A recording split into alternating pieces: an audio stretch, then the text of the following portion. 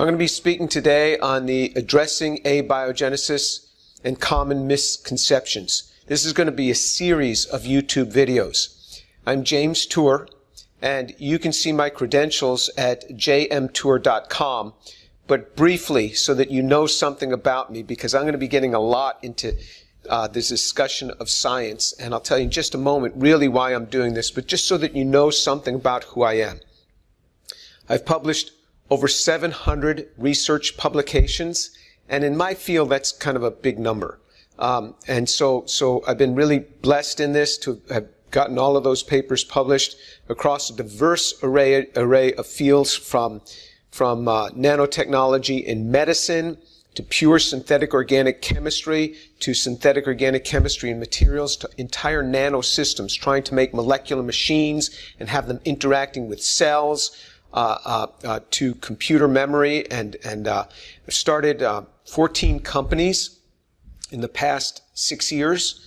2 of them are now public companies, so I've done that. I have over 100,000 citations. What that means is that when people were writing their research articles, they cited some of my articles as giving background information or helping to clarify some point that they were trying to get across.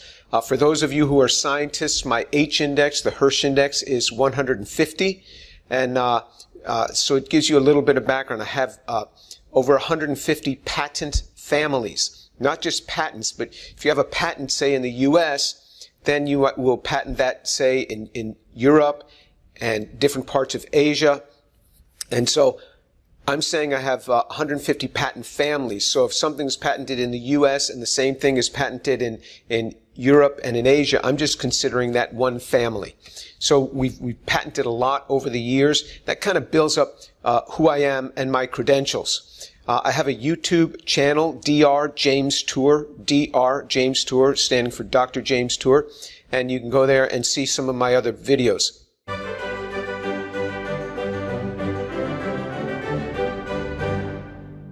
David Farina has released a video entitled Elucidating the Agenda of James Tour, a Defense of Abiogenesis. So Dave Farina has a YouTube channel called Professor Dave Explains. And what he does on that channel is he talks about different areas of science. Well, in this video that he didn't just talk about his views on abiogenesis. He went right after not just the things that I had said, but as he entitles this, elucidating the agenda of James Tour. With all the intellect that we put into this, even if we could make them, we have no idea how to assemble them. So that's James Tour, and as we will see, he is very emphatic about his rejection of abiogenesis as a feasible process. But he is even more emphatic about something else, and we should make this known immediately so as to properly contextualize this discussion. Not only am I Christian, but I love Jesus tremendously. He is the best. He is everything to me. I am much more than just a Christian in name. Jesus Christ rose from the dead. He is the Son of God, and it's on that I based my faith. And I opened my eyes. I was on my knees. I opened my eyes. Who's in my room? That man, Jesus Christ, stood in my room. So that should give you a better picture of the headspace he is coming from. So he psychoanalyzed me it just went on and on, his psychoanalysis of me, and there was the implication that I cannot be objective in my analysis of abiogenesis because I'm a believer in the basic tenets of the Christian faith. Here, however, we see that Jim also spouts anti-evolution rhetoric. This is not surprising, given his devotion to his religion and his interpretation of Scripture, which is probably not 100% literal, but isn't 0% either, as he is very vocal in his belief of the resurrection of Christ and potentially even myths like Adam and Eve. So when we jump over into biology, a field in which he truly has zero expertise, we see his opinions devolve into a firmly anti-science stance. Now, this is a fundamental in the Christian faith, and I believe in the physical resurrection of Jesus Christ. Yeah, I believe that. But I don't ever bring that into my teachings on abiogenesis. I use pure science. But his view is that I can't be objective. So what I'm going to do in this series, I'm going to address his video and just try to give a full teaching on abiogenesis over 14 different videos. And so you can see in the description box below a link to his video, and you really ought to watch his video, and I hope he doesn't pull it down after this, because I want people to be able to see that as a point of reference. After watching that video, personally, I was confused with almost every slide and every statement that Dave Farina presented. I mean, the only statement that I wasn't confused on was when he said, James Tour is a respectable chemist. But after that, it was all downhill. He just totally trounced me, and I'm not here to offer a defense of me. I'm here to offer a defense on my thoughts on abiogenesis. There were numerous gross scientific inaccuracies in Dave Farina's claims in his video. And not just in my opinion, but in the opinion of the articles that I will cite. Many authors will have a great discord with what he has said. And since others might be as confused as I am after seeing that video, I'll use Dave Farina's video with timestamps as the launch points for this series of lectures. So you'll see in the lecture that I'll be giving, I'll say like at 6.23, that means that at 6 minutes and 23 seconds, this is what Dave said, and we'll quote what Dave said, and then we'll give the real answer to that. The reason for this lecture series on abiogenesis. Now look, I'm thankful to Dave Farina because he is trying to teach the layperson. As a research scientist, like many research scientists, sometimes it's hard for me to teach lay people that don't work in the area of science, and bring it down to a level where they can really grasp it. So that is a good thing, and it's laudable what Dave tries to do. I have never seen any of Dave's other videos. He has probably hundreds of videos, I assume, out there, and teachings on different science topics. I've not looked at any of the other ones. This one was sent to me by many people, said, you got to see what's been said about you. So of course I viewed the video, and I'm happy that Dave is trying to teach the masses. This one he got all wrong. This one he was just totally wrong on this, so I'm going to bring some clarity to this. But what he does in general, that's a commendable endeavor. What I also really want to see done by this is I'm going to give teachings on each one of the different classes of chemical compounds and how those can be made in a prebiotically relevant manner, what that means, as opposed to a purely synthetic manner. But I really want the synthetic chemists, my synthetic chemist colleagues, to critique me. Is there something that I'm teaching in here that's synthetically incorrect? Let me know. You know, I'm going to say small things here and there. You can't do 8 hours of speaking without making small mistakes, calling something a nucleotide versus a nucleoside or something like that. If you want to call those out, that's fine. But what I'm really interested in is, have I said something that's grossly wrong?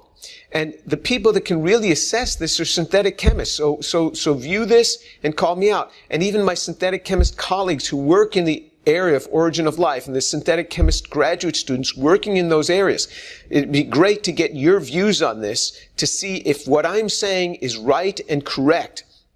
And I know that you would agree with me concerning Dave Farina's videos when you see some of the statements that he has made. But I want to make sure that my statements are correct. So critique me so that I can learn along with you. But what I ask you to do is, if you're going to say something, show me the literature reference based upon the comment. Because I'd really like to learn along with you. So if you just say something, sometimes it's hard. If you just write 2 sentences, it's hard for me to grasp it.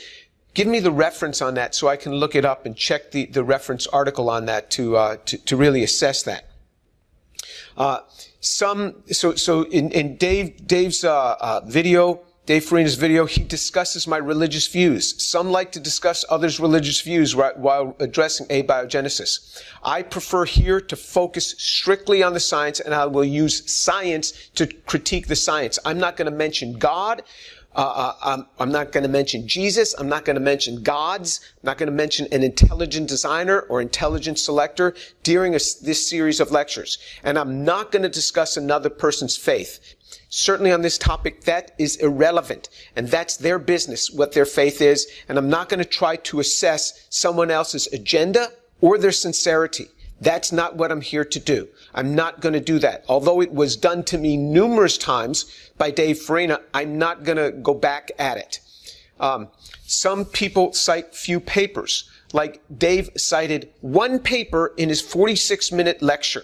I can't do that. You have to be able to cite references. I'm going to show you in the one paper that Dave Farina cited, I'll show you how wrong he was. He misinterpreted the data in the very paper that he cited. But he doesn't cite papers for anything else that he says. I will show you lots of literature references behind what I'm saying, and I'll quote from those literature references. And I'll show you how it's done, how you assess the primary literature, how it's done, and how you have to dig beyond that paper into the references of that paper sometimes to get at really what's the heart of what's going on here. I'll show you how that's done. These are complex synthetic topics, so I'm going to do this with a view to educate you.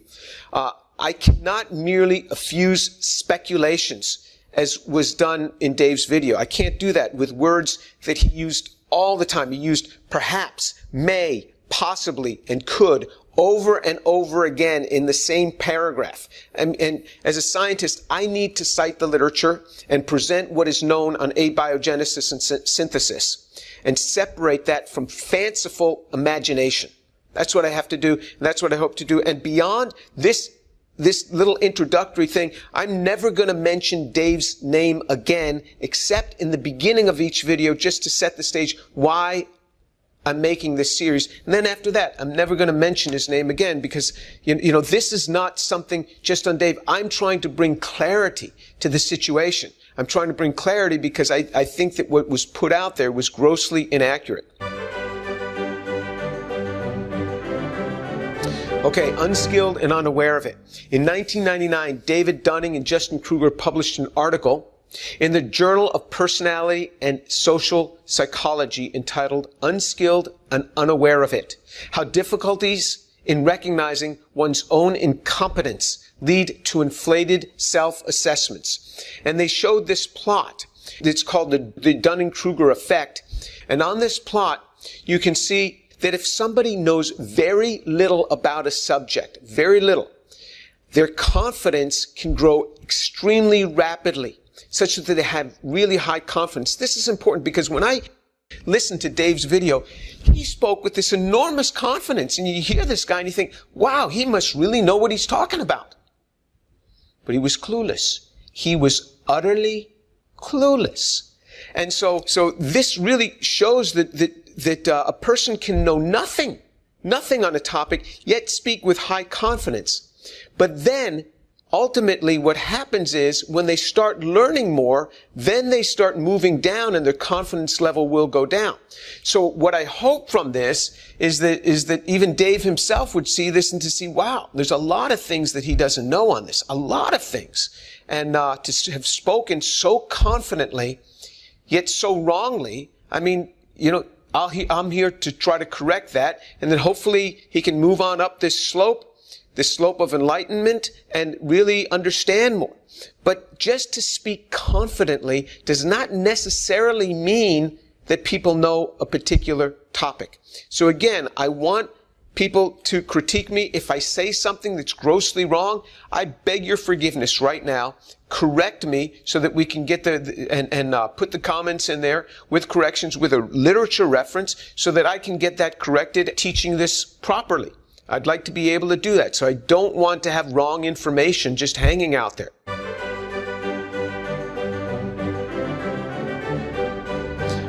Biochemistry and what's in a name. So at 16 seconds in, some have said Creationists also love to talk about how impossible abiogenesis seems, which is a word that refers to the initial emergence of living organisms from small molecules a little over 4 billion years ago, whether they simply have no understanding of biochemistry or are pushing a religious agenda, or both. They are quite vocal in proclaiming the notion to be absurd. Let me point out up front this word that I highlighted, biochemistry, or pushing a religious agenda. Abiogenesis has nothing to do with biochemistry. Let me make that clear. Abiogenesis has nothing to do with biochemistry. This is a total misnomer to have thrown in the term biochemistry when it comes to abiogenesis. Abiogenesis is strictly chemistry. It is strictly chemistry. There's no biochemistry happening. It is before biology. It is abiogenesis, pre-biology. All right? This is prebiotic chemistry. So when somebody says that you have to understand biochemistry to be able to get this, that's totally wrong. This is pure synthetic chemistry. That's what you need to be able to understand. It's not biochemistry. There's no biology going on here. Some of them like to pretend that academia is on their side, and their patron saint in this endeavor is James Tour, a synthetic organic chemist that speaks out against abiogenesis. They pretend that academia is on their side. I'm not sure that they're pretending, and their patron saint in this endeavor is James Tour. This is the first time that I've ever been called, that I know of, a patron saint. I think a patron saint is a good thing. In my faith, we don't have patron saints, but I think they're well respected. So I guess that's kind of a compliment. I'm just glad that I've not been called an abiogenesis false prophet. Regardless, I don't plan any name calling in return. I don't. I mean, I'm just going to stick to the science in this. If I get excited about something, I'm just passionate. I'm not coming against anyone or calling anyone any names. And I don't know that I've ever spoken out against abiogenesis. I don't think I have. I've just said that a lot of the work that's out there is fallacious. It's a fallacy. It's not real. And it's not accurate. That's all I've said. I'm not spoken out against by abiogenesis. We got here somehow. I'm just trying to bring clarity on what's really known in the field and say we really don't know this. People are making these claims, but it doesn't mean anything because it could not have happened that way. All right? And anyway, I'll just take the label of patron saint. I guess that's a good thing. All right, here's an approximate outline of this lecture series on abiogenesis. The reasons for this video, that's this video that we're presenting right now. And then we're going to have an introduction. What is abiogenesis? How does that differ from evolution? The primordial soup, and what's the layperson's understanding? There was things that were said about the primordial soup in the other video, and we'll talk about that. A hype from origin of life researchers themselves versus hype from the press. And what's happening there. We'll talk about then homochirality. What does homochirality mean? But that is a key issue that we have to be able to address in abiogenesis. Carbohydrates, important class of compounds. These can be monomers, these can be polymers. There's the monomeric sugars that make these up. We'll discuss that. The building blocks of building blocks. So we'll have these building blocks of life that are needed, and then there's other smaller building blocks that make those up. And so we'll talk about that. Peptides, this next class of compounds. These are the things that make up proteins and enzymes, and we need the building blocks of peptides are amino acids. The nucleotides, this is where we have a nucleobase hooked to a sugar, hooked to a phosphate, and these can end up polymerizing and forming the nucleic acids, which are DNA and RNA. It's an important class of compounds. And then we'll have some intermediate summary so we can kind of assess where we've come from, what we've covered so far, and then we'll talk about lipids and the cell membrane. These important class of compounds. And are lipids just simple things that could form spontaneously? That's what was said. We'll assess that and how those might have been made. We'll talk about chiral-induced spin selectivity. Is homochirality necessary for life? Did systems have to be homochiral? And what chiral-induced spin selectivity is going to mean and the ramifications of that in the origin of life. Constructing a cell and the assembly problem. Let's take now all these pieces that we've got and how would you construct a cell and put the whole thing together. And then we'll have a summary on this. How much can we project concerning life's origin? Much, little, or nearly nothing? And so we'll try to pull together all the lectures before that into one big summary. What I'm not going to address is the thermodynamics. I'm going to make reference to an interview that I did with Dr. Brian Miller, who's a thermodynamicist. Brian Miller was educated at MIT and Duke University. And you can see the description box below. But because I'm not going to be mentioning thermodynamics in this, because in fact Dave Farina didn't specifically address his comments of thermodynamics to me, he addressed them in that video to others, but he was wrong on that too. He was wrong on that. So what I'm going to do is just point out here that at 35 minutes in, he's talking about the second law of thermodynamics, and he says, look, things can order. When water freezes, it orders. And then he says soap molecules can form these micellular structures where the polar groups are on the outside, the non-polar groups are on the inside, and then he talks about this in relation to the thermodynamics of a living system. The second talking point I hear a lot is that the spontaneous formation of life violates the second law of thermodynamics. This is ridiculous, and people who say this have no idea what this law states. They think that the law forbids order from arising spontaneously. In actuality, it doesn't say anything of the sort, and in fact, order arises spontaneously all the time in ways we experience every day. When water freezes to form ice, the molecules go from a disordered state, moving around at random, to a highly ordered lattice structure with a specific geometry repeating in every direction. So what does the second law of thermodynamics actually say? But in short, it says that for any spontaneous process, the entropy of the universe must increase, where entropy is a word that refers to the dispersal of matter and energy. Notice that it says the entropy of the universe and not of a system. A system can produce a local decrease in entropy, but in doing so, the entropy of the universe must increase. So when water molecules form ice, or when soap molecules form micelles, they are adopting the ordered geometry that maximizes the electrostatic interactions being made, which releases as much energy as possible. Local order is generated, but energy is released. So overall, there is increased dispersal of energy, and the entropy of the universe increases. The same thing is true of virtually every spontaneous process in the body. He was totally wrong. I mean, totally wrong. Can you explain to the average listener the difference between what happens with ice and the requirement for life, and how all that relates to pre-biology, life's building blocks, and the requirement for life in the first place, where abiogenesis is before biology takes over. This is the origin of life. How did that first living system form? So people have argued that the origin of life can't happen because it's too improbable to have a lot of atoms in a state that corresponds to life. That argument is incomplete, because there's also another driving tendency of nature. Yes, nature will typically go from order to disorder or from low entropy to high entropy, but nature also wants to go from high energy to low energy.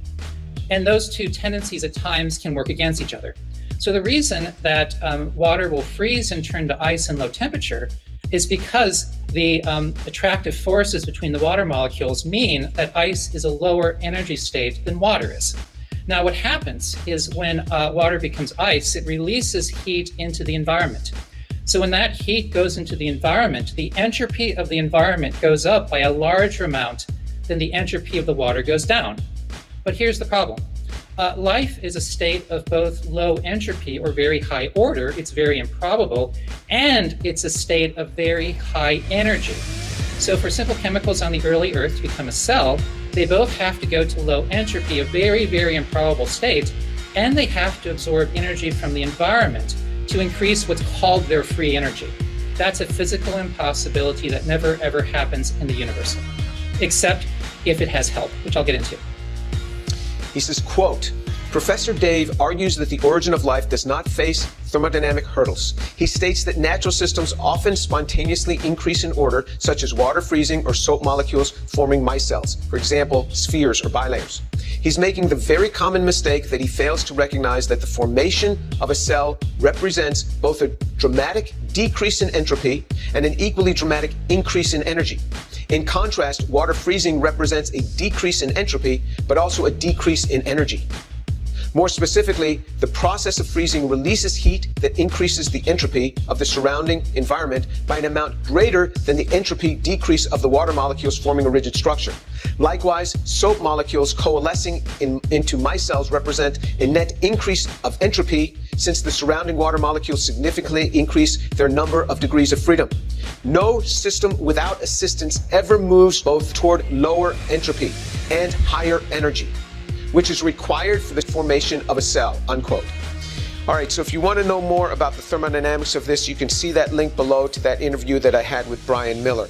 But those who work in the areas of science just had all sorts of trouble with that video.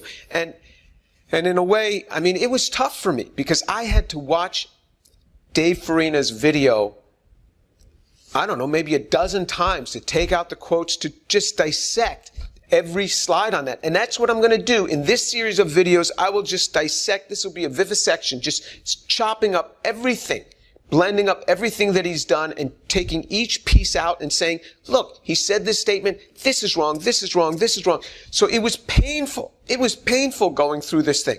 I'm not going to address the personal attacks on Jim Tour. That's not what I'm there for. I'm only going to look at the science. Like I said, after this video, I'm not even mentioning Dave Farina's name other than in the introduction to say why I'm making the video. And then after that, I'm just going to refer to him, to that person in the third person, or I'm going to say some say, or the video man says, or things like this. I don't even want to mention his name because this is not about Dave Farina per se. This is about the content of the video and the science that I'm going to address. So I'm going to address this fake news video that was put out there on Origin of Life and try to bring some clarity because Dave's got a lot of people that listen to him, and that's great. But I just want to bring clarity so that this confusion doesn't remain. And with that, we'll learn together.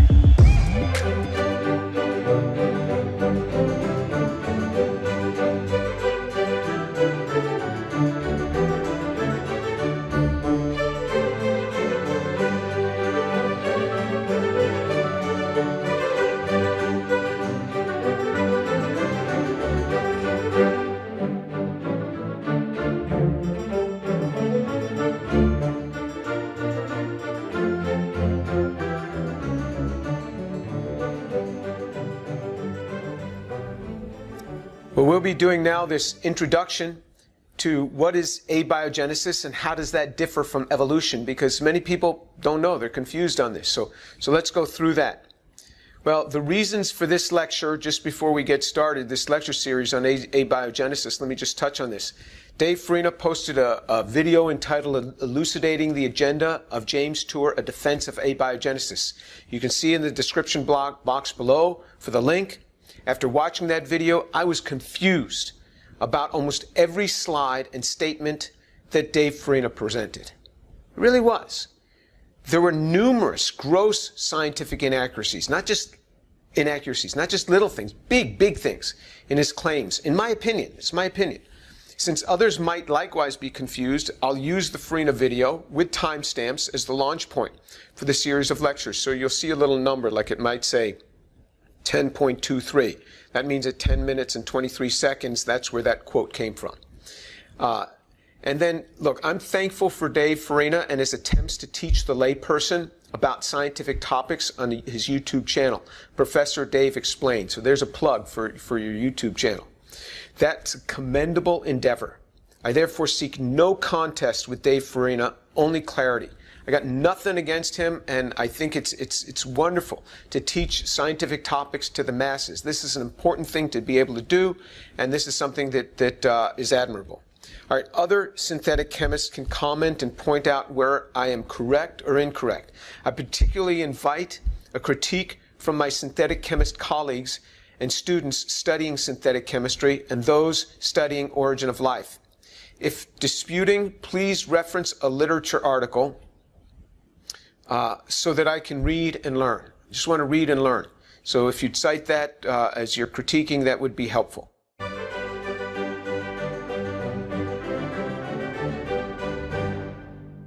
All right, let's get into this. Abiogenesis. Abiogenesis is the origin of life from non-living matter.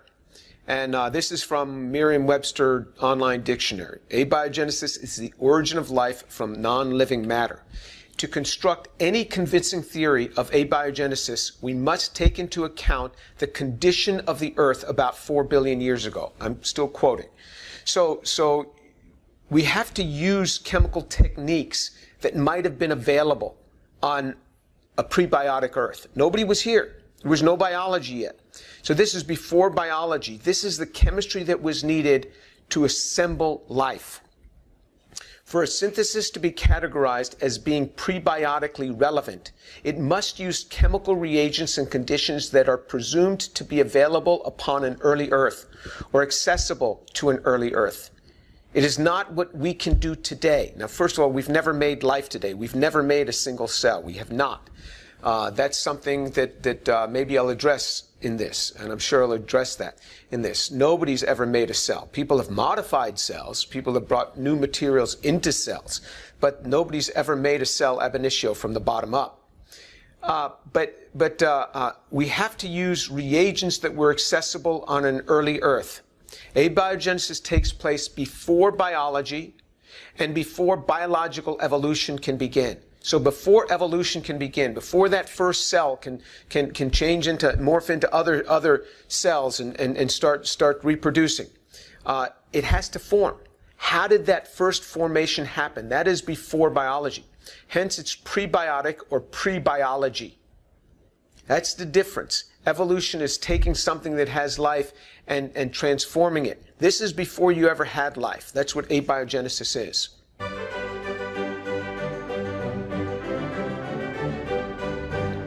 All right, what are the characteristics of life? Again, quoting. This is not my. These are published definitions.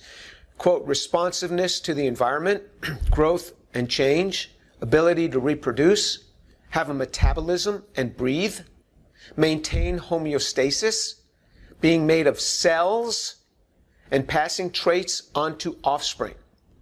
Now, homeostasis is a steady internal physical and chemical condition. Cells are highly non-equilibrium states. They have this internal steady condition. Or some people include cellular organization, reproduction, metabolism, homeostasis, heredity, response to stimuli, growth and development, and adaptation through evolution. So some have even added adaptation through evolution. Some origin of life researchers are trying very hard to redefine life to some very, very basic level that doesn't include many of these things. Doesn't include a cell. I've seen people say, it's not much more than a reaction that is autocatalytic.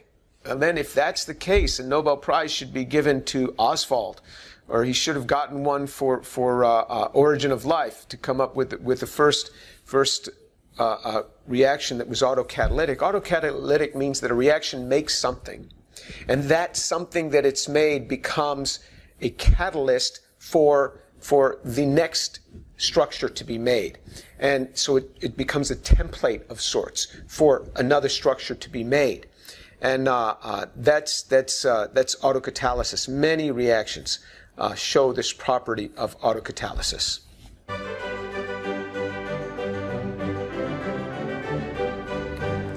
All right, what are the conditions of the early Earth? Nobody was here. Well, there's speculation. Well, there was this article published in December of 2011, so not that long ago.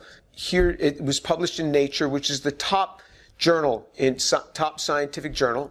And here's the title of the paper, and I'm quoting from the article and from the news report from the article that was written from the institution where this paper came out. It says, for decades, scientists believed that the atmosphere of early Earth was highly reduced, meaning that oxygen was greatly limited. Such oxygen-poor conditions would have resulted in an atmosphere filled with noxious methane, carbon monoxide, hydrogen sulfide, and ammonia. To date, there remain widely held theories and studies of how life on Earth may have been built out of these deadly atmosphere cocktails, deadly atmosphere cocktail, unquote. As of 2011, however, it was suggested that, quote, the Earth just 500 million years after its creation, was not a methane-filled wasteland, as previously supposed, but instead was much closer to the conditions of our current atmosphere. So people used to think that, or many people may still think that the Earth was highly reducing, had ammonia, which is a highly reducing environment, and hydrogen sulfide, and so that there was very little oxygen around. And then it's more recently that people are suggesting no, that early Earth was probably more like it is now, closer to the conditions now. We don't know. We don't know. Nobody knows for sure because nobody was there. But I'll give you either. You want a reducing Earth? You want an oxidizing Earth? We'll take either. We'll do chemistry with either. See how far we can get. That doesn't inhibit me or my arguments at all.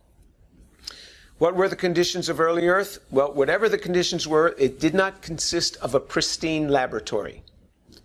There were no fine chemical producers where one could purchase the starting materials or reagents or buffers. Everything had to be made from very simple organic and inorganic compounds, such as ammonia, methane, oxygen, carbon dioxide, hydrogen sulfide, sulfate, water, formaldehyde, carbonate, formate, cyanide, possibly hydroxide, etc. All of these small compounds. That's all there was. Now, I don't know any origin of life researcher that really starts out with just these sort of things. Maybe Miller and Urey did, but very few people start from that point now. There were no discernible sources of naturally occurring homochiral amino acids to polymerize into proteins, no place to buy nucleotides, nowhere to order homochiral sugars, no stores that sell phospholipids, no human-designed coupling agents or protecting groups, no pristine glass vessels, no purified solvents, no degassing steps, no vacuum pumps, no ability to conveniently turn reactions on and off, no simple method to transfer chemicals from one reaction vessel to another. Prebiotic Earth had enormous barriers. So when you say somebody can synthesize a compound today in a modern laboratory, that doesn't mean anything.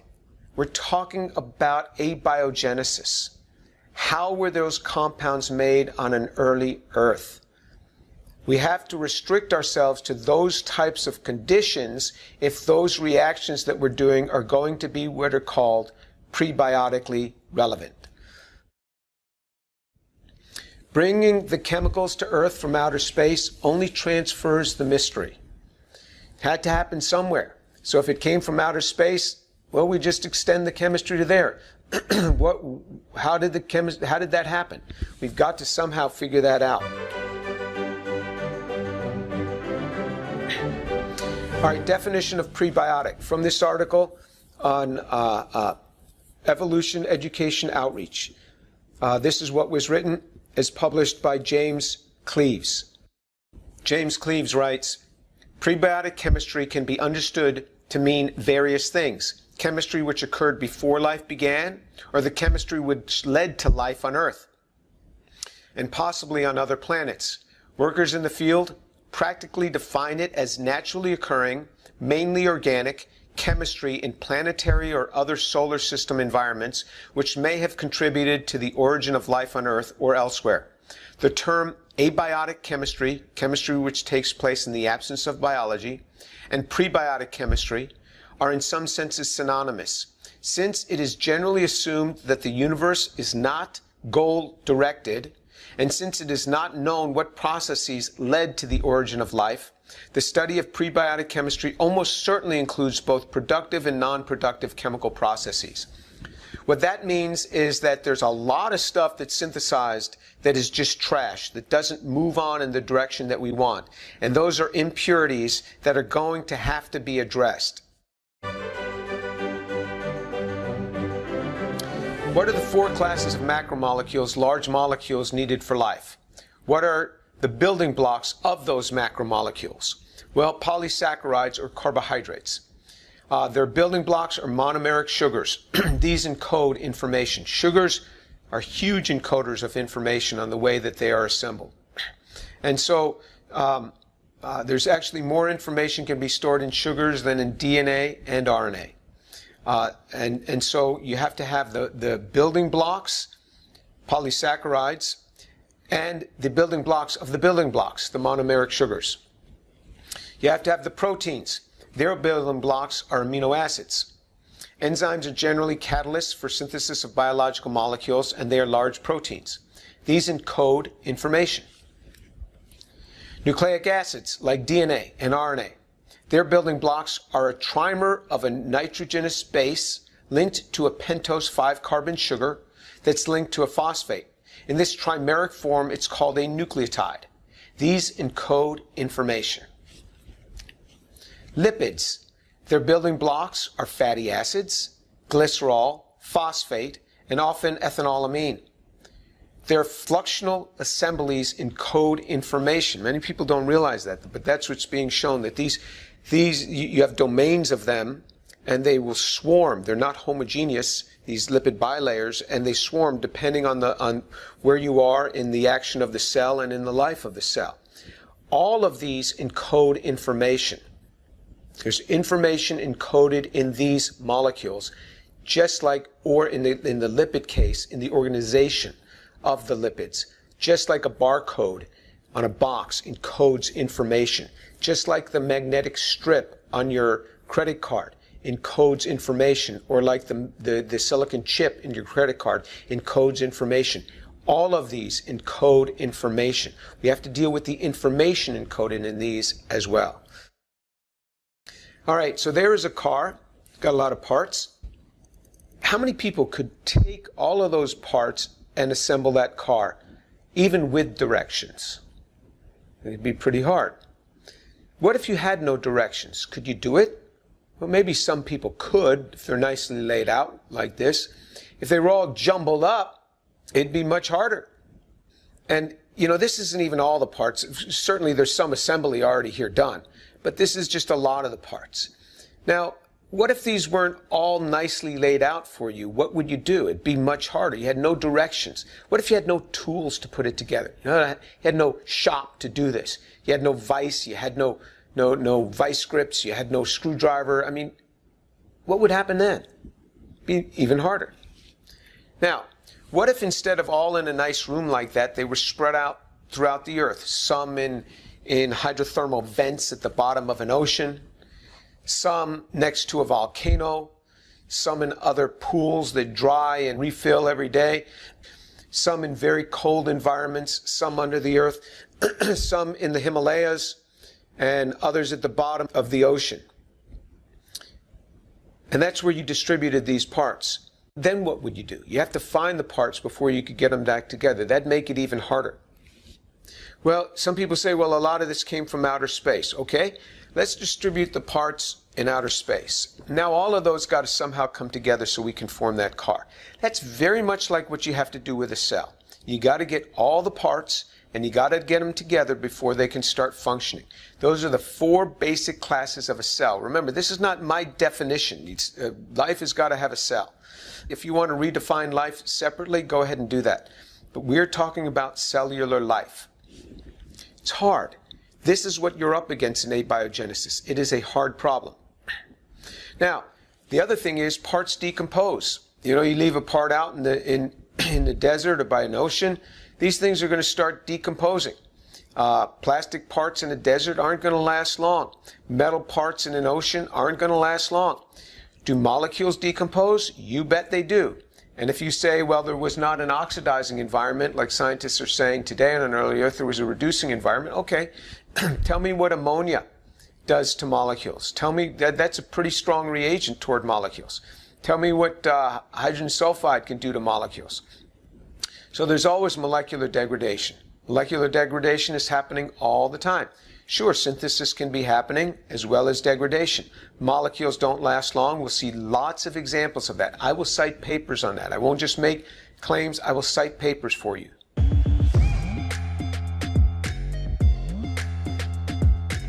Here's the synthesis problem. Composited. Molecules that compose living systems almost always show homochirality. They have one chirality. We will have a whole a whole video on homochirality, so I'll explain that to you. When building molecular systems, constant redesigns are needed, which take the synthesis back to step one. It's often impossible to remove a moiety once it's been added to a molecule.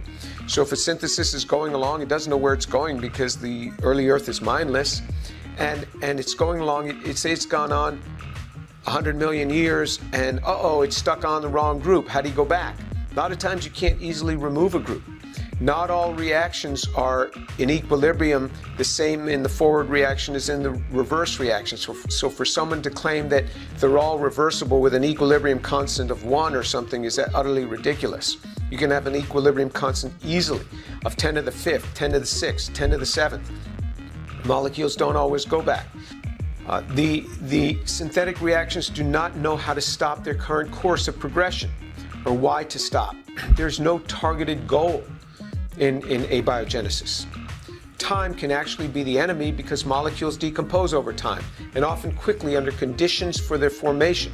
You'll see how chemists run reactions. We'll look at the actual prebiotic chemistry that is coming out of groups where the yield goes up, and after, say, 24 hours it's optimized, and then the yield starts dropping down quite quickly. So what does the chemist do? He or she goes in and stops that reaction when it's optimized. How do you tell a prebiotic earth to stop the reaction at that point? Because it doesn't even know what it's trying to make, doesn't know what it's going toward. If you don't fish the reagents out of a reaction, they end up going to a mess. A prebiotic system does not have the ability to easily purify structures. If it doesn't have the ability to purify structures, you've got to deal with all sorts of other products, and those suck up the starting materials. Very hard to bring impure products, highly impure, where your product might be just 1% of what you want, and bring that forward to the next step and have things going well. Very difficult to do that. Nobody knows how to deal with that problem. A reagent addition order is essential. When you're making a cake, you put the icing on last. You can't just throw the icing in with the milk and the eggs. It doesn't work that way. There is a precise order. You got to have the same thing in chemistry. When you're building complex molecules, precise order is essential. How that happens on an early Earth, you can speculate, but you'd have to speculate that it happened over and over and over again, and just so precisely, so it didn't mess up the chemistry that had already been formed. The parameters of temperature, pressure, solvent, light or no light, pH, atmospheric gases or no gases have to be carefully controlled in order to build complex molecular structures. You'll see the same thing in the procedures that are done by origin of life researchers themselves. And you'll have to scratch your head and say, how was that done on an early Earth? How did that ever happen? Over and over again. Once, maybe. But over and over again like that, you say, well, it had a lot of time. Well, it had a lot of time to decompose as well, as we'll see. The characterization at each step is essential for the chemist, but it's hard in a prebiotic system to consider because it knows nothing of molecular structure. It doesn't know how to know if it's pure or not. Biology does. Biology has receptors that can detect, and if these molecules are not the right shape, I mean, there's other molecules that come and break them up. I mean, biology is amazing. But remember, this is all pre-biology. Chemistry, it's much harder to think about how that was done chemically. The mass transfer problem would be the killer of all groups. How do you start with a little bit of material and then carry that on many steps? You say it happened, you want to start with a kilogram of material? How did that carry on? You want to start with a ton of material? How many steps can you get through? Especially when you don't even know where you're going. You don't know how to optimize on each step. How do you do that? Did it run the whole kilogram or the whole ton of material at once? Okay, and then what happens if you have a 1% yield? What happens if you have a 1% yield? Then you've dropped down to just 100 kilograms. What happens if you have another 1% yield for the next reaction? Now you've gone from a ton to a kilogram. What happens if you have another 1% yield? Now you're down to 10 grams. I mean, it's a problem. It goes away very, very quickly. Nature keeps no laboratory notebook, so it can't go back and bring through more starting material because it never knows what it had done. So even it gets to a certain point, it doesn't know how to go back. These are big problems. These are big synthetic problems that are going to plague origin of life research to think about this. Most of these have never been addressed by any origin of life researchers. Why? Not because they haven't thought about it, it's because nobody knows. It's hard to address. These are smart folks that are working in the area of origin of life. But these are hard problems to address. Origin of life. Molecules don't care about life. Organisms care about life. Chemistry, on the contrary, is utterly indifferent to life. Without a biologically derived entity acting upon them, like a human being, molecules have never been shown to evolve toward life. Never. They don't evolve toward life. There's no impetus to evolve toward life. Molecules don't move toward life. Biology keeps caring about life. Organisms do. Cells do, but not molecules. Never been known to move toward life. So this whole word of taking evolve and putting it into the realm of synthetic chemistry is really a misnomer. These things don't try to go toward anything. There's no impetus to go toward anything. So with that, we conclude on this, on just giving you this basic background on introduction of what is abiogenesis. And so from here, we'll just take it on to the next step, and we'll talk about the primordial soup after this. Okay, thanks for joining us.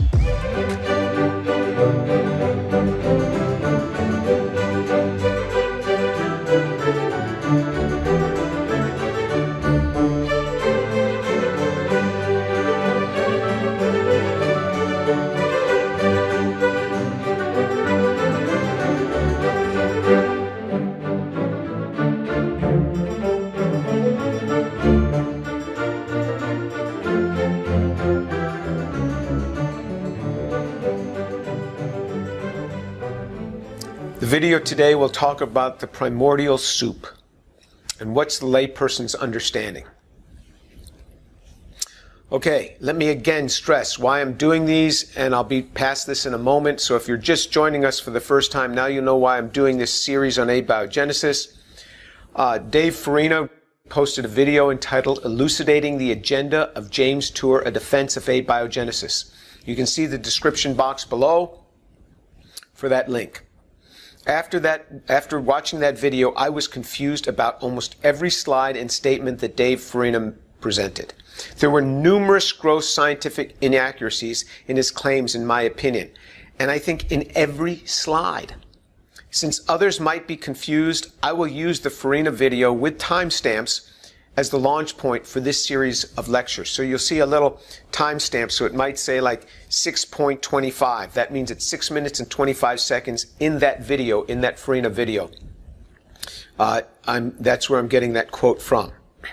I'm thankful to Dave Farina in his attempts to teach the layperson about scientific topics on his YouTube channel, Professor Dave Explains. That's a commendable endeavor. I'm all for people trying to take scientific concepts and reduce them so that the layperson can understand. I therefore seek no contest with Dave Farina, only clarity. I'm not against Dave. I wish him well. I wish him well on his on his lessons, on his teachings. I just wanted to have clarity on this topic. Other synthetic chemists can comment and point out where I'm correct or incorrect.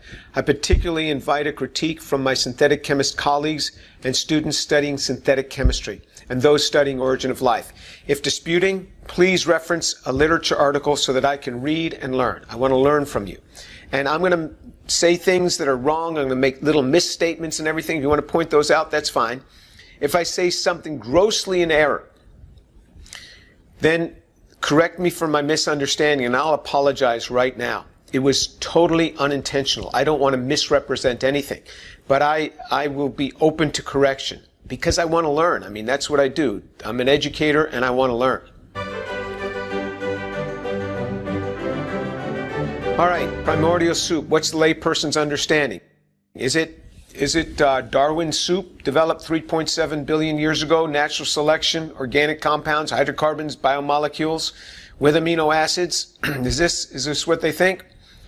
Well, at 5 minutes in the cited video, I have argued that many people embrace a primordial soup model where life arose from some lightning strikes on a pond that generated molecules that assembled into cells and then morphed into slithering creatures that emerged from the pond. And I think that many people today still have that view, and that view is taught, certainly throughout high school, that view is taught. So, at 6.06, some people suggest that I have a, quote, dishonest talking point, unquote. To begin, let's check out more of what Dr. Tour has to say.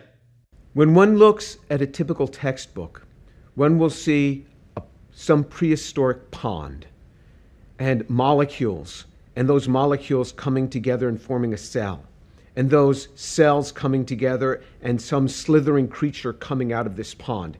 That is fallacious. There is no truth in that. This is one version of a talking point Jim brings up a lot. He hates how in some textbooks you see a primordial soup of molecules, some lightning, and then all of a sudden a cell is there, and then maybe a lizard crawling onto land, or something like that. To call this a complete view of abiogenesis and evolution would be absurd, but absolutely no one proposes this. This is something that a lot of creationists do. They refer to what is very obviously a textbook meant for middle school students and pretend it represents the pinnacle of scientific thought on the matter.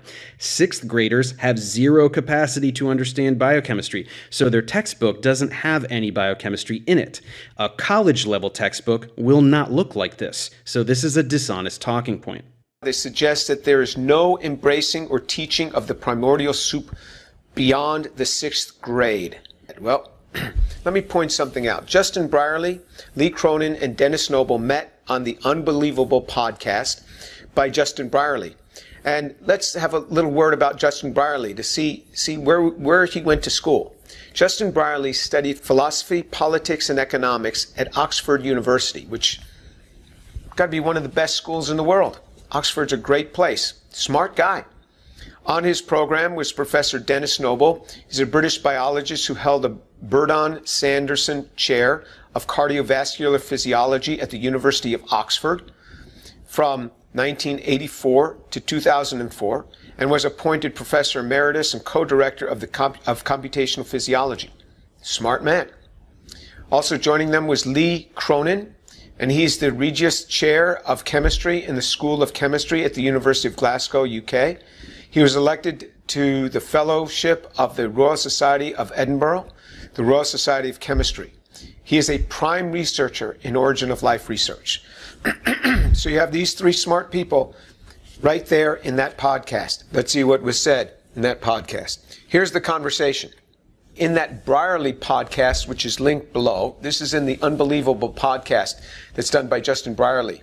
Sketch out the big picture here, because a lot of people assume, okay, maybe they learned this in GCSE biology or something, but, you know, okay, so there was some kind of primordial soup billions of years ago on the surface of Earth, chemicals swimming around, maybe bolts of lightning going off, and somehow something happened and poof, you've got your first sort of very simple cell or something swimming around in the ocean. Okay, that's my GCSE vague recollection of what might have been explained as how life got here. Is that view essentially correct or fundamentally wrong? What's the big problem that people have, why they haven't, up till now at least, been able to give a sort of naturalistic scientific explanation for how all those right bits got together to create life? So that was Justin's comment, and he was asking that of Lee Cronin, who is an origin of life researcher, one of the top well-known ones. And here's what Lee said. So a really important, so you're not wrong, your GCSE chemistry is not too bad at all. Whoa! You're not wrong? You're not wrong. Your GCSE chemistry is not too bad at all. So you see, here's a man who learned something in high school, and it's being underscored as not being too bad at all. That model, a few lightning strikes, and all of a sudden, poof, a cell forms, and that's how life began. And Lee said, not too bad at all. And that's why the world is confused. And Dennis Noble, who was sitting right there, made not a single comment to clarify the situation. Didn't say anything. Just let it go. And this is why people are so confused.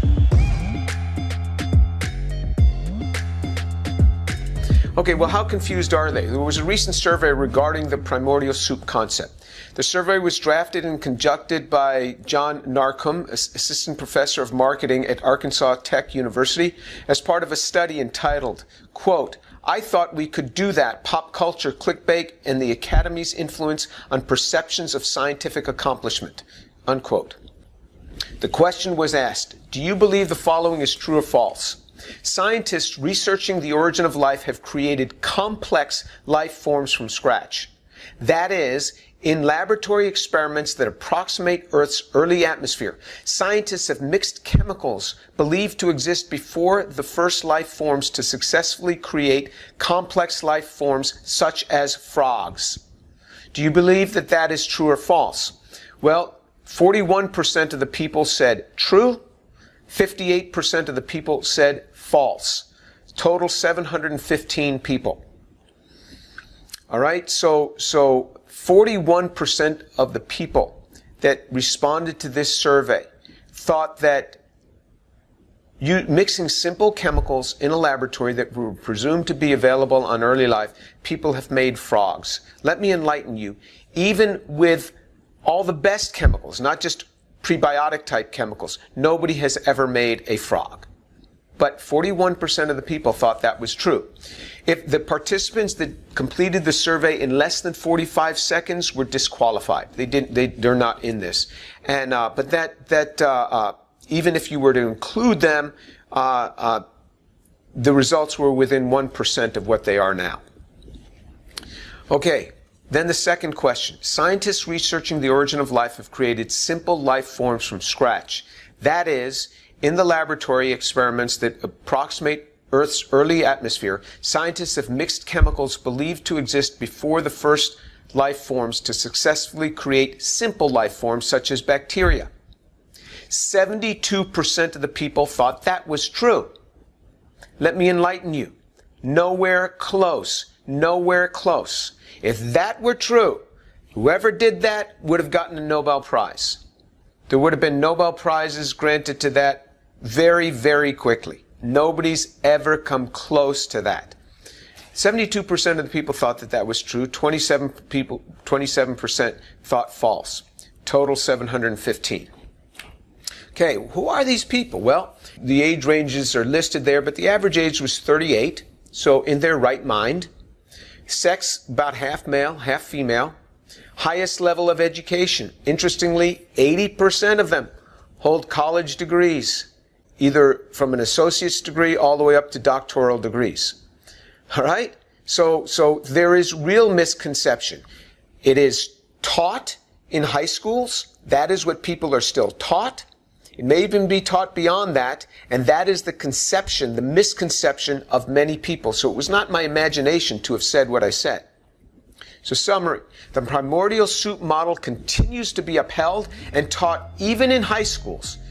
And I'll bet it's even taught in the classrooms in some universities. Professor Lee Cronin, a leader in origin of life research, suggests that the primordial soup model is, quote, not too bad at all. Professor Noble does not stop to correct the situation. So the general public is terribly confused upon origin of life claims and so-called synthetic life claims. There's real confusion among the public. And hopefully, after this series of videos, things will clear up a lot. If this has been a help to you, you can subscribe to the next video and we'll take you into that. The next video is going to be on the hype that's put forth by origin of life researchers themselves, not just the press, but origin of life researchers themselves, which I think that hype hurts the whole field because it puts expectations on people that they think we're just around the corner to cracking this problem and solving it. And this is infected right up into the academy. But anyway, that'll be the next one. Hope you join us.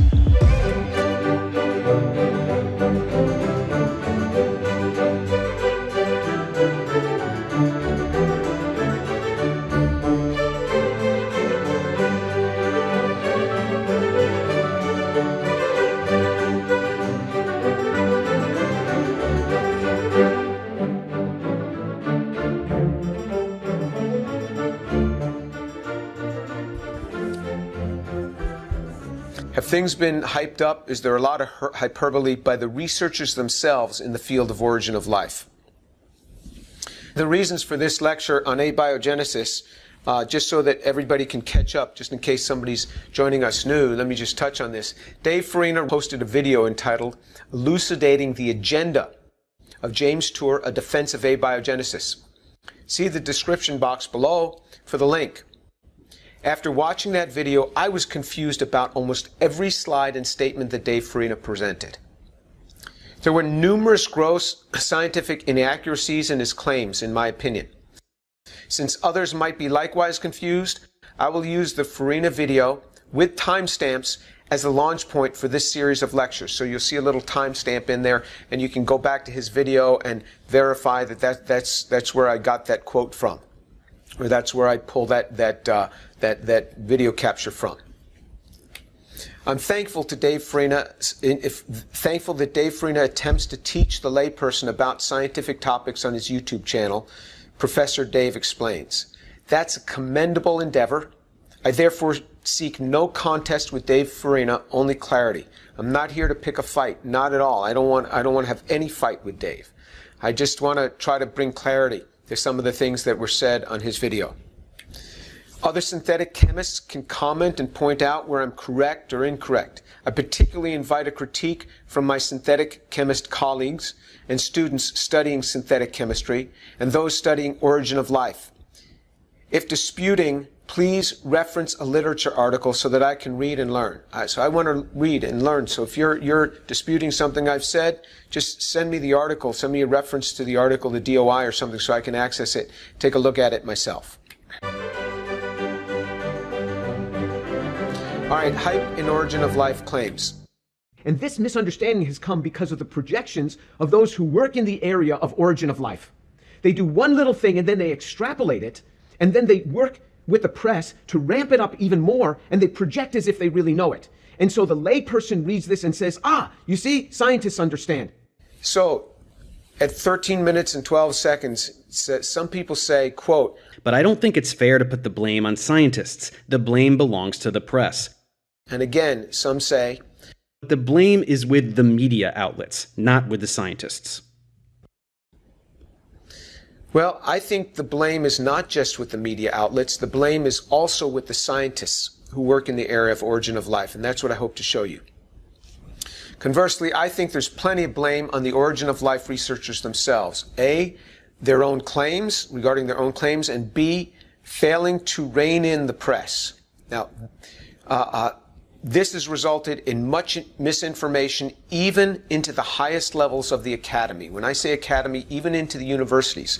There are lots of professors who misunderstand where we are in origin of life, what has been done and what hasn't been done, and at the highest levels.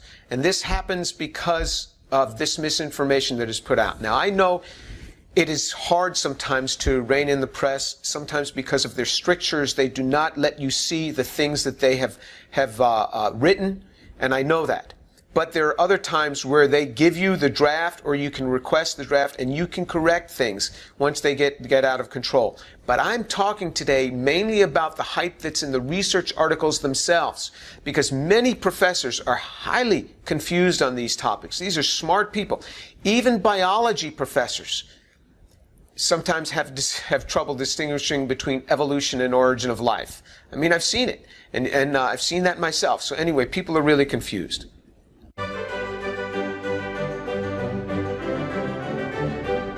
So let's start looking into this. Again, here's the best, let me get this laser pointer here. The best journal within the realms of science is this journal, Nature.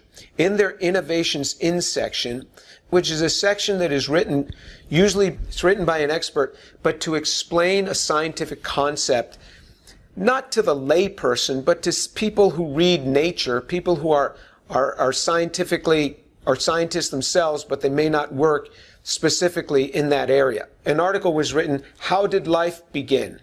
Untangling the origin of organisms will require experiments at the tiniest scales and observations at the vastest. Now, this was written by Jack Szostak.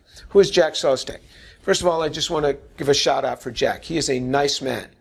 He is a professor of genetics at Harvard Medical School, so we're talking about the best folks, and one of the recipients of the 2009 Nobel Prize in Physiology and Medicine.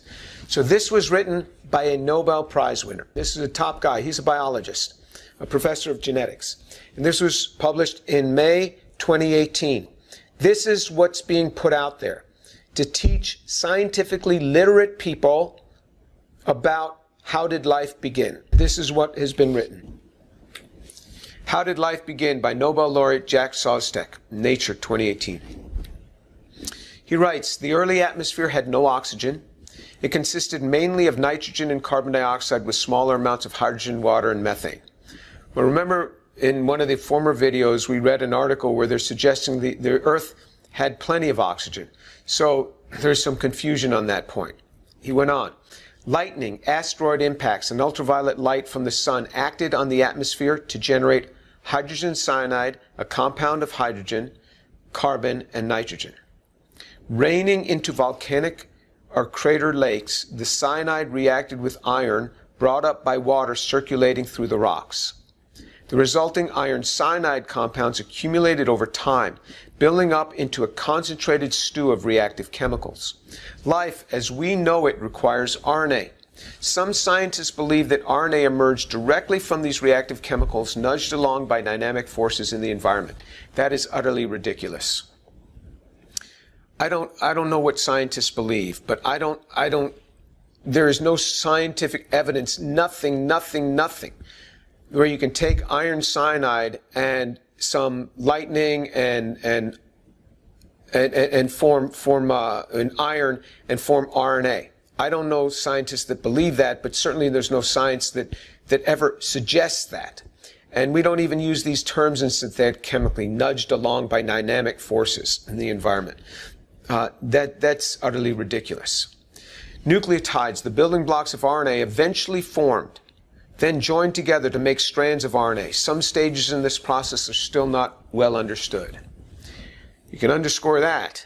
Nucleotides have never been shown to form that way. Nucleotides are really hard. Remember, you got to have a pentose sugar. We'll go through the prebiotic formation of sugars. Nobody knows how those form. Then you have to have the base. That's a little bit easier to think of how that might have formed. The sugar is a killer. And then to have them hook up. How do they hook up? They don't just spontaneously hook up. And how do they stay together? How do they stay together? I mean, isn't RNA pretty unstable? And strands of RNA, yeah, you can get strands of RNA, but there has to be codons in it. There has to be information encoded in it. If you have a random box of letters and you start sticking those letters together in random order, there's no information transferred. You have to have them spelling out words. You have to have what are called codons, which we'll learn about. We'll cover codons. Just hooking together doesn't make any intelligible RNA. It is ribonucleic acid, I'll give you that. But there's no information stored in it. The information is a mystery. Once RNA was made, so now all of a sudden we've got RNA, some strands of it became enclosed within tiny vesicles formed by the spontaneous assembly of fatty acid lipids into membranes. Where did the fatty acids form? How did those spontaneously form? Boy, I'd love to see that chemistry from methane. And then they formed membranes, creating the first protocells. As the membranes incorporated more fatty acids, they grew and divided. At the same time, internal chemical reactions drove replication of the encapsulated RNA. That's really fanciful. It really is. I mean, so how did life begin? So here's what he writes in his article in Nature 2018. Quote, today, the question of how chemistry on the infant Earth gave rise to RNA and RNA-based cells is the central quest in origin of life research. Some scientists think that life originally used simpler molecules and only later evolved RNA. Other researchers, however, are tackling the origin of RNA head-on, and exciting new ideas are revolutionizing the once quiet backwater of chemical research. Favored geochemical scenarios involved volcanic regions or or impact craters with complex organic chemistry, multiple sources of energy, dynamic light, dark, hot, cold, wet, dry cycles. Strikingly, many of the chemical intermediates on the way to RNA crystallize out of reaction mixtures, self-purifying and potentially accumulating on the early Earth as organic minerals, reservoirs of materials waiting to come to life when conditions change. Assuming the key problem is solved, how did we assume that? We still need to understand how RNA was replicated within the first primitive cells. Researchers are just beginning to identify the sources of chemical energy that could enable the RNA to copy itself. But much remains to be done. If these hurdles can be overcome, we may be able to build replicating, evolving RNA-based cells in the laboratory, recapitulating a possible route to the origin of life. There is so much speculation in here. I mean, I won't even require you to do this on an early Earth. Try doing this in a laboratory. Man, if this thing were possible on an early Earth, why can't anybody get close to this? Not even close, not even close. Not even make the building blocks to the building blocks to get close to this. We're going to see this in this series of videos. But that's a lot of hype. That's a lot of hype. And then he shows, Jack Szostak, in his article, he shows this picture as well. Now, Jack is a nice man, and he is a tremendous biologist, but he is believed into this hype that was put forth by his synthetic chemist colleagues, because he puts out this picture, and I've talked to him about this, and he said that this was transcribed from an earlier article by an artist, so we shouldn't put much stock in it. But let me show you what was shown. He says that these are simple sugars. If you look at his coding here, remember there are some conventions in writing molecules. The only thing that you don't have to include the hydrogen atoms on are carbons. And that's when the carbons have a bend in a stick configuration. But even if we say that, then if you're not going to include the hydrogens, you at least have to show the double bonds, of which he doesn't show any. So he's got 1, 2, 3 propane triol here. He says that this is a simple sugar. It is not. This is ethylene glycol. It is not a simple sugar. But even if you did have an aldehyde here, it still would not be a simple sugar. These are cyanide derivatives. Cyanide derivatives, iron cyanide derivatives, are really robust compounds. And there's very little free cyanide in solution. That mixed with phosphate, and you got an RNA nucleotide. And how did that happen? UV light from above and heat below. UV light drove the conversion of cyanides into simple sugars. Nobody knows how that happens. We have no evidence for that. Phosphate catalyzed chemical reactions between sugars and cyanide derivatives. I don't know of evidence for that. Maybe there is. It'd be great to have a reference on that. In the presence of UV light and phosphate, RNA nucleotides were formed. That does not happen. Just does not happen. You can't mix these chemicals under any conditions and get this that anyone knows about. This is called RNA. It's not really RNA because for RNA you have to have R being ribose. Ribose. That means that you have to have the stereochemistry of ribose. There's no stereochemistry shown on that molecule. None whatsoever. So that can't be ribose. You want to call that a pentose sugar, fine, but that's not ribose. For ribose, you have to have stereochemistry. And then you have your base here, all right? So there's a lot of things wrong with this. But people believe Jack Szostak, and this gets people confused. Now, if you say, well, how did this, he's thinking of the work by Sutherland. So Sutherland, you want to see that molecule that he's showing in that other structure? So that's here. All right, that's what he's trying to show, is a molecule like this. Well, how did this happen? Did you just take some cyanide and some simple sugars and get this? No. Did you take ethylene glycol and 1, 2, 3 propane triol and get this? No. Look at all the steps involved. So this entire shaded region, this shaded region here, you had to go from these small molecules all the way along, all of these steps involved. You got a dozen steps, and some of this came in from other steps down here, came into this shaded region from other steps over here, come into this. And all of these steps involved, it's not homochiral, it is racemic.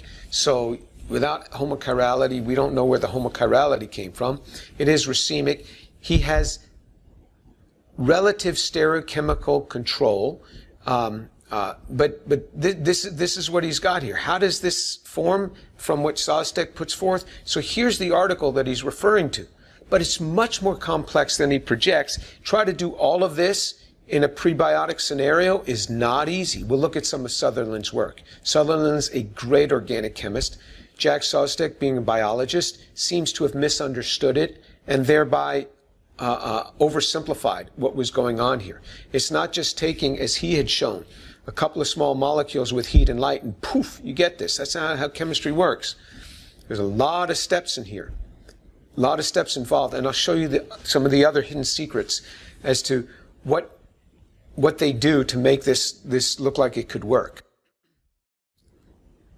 So just take one of the steps of Sostek's steps involved in here. So you got to make 1,2,3-propane triol, which was this molecule that Sostek was referencing.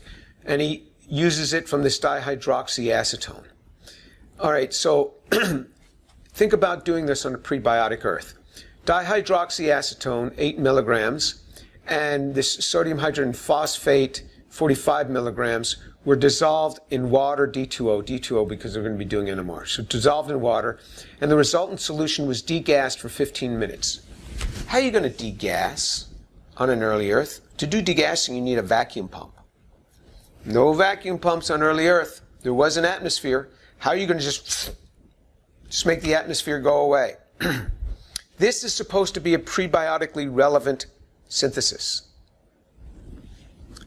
Then sodium hydrogen sulfide, 60 milligrams, was added and the solution turned yellow. When the sodium hydrogen sulfide was completely dissolved, the pH was adjusted to 7 using degassed sodium hydroxide HCl. Oh, there's another degassing step. And how convenient to adjust the pH all of a sudden at that point. You would have had to have a really smart early Earth, having all these reagents ready, just ready. The solution was then transferred to a quartz tube containing copper cyanide and immediately sealed, whereupon a black precipitate formed. Immediately sealed. So it immediately goes into a vessel, a quartz tube, and then is immediately sealed with a flame. Boom, you seal that thing off. So you need a torch to seal that thing off. Or maybe it was a screw cap Teflon seal. Immediately sealed. And this is hard to do. This is really hard to do, even in a lab. How do you do this on an early Earth? This is supposed to be a prebiotically relevant synthesis, not a modern synthesis. The tube was placed in a rayonette reactor. That is a box that has UV lights all inside it, and you stick your sample all surrounded by UV light. And then irradiated for 6 hours. Where are you going to get that intensity of UV light? Okay, let's say UV light was abundant on early Earth. If that's the case, then the reactions, the chemicals you make are decomposing 1,000 times faster when you have UV light like that. After this time, an aliquot was removed and examined by proton NMR, after which time a known amount of calcium formate to serve as an internal standard was added, and they took this spectrum. So when they take this spectrum, this is what they want to make. This is an authentic sample that they buy. This is what it looks like in NMR. This is what they got. Look at all these other compounds. Look at how dirty that reaction mixture is. So of the desired compound, glycerol was obtained in 34% yield. So they got glycerol. That's the 1,2,3-propane triol. Another name for that is glycerol or glycerin. And so that compound was in 34% yield. So you got a bunch of other compounds. And so then they could pump on it. If you put a vacuum pump, a lot of these volatile compounds will come off. You're still left with these, but you're going to lose some of your propane triol as well. But if you adjust the pressure on your vacuum pump, you can do that. You couldn't do that on an early Earth because there are no vacuum pumps. Then did they take this mixture and bring it on to the next step? No, they didn't. No. You buy an authentic version of glycerol and you carry that on. That's not how normal synthesis is done in a laboratory. What you make has to be carried on. You can't just buy the stuff new. If you do, it's called a relay synthesis, and it exposes that you have a problem with your mass transfer. Well, that's the thing that these origin of life researchers do over and over again. We'll get more into that. All right, then if you look at the exquisite exactness in his synthetic protocols. So he wrote this paper in Nature Chemistry, which is probably the best chemistry journal out there. Nature is the best scientific journal. This is the best chemistry journal out there. And here's what he wrote when he was writing about this. So when you read the procedures, the precise protocols by Sutherland's suggested prebiotic-like precursors, one captures the high-level sophistication, expert synthetic prowess, and remarkable ingenuity of the researchers. Some reactions were conveniently run at room temperature, some at 60 degrees, some at 100 degrees, then washed with ice-cold water. Often the molecules were prepared by these prebiotic routes were not used, but they had to be made more cleanly and in larger scale using purely synthetic methods and organic solvents such as Lawson's reagent and tetrahydrofuran to, quote, to simplify the handling procedures, unquote. Just-in-time and precise order of addition protocols were used over and over again. One sees precise pH adjustments through the syntheses, using of ion exchange resins and separations from the reaction mixtures because the proceeding without separations would have destroyed the carefully prepared products. Here's an example. The preparation of cyanoacetylene on copper 1 was suggested as a way to conveniently prepare and store it for use when needed. Copper chloride was mixed with potassium chloride to generate the Newland catalyst at 70 degrees. Then a separately generated source of acetylene gas was prepared from calcium carbide and water. So you just happen to be dripping calcium, you found some calcium carbide and water drips on it. This is all happening under a rock or in a cave somewhere. And then that gas bubbles through this newly prepared Newland catalyst to prepare acrylonitrile, which is an unstable molecule that needs proper isolation and storage to inhibit its polymerization really, really rapidly, which was then treated with potassium cyanide for 1 hour, then 5 equivalents of ammonia in a 13 molar ammonium solution adjusted to pH 9. How convenient. With sodium hydroxide to generate the desired aminopropionitrile. All of the reactions were executed in separate clean vessels and properly isolated prior to proceeding to the next reaction. This is just a sampling of the preparations that are difficult for even the most skilled synthetic chemist to prepare. Very simple precursors to a few of the many molecules within the building block class, and the precursors were racemic if they bore any possible stereoisomerism. This is just the very basic part of the top left of that synthesis. This is just one of the steps. You had to have this over and over again in all these steps to make this nucleotide. Even higher level extrapolations were written about in this same article.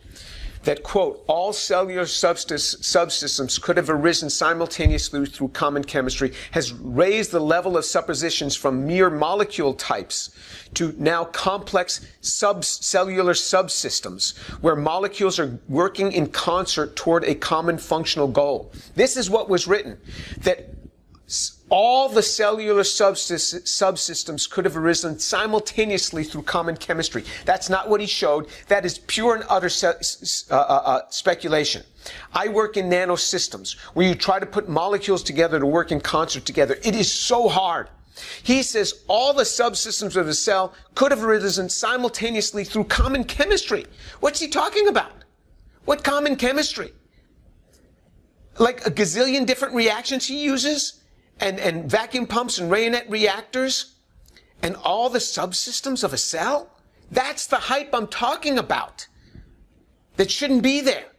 That's the hype coming from the researchers themselves. And this guy is a great chemist. Sutherland is a great chemist, but it's this hype that hurts the field, that brings these primordial soup misconceptions.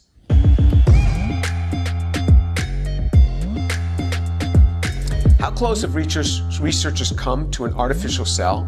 Well, in November 2018, not too long ago, biologists, it says, this is written in Science, the best journal for all of scientific reports in the United States, Science, the second best in the world, maybe second only to Nature.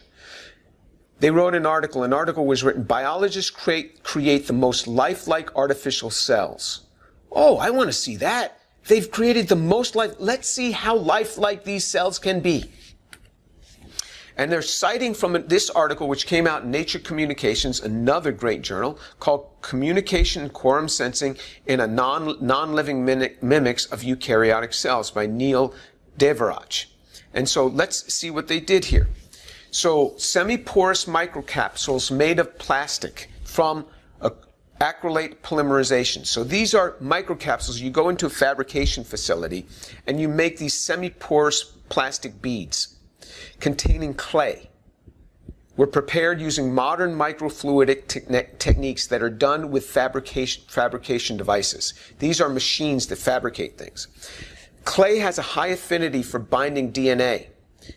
Because clay has positive charges. So when DNA, which has negative charges, was then added to the solution, it diffuses through the semi-porous plastic microcapsules and it sticks to the clay. Where did he get the DNA? He bought it. Where did the manufacturer get the DNA? They isolated it from natural compounds. And so that binds to the clay. The requisite ribosomes, mRNA, enzymes, and reagents were similarly purchased or extracted from living systems, added to the medium, and permitted to diffuse into the plastic capsule. So you buy all the components of a cell. But that's what they did. They certainly didn't make this from the bottom up. The expected chemical reactions ensued, resulting in protein synthesis. The newly formed proteins could diffuse out of the plastic microcapsules to other nearby semi-porous plastic microcapsules.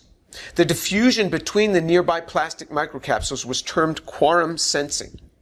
Quorum sensing. That's a really sophisticated term. This is just natural diffusion. The chemistry of the exogenously added reagents will work regardless of the container, whether it be in a plastic semi-porous microcapsule, in a test tube, or in a large-scale industrial production tank, and one can buy a kit to do the same thing. It is far from the press-hyped claim of gene expression and communication rivaling that of living cells. There is no rivalry here. One might arguably agree that these are indeed the most lifelike artificial cells yet, but that only serves to underscore the point. Nobody has ever come close to generating the workings of life. You can buy kits that have all of these reagents. You mix them together and proteins will start getting synthesized. That's what these pieces do. They make proteins. This is doing biological events. It's not alive. It's just doing biological chemistry.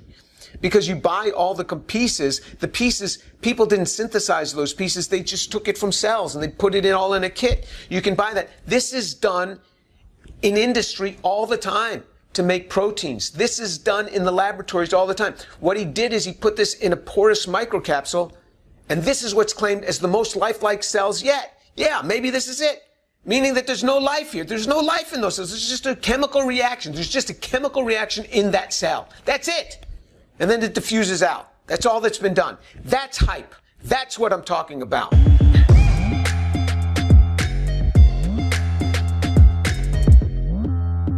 Here's some more hype. Redox and pH gradients drive amino acid synthesis in iron oxyhydroxide mineral systems. And so this is coming out. So this is work that's been done by some folks at different institutions, one of them being NASA.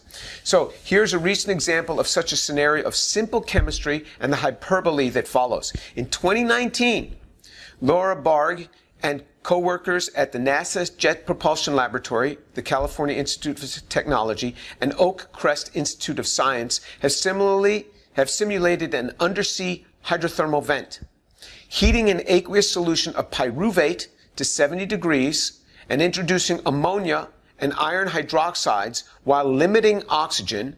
They observed simple reduction and reductive amination to stereoscrambled lactate and alanine, respectively.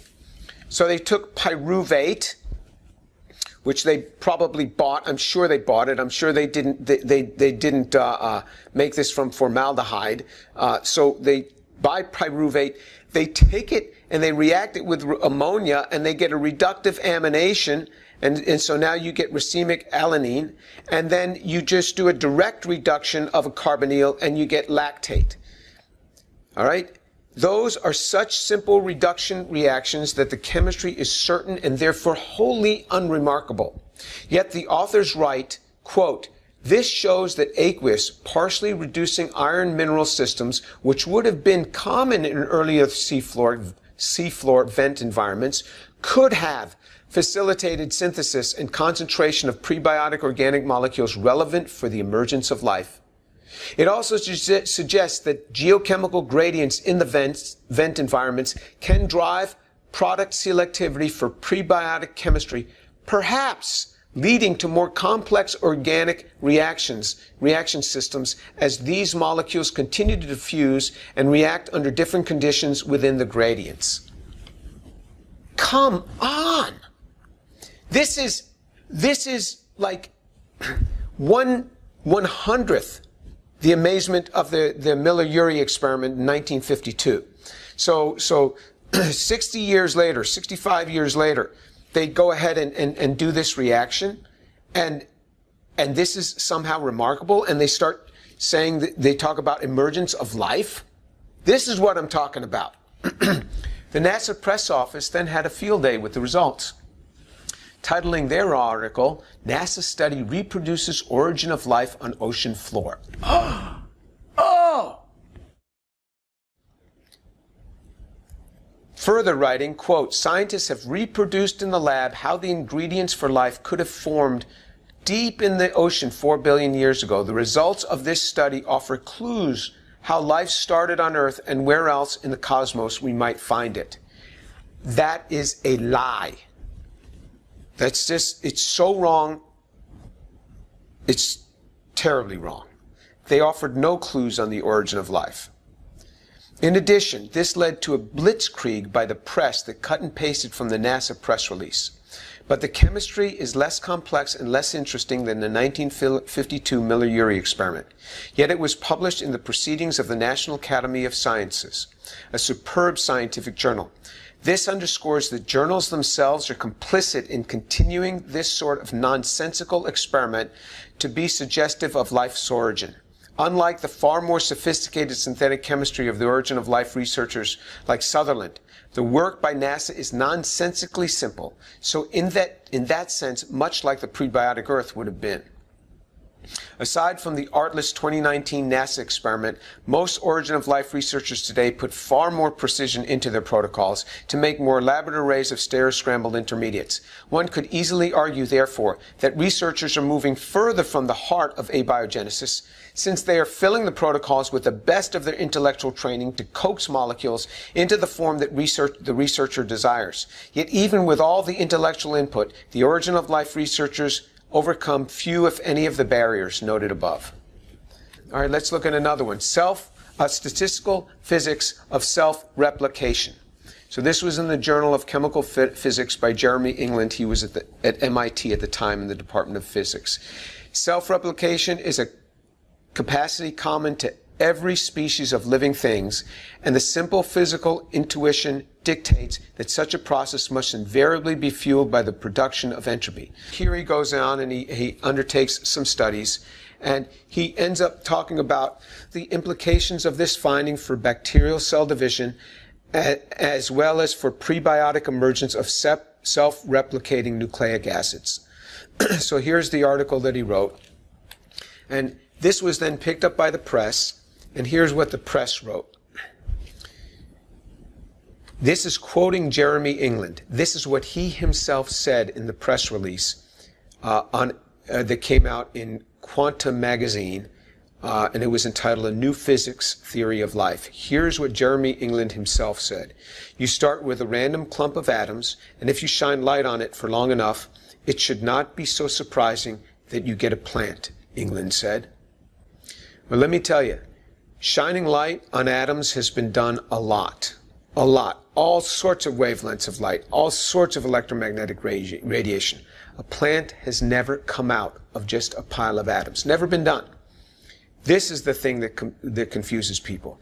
This is like the primordial soup nonsense, that a plant comes out from a pile of atoms and light. This is the researcher himself saying this. This is the hype that I'm talking about, that gives people this primordial soup model in their mind.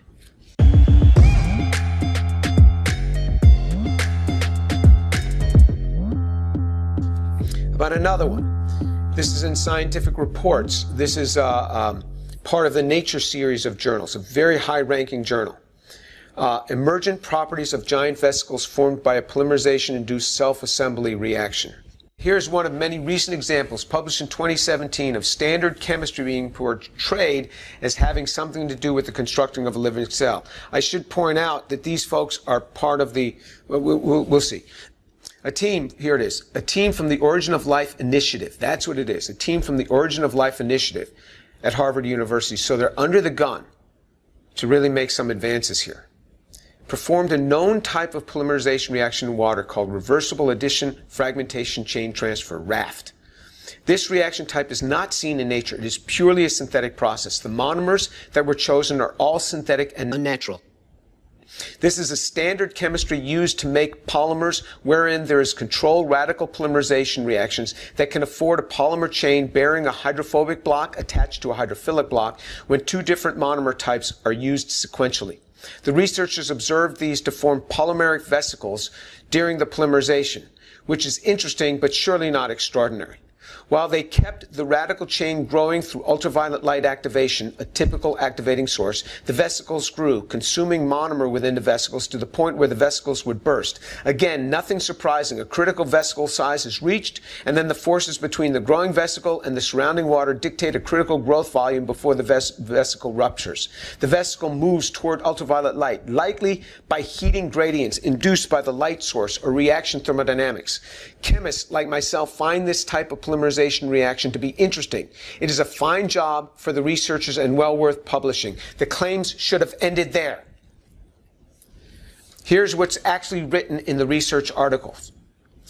This is a cut and paste from the article. The observed net oscillatory vesicle population grows in a manner that reminds one of elementary modes of sustainable, while there is food, population growth seen among living systems. The data supports an interpretation in terms of micron-scale self-assembled molecular systems capable of embodying and mimicking some aspects of simple extant life, including self-assembly from a homogeneous but active chemical medium, membrane formation, metabolism, a primitive form of self-replication, and hints of elementary system selection due to spontaneous light-triggered Marangoni instability, which is surface tension gradients.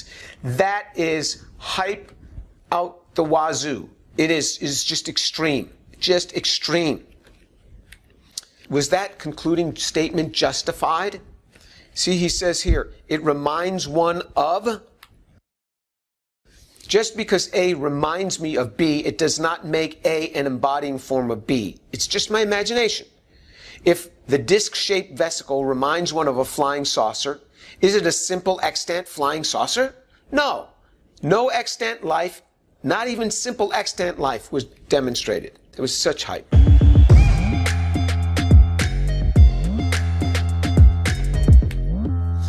So this is what was then written in the Harvard Gazette. The Harvard Gazette, which the university papers talk a lot with the researchers before they let this thing out. In my experience, I've been doing this for years. And they wrote an article called Mimicking Life in a Chemical Soup. From those excessive extrapolations by the authors, the claims were then rephrased and projected to the lay public by the Harvard Gazette and other news outlets. Quote, a Harvard researcher seeking a model for the earliest cells has created a system that self-assembles from a chemical soup. Remember that word, soup? Primordial soup? From a chemical soup into cell-like structures that grow, move in response to light, replicate, and exhibit signs of rudimentary evolutionary selection. Is that a fair representation of the article? Surely not. And here's the references on those, some of them from the Harvard Gazette, and then lots of other journals that copied this. So anyway. Here are three researchers, Van Kronkendonk, Joe Kick, and Deemer. They were published in Life Springs, and then published an article called Life Springs that came out in Scientific American that was talking about some of the work that they had done early and some of the work that they had done. Let's see what they did. Lipid bilayer assembly experiments were conducted by teams from University of California at Santa Cruz, the University of New South Wales in Australia, and they disclosed a summary of the work in 2017. These teams combined nucleotides and lipids in water to form lamella, with nucleotide sandwiches between the layers. Recall that nucleotides are trimers of nucleobase, carbohydrate, phosphate, and in this case they were purchased in pure homochiral form, so already in a well-developed state. The lipids were also purchased in pure homochiral form. They showed that a condensation polymerization of the nucleotides via the preloaded phosphate with the purchased stereodefined alcohol moiety on a neighboring nucleotide can take place within the lamella upon dehydration. They further demonstrate that similar reactions can occur at the edges of hydrothermal fields associated with volcanic land masses to provide the heat needed for the reactions. The chemistry is indifferent to the heat source, whether a volcano, a Bunsen burner, a laboratory heating oven. The nucleotide will polymerize upon reaching a critical concentration and temperature. The chemistry is unremarkable, since it is preloaded through the purchased derivatives. They bought the stuff. This work addresses the essential concentration needs by removing the water and driving the intermolecular reactions to form oligomers that resemble the nucleic acids. The problem with a condensation step growth polymerization is that any alcohol can compete for the reactive electrophilic site. But in the researchers' case, they conveniently added only nucleotides and no other alcohols. The system is stacked to work through its purity. Condensation polymerization reactions need to be very pure, free of competing nucleophilic and electrophilic components. As explained by Carruthers' equation, defining degrees of polymerization based upon monomer purity. If there happens to be amino acids or carbohydrates or carbohydrates with the nucleotides, so other carbohydrates, these would terminate or interrupt the growth of the nucleotides. Moreover, the researchers did not confirm the detailed integrity of the claimed structures, which, if carefully analyzed, would have shown attacks from unintended hydroxyl sites. You look back at their data, I didn't see a good NMR showing anything, any structured determination to show the integrity of that. Nonetheless, even with short nucleotides form, they are not a usable form of RNA, since there's no useful sequences, there's no codon. It would be like a book of random letters, or in this case, a small book of all the same letters. The authors suggested that the lamella sandwiching nucleotides eventually break off to form lipid bilayer vesicles containing nucleotide within vesicle constructs, which they call protocells. The conversion of planar lamella into multi-lamella vesicles, onion-like structures, as they hydrate, is well established, but these generally need shearing, extrusion-type mechanical forces, sonication, or peptides in order to form the requisite lipid bilayers. So the researchers' yields of the desired vesicles were surely to have been very low. The conditions used are hard to fathom, being found in a prebiotic earth. Homochiral nucleotides in high chemical purity, trapped in a lamella, composed of homochiral, stereo, and regiochemically pure lipids. Even accepting that improbability, those obtained vesicle structures have almost no resemblance to cellular lipids that have a vastly more complex constituency. The authors are merely forming lipid bilayer balls made from purchased homochiral lipids containing some randomly sequenced nucleotides from purchased homochiral nucleotides. While exciting chemistry the origin of life researcher, nothing here is chemically remarkable, and it has almost no resemblance to a real cell. Nonetheless, behold the claims written in the published paper. Quote, "Then, in the gel phase, protocells pack together in a system called a progenote and exchange sets of polymers, selecting those that enable survival during many cycles," unquote. But chemicals know nothing of survival, since they are indifferent to survival. There is no mechanism shown for how their protocells would bear different sets of polymers or exchange their sets of polymers between them, or make a selection process. The researchers misappropriate terms from biology and use them in prebiotic world in a manner that makes no chemical sense. None.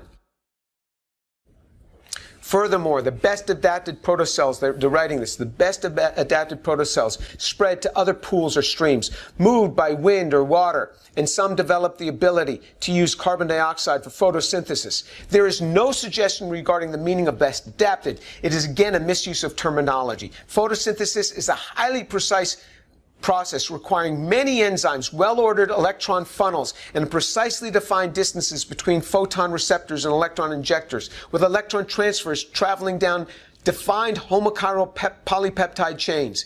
This statement not only blurs the line of realism, but it is fallacious. Quote, after much trial and error, one protocell assembles the complicated molecular machinery that enables it to divide into daughter cells. This paves the way for the first living microbial community, unquote. There is neither a demonstration on how molecular machinery is made, nor even a proposal. The mechanisms needed for cellular division are highly complex, requiring cascades of enzymes functioning in precise and timed manner. This is utterly inconceivable based on the demonstrated results, and nothing proposed, let alone demonstrates, paves the way for the first living microbial community. This is hype to orders of magnitude extreme, written by the origin of life researchers themselves, and this is what confuses the field. They further write, and these, quote, ultimately evolve into a primitive metabolism that required by the earliest forms of life, unquote. It seems to be commonplace that origin of life researchers are co-opting terms from biology, biological evolution, and moving them into the prebiotic vocabulary. It is unhelpful to do that.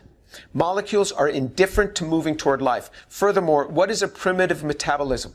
There is nothing being metabolized. There is only a condensation polymerization, a simple chemical reaction based upon the addition of nucleophiles to electrophiles. Such a reaction is never referred to as a metabolism within synthetic chemistry. The origin of life assembly claims are akin to buying 20 pounds of sliced turkey meat, adding a gallon of turkey broth, warming, sticking in a few feathers, and suggesting that a proto-turkey, primitive turkey, or extant turkey has just been synthesized. Nothing's going to come gobbling out of your pot where you take 20 pounds of turkey meat and you add some turkey broth and warm it up. That's what these guys have done. They took the elements, they just took RNA, they just bought one nucleotide, one type, and they put that in there. There's nothing there. There's nothing there coming together. And then we're going to learn about RNA. We're going to learn about how unstable it is. Chemically unstable. I'm not talking about enzyme unstable. How chemically unstable it is. And the way it has to be packaged and stored in order to keep its integrity. This is just utter nonsense.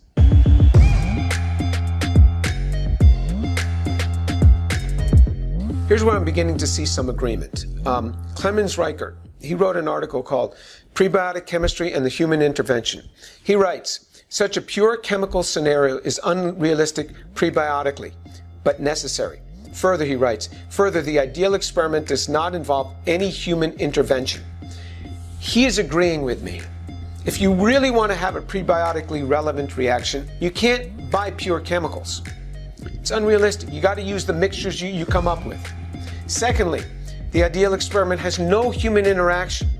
So they're devising the most amazing things that they can do, and still they're not even coming close. They're still not even making the building blocks of the building blocks.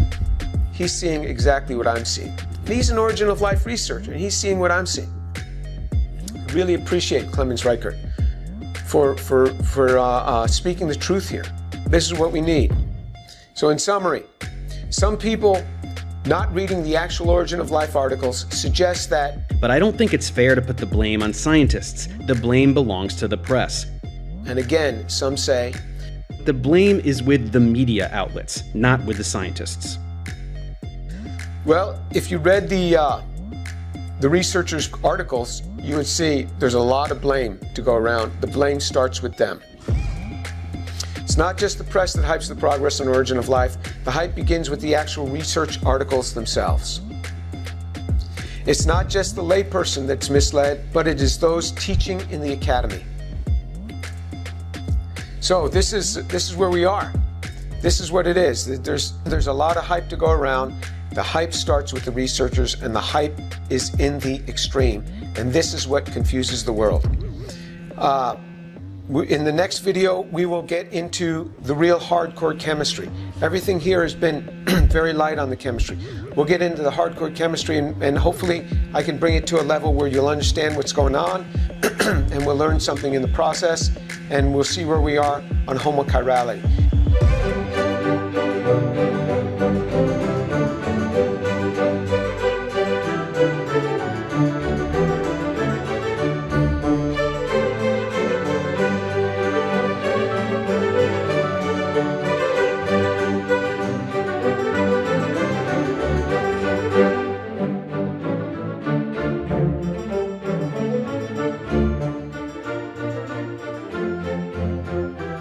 Today, we're going to get into the hardcore chemistry, but we have to do this in order to explain the problems with origin of life. I can't keep this just 30,000 foot level, and because that's where people get confused and they make all sorts of mistakes. You remember that Kruger-Dunning plot, that if we don't know very much, we end up becoming very confident in our claims. But it's when we start learning more, we see all the problems that arise here. And so I really need to get into some of the details. So the reason for this lecture series in Abiogenesis, if you're just joining us for this, if this is your first lecture, Dave Farina posted a video entitled Elucidating the Agenda of James Tour, a Defense of Abiogenesis. You can see the description box below for the link. After that video, I was confused about almost every slide and statement that Dave Farina presented.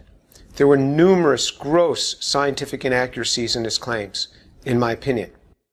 Some others might be likewise confused, and I will use the Farina video with timestamps as a launch point for this series of lectures. So you'll see it might say like 8.23. That is at 8 minutes and 23 seconds. You could go to his video and see where he said that.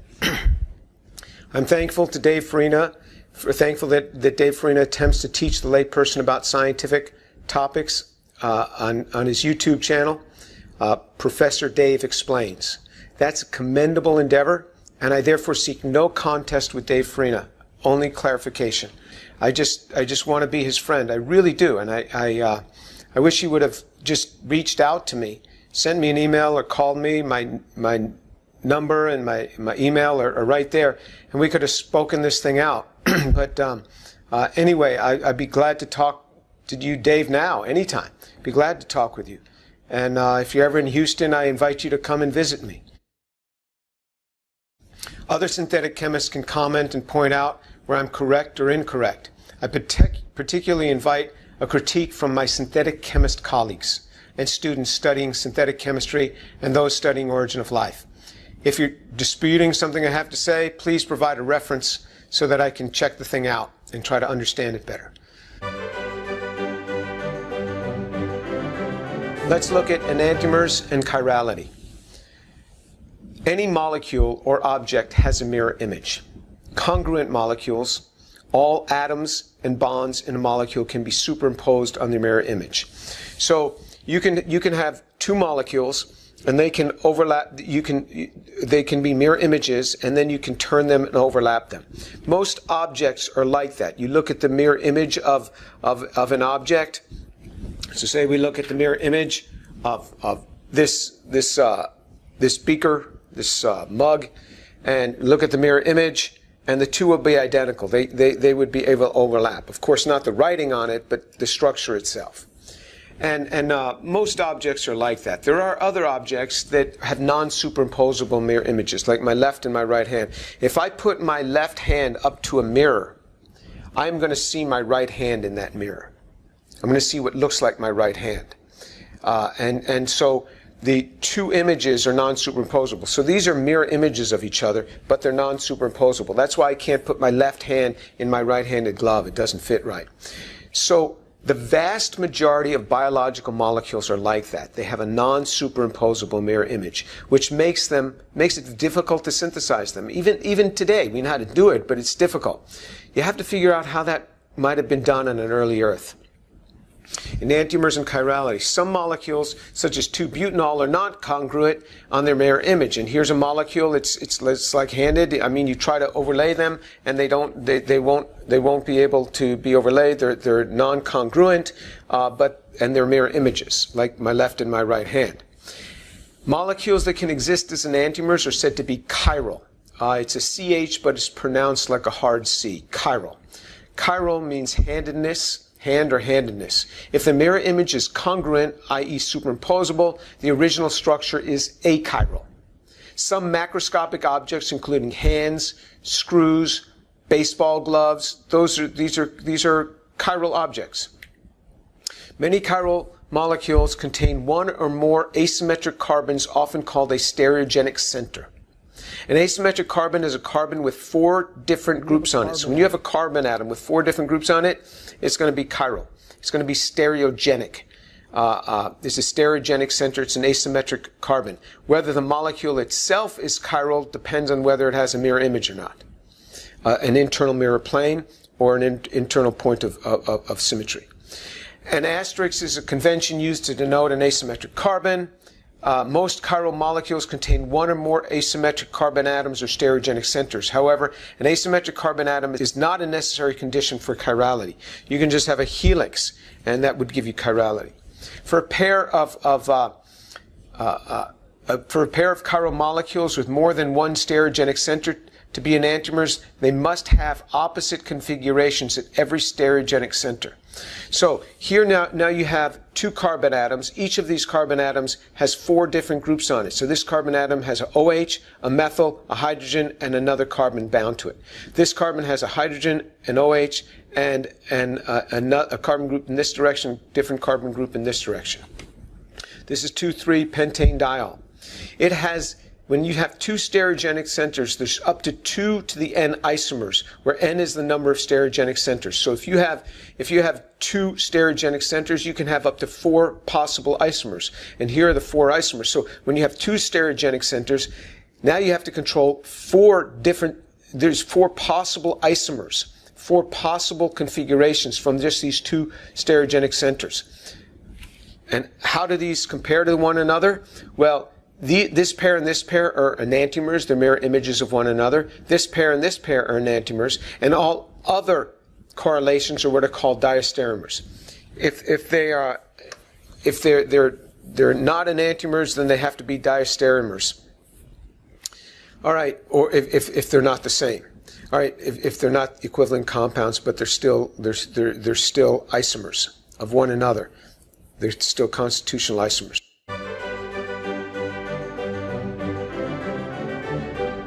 All right, resolution or separation of enantiomers. How is that done today? How do we do that today?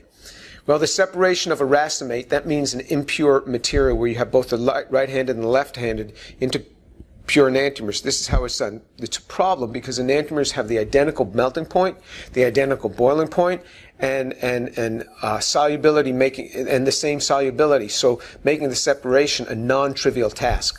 The resolution of enantiomers takes advantage of the fact that diastereomers, unlike enantiomers, have different physical properties. The strategy: convert the mixture of enantiomers temporarily into a mixture of diastereomers.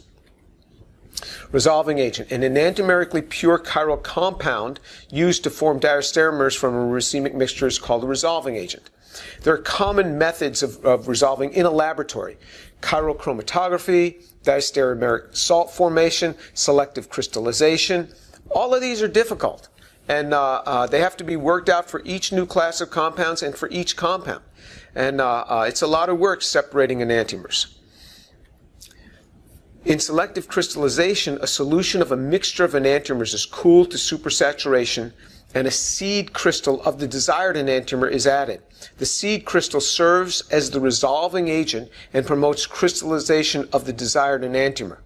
This process is often performed on large scale by the pharmaceutical industry. It's not easy, and they have to keep everything absolutely pristine, because you can get a lot of the wrong isomer crystallizing out if you're not careful. Yeah, there's other questions of what are called polymorphs. In any case, at 4035, some think, quote, there are other ways to get an excess of L-amino acids, unquote. Quote, it has been demonstrated that recrystallization of a mixture of amino acid racemates with a slight excess of asparagine caused amino acids with the same configuration to preferentially co-crystallize. You get a solid containing only one enantiomer and a supernatant primarily of the other. All that's left is some natural filtration mechanism to separate the two and the emergence of autocatalysis in one. That's what was said on that video talking about how much is known in origin of life. It has been demonstrated that the recrystallization of a mixture of amino acid racemates with a slight excess of asparagine, and I want you to remember that slight excess, caused the amino acids with the same configuration to preferentially co-crystallize. You get a solid containing only one enantiomer. with a supernatant primarily of the other. That's not exactly right, as we'll see. So that was a gross extrapolation. But this was the only place in that whole video where a reference was given. The article was shown that I could reference and pull that thing out when it came to a chemical reference, chemistry. The only thing. So I was able to go back and look at it. And then there's this statement, all that's left is some natural filtration mechanism. Never offered what that meant. What is a natural filtration mechanism? Maybe you can share that with me. To separate the two, an emergence of autocatalysis in one. How did autocatalysis emerge? I'd love to see that. And so one can over-trivialize things. And it makes it seem like, oh yeah, sure, that would be really easy to get homochirality. Let's look into this. Homochirality equals 100% enantiomeric excess, meaning that you have 100% of one enantiomer. In these articles, because the physical properties of enantiomers are identical, they seldom can be separated by simple physical mechanisms, such as fractional crystallization or distillation. It is only under the influence of another chiral substance that enantiomers behave differently, and almost all methods of resolution of enantiomers are based on this fact. That's from this reference that's shown below. Louis Pasteur experimented with tartaric acid-derived salts. Pasteur noticed that crystals of tartrates had small faces. Then he observed that in racemic mixtures of tartrates, half of the crystals were right-handed and half were left-handed. And he painstakingly manually separated these. In solution, the right-handed compound was dextrorotatory, meaning it turned light to the right, plane polarized light, and the left-handed one levorotatory, turned plane polarized light to the left. Pasteur determined that the optical activity related to the shape of the crystals, and that an asymmetric internal arrangement of the molecules of the compound was responsible for the twisting of light. That was a fortuitous discovery by a man who noticed absolutely every detail. Very few compounds would separate like this on crystallization, show these different structures, and they don't spontaneously separate. Pasteur himself had to separate them. All right, so here's an article, a recent article from 2014. Are racemic crystals favored over homochiral crystals by higher stability or by kinetics? Insight from comparative studies of crystalline stereoisomers. What they write is, the predominance of racemic crystallization over the formation of a conglomerate of homochiral crystals from a liquid or non-equilibrating enantiomers is an outstanding unexplained fact in organic solid-state chemistry. So that means that the vast majority of crystals don't segregate when they crystallize into different enantiomers. The vast majority of them co-crystallize. It is more stable for them to co-crystallize. And it says here, racemic crystals are predominantly, but not exclusively, more stable and more dense. Denser crystals are predominantly more stable, but there is no quantitative correlation between density and energy difference between partners in the chosen pair. So some people say 9 out of 10 co-crystallize and 1 out of 10 crystallize. And he says there's really no quantitative statistical basis for that. I don't know that anybody's really done a careful study of that. But in any case, it is a rare thing that they will crystallize separately. Here's the paper that was cited in that video. So here's a screen print from that paper, and from this I could see the authors' names, and I could get the publication and look this up from that journal. So I looked up this article. So when I went to that article, I looked it up, and here's a copy of that article. As it turns out, it's not quite like it was displayed to us in that video. For example, it says here, which I called it out here, as a typical example, we dissolved DL-valine 600 mg and DL, that means the racemic mixture of asparagine, monohydrate, in 10 milliliters of water at 100 degrees. So if you look at that 600 mg to 2.1 grams, this is a 350% by weight 273% by mole excess. So that's not just a slight excess of asparagine, that is a large excess, 350% by weight excess. Remember you said a slight excess? It's not slight at all. Finally, if you look at this call out, you see here there's a 2,700% by weight. So again, this is 2,700% weight excess. So you have to have a homochiral compound and use a very large excess of it to get another amino acid to co-crystallize selectively as one enantiomer on top of that. But then you read this article and you try to figure out how efficient is this process. Because the way it was portrayed to us in the statement is this is highly efficient. But this is what happens when you really try to dig into an article. Remember that what was said is a solid containing only one enantiomer and a supernatant primarily of the other is simply not true. This is what was stated in that video. But because you try to figure out what is the yield here, what is the amount, how efficient is this, and you can't find it. It's nowhere in this article where you can find out the efficiency. Sometimes articles are written in a way that it obscures information. You say, well, why didn't the reviewers catch this? As a reviewer of many research, I'm sent many articles per day to review. And I don't accept them all because I wouldn't be able to keep up with the rest of my life if I did. But you get reviewer overload, so you can't check every detail. It's only when you really start studying this paper that you see that they never told you the efficiency of this process. And this is what happens when they don't tell you the efficiency, it generally means it's not very efficient. Well, anyway, the authors, this Kojo et al., cited one of their earlier papers in 2001. So this paper is from 2004, but they cited a 2001 article, so I went and I looked up that article. And here's that article. And this is what happens when you get an article and you really start tearing into it. And so this is just a copy of an article that I printed out. And this is just a copy of the notes that I had written on it as I'm trying to follow their actual chemistry. I don't just read the abstract. I'm trying to follow the chemistry. It's hard to follow the chemistry. Even for a trained scientist, it's hard to follow the chemistry and track this thing down. But I'm looking at it and trying to track it down. So here's a cleaner copy of it. And here's what you find.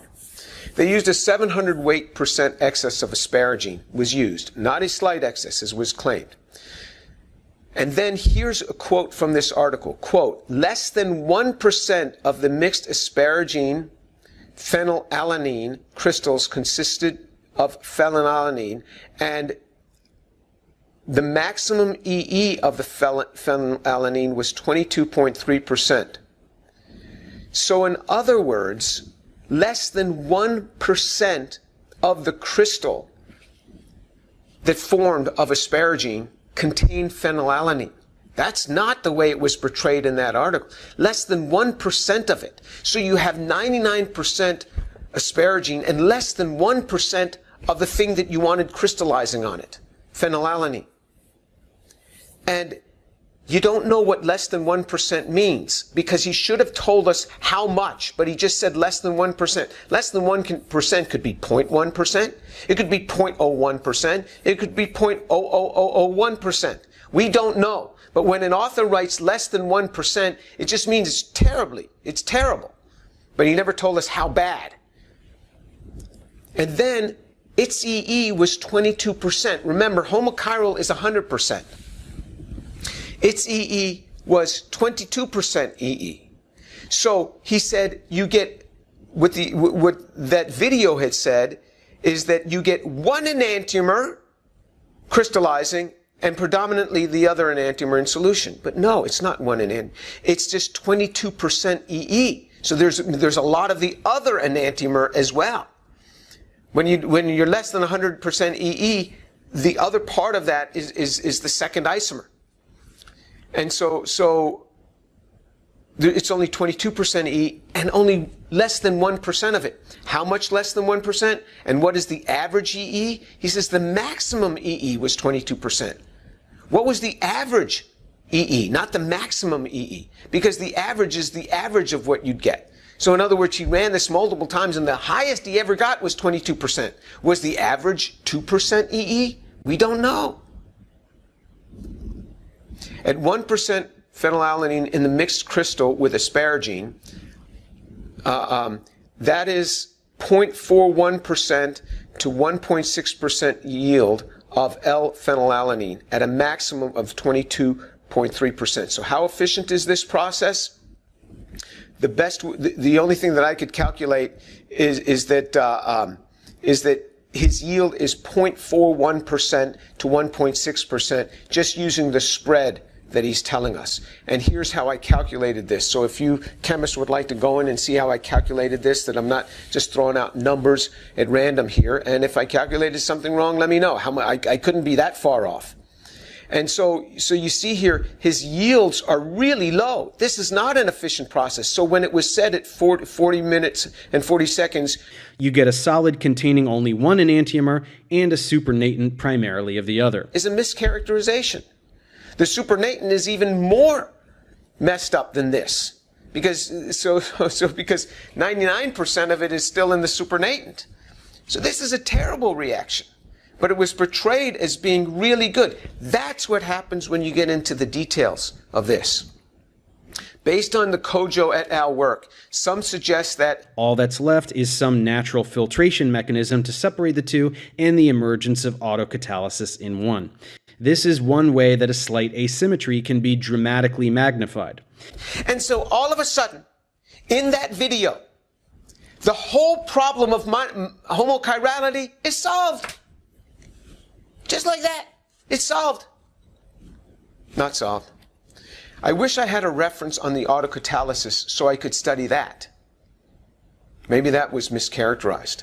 I wonder if there was a mischaracterization of that data as well. Did it start with something that was 22% EE, with less than 1% of it enclosed within the crystals of 99% of a different compound? So you have 99% of compound A, and only 1% of that is your compound B. That's only 22%, only 22% EE, which means that it's far, far from homochiral. And is that what your reference on autocatalysis started with? And I'd like to see that autocatalysis to really see what happened. How much operator interference was necessary to make that happen? Was it in a pristine laboratory with clean glassware and expert students? I mean, it is fallacious to make claims like that and to throw it out like that solves the chirality issue. I'm telling you, every slide in that video, I'm not coming against a person, every slide in that video was like this. Every slide. And we're going to dissect it and go through the slides of that video and just show the problems. But every slide was like this. It was, they're that wrong. They're that wrong. Yeah, that wrong. Summary on homochirality. Enantiomeric resolutions are difficult experiments to execute. There is massive human involvement in the experiments. The interpretation of the data is not trivial for the researchers, and it's not a clear presentation of the data. The interpretation by the reader is made all the harder by the insufficient data provided by the origin of life researchers and by the way they present the data. It can be hard to understand scientific research articles, especially for the layperson. So when the layperson tries to understand these articles, I don't think they can understand it. I mean, it took me a while to try to follow this, and I had to do this tracking game to go to other articles to try to ferret this thing out. It's not easy. The layperson often does not have the expertise to properly interpret the data for herself, and therefore her descriptions and contextualizations suffer. So she relies on the press descriptions, which can be inaccurate, as we've seen. Making single enantiomers is one of the hardest problems for all synthetic chemists, not just those doing origin of life research. This is hard chemistry. It has not been solved in prebiotic research. It is difficult to solve in everyday life for chemists. It's never an easy thing, but it can be solved. It's not easy. But now synthesizing molecules that have a lot of stereogenic centers where they very rarely have a mirror plane. So if you have 10 stereogenic centers, which is just a few, then you have 2 to the 10th possible isomers. There's a lot of molecules that will have 100 stereogenic centers. A lot of macromolecules with 100. So you have 2 to the 100th. That's a big, big number. And there's some that have much more than that, so that you get close to numbers that are like 10 to the 90th, which are the number of elemental particles in the universe size numbers. How do you get those controlled? It's hard. It's hard. We have no idea. That's why I say we remain clueless on the origin of life. It's not that we lacking certain pieces of information. We remain clueless. All right, well, we'll come with another video. The next video is going to be on carbohydrates. I'm just plowing through these. This is why I'm still in the same shirt and the same tie. We're putting these out on different days, but I'm just doing a marathon right here and plowing through these videos so that you know the next videos come out. And the next video is going to be on carbohydrates. That's the hardest class of molecules to think about how they might have been synthesized. The hardest class. Okay, thank you.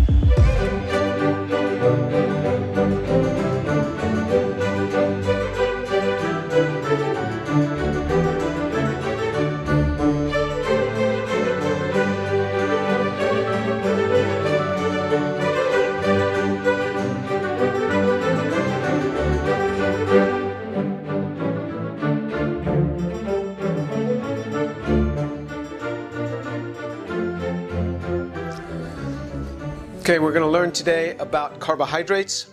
Carbohydrates are sugars or saccharides and the polymers therefrom. So the building blocks are the polysaccharides, the polymers of these things. The building blocks of the building blocks are the monomers themselves. The reason for this lecture, if you're the first time, if this is the first one in the series that you're joining in on, is because a video came out by Dave Farina, video entitled Elucidating the Agenda of James Tour, A Defense of Abiogenesis. See the description box below for the link. After watching that video, I was confused about almost every slide and statement that Dave Farina presented. There were numerous gross scientific inaccuracies in his claims, in my opinion. Since others might be likewise confused, I will use the Farina video with timestamps as the launch points for this series of lectures. So in other words, you'll see timestamps. You'll see something that says like 2.43, and that means at 2 minutes and 43 seconds, this is what was said in that video. Just because others might be confused too, so we'll use that to launch the discussion. I'm thankful to Dave Farina for attempts to teach the layperson about scientific topics on his YouTube channel. Professor Dave Explains is what his YouTube channel is for. So I give you a shout out for that, Dave. That's a commendable endeavor. I therefore seek no contest with Dave Farina, only clarity. I'm not trying to contest with Dave Farina. I'm trying only to bring clarity. As a synthetic chemist, I want to come into this and build some clarity here. I have no contest with Dave. And I have nothing negative to say about Dave Farina. On this video, I just want to point out some inaccuracies on things that were taught, that maybe I can bring some light here. All right. Other synthetic chemists can comment and point out where I'm correct or incorrect. I particularly invite a critique from my synthetic chemist colleagues and students studying synthetic chemistry and those studying origin of life. If disputing, please reference a literature article so I can read and learn along with you. All right? Polysaccharides can also be synthesized. That's what it said in that video. The individual units can connect in different ways. So he wrote that. All right. In 7 minutes, it says, some think Carbohydrates are a bit more complex since despite consisting of the same monomer over and over, they can connect in a number of different ways. So synthesizing polysaccharides is trickier, though we are making progress with that too. All right, so these are tricky to synthesize, it was claimed in that video. And carbohydrates consist of the same monomer over and over. It would be hard to be more wrong on that. It would just be hard to be more wrong because there are many different carbohydrates, as we're about to see. And so you get mixed polymers where one inserts and not another. And yeah, there are different ways to connect these, they don't just easily hook on at the end over and over again. It says in 730, and some say any biomolecule is easy to synthesize. Jim knows this. He's a synthetic chemist. What he probably means is that we haven't seen these biomacromolecules form spontaneously outside of a biological system. But that's not what he says. Quoting that video, any biomolecule is easy to synthesize. That is so wrong. He says, Jim knows this. I didn't know that. I think the vast majority of biomolecules are really hard to synthesize, especially if you want to try to do it in homochiral form. He's a synthetic chemist. What he probably means is that we have not seen these biomolecules form spontaneously outside of a biological system. But that's not what he said. Well, first of all, every video where I've spoken on this has been a video on abiogenesis. The questions were abiogenesis. So when you pull one sentence out of context, yeah, you're going to get that. But nonetheless, even the ones that are synthesized, you want to make a peptide? Where do they get the amino acids? They get them all from nature. They don't go ahead and make those amino acids from scratch in homochiral form or from methane. They don't make them. They don't make them from scratch. Every one of their basic building blocks, they're taken from nature anyway. They're breaking down the polymers into the monomers, and then they resell the monomers and people rebuild them back into polymers. So all the building blocks for the building blocks were made by nature anyway. They're not easy to synthesize. Making homochiral amino acids is not an easy thing to do. Making homochiral carbohydrates is really, really hard to do. Really hard to do. And we'll look at modern methods for making those, not prebiotic methods. They're really hard to do. So this statement, any biomolecule is easy to synthesize, is as wrong can be. That is probably the most wrong statement in that entire video that we're looking at. That is the most wrong statement. Any synthetic chemist is going to probably just be getting up out of their chair right now because their palpitations cause them to collapse on the ground to hear a statement, any biomolecule is easy to synthesize. I didn't know that. He says I know that, but I didn't know that. And just because he's not seen these biomolecules form spontaneously outside of a biological system, but that's not what he says. Whoa. Oh, man. I said enough on that. All right. So here's some naturally occurring monosaccharides. Remember he said there was one saccharide over and over? These are the naturally occurring. These are just some of the naturally occurring monosaccharides. So you have a lot of them. A lot. Here are homopolymer saccharides. So there are some saccharides that will repeat with the same unit over and over again. They're called homopolysaccharides. But there's a lot of polysaccharides that are not homopolysaccharides. But they have, this beta means that there's an orientation pointing upward at the 1,4 position. That doesn't have to be 1,4. It can be at a different position. For example, it can be at a 1,3 position. It can be alpha or beta. All these make it really, really complex to make these things. Really hard to hook these things together. I'm going to show you that. This is just crazy hard.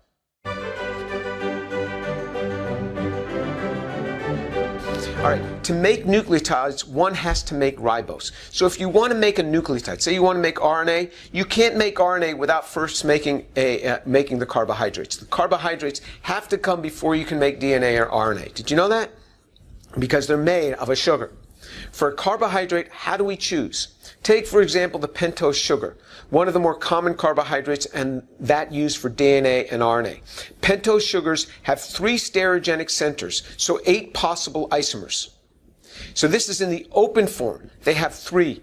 If they're in the closed form, they're going to have 4 stereogenic centers. So it'd so instead of being 2 to the 3rd, it's going to be 2 to the 4th possible isomers. We'll see more of that. And all are chiral, meaning that they all have a non-superimposable mirror image. But what if we do not know the target? Then the complexity of the problem would certainly be compounded. And mixtures are problematic. So here's the different isomers here. Here's the 8 different isomers. All of these isomers can possibly be forming. All of these isomers can possibly be forming. So it's not just one pair of enantiomers. It's these 8. How do you do this? How do you make this in a pre-biological sense? Specifically, we need a 5-carbon sugar, or D-ribose in particular, selected from the set of 8 possible isomers. Further, for DNA, it has to be 1-hydroxyl group deficient, or deoxyribose. If it's not, then it'll be suitable for RNA, but far less stable. But prebiotic systems never knew any of this. There was a blinded pathway to a host of products, somehow selecting the one desired long before any selecting agent could have been biologically available. And what are the selection criteria? It's hard to know if we do not know the target. The prebiotic problem is hard. And even if the target were known, the selector would be another molecule, at least as complex as the desired analyte. And what was the selector? So remember, this is prebiotic. There is no selector. There's nothing to select the right one out. You're going to make all of these isomers when you do the foremost reaction. So how do you select the right one out? There was a statement in that video talking about the Cannizzaro reaction. So I've always claimed the Cannizzaro reaction versus the foremost reaction needed in making carbohydrates. If you're going to use the foremost reaction to make carbohydrates, you're going to be competing with it and decomposing your compounds by the Cannizzaro reactions. But in that video, he also refers to a specific reaction called the Cannizzaro reaction, which requires strongly basic conditions. He knows these conditions are required, and he knows the ocean did not provide such strongly basic conditions. So I don't know why he brings this one up at all. So someone in that video says that Jim, he's talking about me, knows that the Cannizzaro reaction is irrelevant because the ocean can't do that. So are we restricting synthesis only to the oceans? Later on in the video, the same person says that these evaporating pools are his favorite reaction vessel. The Cannizzaro reaction competes with the foremost reaction. Of course it's a problem. How do I know that? Well, right here it says, this is just from Wikipedia, you don't have to go far. Calcium hydroxide is produced commercially by treating lime and water. So you just take lime and water, you get calcium hydroxide. This should actually be calcium OH taken twice. The mineral form portlandite is relatively rare, but can be found in some volcanic, plutonic, and metamorphic rocks. So hydroxide, calcium hydroxide is available. Look at that. There's the foremost reaction. 1861, done with calcium hydroxide. Foremost reaction can be done with calcium hydroxide, same way that Cannizzaro reaction can take place. They are competing. And so you see here, it also says under the Cannizzaro reaction and under the foremost reaction on Wikipedia, it must be carefully controlled, otherwise alkaline conditions will cause aldoses to undergo the Cannizzaro reaction. So the very synthesis that makes the very Cannizzaro reaction that Breslau came up with in 1959 has the competing the very foremost reaction has the competing Cannizzaro reaction. It's further shown here in 1973, Journal of Catalysis, 1974. It says, the foremost reaction, the homogeneously catalyzed condensation of formaldehyde to sugars, proceeds simultaneously with the Cannizzaro and cross-Cannizzaro reactions. And it is postulated that calcium hydroxide is the actual catalytic species, calcium hydroxide monohydroxide. So that's why maybe those of you who are watching can understand why every slide I was wondering, why is this being said? Why is it being said? It's totally inaccurate, and you don't have to go far to see how inaccurate it is. You just go to Wikipedia, and it's right there. You didn't even have to go and find this article in the literature. All right, so a man named Eschenmoser, Albert Eschenmoser, who's a superb chemist. I've admired him since I was a graduate student. He is an excellent chemist. He tried to make the pentoses by a prebiotic route, starting with formaldehyde or glycoformaldehyde. He started with glycoformaldehyde because he didn't want to have to worry about doing the photocoupling of formaldehyde. But starting from glycoformaldehyde, he tried to do this. Let's see the troubles that he had. Recognizing that carbohydrates, and I'll show you the references on this so you'll be able to look this up if you want to. Recognizing that carbohydrates are the key building blocks, and in particular the 5-carbon pentoses, since they form the scaffolding for both DNA and RNA, Eschenmoser spent years suggesting the prebiotic roots to those compounds. The direct synthesis of the pentoses was not successful when starting with a presumed simple natural precursor, glycoaldehyde, and using the foremost reaction, which is the base-catalyzed coupling with formaldehyde in the presence of a divalent cation such as calcium. Cleverly, this is human insight going into prebiotic world. Cleverly, Eschenmoser, being the master synthetic chemist that he is, did not start with formaldehyde or its dimer, glycoaldehyde, but with the phosphorylated glycoaldehyde to make it more suitable coupling partner. How convenient. He didn't start with what was available on prebiotic earth or the photocatalyzed coupling of it, because you can see here, here's this photocatalyzed coupling here. Photopromoted coupling. But he started with the phosphate already on there. Now, might this have formed on the Earth? Well, I guess if sunlight hit this long enough, made this, and this then got the phosphate on there. But why don't you try to do this step in the laboratory too? It's more convenient to just buy that. That's why. Prebiotic Earth can go find its own. Since glycoaldehyde is the dimeric form of formaldehyde, one would first have to make the dimer of formaldehyde and stop there prior to further chemistry taking place in the foremost reaction. Nonetheless, a good organic chemist can design conditions to isolate the product purified and then proceed as Eschenmoser did. Can phosphorylation then occur? Sure, under high concentration of phosphorylating agent, but not in the presence of a strong base, such as required for the formation of the glycoaldehyde itself. So the glycoaldehyde needs strong base, then it needs to find itself away from the strong base to stop the reaction. While away from the strong base in near neutral solution, it was phosphorylated with 4 molar equivalents of amido triphosphate. In near neutral aqueous solution, while further in the presence of magnesium ions. How convenient. Now that proper phosphorylation is complete, the glycoaldehyde phosphate is isolated and purified. Eschenmoser then exposed the isolated and purified glycoaldehyde phosphate to 2 normal sodium hydroxide. Where did that come from? And in that video it said that hydroxide's not available in the oceans. I don't know if it's available on the oceans, but we even saw references. It is available on early Earth. And it would have been available at a concentration of 0.08 moles per liter. So the starting formaldehyde was in strong base, then the product isolated and liberated from the strong base, then exposed to a neutral solution of the amido triphosphate, which the researchers made separately. Then they isolated the product, glycoaldehyde phosphate, and conveniently exposed it again to strong base.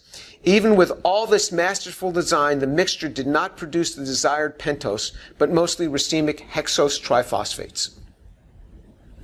So even with all of this amazing treatment, Eschenmoser couldn't make the pentoses that he wanted. Then, using a stroke of superb synthetic insight, Eschenmoser placed the glycoaldehyde phosphate in the strong base and added 0.04 moles per liter of formaldehyde to obtain 40 to 50% yield of, quote, mostly, unquote, racemic pentose diphosphate, the 8-component mixture showed before with the 2 phosphates at C2 and C4 of the structure. So he got all the racemic pentose. He got all 8 of them. That means there were 8 possible isomers, 4 diastereomers in that 40 to 50% yield mixture. The desired racemic ribose 2,4-diphosphate, that's the one he wants. 15% of the total from the reaction. Racemic arabinose 2,4-diphosphate, racemic glycose 2,4-diphosphate, and racemic xylose 2,4-diphosphate, where racemic signifies a 1-to-1 mixture of the 2 enantiomers, along with 11 other identified carbohydrate species, all bearing their enantiomeric partners, meaning 22 other identified species from the 40 to 50%, with the other 50 to 60% being unidentified, non-volatile compounds such as higher oligomers and polymers. What a mess! Even Eschenmoser did not attempt to separate out the desired, albeit still racemic, ribose 2,4-diphosphate, because the separation would have been nearly impossible. The relay synthesis ensues, but that's cheating. So let me explain what he did. He ran a reaction. He got a little bit of what he wanted, a trace of it, and he got a bunch of other stuff. He himself couldn't even fish that thing out.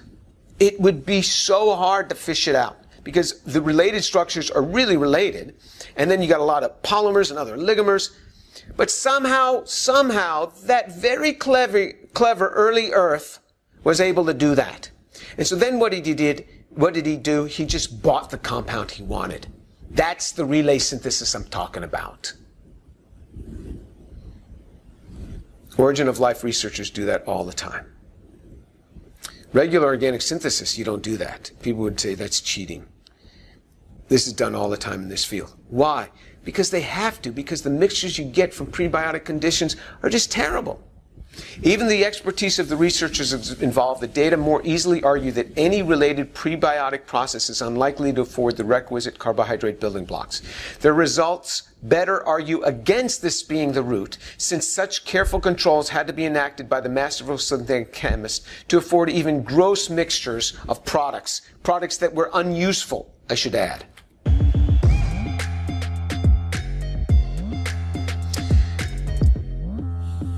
In many of my talks, I say time is a problem because chemists fish out their reaction as soon as the highest yield is obtained. Because if you let it go, it just continues to make unidentifiable polymeric products, as 50 to 60% of Eschen-Moser's stuff showed.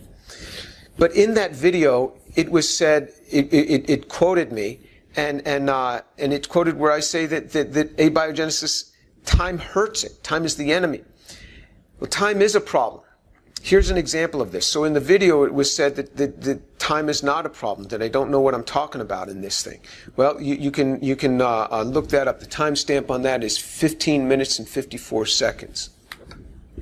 We'll come back to that. But anyway, time is a problem. Furthermore, Eschen-Moser teaches that, quote, the total amount of the 4 diastereomers is largely unchanged, quote.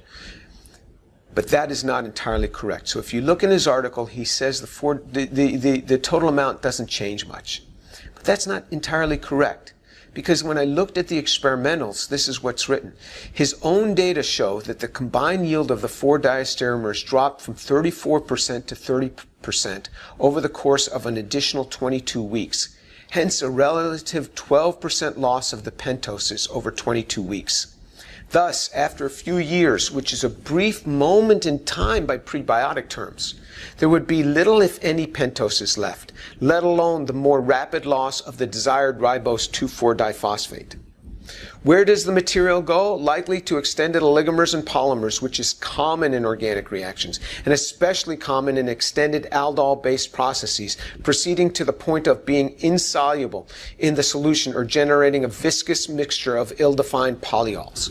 It was argued in that video that these reactions are all in equilibrium and they go forward and back and forward and back. That's just not true. There's the reference, by the way. And that's just not true. They can go forward and back, but if the equilibrium constant is not 1, they favor going in one direction. Once they've gone there, they can favor going in another direction. So when the equilibrium constant is large, it doesn't go back. It just doesn't go back. Not everything has an equilibrium constant of 1. After all this work on the pentoses, which mimic those seen in nature for DNA and RNA, Eschen-Moser chose to switch to what he called homo-DNA, an oligonucleotide composed of a D23 dideoxyallopyranose, a 6-membered ring, instead of DNA's 2-deoxyribopyranose, 5-membered ring for the carbohydrate backbone. This gave him added stability needed for his subsequent base pairing studies. He humbly conceded that, from an etological perspective, the work on homo-DNA was regarded as a model study only, albeit one that proved to greatly facilitate our entry into base pairing prognoses, the development of methodology for the oligonucleotide preparation, and the interpretation of base pairing characteristics of alternative nucleic acids, unquote. Prebiotic chemistry is just very hard. What did all that gobbledygook mean that he said? It means that he couldn't get what he wanted, so he wanted what he got. That's what it meant. He couldn't make the 5-member ring, but he could make the 6, so he worked with that, and that's not what nature used. Nature used the hard one, used the 5. Prebiotic chemistry is extremely difficult to perform even for the world's best synthetic chemists like Eschenmoser, so he chose the more convenient model study. Reagent addition order is critical, as seen in the detailed experimental protocols. In other words, A needs to be added before B, and then C, and each at its own specific temperature to effect a proper reaction and coupling yield. The parameters of temperature, pressure, solvent, light or no light, pH, oxygen or no oxygen, moisture or no moisture has to be carefully controlled to build complex molecular structures. Unless one can devise sophisticated promoters or catalysts that are stable in air and moisture and can work at common atmospheric conditions, precise control must be maintained. The characterization at each step is essential, and even more so if we're going to have to bring up more starting material in the synthesis. Therefore, small changes in ultimate function demand major rerouting in synthetic approaches. All changes when doing chemistry are hard and cannot be done through hand-waving arguments or simple erasures on a board. Laborious and intentional elements of forethought are required. More sophisticated proposals to prebiotic feedstocks have arisen since the often quoted work of Eschenmoser. It is generally proposed that there must have been a chemical means to generate an information-bearing molecule such as DNA or RNA. Since the 1960s, many have suggested that the polymer is RNA rather than DNA, leading to the RNA world hypothesis.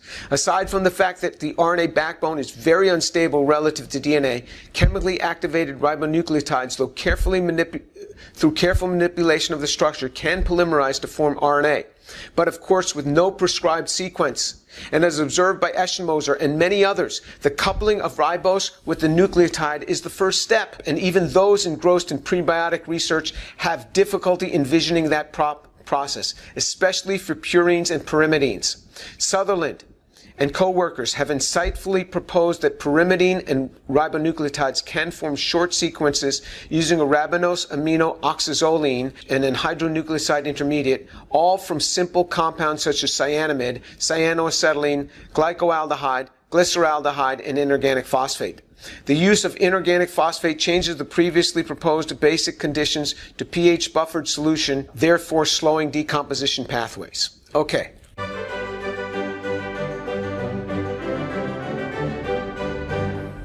So, if making the saccharide, the sugar, we'll talk about RNA and DNA later. If making the saccharide, the sugar, was not hard enough, polysaccharide problem, hooking sugars together, is just as hard. So he couldn't make the saccharides, the basic building blocks. Nobody has made saccharides by a prebiotic route. Nobody has made the sugars, the carbohydrates, the basic building block, the sugars, the pre-building blocks.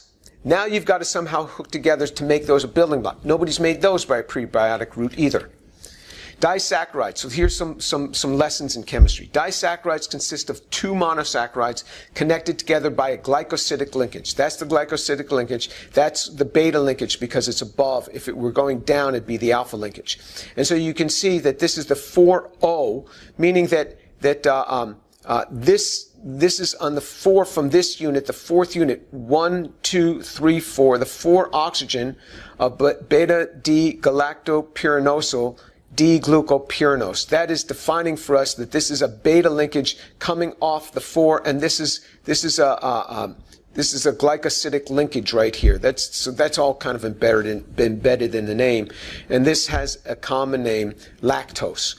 Lactose is a galactose unit hooked up to a glucose unit. So remember in the first slide when we were told that it's all the same unit, it's just the same unit stuck on? Carbohydrates are a bit more complex since despite consisting of the same monomer over and over, here's a disaccharide. It's two different units. You see, this has got the OH at the 4 position down, this has got the OH at the 4 position up. These are two different saccharides. I tell you, every slide in that video was mind-wrenching and heart-wrenching for me. It was just difficult. It was just hard because every slide, I'm just telling you, every slide had something wrong in it.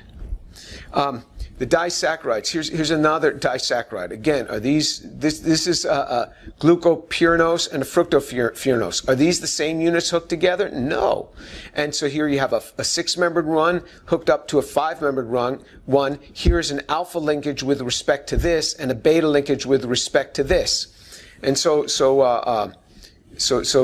this is how they can hook together. This is really complex. Now, why did they hook in here? Why didn't this hook to this site, or this hydroxyl, or this one, or this one, or this? That's the big question. There's all these free hydroxyls. Why are they hooking up here, That's the problem with carbohydrate synthesis. There's so many different tentacles. It can stick up at any place. That's what makes the chemistry. You're going to see the synthetic way, the ways the chemists today, the torture that they have to go through to make these things.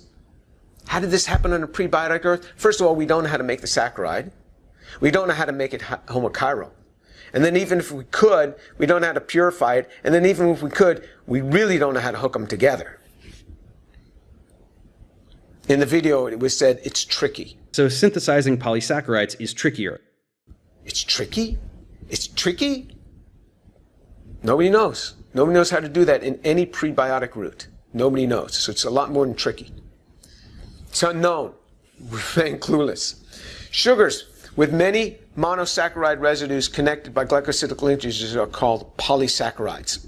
Cellulose is a polymer of glucose connected by beta-1,4 glycosidic linkages. So here's glucose, and they all have this beta-1,4 glycosidic link. Predominantly, they have this. So they have this, so this is cellulose. This is the general structure. They're made up of glucose hooked together. And it's because of these linkages that you and I don't normally eat wood. We don't digest that really well. We don't normally go out and eat grass. We don't digest it very well. I mean, it could be good fiber, but we don't get much nutrition from it. It doesn't break down in our body to glucose and feed our body, but it does in cows because they have microorganisms that can break this spawn and break it down to this general structure, this general small sugar structure. So we don't get much out of this. We got to have another linkage here.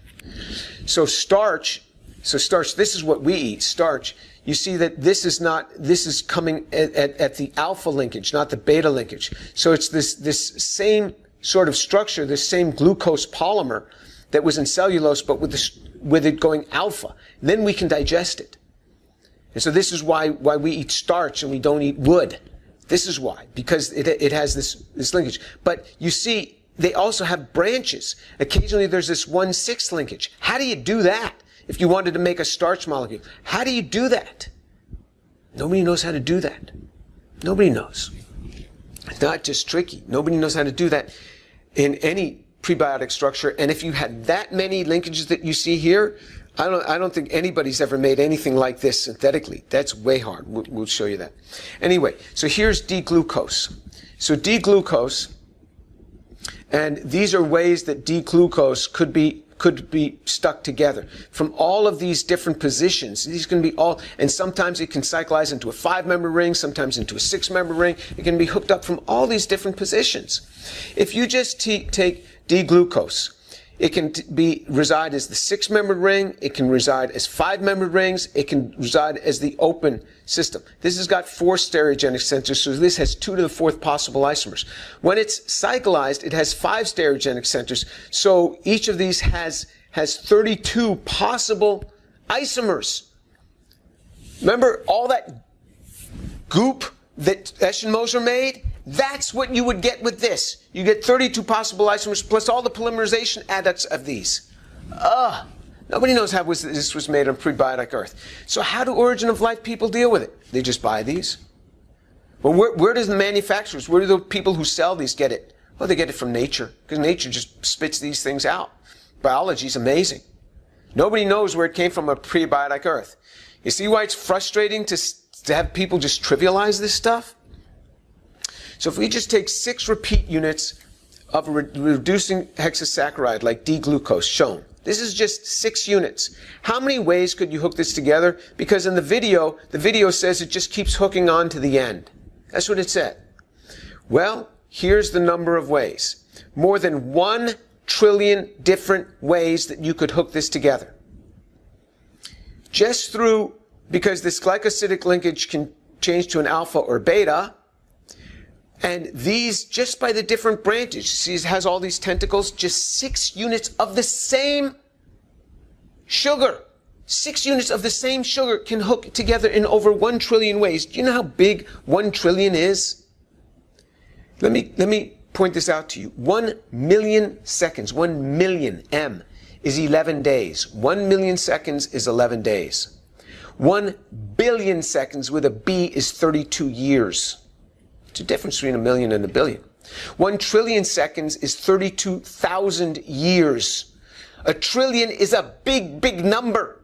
32,000 years for a billion seconds. There's over, for a trillion seconds. This is over 1 trillion ways you can hook this together. So if you just let this go randomly hooked together, you'll never get what you want. And if you get something and you try to do it again, it'll never make the same thing again. This is hard chemistry. This is why when people trivialize this stuff, they sadly don't know the area. And they speak so confidently because they don't know the area. This is just from Wikipedia. You just look on Wikipedia. You say, how do people synthesize carbohydrates? Look at all the steps. So here you start. You start say with just this hexasaccharide. So you start with this thing here. Now, look at all the steps you have to go through before you do any building of the structure, just so that you can block certain groups on it. And then you start doing all of these steps just to do that one little change. These are all human-made steps. And then all of these steps just to do this one little change. And this group's going to end up coming off anyway. And then you do all of these steps on it. You do all of these steps to do this. And then you start hooking these together. It's just crazy hard chemistry. Okay, so just in my normal literature reading, because I knew I was going to have to prepare a video on this, I just came across this article. So this is some September 17th organic letters. So they want to make this known as saccharide. They want to make this saccharide, this 9-sugar saccharide. And so they want to do this, and this mimics some natural product or something that they want to make. They want to make this. And so how do they do this? So you see here, they have these different pieces that they're going to make, and they're going to stick these together.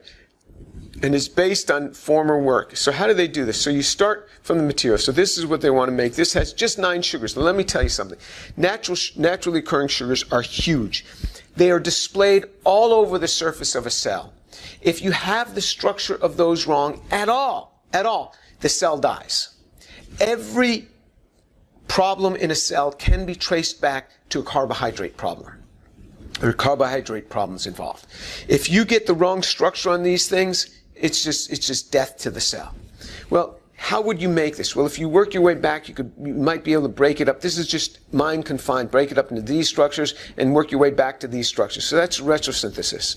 And then you start looking at the synthesis. So we're going to start from number 10, this compound, which somebody had made formerly, and they bring it through all of these steps. And this is a silicon reagent. These are all human-made reagents, benzyl chloride, and you get certain yields here, and trifluoroacetic acid is going to bust this off. They're going to put a silicon group back on here. And then they're going to start with this compound, which had been made previously by somebody else, and they're going to bring this through a certain number of steps with an iridium catalyst, and mercuric oxide, and mercuric chloride, and benzyl bromide, and all these deprotection steps. So you do this. Now, then you take those pieces and you go through and you do through all of these other steps to try to build this thing. This is hard chemistry. And that's overall to make this compound, it was 16 steps in 4.4% overall yield. 4.4% overall yield. Modern synthetic chemistry using all the ingenuity of humankind, using reagents that never would have been available on a prebiotic Earth. You get 4.4% yield. And that was multiple separations to get this. But they started with already advanced intermediates that had already been made before. So this has 90 pages of synthesis and characterization data behind it. So you just have the article, and then there's 90 pages online of the synthetic procedures that are needed to do this. Like, what kind of procedures? How would you do something like this on an early Earth?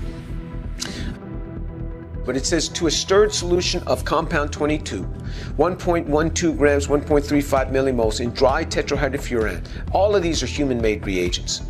24 mils, degassed under vacuum, something you can't do under an early earth, and stirring under an argon atmosphere. 1,5-cyclohexadiene bis methyl diphenylphosphine iridium 1 hexafluorophosphate catalyst was added, followed by further degassing of the reaction mixture. The suspension was stirred for 15 minutes at 0 degrees. The catalyst was then activated with hydrogen for 2 minutes in a hydrogen atmosphere. The excess hydrogen was removed by 3 cycles of vacuum argon. The reaction mixture was then stirred for 2 hours at room temperature under argon atmosphere. The solvent was evaporated and the residue was dissolved in acetone water 10:1, 11 mLs before mercuric oxide 410 milligrams and mercuric chloride 440 milligrams were added.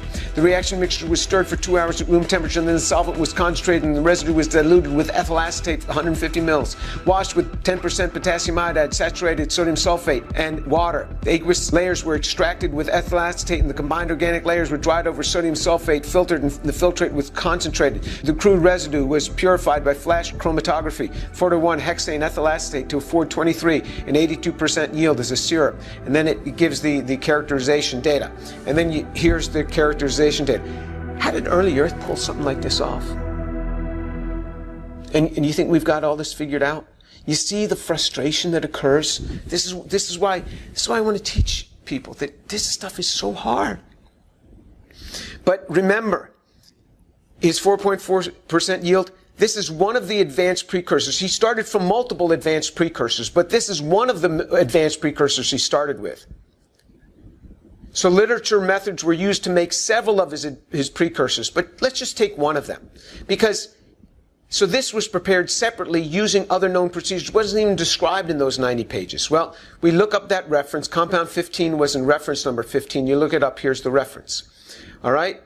And so you look it up, and that is described. They say see scheme S4. That means supplemental page 4. So you go to the supplemental of this reference, and you find 105 pages. 105 pages.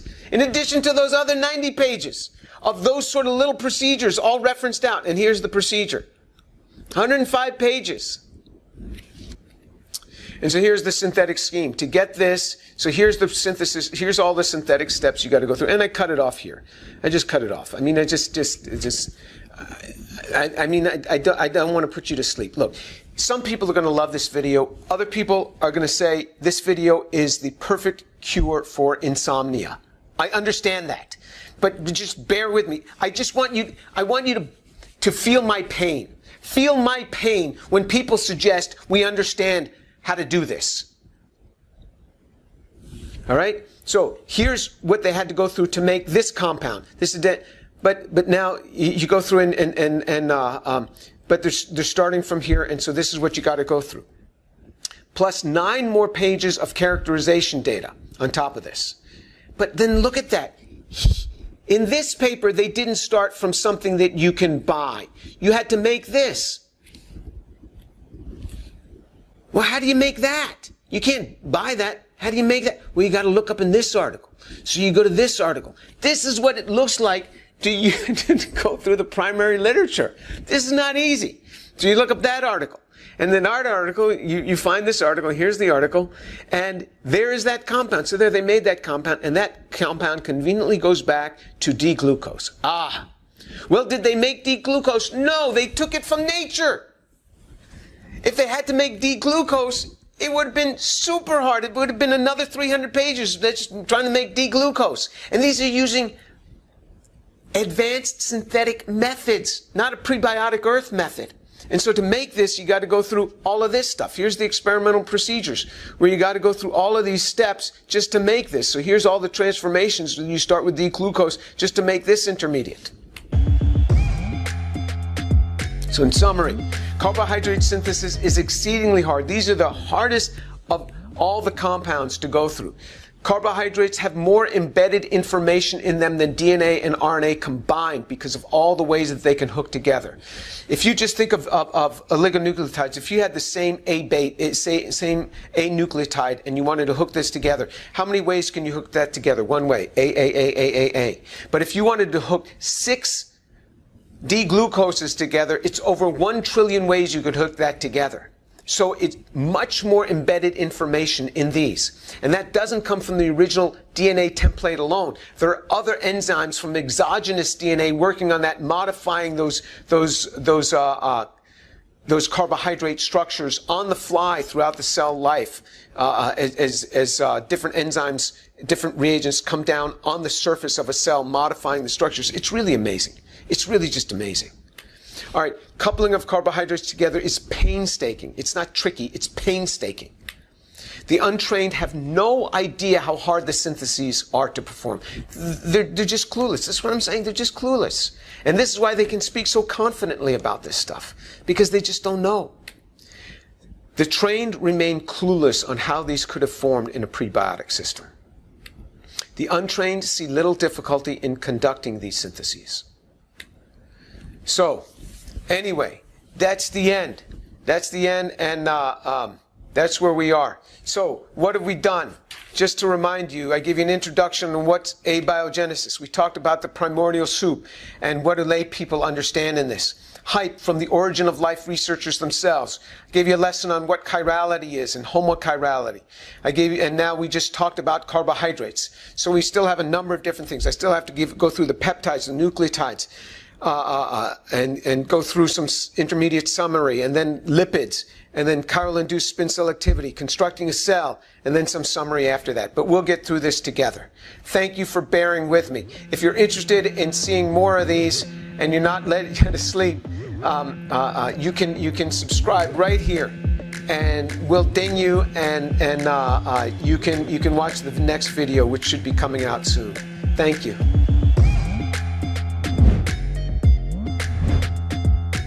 Thanks for joining us. If you want to subscribe, just click right here, subscribe, and we'll give you a shout out when the next video in this series comes out. Okay, Ryan, I think I'm going to call it a day. Whew.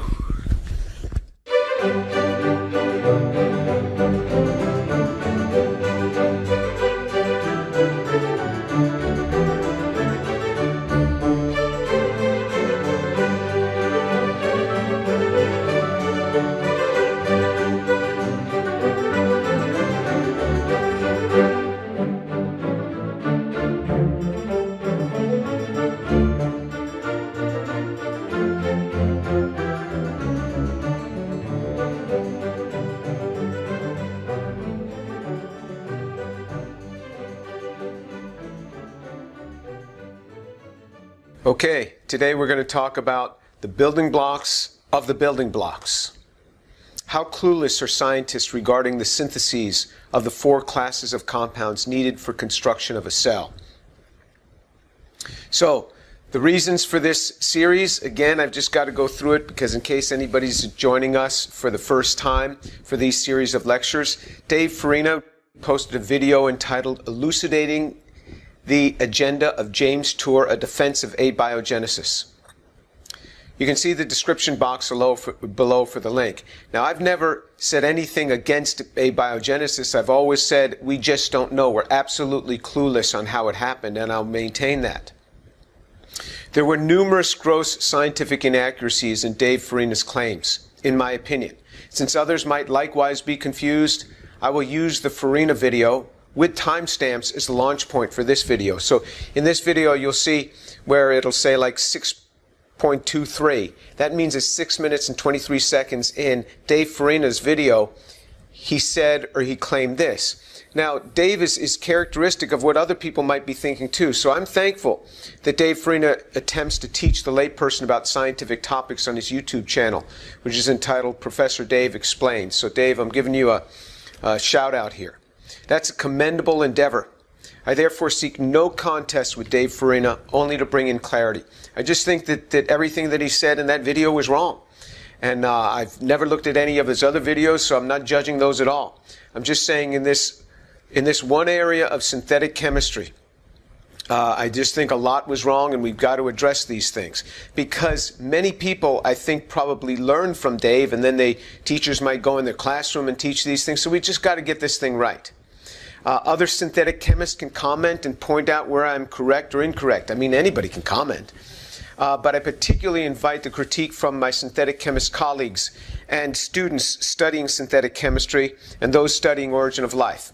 If disputing with something I have to say, if you could provide a literature reference for something that you talk about, that would be tremendous. Because one of the problems with Dave's video, it only gave me one reference to really look at, and we've already seen that the problems that occurred with that. If you're looking for some slam down contest between Dave Farina and myself, I will just proclaim here, no contest. Dave Farina can win. I am just trying to bring in clarity. So I mean nothing of a personal attack upon Dave. So remember the building blocks of a car that we talked about? These are the parts of a car. This is not all the parts, because obviously some of this is already constructed. You have these seats already put together here. You have parts already put on the car here. But there's a lot of pieces. Could you put that together? Could you? Could you put that together? Probably few people could put that together. Now, if you had no directions, could you put it together? Very few could put that together. Some people could, but very, very few. What if you had no tools? What if you didn't have a ring compressor to compress the rings when you were putting the pistons in? What would you do? Maybe you do like in the Grapes of Wrath, where they put a wire around it and then that wire burned away as the engine ran. But it'd be hard with no tools. You need building blocks for a car. Each one of these parts is a building block for the car. Well, where do you get those building blocks? Oh, that's easy. You just go to rockauto.com. On Rock Auto, you can go to look up any vehicle, look up any year, and it's very well organized, and you can buy the parts for your car. So this is, again, a shout out for rockauto.com. You can buy the parts. But what if the parts weren't available? What if you couldn't buy the parts at Rock Auto? You had to go back to the basics and make each one of those parts. What would you do? What do you mean back to the basics? I mean you need the building blocks to build those building blocks. To build those building blocks, you need something to build those. Well, that's what you need. You need bauxite, which is aluminum ore, to make all the aluminum parts. You need copper ore to make the copper parts. You need iron ore to make the iron parts. And then you need crude oil to make all the plastic, all the foam cushions, all the synthetic seat covers, any piece of plastic covering over a wire. All that comes from crude oil. Now I ask you, how many people know how to get crude oil into all these forms of plastic? Probably very few. Some, but probably few. How many people know how to take copper ore and get copper out of it so that it's a usable form so you can make all that copper wiring? How many people know how to take iron ore and turn it into steel?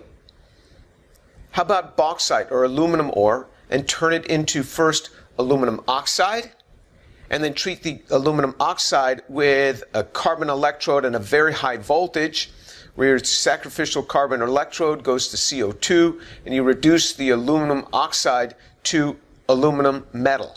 How many people know how to do that? It's hard. So if I told you to go ahead, build that car, build all those building blocks, this is what you have to do to build the building blocks, because you're starting with a prebiotic earth. This is what you have to do. Now, if you really had a prebiotic earth, you wouldn't have any crude oil. Because remember, it is supposed that crude oil is a product of biological degradation. But let's just say you had these, and I said, go ahead and build that car, here's what I'll give you. You'd be like, there's no way. There's no way I can do that. Well, that's what you're stuck with. That's what origin of life is up against. It's not just taking building blocks that you can get from rockauto.com, building blocks that you can buy from a manufacturer. It is not buying the carbohydrates already put together in the form that you want. It is having to make those from prebiotic chemicals. It is not taking each one of these compounds and making it from the known building blocks. You have to build the building blocks first before you can use those building blocks to make what you want to make.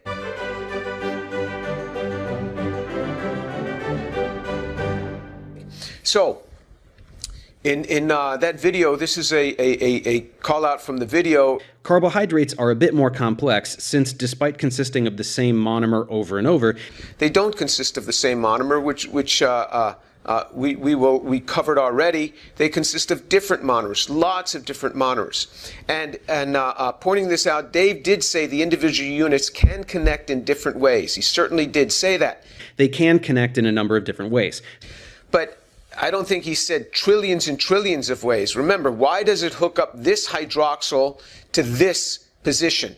And why is this position down rather than up? Because this is an anomeric center, so it can be alpha below or beta above, and each one of these positions. And so he said synthesizing carbohydrates is trickier, though we are making progress on that too, and we already dealt with that. And some say any biomolecule is easy to synthesize. Jim knows this. He's a synthetic chemist. What he probably means is that we haven't seen these biomacromolecules form spontaneously outside of a biological system. But that's not what he says.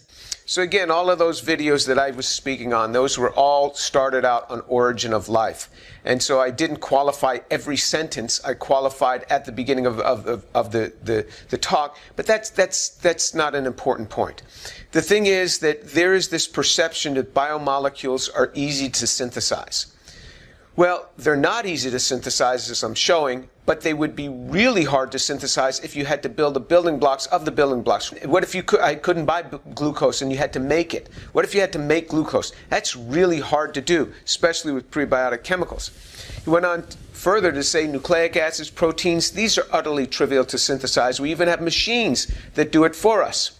Jim is constantly talking about how we don't know how to make the 4 classes of biomolecules, which are nucleic acids, proteins, carbohydrates, and lipids. This is ridiculous. Nucleic acid synthesis and protein synthesis are utterly trivial. It's so easy to do that we even figured out how to make machines that do it for us. We type in the sequence we want on a computer, let the machine run, and we can get a DNA strand of any sequence of nucleotides we want, or a protein of any sequence of amino acids we want. Wow, wow, wow, wow. Any origin of life researchers out there that would like to defend this statement? It's what every one of these machines is doing. It's starting with the building blocks. It's essentially gone to Rock Auto and already bought the pieces. But what if you had to make the pieces? And even with those pieces, it's not easy, as I've showed you and going to be showing you. I don't know why people think that this is so easy. Maybe it's because of the way origin of life researchers have written their papers, but it's not easy at all. And here's some more. He said most lipids are easy to synthesize. They're made off of a triglyceride. Some have said, and lipids like triglycerides can be synthesized easily. Well, we're going to cover that. We're going to show it's not that easy, especially when you're dealing with prebiotic methods. All right, here's the misconceptions. Some have said any biomolecule is easy to synthesize. And further said, Jim knows this. He's a synthetic chemist. What he probably means is that we haven't seen these biomacromolecules form spontaneously outside of a biological system, but that's not what he says. Does not make the distinction, and this seems deliberate on his part. Okay, as far as the psychoanalysis and what's deliberate and what's not deliberate, I'll just walk past that. No, I didn't know that, and neither does any other synthetic chemist. It is difficult for chemists to make most macromolecules, and usually impossible when restricted to prebiotic chemicals and methods, and much harder for the prebiotic Earth, where the Earth could not buy the 20 amino acids in homochiral form, or the carbohydrates, or the nucleotides, or the lipids, all of those in homochiral form. Those are the building blocks of the building blocks. And no chemist in her right mind would support the nonsensical claim that any biomolecule is easy to synthesize. That's a gross misunderstanding.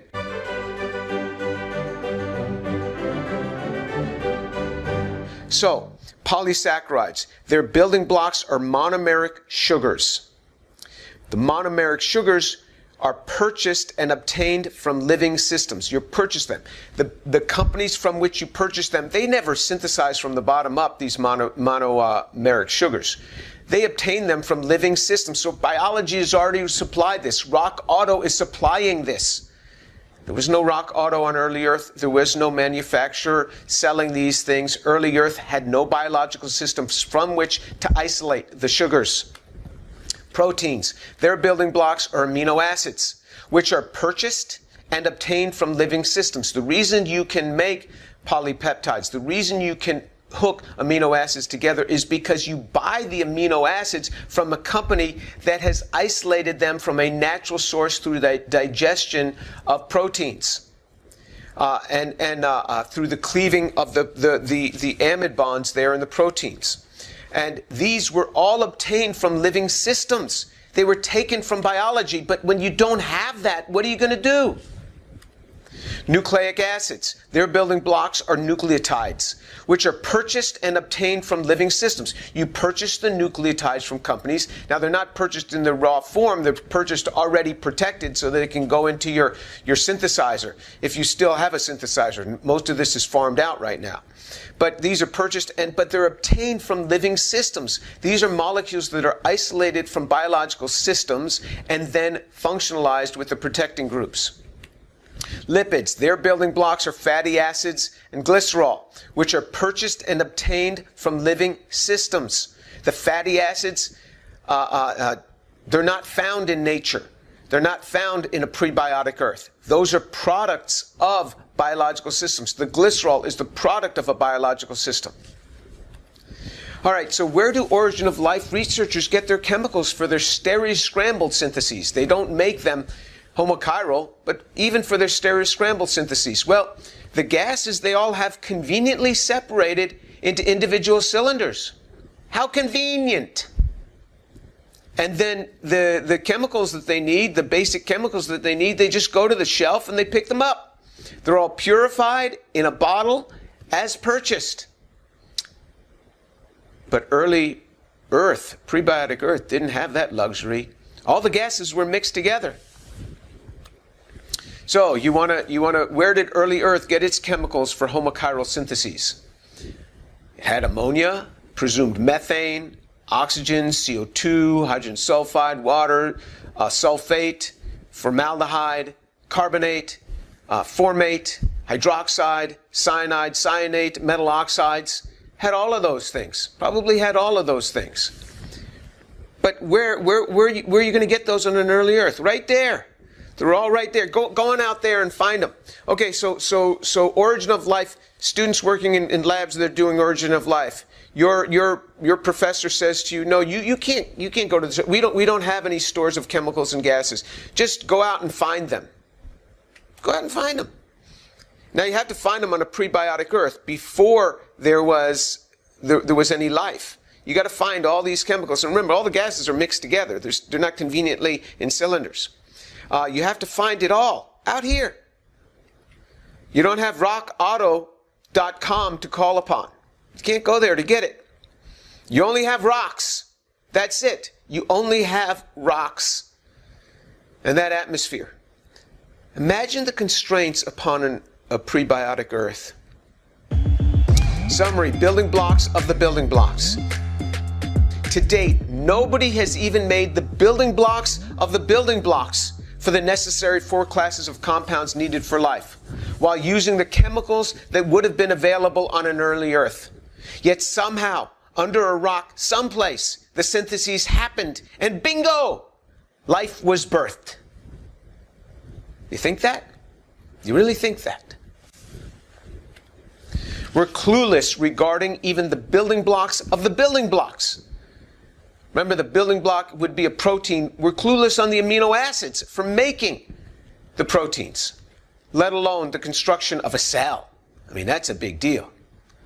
So that's where we are, and hopefully I can shed some light on it. And we'll pick it up in the next video talking about peptides and proteins and the building blocks of the building blocks for those amino acids.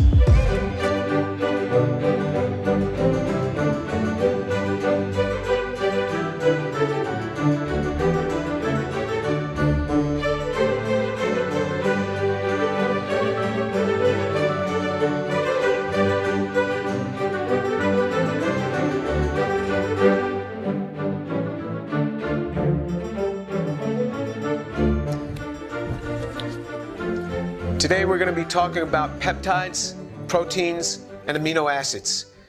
Amino acids are the building blocks of the building blocks, the individual units that you need to make proteins and peptides. And these large ones are enzymes that actually fabricate a lot of these molecules, build these molecules that are used for the construction of a cell.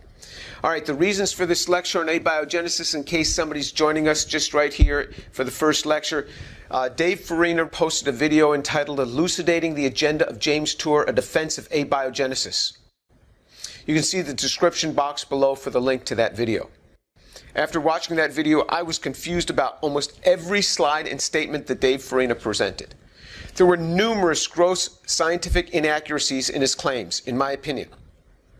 Since others might be likewise confused, I will use the Farina video with timestamps as a launch point for this series of lectures, because many people probably believe like Dave Farina believe. And we've got to bring some clarity to this thing, because it's all wrong.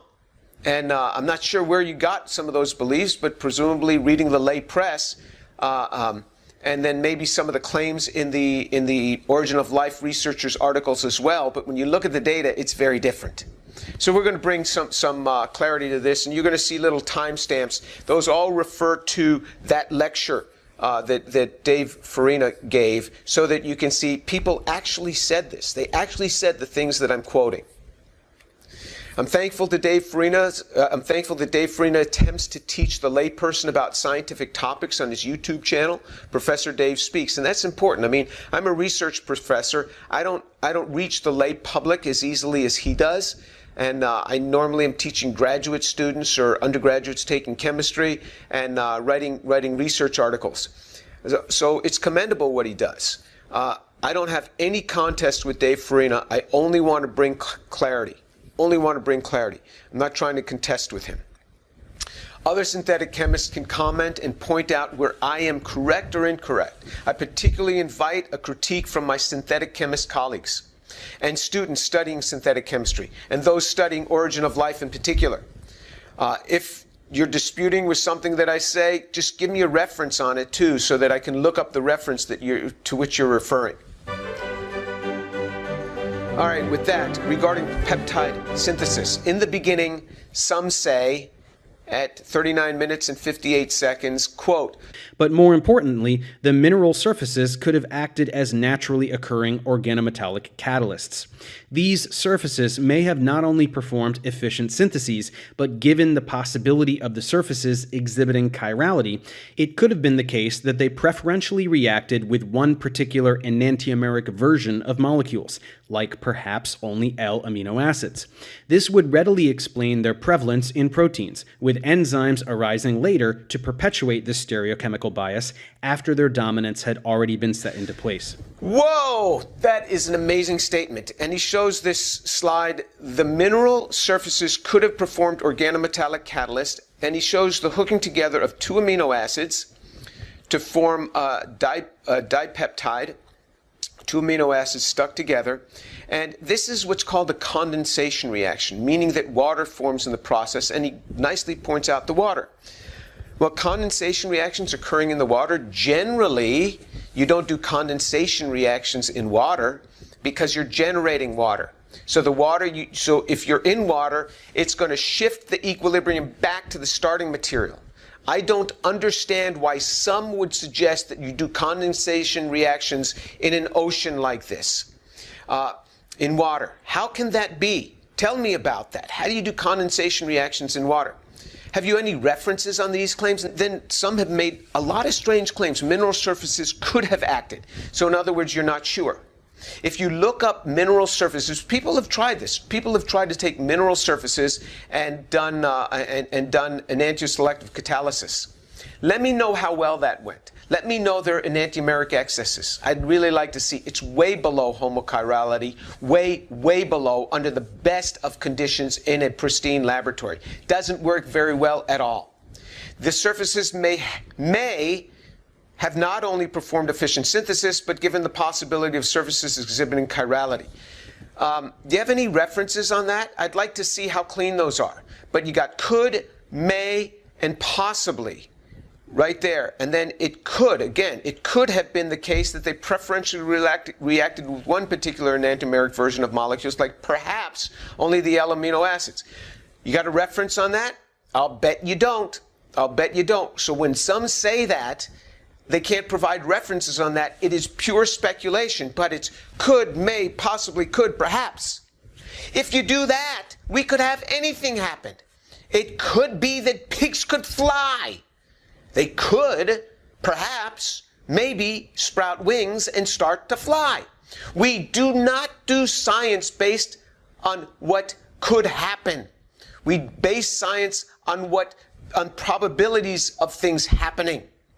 And when you take could, may, possibly, could, perhaps, in 3 sentences, you have taken great speculation upon great speculation upon great speculation, and it is utterly crazy. But some people say this.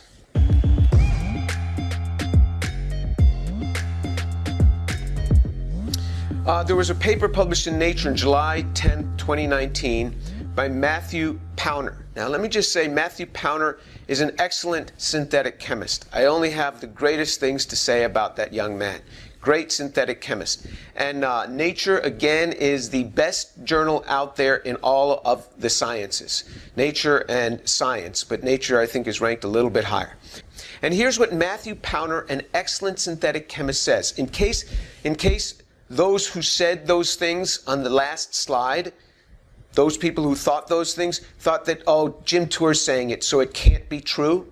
Well, what does Matthew Pauner write in this article in Nature as he's describing the article that he's published in this issue? He writes, quote, "Peptides are an essential element of life on Earth. They are so highly enmeshed in physiology that it is difficult to imagine life without them. Peptide biosynthesis is now orchestrated by a complex host of genetically encoded enzymes. But it is inconceivable that these sophisticated and coordinated molecules suddenly emerged at the origin of life. It is inconceivable." To a great synthetic chemist who publishing his synthetic chemistry papers in Nature, he said it is inconceivable that these sophisticated and coordinated molecules suddenly emerged at the origin of life. But to some who put out YouTube videos, this is very, very simple. Very simple. Because they could, they may have, they would.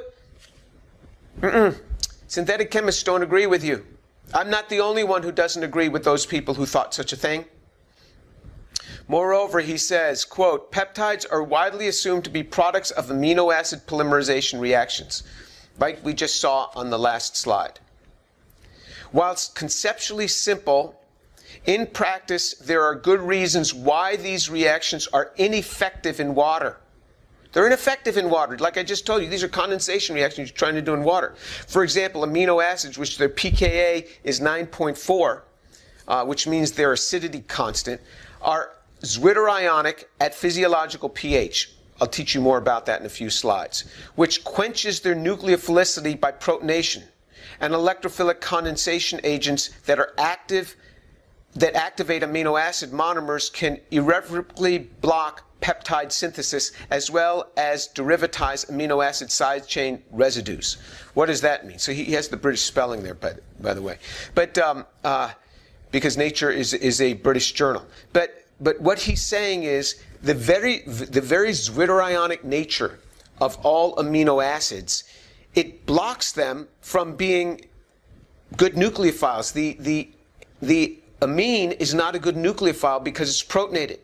The electrophilic condensation agents, the agents that you need to react with this, will block peptide synthesis, and they'll also derivatize the side chain residues. We talk about side chain residues and what happens with those. So Matthew Pauner goes on to say, quote, "Our group has reported a method to overcome several long-standing problems of peptide synthesis in water." Remember what I told you? It's hard to envision making peptides from amino acids in water. Synthetic chemists can't even envision that. So he's come up with a way that it might have happened, which avoids uncontrolled polymerization reactions and bypasses amino acids altogether, unquote. Quote, "Histidine, aspartate, cysteine, serine, threonine, and tyrosine, which are essential to enzyme catalysis, but are notoriously difficult to couple by previously reported prebiotic peptide bond-forming reactions. So you thought these were all easy? They're not. This is not easy. Now, he's come up with an interesting route, and you got to give him credit for this, a wonderfully thought-provoking study on the proposed prebiotic peptide synthesis in water to afford racemic and mixed diastereomeric products. He doesn't solve at all the stereochemical problem. None of this is solved. Moreover, he uses this reagent, which he says is this cyanide, this aminocyanide reagent. And what he does, which is really clever, generally chemical peptide synthesis, you take the amine and you add it to the carboxyl end of the next one, and you keep adding in that way.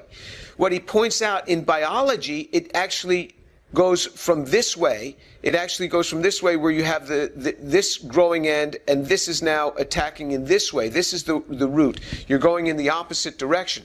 And so he goes through this ligation procedure. Every one of these stereogenic centers is randomized. So if he makes a 10-mer, you'd have 2 to the 10th possible isomers. So this doesn't solve a whole lot, but it's interesting. What he's doing is he's trying to deal with these points that people think that you can just take amino acids and start polymerizing them. So what this does is it renders useless the Miller-Urey experiment, because Miller-Urey says that you make amino acids, and then once you have those amino acids that you get from a burst of a voltage, when you have certain compounds like cyanide and formaldehyde and CO2 present, that then you can get some amino acids, and you can get a lot of different amino acids that way. They're all achiral, none of them are homochiral, but you can get some amino acids. So everybody has been trying to get this chemistry to go off of amino acids, and it might have been a red herring. Pounder is suggesting that's not the way it works at all, because we don't know how to get amino acids to hook together in water. Doesn't work very well at all. Interesting. All right, so let's go back to some of the basics. Let me just teach you some of the basics on amino acids, because I know we have many people just learning. So amino acids contain both an amino group right there and a carboxylic acid. And they exist as zwitterions, meaning that this is a base, this is an acid, so this base takes that acidic proton, so they exist as a plus-minus zwitterions, which are 2 opposite charges are in the same molecule. Alpha amino acids have the amino group on the carbon alpha to the carboxylic acid. There's the carboxylic acid, here's the alpha carbon, on that carbon is the amine. Peptides are biologically important polymers comprised of amino acids connected by the peptide bond. Here's the peptide bond. So here's an amino acid, here's another amino acid. This R group means general groups that hang off. Proteins are very large peptides. Some are aggregates of more than one peptide. And some of these proteins are enzymes, meaning they do catalysis. They are the little building nanomachines of the cell.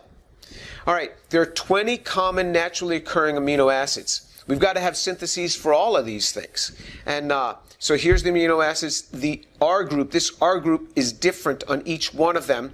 And they have the name, for example, glycine, it's gly, and it's given the one letter description G. So everything has got a 3-letter description and a 1-letter description. And you have all of these different groups that you can have on there. These are reactive groups. So what happens when people show the types of slides they showed that we saw earlier, they always had that R group, but they never showed the problems. When you have unprotected amino acids, you get unplanned couplings. It doesn't work. And here's we go on. Here's more of the amino acids. Here's some have hydroxyl groups, some have here's a mercaptan, here's a thiol, and a mercaptan, a thiol, a sulfide.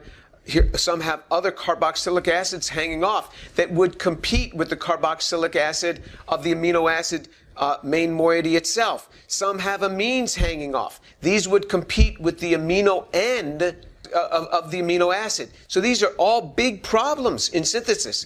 This has an amine and a carboxylic acid on it. So these are in a cyclic system. So these are hard to think about how you would make these and have these all in homochiral form. So if you name a peptide, you start at one end, and so you have the ala, val, lys, or AVK, if you use the one-letter description. So you start from the amino end and you go to the carboxyl end like this.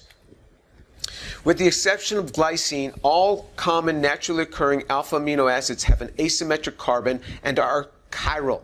The configuration is S in all cases except for cysteine. So you have to deal with a lot of homochirality. So 19 of the 20 amino acids are homochiral, and the one that's not homochiral doesn't have an element that can make it chiral. It's not that it's racemic. It's not a mixture of the two. Nobody's ever made, from a prebiotically relevant route, nobody's ever made homochiral amino acids. Never. Nobody's ever done it. The Miller-Urey experiment doesn't make them homochiral, it makes them racemic, a one-to-one mixture. The DL system relates to the configuration of the alpha carbon of an amino acid to that of the 3-carbon aldose glyceraldehyde. The reason that we can call this R and S, that's fine, but often the designation D and L is used to reflect back to what a center looks like on D-glyceraldehyde.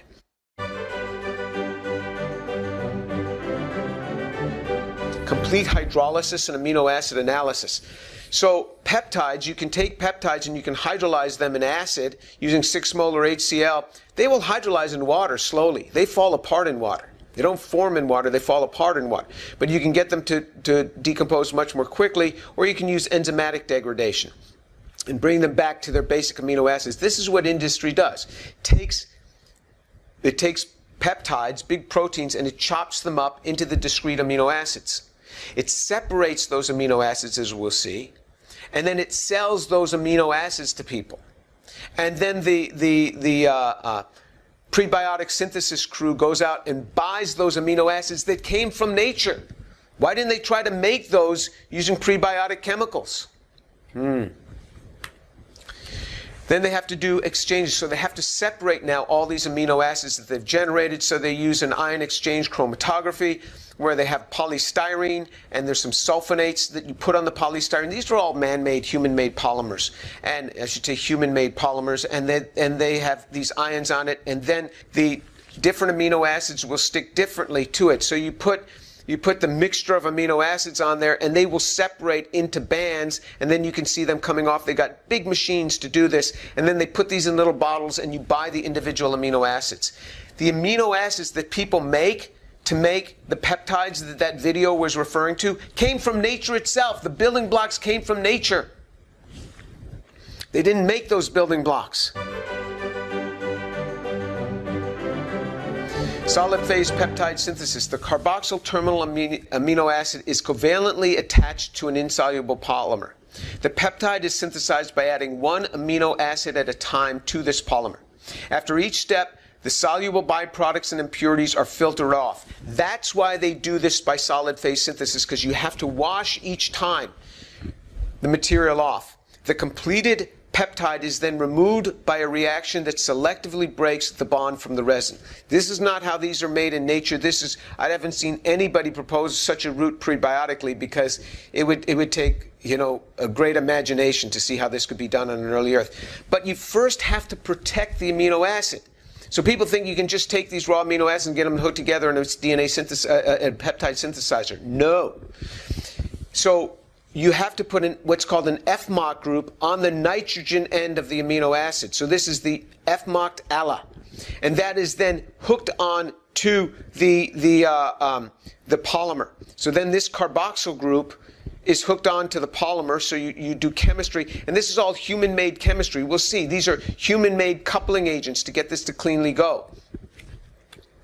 And so once you've hooked that onto this polymer, then you have this FMOC-protected amino acid on your polymer resin. Then what you do is you use piperidine, which will deprotonate this, take this off, and this further reacts with piperidine to give you this stabilized anion here. But then you've freed up now your next group on here from which you can do a coupling. And this group then comes off, and then from which you can do this amine coupling. So the solid phase peptide synthesis, next comes the formation of the first peptide bond, coupling of an FMOC glycine to the free amino group of the resin bound by ALA is affected by DIC and HOBT. Here's what HOBT looks like, and here's what DIC looks like. These are all human-made molecules. Humans have thought of ways to synthesize these to get these good, efficient bonds. This has been years of research working this thing out. I mean, many years. If you look at it for peptide synthesis, there's probably been thousands of years, human years, have been put into being able to do this cleanly. And so then you'll hook on your next amino acid, but it's FMOC protected. And he's giving us amino acids that have no active side chains. If the amino acid has side chains like thiol, like carboxyl, hydroxyl, or amino, all of those have to be protected, come in protected form. That's how these syntheses are done. This is not easy. Just because you have a machine to do it, it's not easy.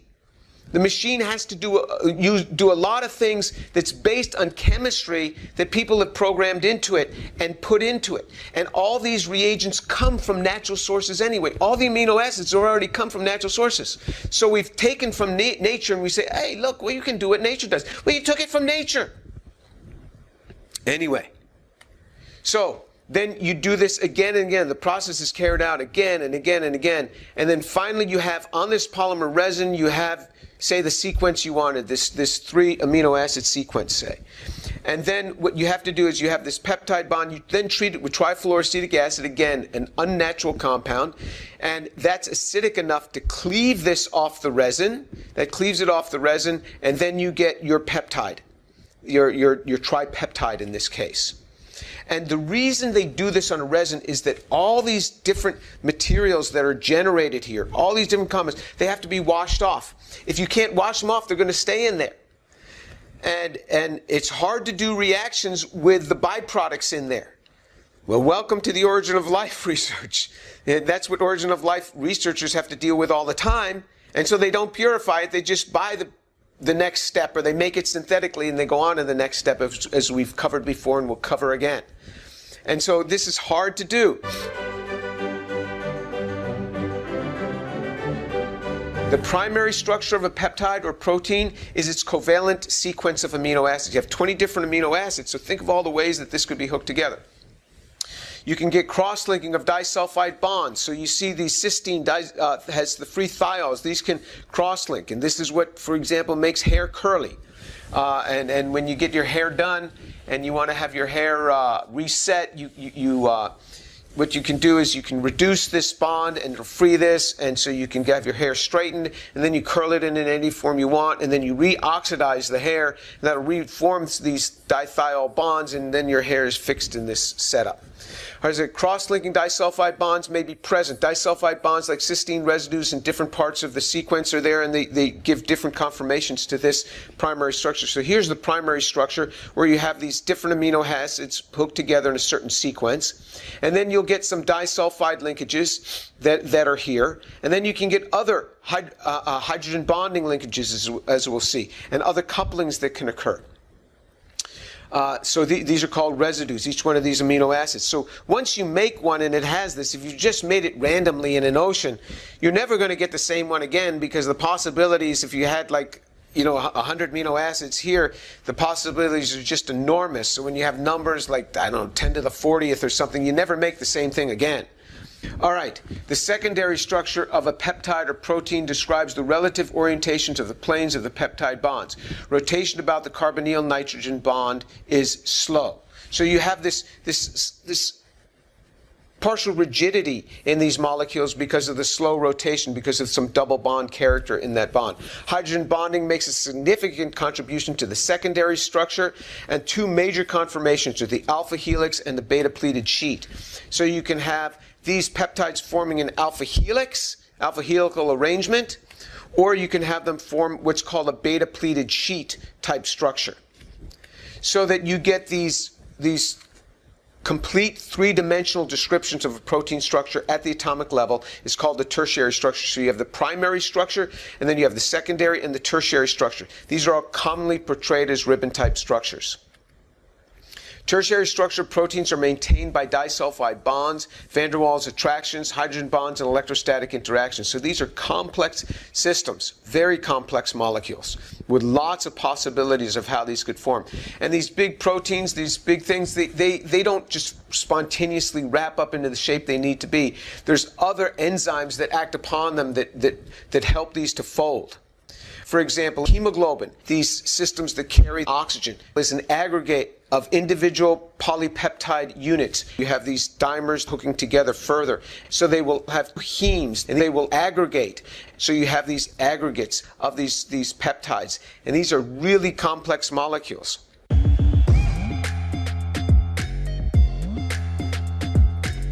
All right, regarding peptide synthesis, let me bring you back to this. But more importantly, the mineral surfaces could have acted as naturally occurring organometallic catalysts. We don't know how to do this in solution in the lab, to do anything cleanly. But somewhere under a rock or in an ocean, like it's presupposed here, this is all happening in water. It could have, it may have, possibly could have, and it perhaps only reacted with L-amino acids. This is all fallacious. None of that is real. None of that happens. It's never been demonstrated, even in a pristine lab, under anything that is remotely related to prebiotically relevant, where you're just dealing off of a mineral surface. No way. And even if you use modern synthetic methods, we don't know how to do this well in solution. I mean, the buildup of material in there after each step, it just wipes you out. But somewhere in the ocean it figured it out. Moreover, it was said nucleic acids, proteins, these are utterly trivial to synthesize. We even have machines that do it for us. Some suggest that Jim is constantly talking about how we don't know how to make the four classes of biomolecules, which are nucleic acids, proteins, carbohydrates, and lipids. This is ridiculous. Nucleic acid synthesis and protein synthesis are utterly trivial. Utterly trivial. Utterly trivial. Then why do people buy all their reagents from companies that isolate their reagents from nature? If it's trivial, why don't they just make it? No, because it's very hard to make these compounds, and it's very hard to hook them up. Why do they need such machines? Why not just dump it in a flask or dump it in the ocean? They'll hook it up for you. It's so easy to do that we even figured out how to make machines that do it for us. We type in the sequence we want on a computer, let the machine run, and we can get a DNA strand of any sequence of nucleotides we want, or a protein of any sequence of amino acids we want. Yeah, sounds so easy. Shocker. Some have said any biomolecule is easy to synthesize. Wow. Just remember that, synthetic chemists, I know you're having heart palpitations now, that somebody would make such a claim, that there's people out there that really believe that.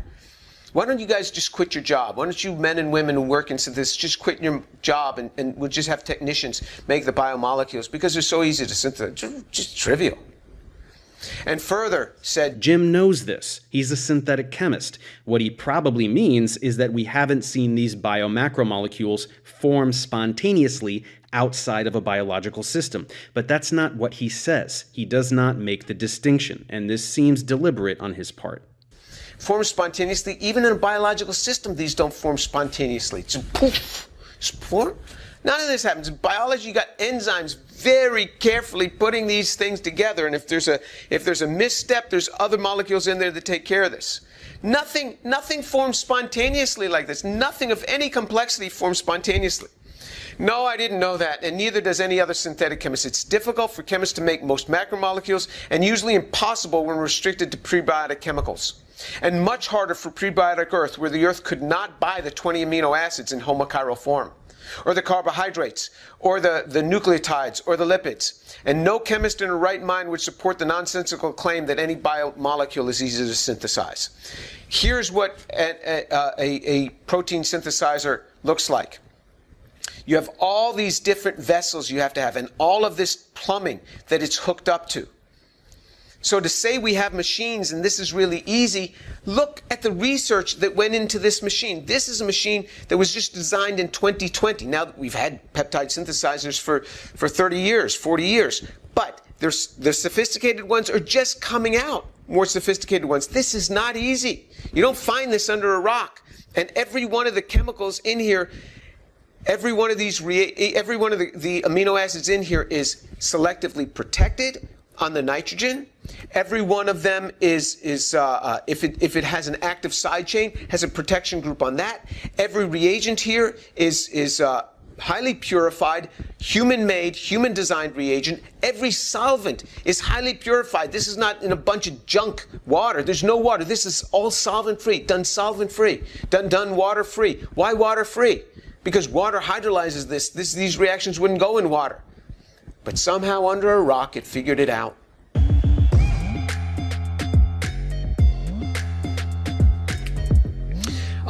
Let's look at automated synthesis. Here's a paper published in Biostein, Journal of Organic Chemistry in 2014. What's involved in this? Well, to form this bond, you've got to remove water, just as was shown in this. But you don't remove water when you're in an ocean. You got to do this under anhydrous conditions. You have the N-terminus and the C-terminus. Here's a picture taken right from that article. And before all this, one needs all the peptides in homochiral form, which are made from protein degradation. So you take them from nature. Then you take it and you nitrogen protect, you amine protect, and then you have to side chain protect. Nobody ever mentions this. You have to amine protect, side chain protect, and then you have to choose the solid material that you're going to build this off of, usually some polystyrene bead, or in the case of nucleotide synthesis, off a glass bead that's properly functionalized. Then you use a linker for the desired C-terminus modification. You have to have some linker to attach this to the polymer bead, and you have to have the choice of coupling agents. What coupling agents? Because they don't spontaneously couple. You can mix the two together, they don't spontaneously couple. Amides do not hook up to carboxylic acids. Amines do not hook up to carboxylic acids. You can stir this all day at 37 degrees. And if you do it in water, it's certainly not going to go. It's going to go back, if anything. And so again, he's showing this FMOC group. That's still what's used in the industry. A T-butyl group. Now you have an active side chain, an active carboxylic acid side chain. So you got an active side chain here. So you've got to use this T-butoxy group to protect it. And then you're going to need TFA to pluck these things off. And then remember, this is going to react with piperidine and come off here. And then if you have, here's a Bach group, here's a Bach protection group. You can also have the Bach protection on the amine group, and then you need TFA to pull this thing off. All right, so all of these different things have to occur. All of these different steps are occurring in that machine, which you say is so simple. This is all, you buy the amino acids from a company that got them from nature itself, and then all of this has human-made chemistry. This is not prebiotically relevant. None of what is done in that machine is prebiotically relevant. You don't forget to mention the side chains. The side chains you have to have for each one of the active side chains of the different amino acids, you have to have a particular side chain protecting group. You have to have the right choice of protecting groups, so you buy these from companies that make these and sell them for a lot of money. You have the amino acid that's isolated from a natural source, and then you've taken human beings have devised chemistry to get just that side chain protected, and then deprotect and then FMOC protect the amine and deprotect the carboxylic acid, and sell those for you to put in each one of those bottles that's used in those DNA synthesizers. Then you have to have the coupling agents. These are the coupling agents that you have to choose from. What's the right coupling agent? Remember, we showed DCC and HOBT. There's a lot of different coupling agents that work better for different coupling reactions. And here's the solid phase synthesis. You have the linker, you hook your protected, your nitrogen protected group, you have your side chain protected group, and then you have your amino acids that you hook on there. And then you wash all of this. get all the other reagents off it that you used for the coupling reaction, and then what you do is you buy some more, your second amino acid that's nitrogen protected using a human-made nitrogen protecting group, side chain protected, built by humans for that side chain protection, and you pay a lot for this, and then you hook this up using an activating agent and a coupling agent in anhydrous systems, no water around, and now you get your dimer. All that just to make the dimer. And then it washes through the system, and you cycle this on, and then you have to break it off the end. You cleave this off the end. Then you have to pull off that nitrogen protecting group, and you have to pull off each one of these side chain protecting groups using different chemistry. How efficient is solid phase peptide synthesis? Peptides up to 50 amino acids are routine, while those from 75 to 100 are considered to be difficult. So, and these are small compared to what's out there in biological systems. So these are small. And they're considered difficult at 100. Over 100 amino acids, and most people would recommend that you use bacterial expression systems to prepare the desired molecules. Use some biological system to make it for you. For large peptides, the yield necessary on every step is ridiculously high. 99% yield per step will get you garbage at the end. Most modern protocols expect 99.5% or better yield on every step. You need 2 steps for every amino acid addition because you have the coupling and the deprotection. Coupling and deprotection. We're not even dealing with the yields that the company had to deal with making those particular compounds particularly blocked. So assuming a 99.5% yield per step in a 50 amino acid peptide, will have a yield of 0.995 to the 100th power because it's 50 amino acids, 100 steps, and we're 99.5% yield, which equals 60%. The problem is you now have 40% of your material that contain a series of deletions. So some of yours, say you were making a 50 mer, some of them are only 49 units. And it's not the same 49 missing from any of those. Some of those might only be 48 units, and it's not the same in each of those. These are normally purified away by HPLC, so you use something called high-performance liquid chromatography to purify away the ones that you don't want. In some cases, single amino acid differences are very difficult or impossible to separate from the desired material. None of this is easy, even using the machines. Purification is frequently more difficult and time-consuming than the actual synthesis, and the typical throughput is 100 milligrams to about 2 grams.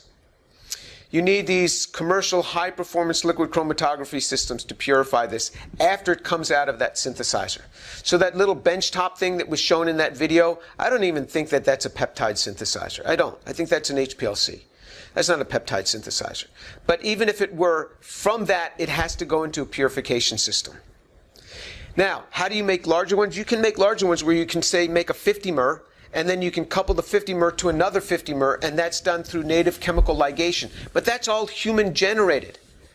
This is chemistry that's been cleverly designed by human beings. This was not available on a prebiotic Earth. And this doesn't go in water. This goes in human-made solvents that are water-free.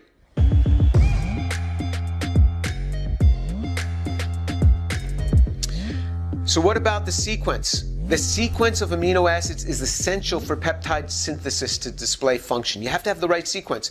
But when I mention this in my talks, some say that I am way out of my element. I should not even be mentioning information, some say. Jim is way out of his element when it comes to informatics.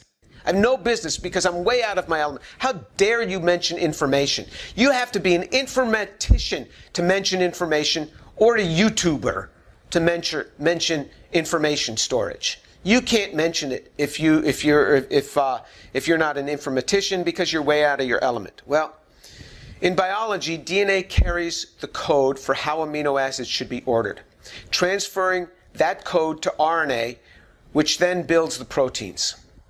At 8 minutes and 32 seconds on that video that I cite, I argued that there is no information inherent in DNA. There would be no inherent information in the DNA. But even if we gave them the DNA in the structure that they wanted, they wouldn't know how to put all the components together. One can randomly string nucleotides together, and that would be DNA. But there are no codons. One needs to string them together in a way that carries codons in order for them to translate the information to RNA synthesis and then protein synthesis. Alphabetic letters strung together randomly do not make words. You don't have to be a PhD informatician to understand this. Alphabetic letters that are randomly hooked together do not make words. Nucleotides randomly hooked together to make DNA do not have any codons. There's no information there. So what was said in that video Jim is way out of his element when it comes to informatics. was wrong. Some disagree, retorting, This is just nonsense. He is saying there is no information inherent in the DNA when DNA is inherently information because of the way genes code for proteins when expressed. Jim is way out of his element when it comes to informatics. Then he says something unintelligible about how if the DNA was provided, we still wouldn't know how to put the bacterium together. Again, this is ridiculous, because the DNA is literally what contains the instructions to put the bacterium together. I find it hard to believe that Jim does not understand how gene expression works, so this may just be dishonesty on his part. So there's a lot embedded here. If you hook nucleotides together randomly, you have DNA, but you have no information there. Just like if you string together a random bunch of letters, you don't have words. All right, I'll maintain that, and I don't have a PhD in informatics, but I'll maintain that. Now, if you just take DNA, if I gave you the DNA of a bacterium, if I gave you the DNA and all the other components, try to put together that bacterium, we'll deal with that in a later installment of this series. Okay. And where did the amino acid sequence arise in your mineral surface rock? Some suggest that something randomly forms that has catalytic activity of an enzyme to carry out chemical reactions. That's what's implied in this video. But when that enzyme degrades, and proteins do degrade in water, how does more of that same enzyme, that same protein form? So to say that more just forms, how does it form of the same sequence? This is what I'm getting at. I argued that molecules decompose. So how do you make more of them, since nature never kept a laboratory notebook? It never recorded sequence. This is especially true in molecules that bear a specific sequence that carries information, which can cause specific reactions to take place on their structures. But some take issue with this. One of Jim's favorite talking points, which is that long spans of time make abiogenesis less likely rather than more likely because biomolecules have a tendency to degrade. But there are some problems here. First, he is presuming that nature might synthesize one component of life one time and that's it. There's no reason to believe this. If conditions are allowing for some molecule to form or polymerize, then it can be doing that all the time. Making the same sequence? They're going to make the same sequence all the time? You don't really believe that. No.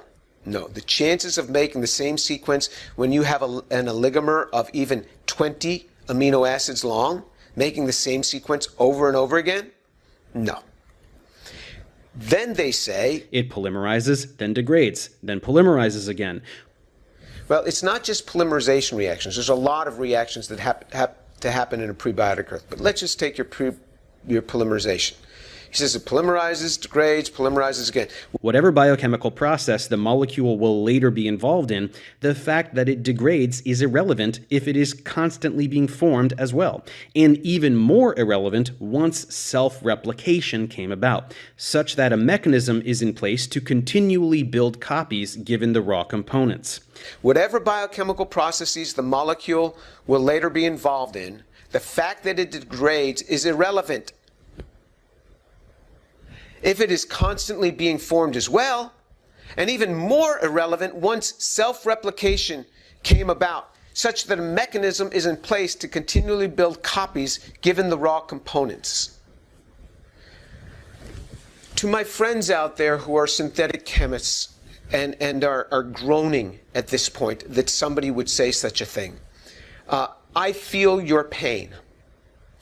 The only reason I haven't fallen out of my chair is because I fell out of my chair previously when I first heard that. And then the next time I got in my chair, I fell out again. So now I'm just kind of used to this. You know, I've just been so beat over the head with this thing that I'm not falling out of my chair. But you can get back up into your chair now. Don't worry, I'll bring this to resolution. Where would these synthetic reactions take place? I mean, where's this going to happen? Well, the one who's been proclaiming this, one proclaims he says this. Hydrothermal vents or volcanic hot springs could have provided the energy required for the polymerization reactions. But my personal favorite explanation involves heterogeneous catalysis over mineral-rich surfaces in tidal pools. The small volume of the pools solves the problem of molecules having to find each other in the ocean, acting essentially like a chemist's flask in a laboratory. A chemist's flask. So the chemist adds these things in high concentrations, and his little tidal pools do it because they kind of evaporate, and then water comes in and they evaporate. Okay, let's think more about this. So how would you get the same sequence? So if they form and degrade, how do you get the same sequence? How does this happen? There's this article in Geosciences Frontiers. This is an article on origins of building blocks of life. This is a review article, and this was published in 2017. Here's what's written. How and where did life on Earth originate? To date, various environments have been proposed as plausible sites for the origin of life. However, discussions have focused on a limited stage of chemical evolution or emergence of a specific chemical function of proto-biological systems. It remains unclear what situation could drive all the stages of chemical evolution, ranging from condensation of simple inorganic compounds to the emergence of self-sustained systems that were evolvable into modern ones. He goes on to say, it is indicated from the overviews that completion of the chemical evolution requires at least 8 reaction conditions of 1. Reductive gas phase. A reductive gas. Remember we read that recently people think that the early Earth was oxidative and not reductive? But in any case, reductive gas phase. Alkaline pH. That means basic. Freezing temperature. Fresh water. Dry, wet cycle. Coupling with high energy reactions, heating, cooling cycles in water, extraterrestrial input of life's building blocks and reactive nutrients. The necessity of these mutually exclusive conditions clearly indicate that life's origin did not occur at a single setting. Rather, it required highly diverse and dynamic environments that were connected with each other to allow intra-transportation of reaction products and reactants through fluid circulation. So there's a lot of speculation in there. But it couldn't come from your favorite place, your tidal pool. It also has to have extraterrestrial. So these writers are suggesting that outer space is going to have to deliver this because we can't figure this thing out here. But again, outer space doesn't solve the problem. It just begs the question and pushes it out somewhere else. So in summary, some suggest, but more importantly, the mineral surfaces could have acted as naturally occurring organometallic catalysts. These surfaces may have not only performed efficient synthesis, but given the possibility that the surface exhibiting chirality, it could have been the case that they preferentially reacted with one particular enantiomeric version of molecules, like perhaps only the L-amino acids. This would readily explain the prevalence in proteins, with enzymes arising later to perpetuate the stereochemical bias. Every one of those statements is utter nonsense and fallacious. All right? There are no mineral surfaces that give you high amounts of induction. They give you very little induction, if at all, and that's in a pristine lab. That these give you efficient synthesis, I'd like to see the efficient synthesis. The possibility of chirality being induced? No. L-amino acids only? No. We haven't shown this. And this whole idea of reactions polymerizing and depolymerizing, they're just polymerizing. You have to understand reaction thermodynamics. What happens in reactions is many times you go from starting material, and those go over some activation barrier into product. Now the starting material is less stable than the product. And so there is a net enthalpy, there's a change in enthalpy, and so the energy to go back is greater than the energy that it was going forward. So not everything has a one-to-one equilibrium where it just goes back and forth, back and forth, back and forth. Sometimes it goes in one direction and it doesn't go back. It doesn't have enough energy to go back up over the barrier because now the energy is much higher. And so what it does, it goes over other lower reaction pathways to the next step and the next step, and it doesn't go back. This is true with many organic reactions. Not everything polymerizes and forms. This was nonsense. It is also uninformed to suggest that, quote, any biomolecule is easy to synthesize and that protein synthesis is utterly trivial. It's not trivial at all. Thousands of person-years and billions of dollars have been poured into cell-free protein synthesis. It is anything but trivial, as suggested. The amino acids now come from nature. The way we make proteins in these machines, we get the amino acids from nature. We don't make them synthetically. And even if we could do this in homochiral form for all of them using our modern synthetic methods of synthesis and separation, none of that would be prebiotically relevant. Some provide, it does not happen under a rock or in a tidal pool. Some provide no chemical mechanism how this could have taken place. None. They just simply say that it could, possibly, may, perhaps, over and over again without showing references to back up the claims. And when a citation is given, it is misinterpreted and mischaracterized by some. This is the extent that it's gotten. It's just gotten really bad. So now we just learned about peptides. And that's just so we've already learned about carbohydrates and peptides. Now we're going to go on to nucleotides in the next video. So if you're interested in that, you can just subscribe by pushing on this button here, and you subscribe and we'll alert you when the next video comes out, which is going to be real soon, and you can learn about the next class of compounds, nucleotides.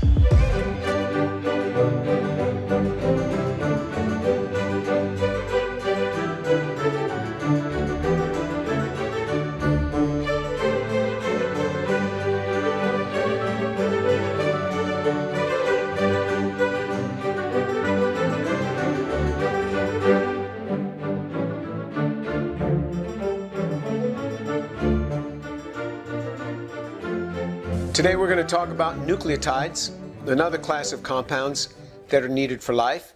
And the nucleotides are what make up DNA and RNA.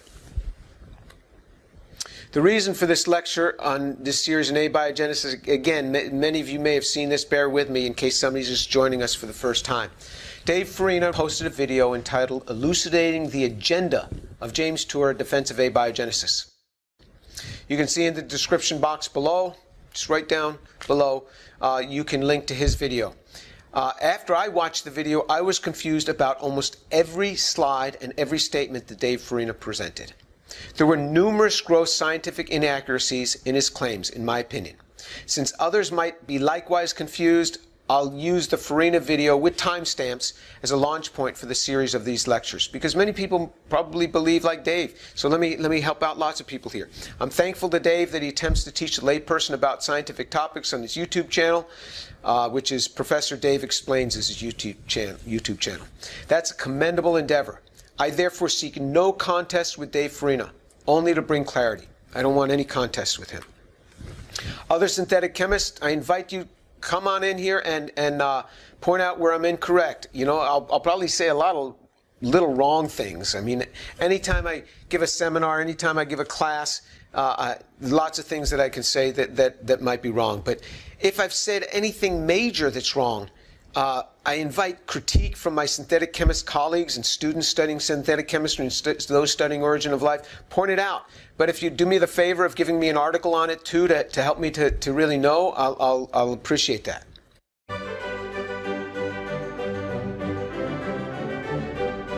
All right, nucleosides and nucleotides. A ribonucleoside is a compound formed between furanose form of D-ribose and a heterocyclic compound. The deoxynucleoside is related but lacks an OH at C2'. All right, so you have this sugar. So in order to make DNA and RNA, you have to first solve the carbohydrate problem. You have to make carbohydrates. And there was one clever synthesis that John Sutherland has done, and we'll talk about that, where he actually built the carbohydrate around the base. So you have a base hooked up to a carbohydrate. But again, carbohydrate synthesis is really hard. And remember all the different enantiomers you can have. So this is a stereogenic center. There's one, there's one, there's one. So you have 4 stereogenic centers in there, so you have 2 to the 4th possible isomers. It's hard.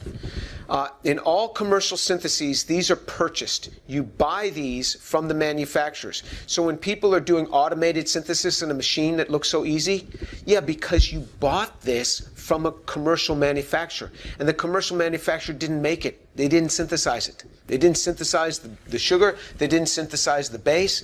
They extracted the base already hooked up to the sugar, already with the phosphate on there, and they put it in a bottle and sell it. So all the building blocks of the building blocks you get from nature anyway now. They don't build this up from ground zero. When there's an OH here, this is for RNA. When it's devoid of that, that's for deoxyribonucleoside. That's the deoxy, meaning without oxygen. That's for making DNA. So you see the relation. DNA and RNA are similar. They have a base, and these bases can vary. They have some of the common bases, some unique. Nucleosides and nucleotides. The bases that occur most frequently are the pyrimidine and purine bases. Here's the pyrimidine bases. They have this general setup. Here's the purine bases. They have this general setup. There's these 2 purine bases, these 3 pyrimidine bases. This one is used solely by RNA. This one is used solely by DNA. And when I say solely, I mean predominantly. All right, nucleosides and nucleotides. A nucleotide, the A' phosphorylated nucleoside. So you have a phosphate out here, and that now makes the nucleotide. So nucleoside is devoid of the phosphate. Nucleotide will have the phosphate. And so this is going to be the one for RNA because it has the 2 hydroxyls here, and the same for RNA here. Sometimes it'll have 1 phosphate. You could condense 3 phosphates. Ribonucleotides are derived from the monosaccharide ribose. Deoxyribonucleotides are derived from the 2-deoxyribose. So when you have DNA, you're devoid of that oxygen, which would make it much more stable. All right, nomenclature. So you can have these different bases. This is the nucleoside. This is the nucleotide with the 5' monophosphate on there.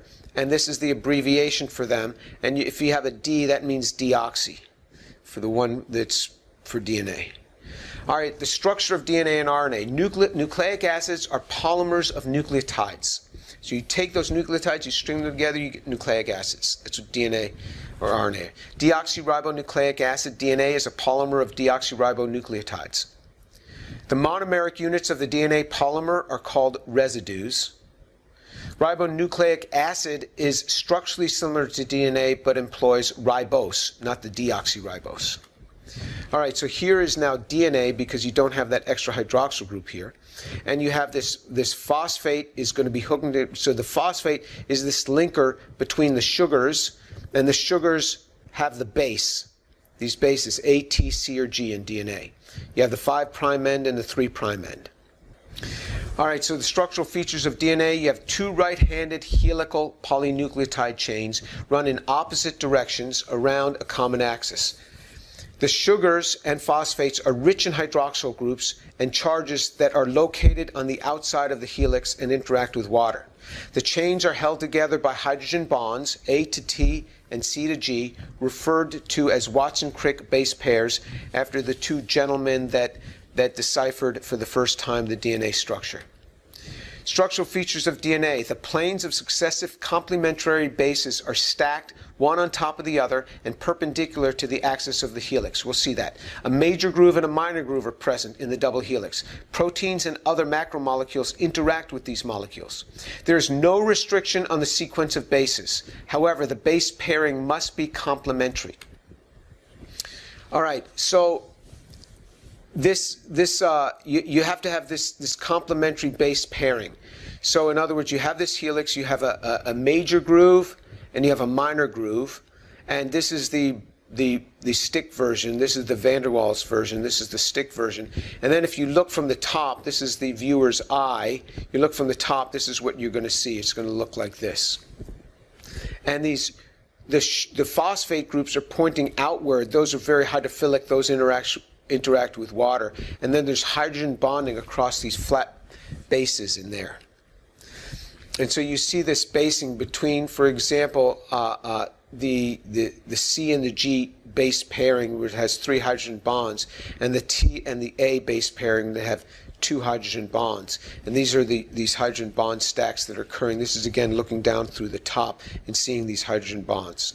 All right, and so these then form helices, and they're double-stranded. And one runs one way, one runs the other way, and so they're complementary, which is very convenient. And these then start unwinding to start allowing proteins to make RNA from this DNA template. And then the proteins will start, then the RNA will then start synthesizing the proteins that are needed for whatever function we need in our body. That's the way this thing works. Isn't that remarkable? It's really remarkable. All right, so some say... Jim is constantly talking about how we don't know how to make the 4 classes of biomolecules, which are nucleic acids, proteins, carbohydrates, and lipids. This is ridiculous. Nucleic acid synthesis and protein synthesis are utterly trivial. It's so easy to do that we even figured out how to make machines that do it for us. We type in the sequence we want on a computer, let the machine run, and we can get a DNA strand of any sequence of nucleotides we want, or a protein of any sequence of amino acids we want. So I don't think that this is a DNA synthesizer. I don't think so. But in any case, maybe it is. I don't know.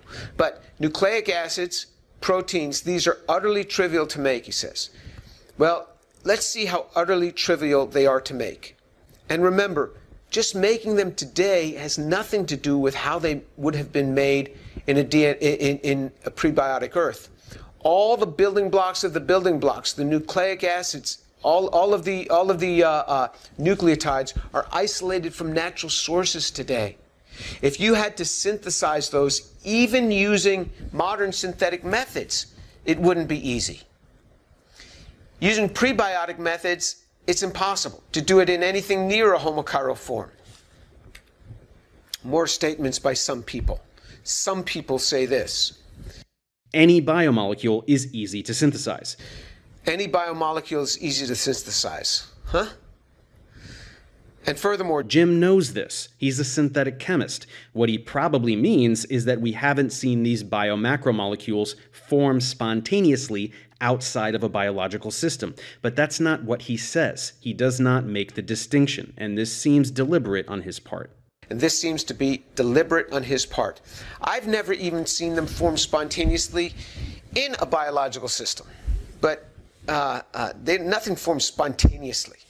There's a lot of chemistry that goes on in this. No, I didn't know that, and neither does any other synthetic chemist. It's difficult for chemists to make most macromolecules, and to date, impossible when restricted to prebiotic chemicals.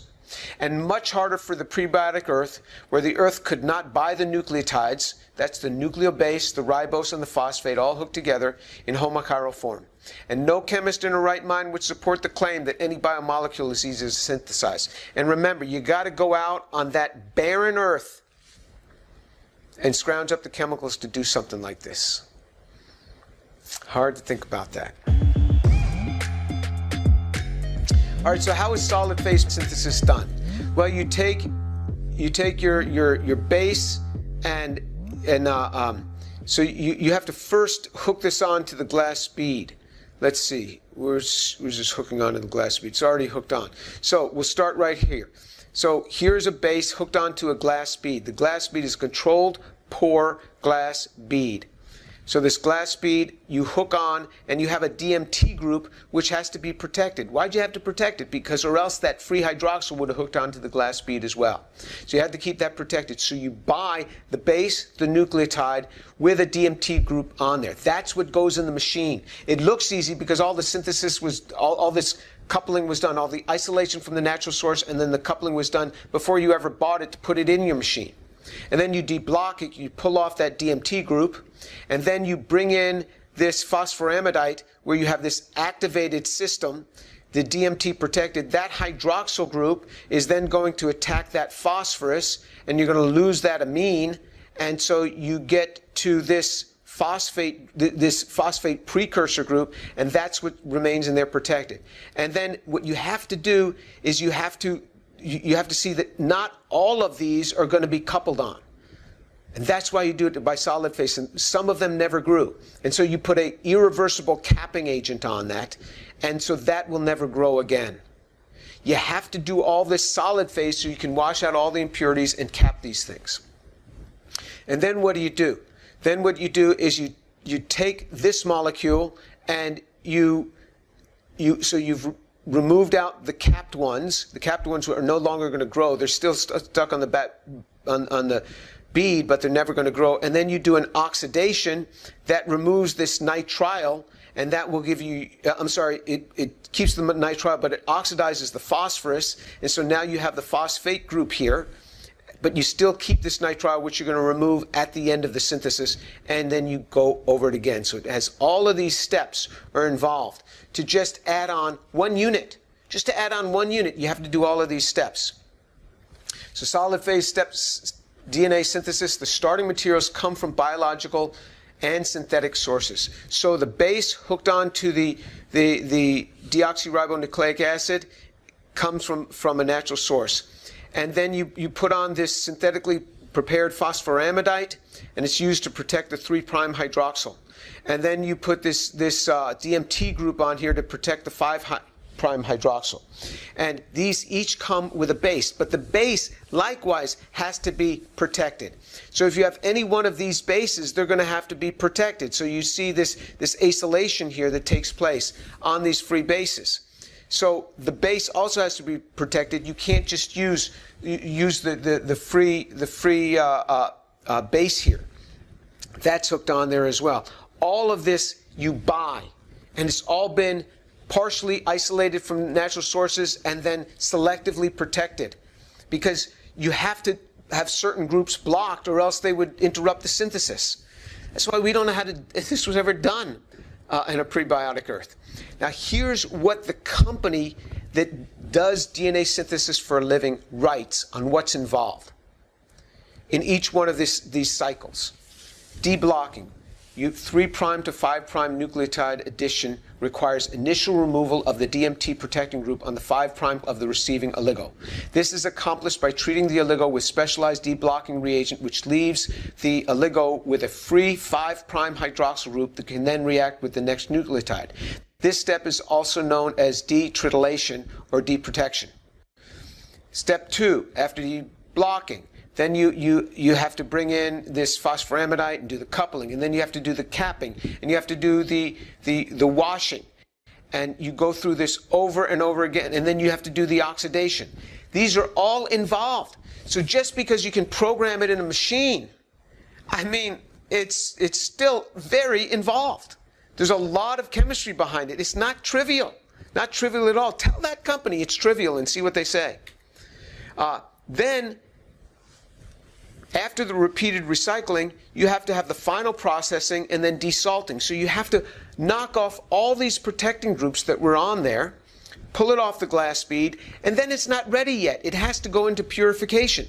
So it goes into there's these 2 different types of purification. There's this polyacrylamide gel electrophoresis, PAGE, and there's high-performance liquid chromatography. So you have 2 different types of purification that have to be used here, that can be used on this, because you have to get away from all those capped ones that never grew. This is hard to do. Yeah, you can program it in. What are the suggested prebiotic routes to nucleotides when solid phase synthesis from a functionalized glass bead is unavailable? How do you do this in a prebiotically relevant way? And the base and the sugar cannot be isolated from biological source because biology is non-existent on a prebiotic earth. It's prebiology, that's why it's prebiotic. How is it done? This is what people foresee might have happened, and they map out a lot of these synthesis, and a lot of these are unknown steps. When you see all these double arrows, these are all unknown how this might have occurred. But it's one of these syntheses in here that we're going to get to where Sutherland has done this without going through the sugar. All right, he builds the sugar around it. But a lot of these steps, we're going to see, are these steps really realistic? This is what we're going to look at. But this is presumed prebiotic, nucleobased, nucleotides, DNA, and RNA, and then a cell. So a lot of this is unknown steps, and a lot of these people have done in the labs. All of this is racemic. A lot of this has not even relative stereochemical control. None of this has absolute stereochemical control. So in that case, it's prebiotically irrelevant, every bit of it. All right, so here's the Sutherland synthesis. So he starts from these small molecules, he goes around, and that's this section here. It includes some of this here. So it's this section here, mapped out. And with this section here, he goes to this intermediate. So here you have your RNA that has a phosphate, it has a free hydroxyl, and it has its pyrimidine base on here.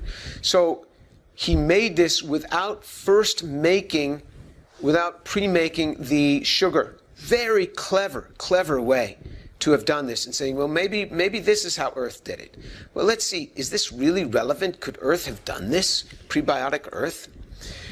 We've seen this synthesis before, but this was one of the steps that he needed in this synthesis. And he made the triol here because he needed this triol somewhere in here. He needed this triol. So here's the oxidized triol. So you can see this because he's got to put an aldehyde on this end. So does this sound like something that can be done easily on a prebiotic Earth? Dihydroxyacetone. Where he got that, I'm not sure, but I'm sure there's, he went through that. Not easy to make dihydroxyacetone, but I'm sure the one he's using in his synthesis, he bought it. And sodium hydrogen phosphate were dissolved in water, and the resultant solution was degassed for 15 minutes. Degassed? How do you do degassing on a prebiotic Earth? How do you degas on a prebiotic Earth? Nobody knows. Sodium hydrogen sulfide, 60 milligrams, was added and the solution turned yellow. When the sodium hydrogen sulfide was dissolved completely, the pH was adjusted to 7 using degassed sodium hydroxide hydrochloric acid. How convenient is that? He brings it to pH 7 using degassed sodium hydroxide and HCl to adjust it just to pH 7. How do you do that on a prebiotic Earth? Hard. The solution was then transferred to a quartz tube. Where are you going to find that on a prebiotic Earth? You're not. Quartz tube containing copper cyanide and immediately sealed, whereupon a black precipitate formed. How are you going to immediately seal a system on a prebiotic Earth? The tube was then placed in a Rayonette reactor and then irradiated for 6 hours. Rayonette reactor is a box that has a lot of UV lights in it, and you set your reaction mixture in there, and you use a quartz tube because it doesn't absorb UV light. And after this time, an aliquot is removed and checked, and so remember, this is what he wants to make. This is an authentic spectrum using a compound that he bought. Here is what he made. All of these other peaks that you see in there, these are all exogenous peaks of something he doesn't want. That's why he did not use this. He just went out and bought it. He identifies this as a peak in a HPLC or in a GC, and he will never use it. He just goes on from there. If he puts it on a vacuum pump, he can pump off some of these volatile compounds. But where do you find a vacuum pump on Earth? How does that happen? You want to launch it into space? How's this going to happen? So the origin of life researcher's secret, relay synthesis over and over again to bypass low yields. So you take A and B, and you get a series of compounds, AB1, AB2, AB3, AB4, AB5, all the way up to ABN.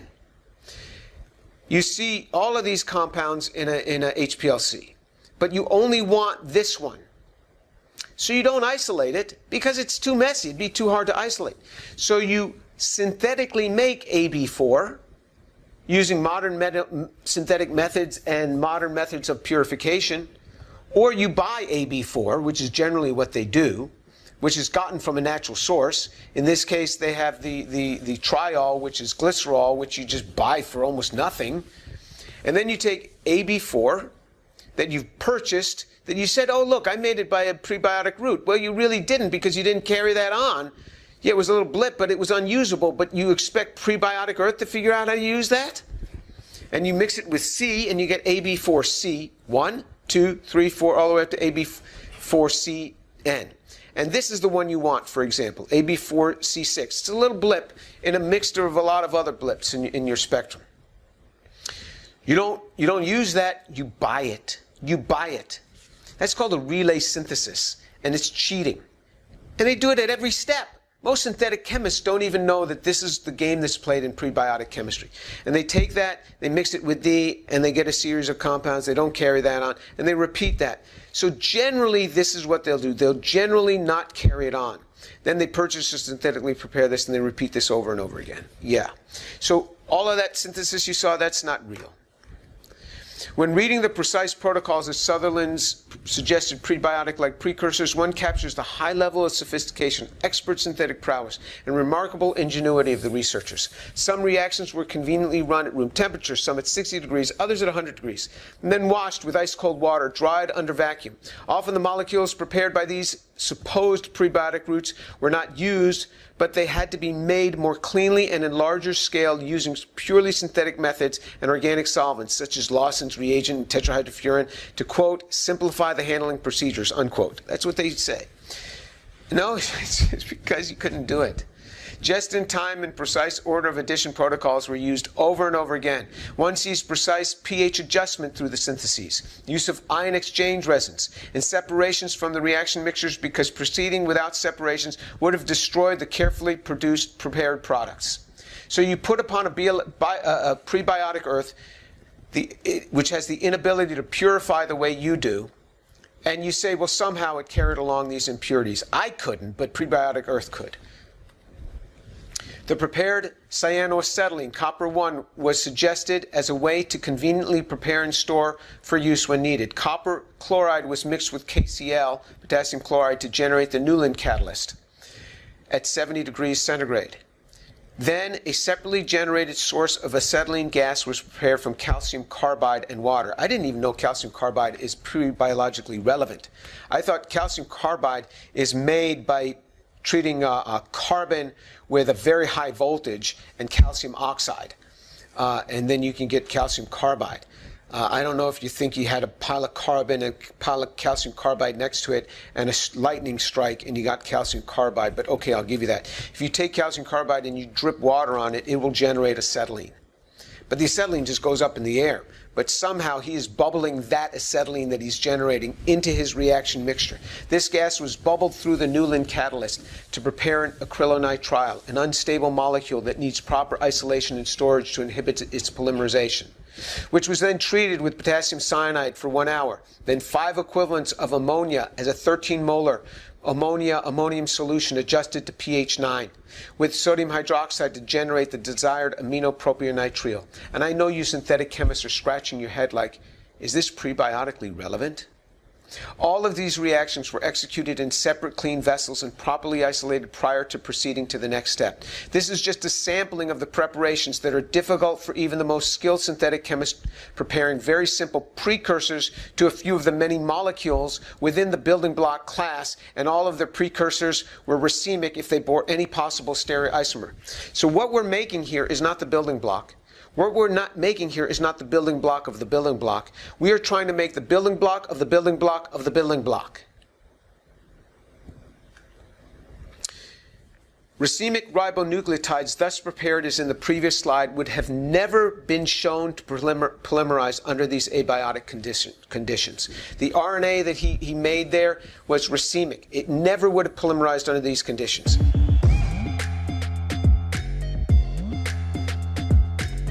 It said in that video, molecules aren't made just one time. That's true because they aren't made any time by this route. Not just one time, they're not made any time. Small molecules, synthesis, and you form your RNA nucleotide. How? When you're making a video like this, how do you just say synthesis? How? Show me. You got a reference on that? Do you have a reference on that?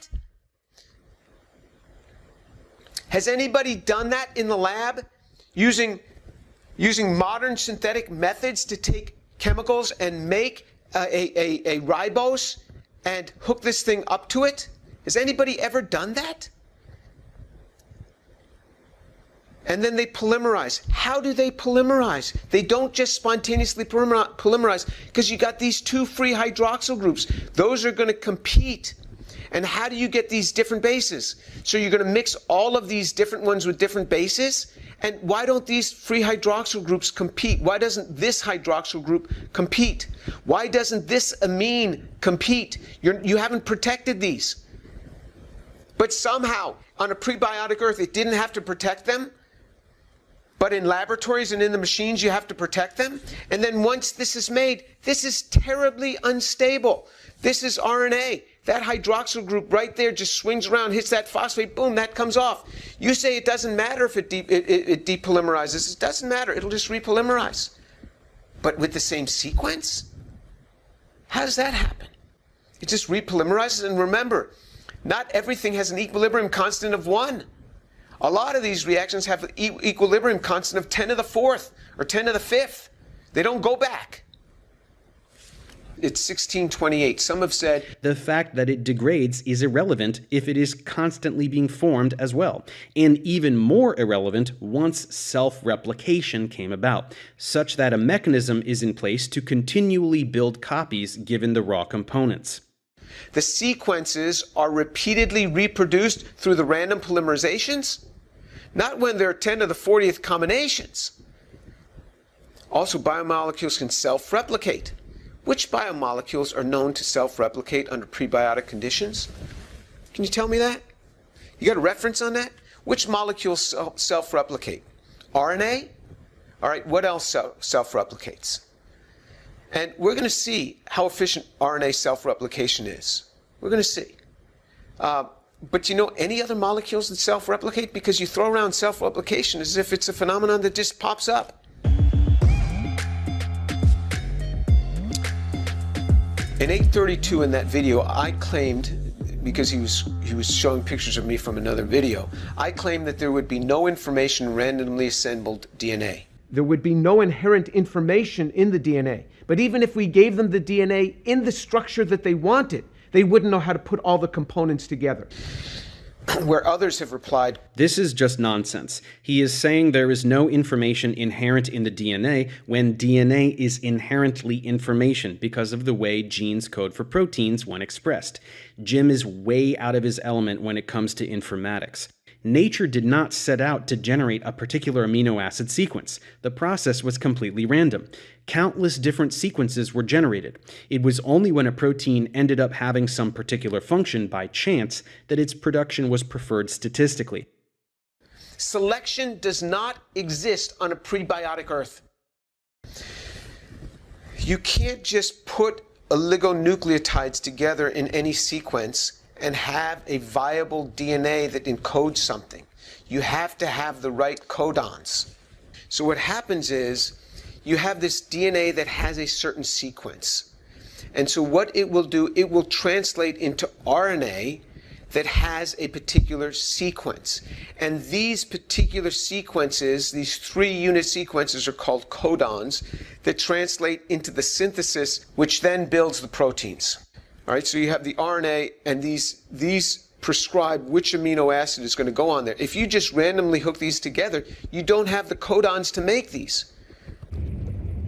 In biology, DNA carries the code for how amino acids should be ordered.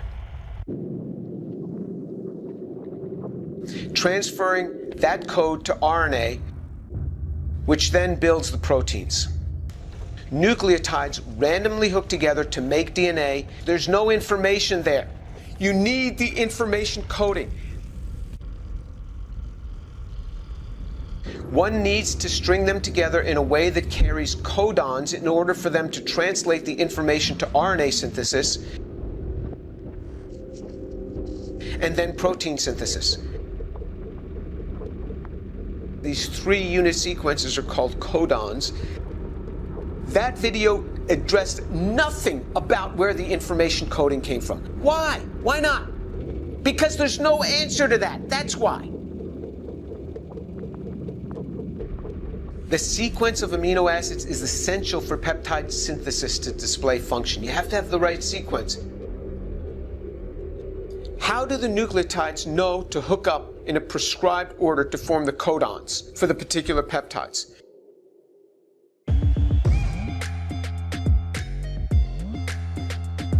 And again, this is somehow happening in the ocean. So here we are again doing a condensation reaction in water, I presume. Because which solvent are you going to use? Remember, in those machines, they use dry solvents. They don't have free water in there. Highly dried solvents. What are you using? What's the solvent here? What solvent was there on a prebiotic Earth besides water? Tell me about it. Remember, oil came from biology. That's where oil came. What solvent are you going to use for this? You're going to do condensation reactions in water? Some suggest Nature had no specific plan like chemists do. There was an element of selection coupled with self-replication, and all of the structures he is referencing simply weren't the ones that were selected. That's all there is to it. all of the structures he is referencing simply weren't the ones that were selected. That's all there is to it.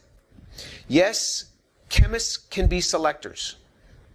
Chemists can build things with great difficulty that might select something from a reaction mixture upon which it can react further. But chemists were not present on a prebiotic Earth. Chemists weren't there to do the selection like chemists do. What selector are these people talking about? Selection does not exist on a prebiotic Earth. There is nothing to do the selection, and there is no target to motivate a choice. Molecules have never been shown to move toward life. Molecules don't care about life. Organisms do. Molecules do not. They don't care about life. Selection does not exist on a prebiotic Earth. There is nothing to do selection, and there is no target to motivate a choice. Show me a reference on selectors that could have arisen on a prebiotic Earth. Show me a reference on that. Generally, selectors are far more complex than the things that they are selecting. So when you throw out this term, when anybody throws out this term selector, it is ridiculous. It has no basis on a prebiotic Earth. There is no selection being done prebiotically on a prebiotic Earth. RNA self-replication. Well, when you say that RNA can self-replicate, there's an example of a molecule that can self-replicate. Well, let's see how well it can. In general, RNA replication needs RNA polymerase or RNA replicase. Those are enzymes, as in viral RNA polymerases. However, in the RNA world explorations, researchers have made specially designed primed RNA that can replicate itself without exogenous enzymes. Gerald Joyce is one of the leaders in this field. But these self-replicating RNA enzymes are limited, far from a general application, and they have not duplicated a significant portion of themselves where further daughters could ensue. For example, a short RNA of 189 bases could replicate an 11-mer from primed template strands, so 6% of it. So only 6% of something that was set up to self-replicate could self-replicate. It had an error rate of 1.1% per nucleotide, which is a high error replication. It's high error rate, very high. Remember, at 1.1%, remember we had to have all those washing out steps, and we had to put this through HPLC? You can't deal with an error rate like this. The largest it was able to replicate was a 14-mer, which is also too short for self-replication. The record is 20 bases long, but again, too short for further replication. So these ones that it replicated could never replicate anymore, and it didn't replicate the whole thing, only short segments, and these were primed, set up in a laboratory under pristine conditions. Obviously, all the component nucleotides were isolated from natural sources. This RNA that was made and all the things that were replicated, these nucleotides that were used were not made prebiotically. They were taken from nature to be used. Nobody knows how we got these in the first place. Just so that people might understand, I was funded as a single PI proposal by the NSF in the late 1990s to do what was called template oligomerization for the replication of precisely defined synthetic macromolecules. I tried to devise macromolecules that were not copied from nature, that were not a copy of nature's macromolecules, that you could have an oligomer, monomers would bind to these, then they would couple, and then you could separate these two, and the mother and the daughter would now act each as a new mother for doing replication. We were killed by fidelity. We would get maybe 70% yield, and the other 30% just sits there. And that starts replicating itself and making a mess. And so it's just, the fidelity just wipes you out. So I do know something about this. All right, time makes abiogenesis less likely rather than more likely because molecules degrade. That's what I've said. So, quoting in that video. So time does not solve the issue. So this is an abbreviated example of one of Jim's favorite talking points, which is that long spans of time make abiogenesis less likely rather than more likely because biomolecules have a tendency to degrade. But there are some problems here. First, he is presuming that nature might synthesize one component of life one time and that's it. There's no reason to believe this. If conditions are allowing for some molecule to form or polymerize, then it can be doing that all the time. It polymerizes, then degrades, then polymerizes again. All right, not everything goes back the way people think. Here's photoreactions that occur. UV light causes photo damage to DNA. So you have a DNA chain, you can get this coupling. Does this photochemical reaction just go back? You think so? Actually, time is an enormous problem. Let's see why. This is right off the Millipore Sigma website. This is a website where you buy DNA and you buy RNA. You buy it. They make it for you. Or they isolate it from natural sources, or you can buy it. Let's see what they say. How do you store this stuff? Here's how they say. DNA oligonucleotides are relatively stable molecules. Okay, they're relatively stable. How stable are they? However, they require certain handling and storage techniques to ensure trouble-free experiments and maximum shelf life. The approximate shelf life of non-modified single-stranded DNA oligonucleotides with proper storage. So how long can they properly be stored? Well, if you're in a freezer at -20, stable for approximately 2 years, whether dry or in solution, being water or a tris EDTA buffer. Or if in the refrigerator at 4 degrees centigrade, they're stable for approximately 1 year. At room temperature, they're stable for approximately 3 to 6 months. On a hot day, they'll be stable for 1 to 2 months. You think time's a problem on a prebiotic Earth? Remember, when we're talking about prebiotic syntheses, we're talking about millions and billions of years. This is the twinkling of an eye in prebiotic terms of time. And this website says these are not stable. That's why I say time is a problem. Time is an enormous problem. Resuspension, storage, and working habits. When you have DNA that's dried out in your pools that like to dry out and reform, unless requested to ship in solution, all single-stranded DNA oligonucleotides ship dry and are ready for use upon resuspension, with the exception of thiol-modified sequences. Weak buffers such as TE, which is it's a tris buffer, it's a tris hydroxymethylamino-methane, with EDTA, which is ethylene diamine tetraacetic acid, and this captures ions like magnesium. So you have to put it in these sophisticated buffers in order to keep it stable. If T is unsuitable for N-technique application, then sterile, nuclease-free water is the best choice. And again, you see the storage, how these things have to be stored. But the RNA world's favorite molecule is RNA. Well, how stable is RNA? Well, let's see what the Sigma Aldrich website has to say. Remember I told you that hydroxyl on RNA makes it a lot less stable than DNA doesn't have that. It's because that hydroxyl attacks that phosphate and it breaks. It says RNA is much more unstable than DNA due to its chemical structure. RNA is subject to autocatalysis as well as degradation by RNases. So there are enzymes. There are no enzymes here in prebiotic earth to tear this up, but it's subject to autocatalysis. It self-decomposes. Does anyone really think that it just goes back to RNA? Does anyone really think that these things just go forward and back? Here's what it says. The 2-hydroxyl group of RNA can lead to autocatalytic degradation, which in turn, under the right condition, lowers the quality and usefulness of the oligonucleotide.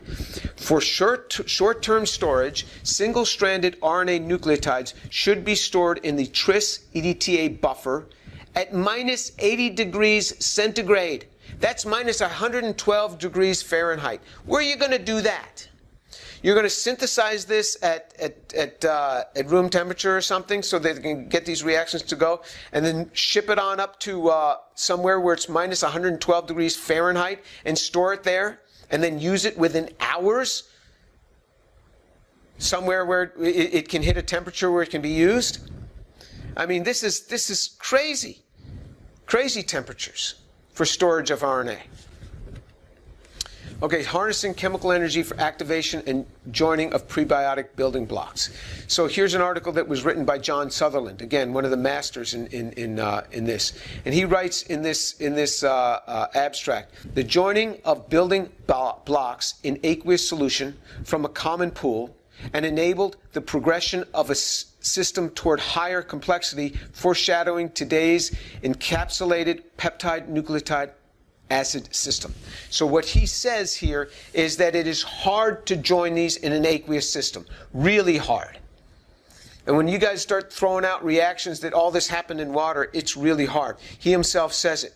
And so what he's trying to do here, he has come up with a chemistry that he feels could happen in water, where you could start hooking amino acids onto these nucleotides.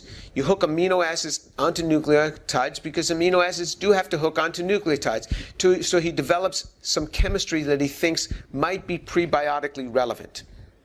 And you need precise alignment guided by these homochiralities. So these all have to be chiral when it's used in nature. But here's what he comes up with. So what he does is he buys this material. He buys these nucleotides. Here's some nucleotides. He buys these. He buys the homochiral amino acid. So he buys this homochiral amino acid, and it's N-acetyl protected. So it's not the base amino acid, it's N-acetyl protected. Do you find these on a prebiotic earth? Do you find the homochiral ones, and are they N-acetyl protected? And so then what he does is he reacts it with these methyl isonitriles. He says these store the energy to do these couplings. So here's the product that he goes to. Here's the joining of prebiotic building blocks driven by common activation. So he's joining these. Now if you look at what he joined, look at this. He goes from homochiral at that center. During the reaction, it all went racemic. Oh, what a shame. What a shame. He bought the homochiral building block, and it racemized. It got all, the stereocenter got all racemized. It's no longer homochiral. And he hooked it on here. And look, it got hooked on. But the NH, it didn't have the free amine. It had to be acetyl protected. Does that happen on prebiotic earth? Does it protect these groups? How did that happen? And even if it could, let's look at this chemistry here. Here's the compound that he made in what he presupposes could be a prebiotically relevant route. Now, let's look at time here. Let's look at time. So now we're going to track the synthesis of this. The synthesis of this goes up to the yield of 4.7%. It goes up to 4.7% yield when it was run at a pH of about 5. So the yield of 4.7% that was reached after 12 hours. So at 12 hours, he reached 4.7% yield. But then at 48 hours, it had declined to 2% yield. So 50% of what he made, the yield is bad, but anyway, 50% of what he made was gone after 2 days. You think time's a problem? I think so. Time is a problem because the very conditions that are used to make organic chemicals, compounds decompose under those very same conditions. Time is a problem in synthesis. Time causes synthetic degradation. Time is a problem. Under the very reactions that are used to form them, they decompose. And so what you have to do, the chemist has to go in there and pull it out, fish it out from those reaction conditions when it's optimized. Ribose-based systems like RNA are chemically very unstable, and it's not going back. Under most of the pHs, he got 0 yield. Under some of the pHs, he was able to get a yield, but then it declines. You think time's a problem? It is such a problem. That's why every slide in that video I didn't understand. It didn't make any sense to me. Every slide was wrong.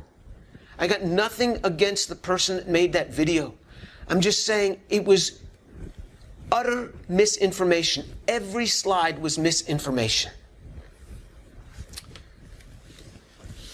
It was said, so this is an abbreviated example of Jim's favorite talking point. And so again, you know, this tendency. Yeah, these things don't just polymerize again. We even have machines that can do this. So here's the summary. Jim is constantly talking about how we don't know how to make the 4 classes of biomolecules, which are nucleic acids, proteins, carbohydrates, and lipids. This is ridiculous. Nucleic acid synthesis and protein synthesis are utterly trivial. It's so easy to do that we even figured out how to make machines that do it for us. Yeah, this is really simple. But in these machines, remember, you get all your nucleotides from nature. What if you had to make those? And you don't buy those just like that. You buy them protected, already preloaded to be used in the machines. You don't use water as a solvent. Using purely organic solvents, using all human-made coupling agents, human-made deprotection agents. You're sweeping out all the impurities. And then after you're all done, you have to take those and put them through HPLC or this electrophoresis. You have to put them through purifications because even then it's a problem. How this happened on a prebiotic Earth, nobody knows. So in summary, for someone to trivialize the synthesis of nucleic acids and their oligomers is uninformed.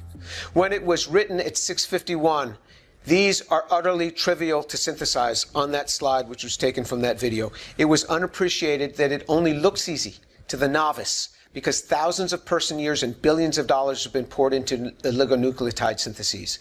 And the nucleotides, the building blocks of the building blocks, were purchased and obtained from biological sources. It is anything but trivial, as suggested. The nucleobases appended to the ribose or deoxyribose come from nature. Trying to make them with prebiotic restrictions can only be done when cheating via relay syntheses. And even with relay syntheses, it has only been shown in racemic form and often as gross mixtures of diastereomers on the ribose. And prebiotic mimics had overwhelming chemist input and conditions and sequences that would be hard to fathom on a prebiotic Earth. That's what you got to deal with on a prebiotic Earth. That's what it looked like. It's hard to fathom how those could have been made. It's hard to do these in a modern lab, using modern methods if you had to start from the chemicals on your shelf, if you couldn't just buy the sugars. But on a prebiotic Earth, using prebiotic relevant roots, we are clueless. I have never said it could not have been done. Never said that. Some people claim that. I never said it. As a scientist, I never say it could not have been done. I just say that as of today, we remain clueless. All right, well, if you want to see the next video we're going to take a little intermediate summary and just kind of catch up where we are. And then after that, we'll get into lipids. And if you want to subscribe, you can subscribe right here. And we'll send you an alert when the next video comes out. It's going to be soon. Thank you.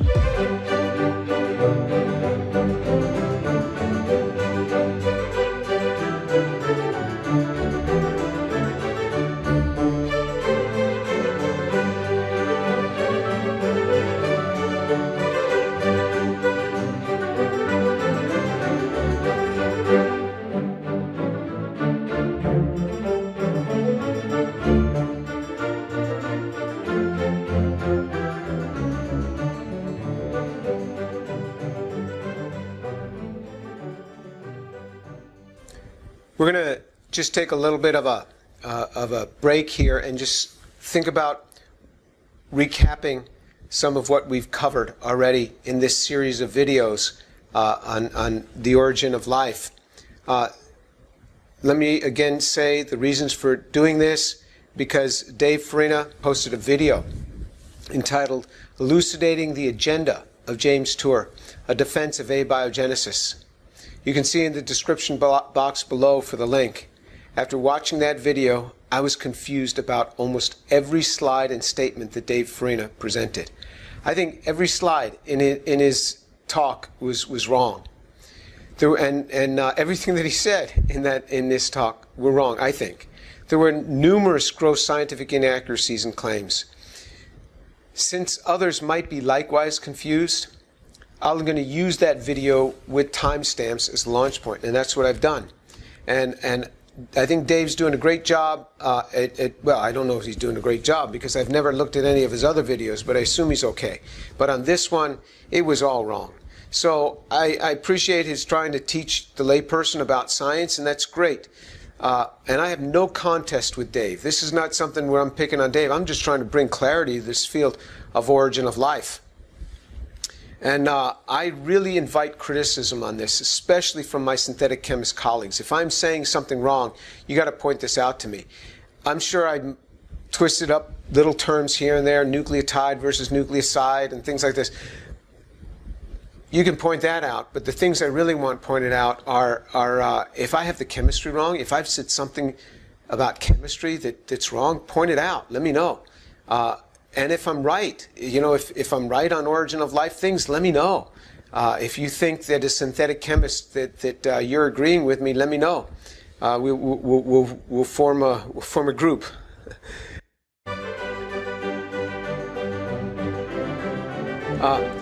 Remember what happens. Just because a person speaks with a lot of confidence, it doesn't mean that they really know it.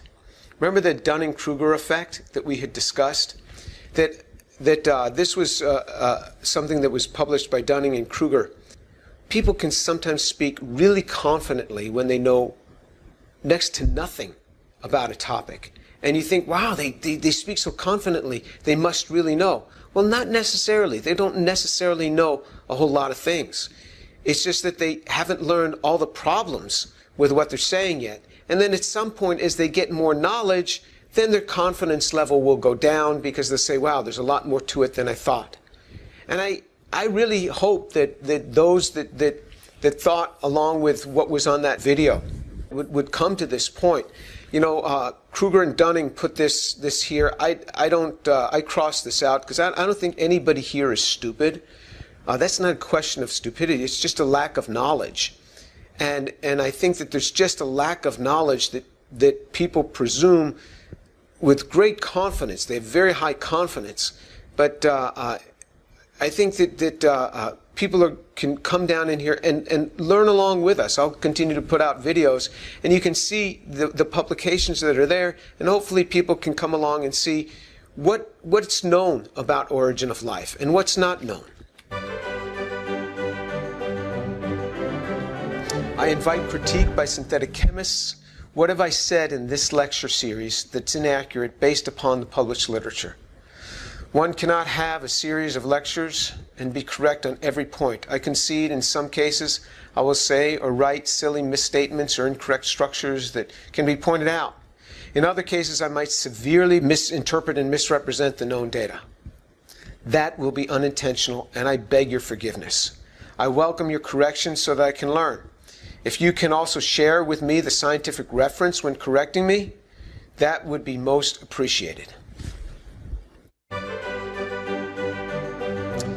So far, what we've covered is reasons why I'm doing this video. I described what abiogenesis is, how that differs from evolution. We talked about the primordial soup and how what's the layperson's understanding. The primordial soup is not something that's just pushed to 6th graders. There are people in high schools that are getting this, and I presume in colleges as well, because many adults are mixed up by this.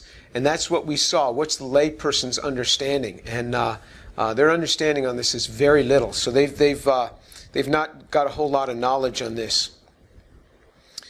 There's a lot of hype from origin of life researchers themselves, and in their articles there's a lot of hype on this, and it's from the researchers themselves, not just from the press. The press is going to always ramp things up, but when we have a chance to review it and to check it, that's best, and we've got to keep these claims from going crazy. We first talked about homochirality. What does homochirality mean? Why is that an issue? We talked about what chirality means. We talked about carbohydrates, how they're made, and the complexity of carbohydrates, the ability to store lots of information in carbohydrate just by the way that they're assembled. We talked about the building blocks of building blocks, how in origin of life, we don't just have trouble making the building blocks of life. We have trouble making the building blocks of the building blocks. We talked about peptides and how those are synthesized and how it's not trivial at all. Nucleotides and how that's not trivial. And then we're talking now in this intermediate summary, just summarizing where we've been. And then we have just a few more topics to go in this series.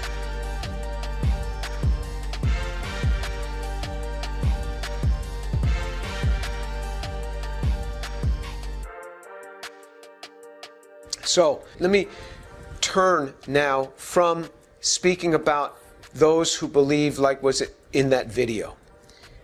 I'm going to turn now to the talented Sutherland, Krishnamurthy, Devaraj, Pauner, Reichert, and other synthetic chemists. And I think that they would likely cringe to think that such gross misunderstandings as in the cited video are being promoted by some to explain life's origin.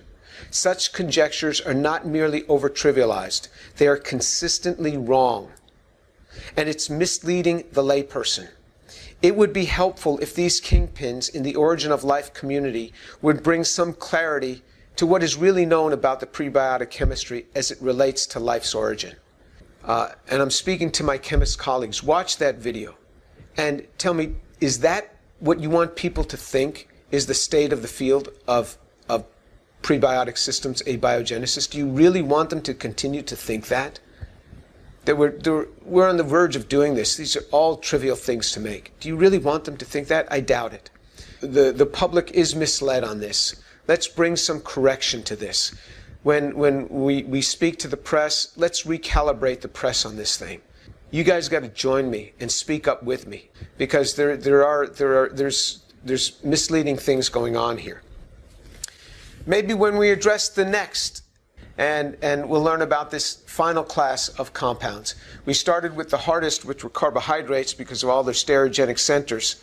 And then we went to peptides. Then we went to nucleotides, which each one of them bears a 5-carbon sugar on that. One of them deoxy, but again, there's several stereocenters on that. And now we're going to move into the lipids. Lipids are the simplest of the requirements, the 4 classes of prebiotic compounds needed for life. Lipids are the simplest. Maybe when we address lipids, origin of life researchers will have made those simplest of building blocks in their homochiral forms using prebiotic relevant chemistry. Maybe they will. Maybe not. I'll catch you on the next video. Thanks for joining us. If you want to subscribe, just click right here, subscribe, and we'll give you a shout out when the next video in this series comes out. Thank you.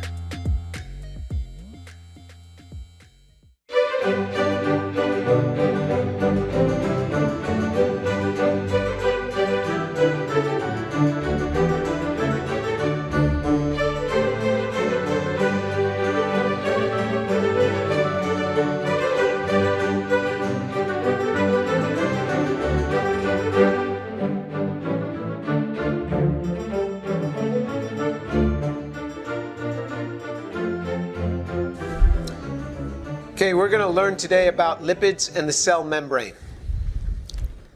The reason for this lecture series on abiogenesis, if it's your first time joining in, this is for you. Dave Farina posted a video entitled Elucidating the Agenda of James Tour, A Defense of Abiogenesis. And I'm James Tour. You can see the description box to his video. I hope you go and watch that so you can see what he said.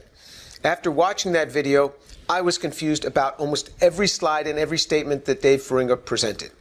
There were numerous gross scientific inaccuracies in his claims, in my opinion. Every slide of his was wrong. Since others might be likewise confused, I will use the Farina video with timestamps as a launch point for this series of lectures. I'm thankful for Dave. He has his YouTube site, Professor Dave Explains, so this is a shout out for his site.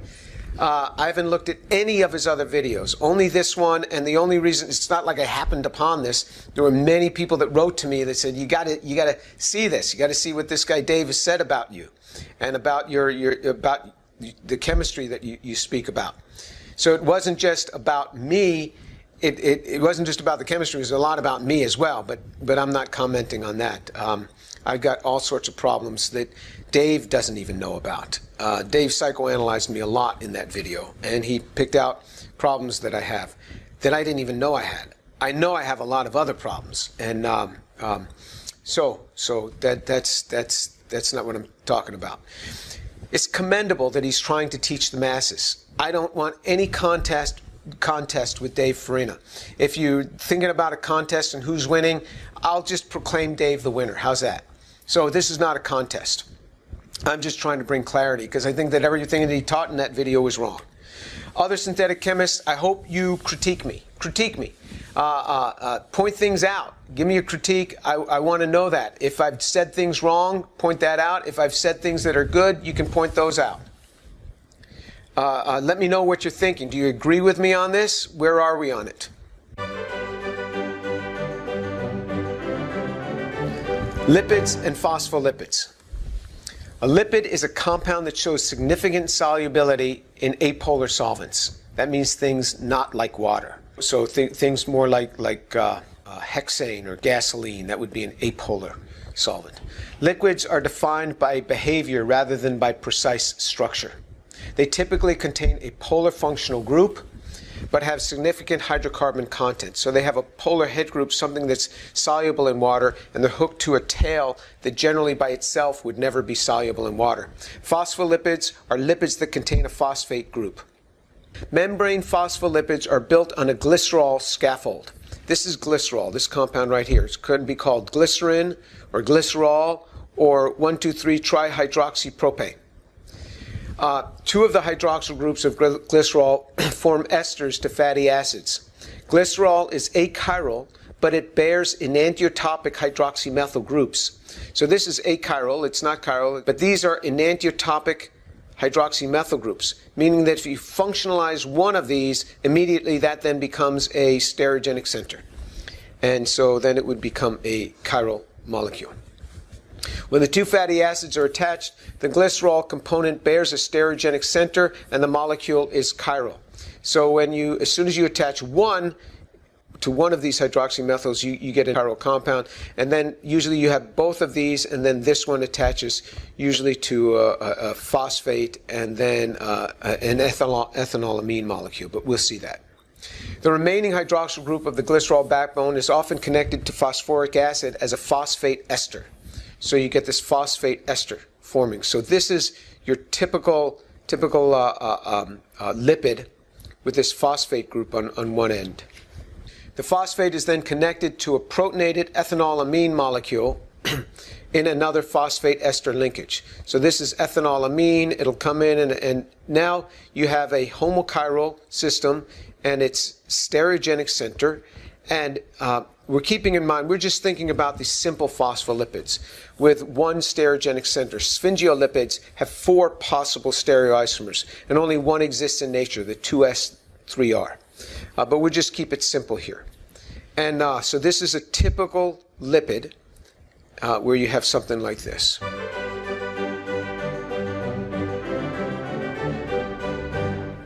Structure of phospholipids: polar head group and a hydrophilic group that interacts favorably with water.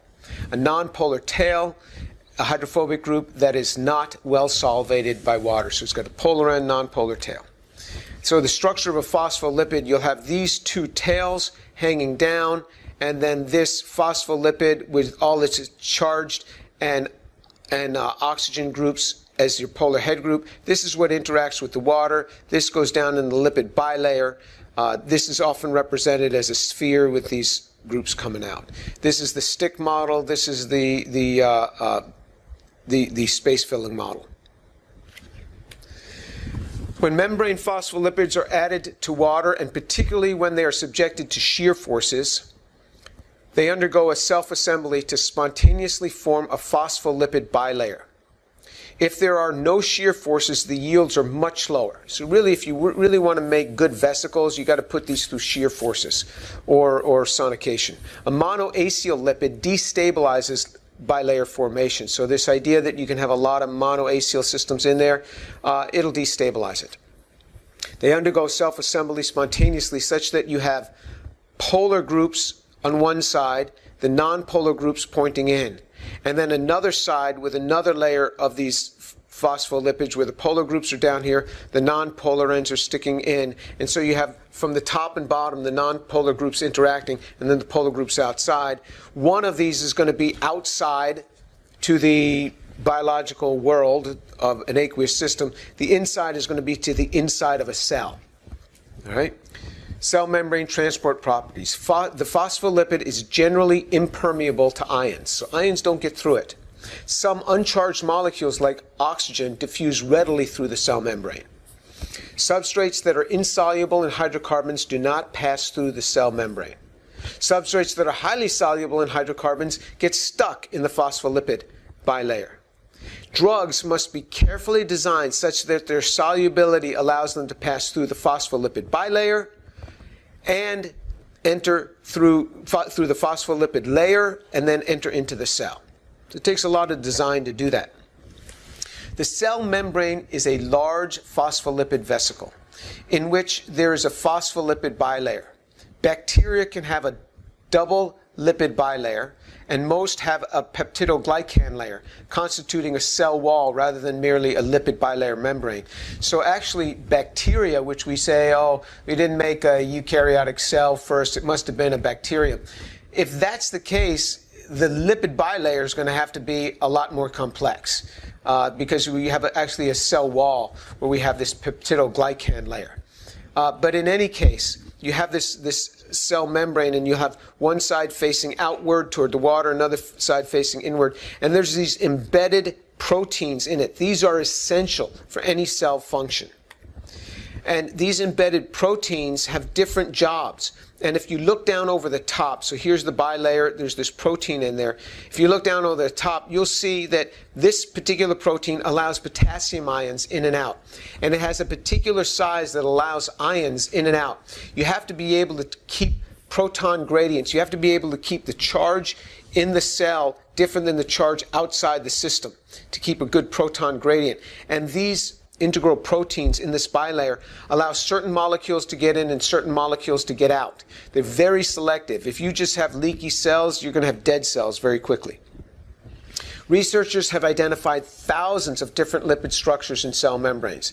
They move in swarms through periods of cell function. It has never been shown that a homogeneous lipid bilayer system can operate as a suitable cell membrane. Although all protocells are just homogeneous cell membranes, it's never been shown that something like that could operate as a cell.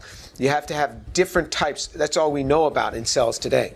Lipid bilayers surround subcellular organelles such as nuclei, mitochondria. They all have their own lipid. So you have your outer vesicle, the lipid bilayer, and then inside you have another lipid bilayer around the nucleus, another lipid bilayer around mitochondria, and that's in the eukaryotic cells, which are themselves microsystem assemblies. Each of these has their own lipid composition different from the host vesicle. So each of these has their own lipids that make it up, the lipid composition. Lipid bilayers have a non-symmetric distribution between the inner and outer surfaces. And this has never been shown, and it's never been shown that a symmetric composition can operate as a cell membrane. So if this is outside of the cell, this is inside of the cell, you have a lipid bilayer. The constituents of the lipid on this side, on the outside, are different than these lipids on the inside. Every protocell experiment that I've read about, they're all the same. We have no idea if a cell can operate if you have a symmetric lipid bilayer.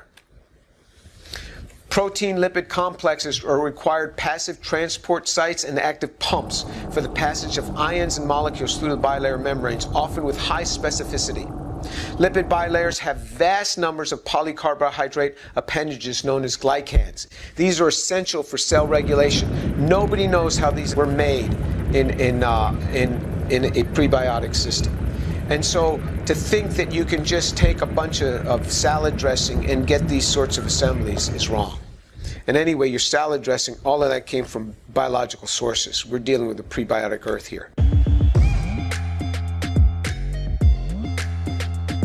So in that video that we're talking about the synthesis. It was written, most lipids are easy to synthesize. Okay? Well, then he shows us a triglyceride. So he's showing us groups coming off of this glycerol molecule. But it has now a stereogenic center because R1 and R3 are different. How did that stereogenic center arise in that homochiral molecule if all of these are easy to synthesize? How did that happen? We have no idea. Some have said... And lipids like triglycerides can be synthesized easily. Any biomolecule is easy to synthesize.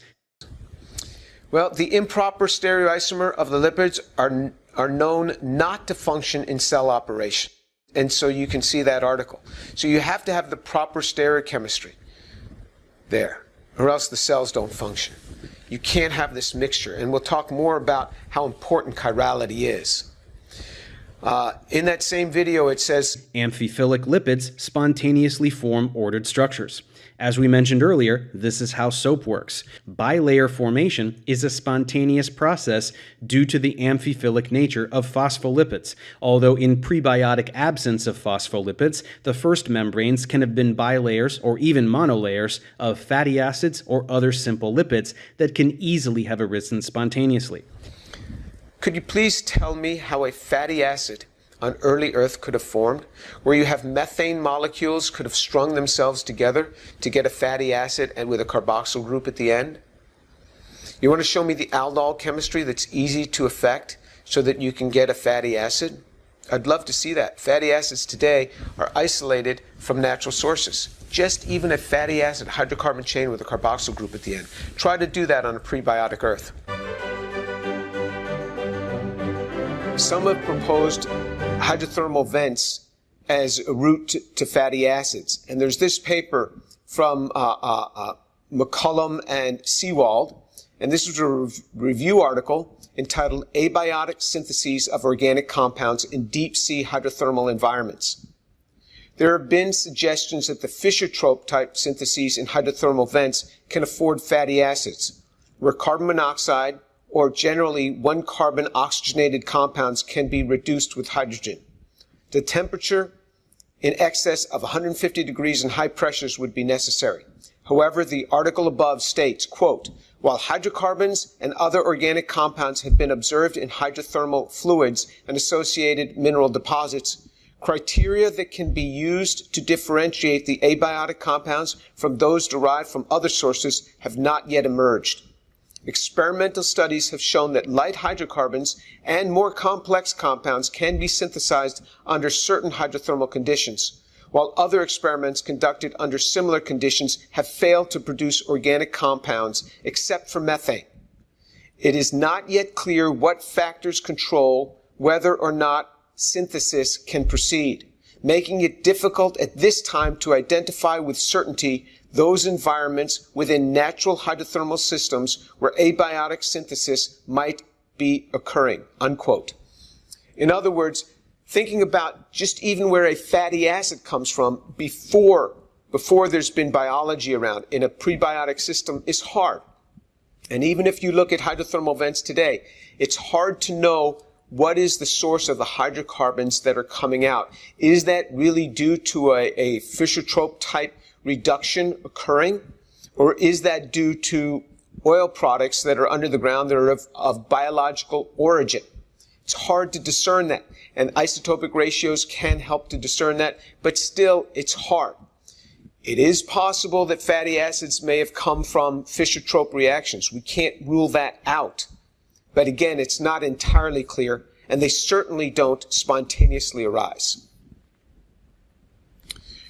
There's a proposed glycoaldehyde route to fatty acids. So some ideas have come out on this. And this was an article from 1991 where this proposal was first given in the Journal of Molecular Evolution by Arthur Weber. While there was a glycoaldehyde route proposed to fatty acids, no such route has ever been demonstrated under prebiotically relevant conditions. So even making fatty acids is hard to think about being done under prebiotic conditions. It's not so easy.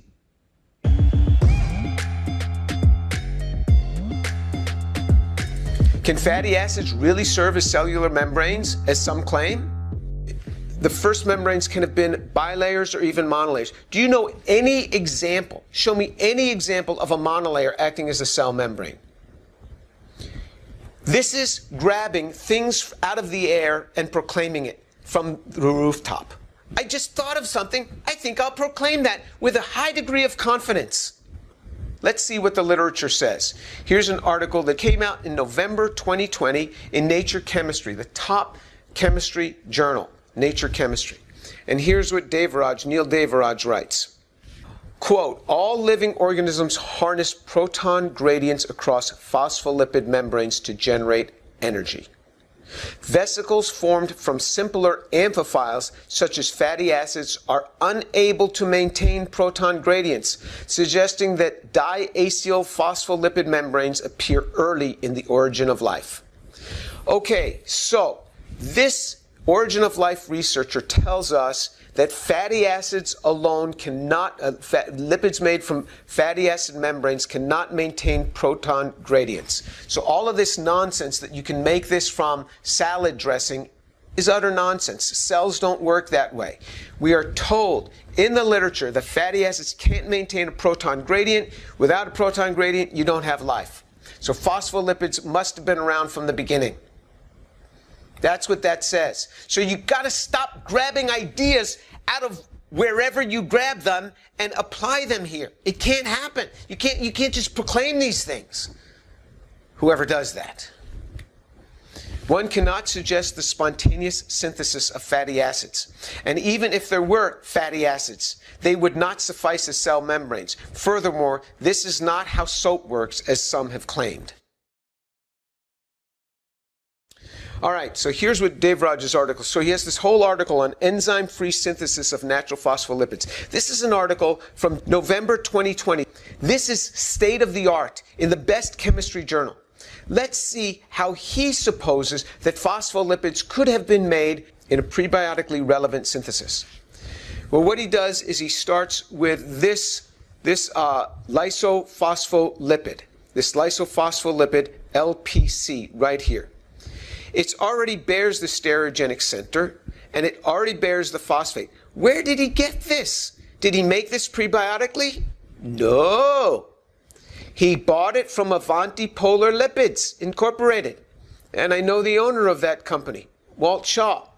And they get this from biological sites. And Avanti obtains the homochiral material from a biological source. They put it in a bottle and they sell it. There's no known prebiotic-like route to this homochiral or even racemic compound. Show me the route to even the racemic compound. You got to have a double bond there. How do you get a Z double bond there? The commercial thiacholine chloride was synthetically coupled with commercial oleic acid from a biological source. Just even oleic acid. This comes from a biological source. This doesn't wander around on a prebiotic earth, and it doesn't form spontaneously, I can tell you that. It was synthetically coupled with commercial oleic acid from a biological source using a commercial carbodiamide, that's a human-made coupling agent, in dichloromethane, a human-made solvent. There's no dichloromethane on an early earth. Nobody suggests that. Under argon, which is an inert gas, to make the thioester 2B. And you see that on the next page. So this he makes by a non-biologically relevant route, and this he buys. And then using an enzyme-free condition, he allows this hydroxyl to attack that carbonyl and to kick that thiol out. and that will then form the phospholipid of interest. He runs this at a pH of 10.6, which is quite high. So he's got it quite basic here. But okay, we'll give him that, and he runs this at 37 degrees, so that'd be a hot day outside. Let's look today at the syntheses of the origin of life, people. Are they prebiotically relevant? We've seen cases before where it was hard to think that they were prebiotically relevant. Let's look at the one today. Remember what I told you. This is what these guys do. This is their little secret. They do relay synthesis over and over again. They take A and they mix it with B and they make a series of compounds. One of the ones in that series of compounds is the one they want. But they don't use that.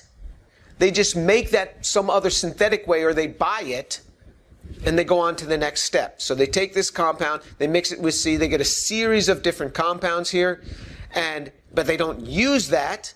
They take that, they either make it synthetically or they buy it.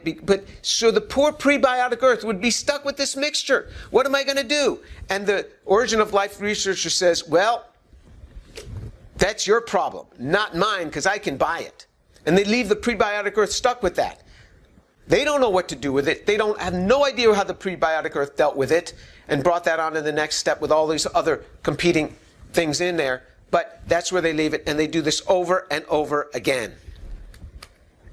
Okay, so here is Devaraj's prebiotic route. And again, I'm not picking on Devaraj here. I have real respect for these folks. I really do. So Devaraj purchased these starting materials for his prebiotically plausible route. He purchased oleic acid. He didn't make it. All right? Choline, this choline thiol chloride. He purchases this, and he couples these under these conditions that he say could be prebiologically relevant. All right, to get this compound. But he already purchased this. He didn't make this by some prebiotic route. And he purchases this compound, and now he couples these two together. So let's see this. Reaction scheme for the dicyano-diamide mediated condensation. That's this compound, this mediated condensation of oleic acid and thiolcholine chloride. This is one of his main points in his paper here, to form the thioester 2B. So this is the reaction scheme. The comparison of extracted ion chromatography corresponding to M/Z 384. That's the mass spectrum positive ion mode for an analytical standard sample of 2B top and 2B generated in the reaction bottom. A turbid dispersion of oleic acid and dicyanamide was prepared. It was turbid because this compound, oleic acid, is not that soluble in water. Was prepared at 0.1 mLs of aqueous hydrochloric acid at pH approximately 1. So you've got a pH of 1 here. Remember in the last slide he had a pH of 10.5? Now he's got a pH of 1. It's easy to do that in a lab. You got to ship these things probably a long distance on a prebiotic earth to get this to happen. In one place it's acid, in one place it's strong base. Into this choline thiol chloride is added, and the dispersion was tumbled for 37 degrees overnight. A small volume of the dispersion is analyzed by HPLC mass spec, and compound 2B could be detected. Well, guess what? By this prebiotic route, he doesn't tell us what the yield is. There's no mention of the yield. Now, if I got this wrong, Devaraj or his student can correct me. If it was in that paper, I'm sorry. We'll get that thing corrected. There's no mention of yield or purity in this reaction, only that it could be detected. But Devaraj did not use what he made by this supposed prebiotic-like route. He just made it, and then he didn't use it. Why didn't he use it and go on in the next step? Because the yield was probably really bad, and was probably had a lot of other junk in there, and he just detected, yep, it's there. Remember this slide? Yep, it's there. Let's just buy it and go on to the next step. How convenient. How convenient. And that's prebiologically relevant to them. Prebiotically relevant. All reagents below were purchased for the synthetic process. This is how Devaraj made the compound that he really used. He purchased oleic acid, purchases the choline chloride, and he takes 4-dimethylaminopyridine, which is a human-made reagent, and he mixes it with the 3-dimethylamino-propyl N-ethylcarbodiamide hydrochloride. That's this EDC coupling, this EDC compound. And he was added to a solution of oleic acid, which he bought, dichloromethane, which he bought, all human-made material. This is all human-made. This is isolated from natural sources. And thiolcholine chloride, which he buys at minus 78 degrees under argon. Because you're not really going to find that in a prebiotic environment. This is all human-made. And he separates it by column chromatography, and he gets it really pure, something that nature would never be able to do. No idea. But that's nature's problem, not his problem. Devaraj further suggests a prebiotic route to LPC1A. So he further suggests there is a prebiotic route to this. So here's how he made this compound 2B, and then he suggests a way to make the compound 1A. What he suggests is this. He writes this lysophospholipids, such as lysophosphatidic acid, can be obtained by hydrolysis of cyclophosphate amphiphiles, which have been shown to be prebiotically synthesized from glycerol, fatty acid, and diaminophosphate in the presence of imidazole. All right, so what does all that mean? He says, okay, let me tell you how this thing could have been made in a prebiotic sense. How could this thing have been made on a prebiotic earth? Well, it could have been made from this lysophosphatidic acid. And so if you had a lysophosphatidic acid, this is very similar to this cyclic amphiphile. So this hydroxyl just comes in, attacks the phosphorus, out goes water. And I'll give him that. So somehow, if you could make this, then you could have made this. If you could have made this, you could have made this, without any understanding of how he got that stereogenic center. So this is homochiral, what he bought from a natural source, from a company that sells it from a natural source. But he says it could have been made from this. And so he doesn't show us in his paper, but he refers us to another reference. So we look up reference 19 in the Devaraj paper. When we look it up, we're going to search for this molecule, because that's what he says you can make in a prebiotically relevant manner. So here's reference 19. It's a paper by Mansi. And in this Mansi paper, he really didn't have it. The only thing he made it with, he didn't make it with a C18 chain with a Z double bond. He made it with a C10 chain. He made it with a C9 chain. He made this with these chains, but not with this chain. This chain's very different now. This is going to be a whole lot less soluble. So it wasn't really made in this paper. Something like it was made that wouldn't have formed the same way. So you see, this is a C18 chain oleic acid derived. This is C10 chain, so it's very different in water, and it has no Z alkene, and it's not homochiral. There's no stereogenic center. This is racemic. If you're going to make this by any prebiotic route, this is racemic. This is not a stereogenic. This is a stereogenic center, but it's racemic. It's not homochiral. It's got both enantiomers here. But he used the homochiral one. How did he set that center in a homochiral sense on a prebiotic earth? Nobody knows, and Mansi doesn't tell us. But Mansi says, well, if you really want to see the synthesis of this, you've got to look up reference 18 in my paper. So Devaraj has us check reference 19 to the Mansi paper. Mansi says, well, if you really want to see that synthesis, you got to go to reference 18. All right, so we go to reference 18 in that paper. So here's reference 18 in the Mansi paper. And we go to this paper by Krishnamurti in Nature Chemistry. And then we go to look up that synthesis, and it's not quite there. He refers us to the supplementary material that is appended to this paper that you find online. Okay. It's 175 pages. 175 pages. Poor early Earth had a lot of chemistry to do just to make this one compound.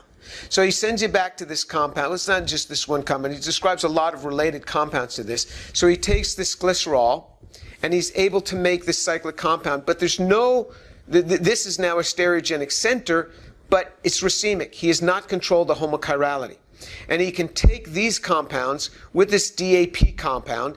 He can mix this glycerol and he shows it with the C9 compound, not the C18 compound that we really wanted to be shown with, and he can get this cyclic phosphate. And where did the researchers get these compounds? They bought them. They didn't get them from a prebiotic earth type method. They bought them. Even though that Sutherland has showed a synthesis for this, nobody's going to use that synthesis. It's too messy. Prebiotic earth has to deal with it. That's prebiotic earth's problem, not these guys' problem. And what if they had to prepare them by a prebiotic-like route? How would they do that? I'm just wondering. How are you going to make a long-chain hydrocarbon by a prebiotic route? Remember, this is before biology. You can't get this from oil, because oil is derived from biological compounds, presumably. Remember this route? We went through this before. Here was the route to that glycerol. So Sutherland has that route to glycerol, which he published formally. We've looked through this in a couple of different videos. Here's what he prepared. Here's what he wanted to get. It's so messy. He puts it on a vacuum pump. He can pump some of these volatile compounds off. If you put it on a good vacuum pump, you pump propane diol off. You see, you don't get it all off, but you can get some of it off. But how do you get a vacuum pump on early Earth? How do you evacuate something? How do you remove the atmosphere from early Earth? Really hard. How do you get a Rayonet reactor, a UV box? How do you get sealed tubes? How do you do degassing and add these different things? It's crazy hard synthesis. That's not prebiotically relevant, in my opinion. And then what you get is this mess, but does he use it? No, he does this. We get the relay synthesis. This is their little secret going all over again. All right, so then he did it with the C9 chain. He did it with a C9 chain, not C18. And it's nantiatopic hydroxymethyls, but he makes this racemic. What happens when the hydrophobic chain is increased from 9 carbons to 18 carbons, like Devaraj would want? Devaraj never mentions. Devaraj never mentions. And then you look up the supplementary material and you look up the synthesis. None of this is easy. A one-pot reaction of nanonoic acid, glycerol, in the presence of DAP and imidazole. And you mix these two together and you add imidazole and about 4 drops of D2O, which is water, but this way you can look at it in the NMR, into an Eppendorf tube, and the resulting mixture was ground with a glass rod into a paste. I'd love to see that paste with not a C9 chain, but a C18 chain, and see how much different that paste would be. The paste reaction was kept at room temperature and ground for 5 minutes every day. The progress of the reaction was monitored by dissolving a small portion of the reaction in 500 microliters of D2O, just the pH, and then he gets the spectrum of this. He doesn't tell you the yield. How convenient. They don't tell you the yield on these things. Remember, we've seen this before, this game that they play. They don't tell you the yield. Unless it's a really good yield. They don't generally tell you the yield.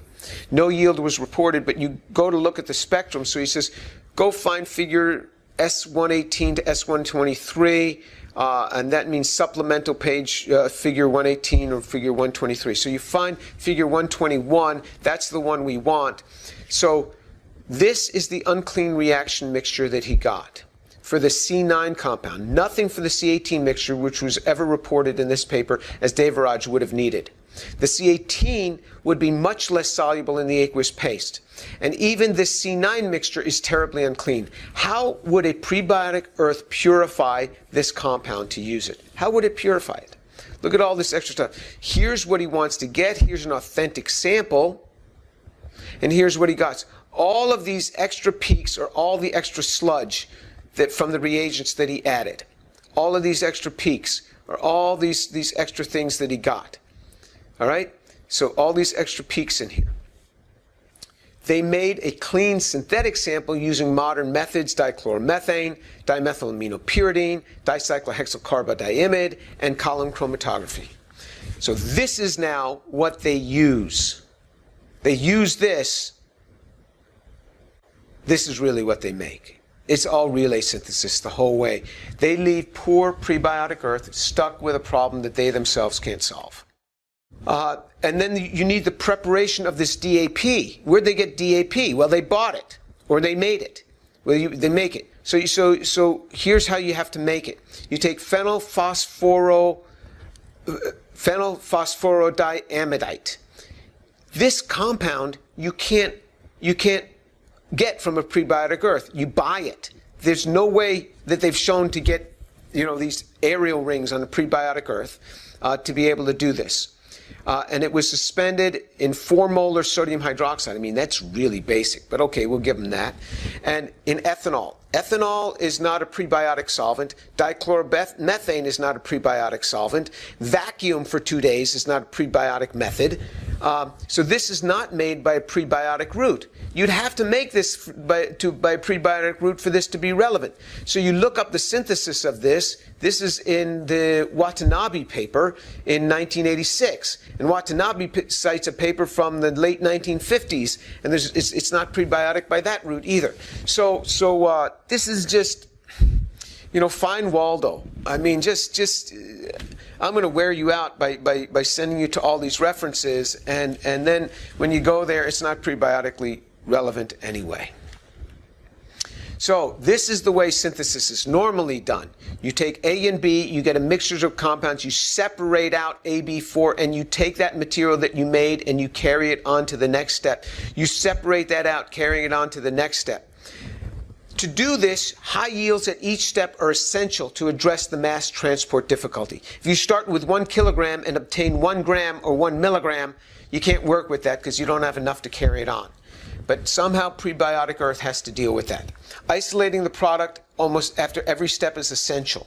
That's how you really do synthesis. You have to isolate that product. It must be freed of impurities that consume the reagents and result in intractable products. If you don't free it and get clean material to carry on to the next step, what you'll get is intractable materials as you go along. They consume your starting materials. The molecules needed for life require many steps in order to obtain them. Many steps. And you'd have to do purification all along. That's the way synthesis has to be done.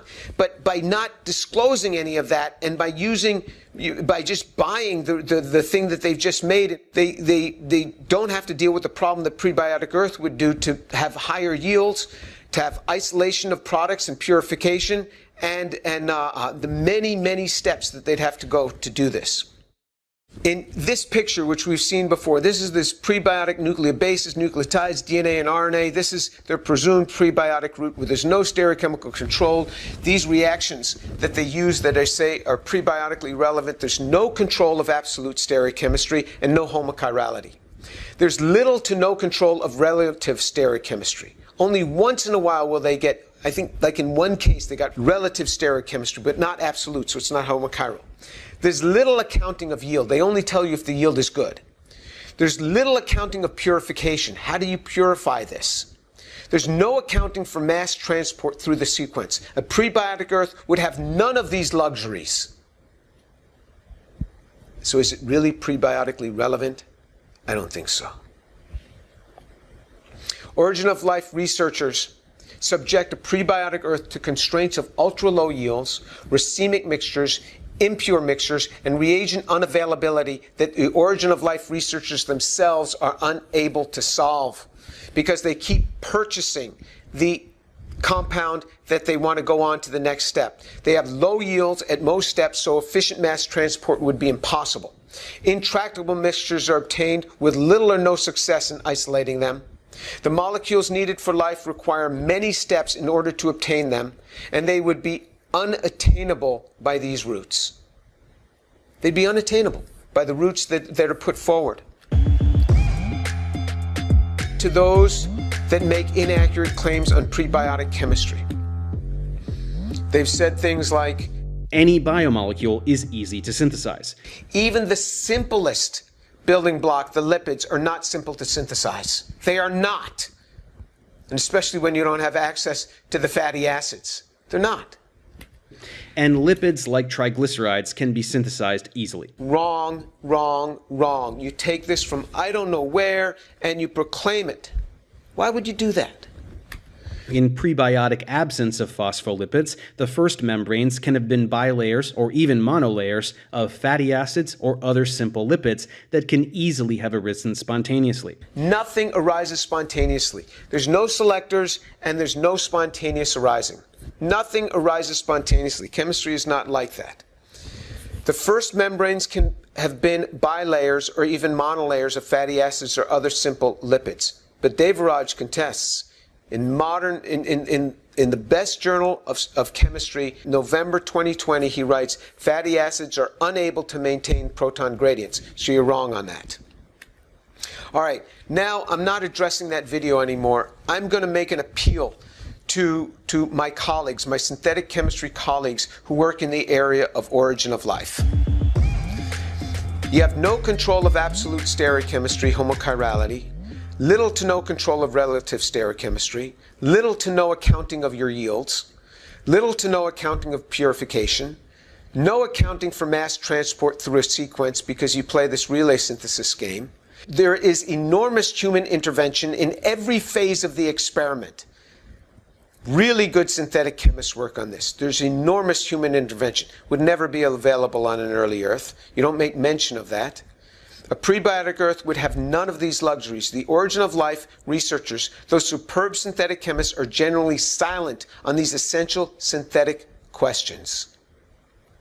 Reading the articles by the origin of life researchers leaves enormous holes which render their work prebiotically irrelevant and misleading the non-synthetic chemist. It is because of the claims that are made in these papers without qualifying all of these problems that people like those who made that video, like Dave Farina who made that video, he's terribly misled by this. And doesn't it bother you to hear the claims that he made? These silly little claims that we showed on the last slide of any biomolecule is easy. Where did he get that idea? From you. That's where he got that idea. And then what he does is he makes videos, and 1 million subscribers hear these videos, and school teachers go into their classrooms and teach it, and homeschoolers learn this.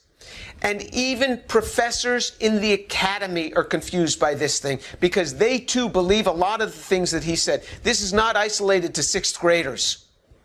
Don't you feel bad that people think of any biomolecule as easy? Where would they get that?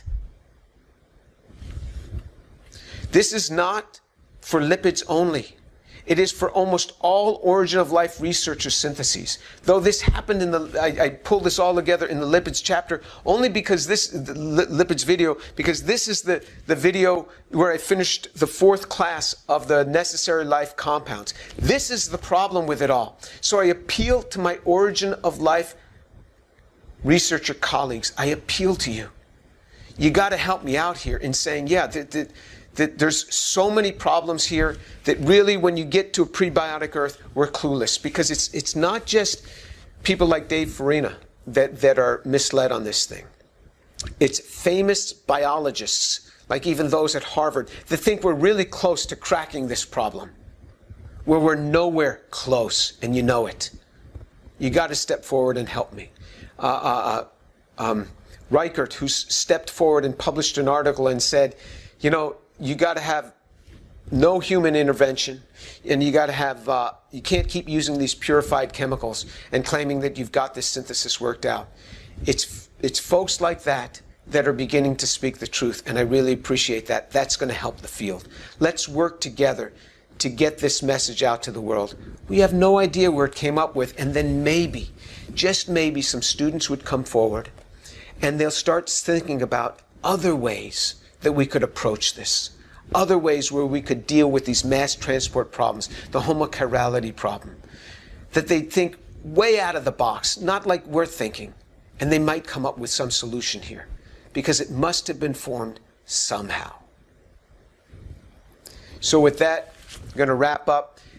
We still have to talk about a few other topics. Chiral-induced spin selectivity. Is homochirality really necessary for life?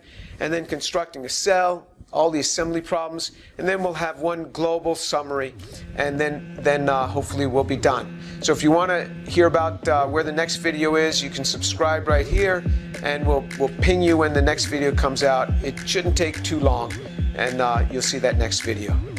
Thank you for joining me.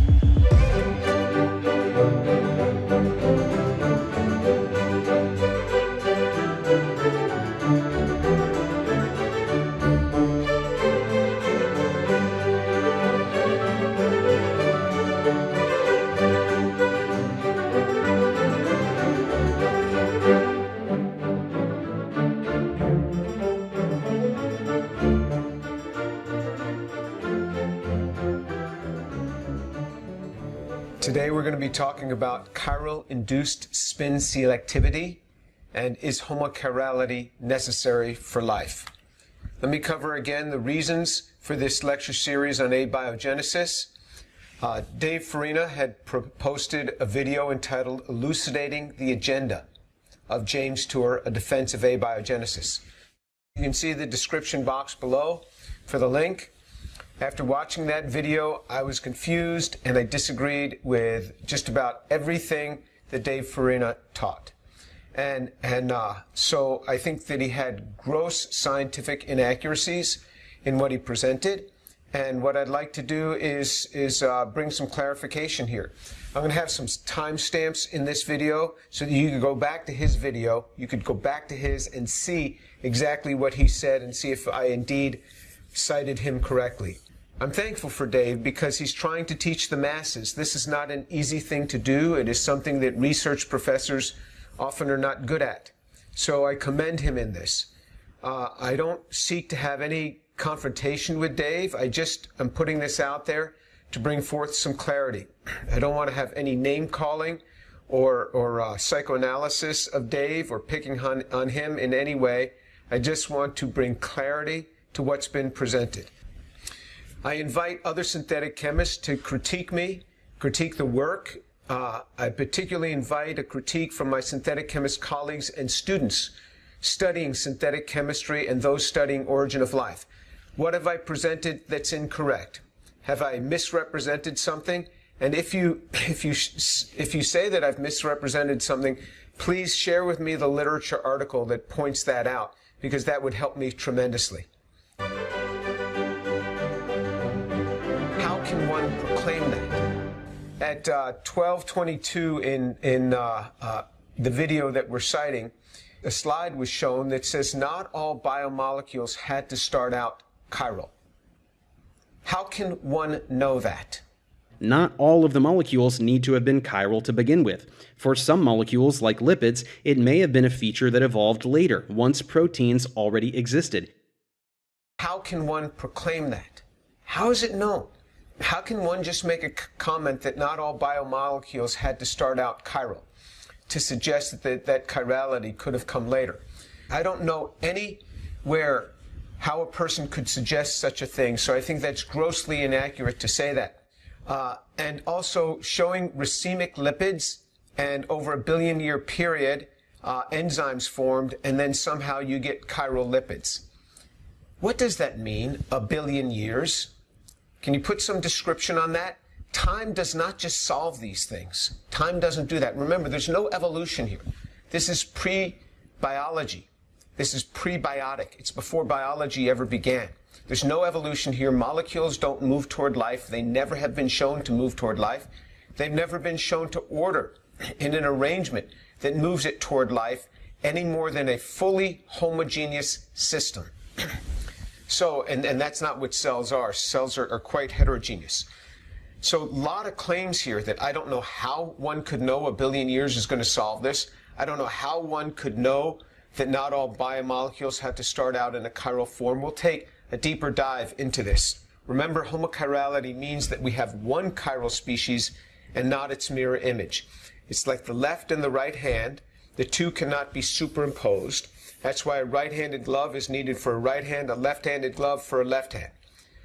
The two are non-superimposable. They're mirror images of one another. If I put my right hand up to a mirror, what I would see is an image of what would look like my left hand. Do we really need homochirality? Those that suggest that biomolecules need not have started out in a homochiral form appreciate neither the precise alignments needed for chemical reactions, such as RNA to protein synthesis, nor have they any idea of what homochirality does for reaction chemistry pathways and yields. When one is talking about aligning molecules in RNA, for example, messenger RNA, this assembly that's needed to build proteins, one has to have a very precise alignment. If there was no chirality, there is no alignment. This will not work without chirality. But even with this, there are reaction chemistries that only can be performed in high yields when dealing with homochiral systems. To suggest that's not the case is to not understand what's actually happening in a cell. Have they computed the thermodynamic cost or assessed the inefficiencies of syntheses when performing organic reactions devoid of homochiral molecular environments? No, they've never done this. Some people just spew out this information as if it's just fine to say that homochiral molecules need not had to have been there from the beginning. There's no way that they can know that, and work on cells suggests that that could never have been done. The precise alignments would not have been there, and the yields would not have been there. And we'll get more into that. There's an enormous entropic cost in building and maintaining homochiral molecules. Natural systems, biological systems, cells use homochiral molecules. That's costly to do. To date, we have no idea how prebiotic systems made homochiral molecules. We just don't. And we are just beginning to understand why this enormous entropic cost needed to be paid up front before the cell could ever be working. We're just beginning to understand that. And these homochiral molecules, these systems are necessary. And to just say, well, they formed homochiral systems on a chiral surface, show me the chiral surface and show me the EEs that are gotten. This is done in a pristine laboratory, but show me that chiral surface and let's look at the enantiomeric excesses. We already looked at a whole video on homochirality, and we showed how people can misinterpret the literature where they said you get predominantly one enantiomer crystallizing out and predominantly the other enantiomer in the supernatant solution. Whereas it turned out there was only about 1% of the materials crystallized out on top of another and mixed in with another crystal. And that was at 23% EE, less than 1% yield, 23% EE. If you have less than 1% yield, 23% EE of that thing that is less than 1% yield crystallizing out, the supernatant is essentially racemic. By the standard of any measurement, that thing is going to be racemic. So there was a gross misunderstanding of the literature on that, but that we already discussed. So we want to move toward the construction of a cell. You don't want to use a eukaryotic cell. You want to use a bacterium because that's simpler. Okay, we'll just take a bacterial cell. Using prebiotic relevant methods, we have not figured out how to assemble a functioning cell. That's not been done. In the next video, we'll talk about the assembly problem. We have not figured out how to make the 4 building blocks in anything that's prebiotically relevant. To say that we have machines that can do this using purely synthetic methods in non-aqueous solvents is irrelevant. It's how was this done on a prebiotic earth? Now, even with all of our machines and all of our advances, we've not been able to assemble a functioning cell. Never.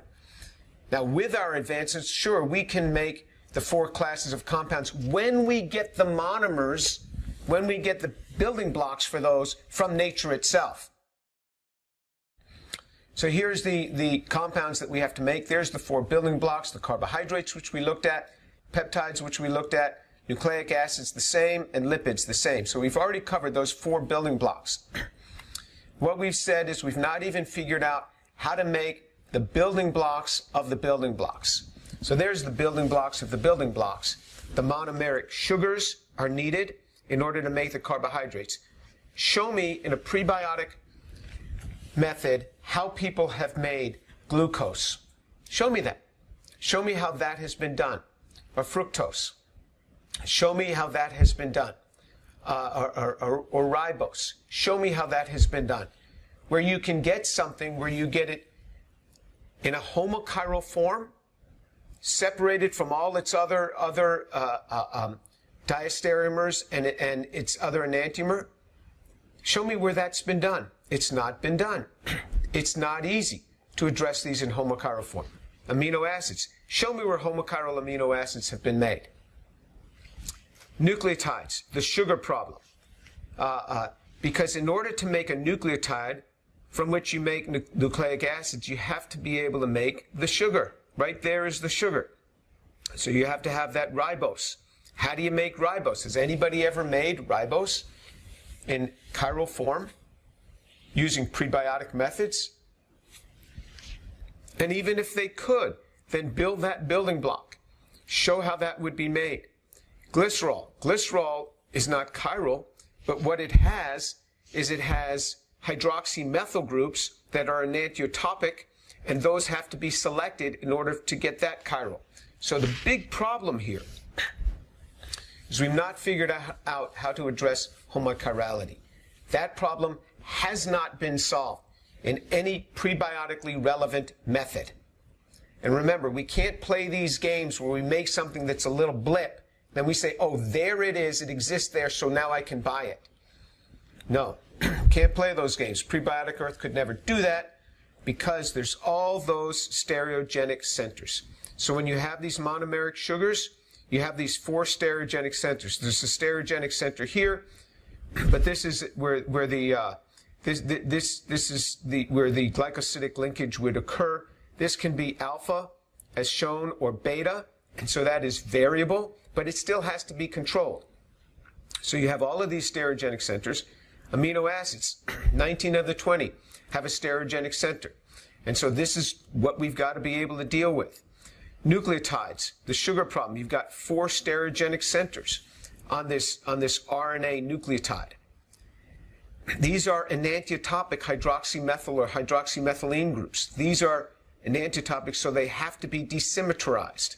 They have to be distinguished. That's, again, we need some sort of chiral environment to do that. We can't even make the simple class of the lipids. We don't know how to do that. All right? So, therefore, did homochirality occur after a simple cell formed? Maybe the cell was running on racemic mixtures, running poorly, and then somehow they got cleaned up. We have no idea how that cleanup could have occurred, but could a cell even operate with racemic mixtures? What we're talking about today is chiral-induced spin selectivity. This is a phenomenon that was first discovered about 20 years ago by Ron Naumann, and some of his co-workers have really developed this now. I think this is going to receive a Nobel Prize in a decade. And this is an amazing phenomenon that most chemists don't even know about. Certainly synthetic chemists don't use it to their advantage, and I'm sure that the vast majority of biologists know nothing about this. The chiral-induced spin selectivity, or CISS effect, relates to how electrons travel through chiral molecules. Electrons have the properties of A, being negatively charged, and B, spin. For spin, you can consider it as an electron having a spin up or a spin down orientation, or rotating clockwise or counterclockwise as an analogy. Professor Ron Naumann and David Waldeck and their colleagues have found that when electrons go through chiral molecules, one state of spin is preferred over the other. Usually you get this spin state selection only with magnetic materials, particularly ferromagnetic materials. But chiral molecules are not a magnetic material. Yet still only one state of spin can be transmitted through them, or one state is highly preferred.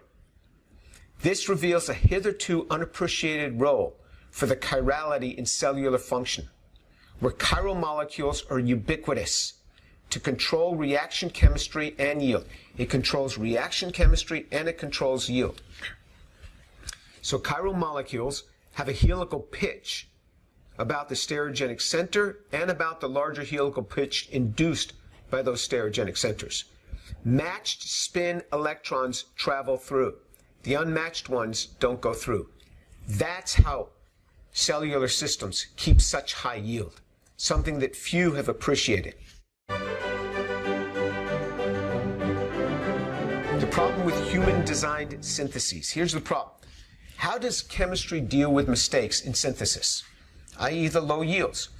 If we get 80% yield in our lab, we think we've done pretty well. And sometimes we only get that after much optimization. But let's take the most highly optimized synthetic reaction in the world. When I say synthetic reaction, I mean the reactions that humans have developed. DNA synthesis. Just 100 mer, 100 units that would, say, code for, say, a 25 long segment of a protein, just a very short protein. Takes 4 steps per addition of one nucleotide in a DNA synthesizer, which we've seen in a previous video.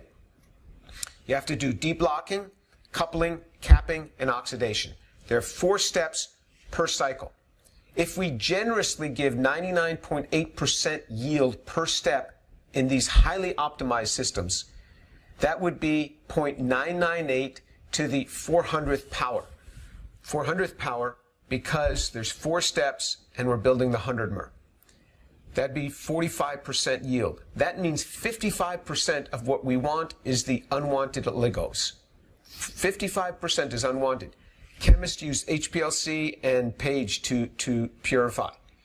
How would a cell deal with this sort of impure mixture? We have no idea. Cells never deal with this sort of impurity. They don't do reactions with this sort of impurity. They have very small amounts of impurity.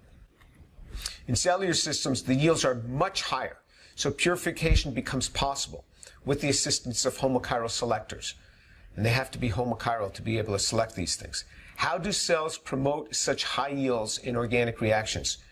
Surely with the use of CISS. So chirality had to have been there at the origin of cellular activity if we're going to be able to get high-yielding systems. Or else the cell would just fill with garbage and would be unusable. And then take it from one, I've showed you where I had reactions, we were doing templated reactions, and the fidelity of the reaction, being able to make high yields, just destroyed us because everything that was not what we wanted would end up replicating itself as well.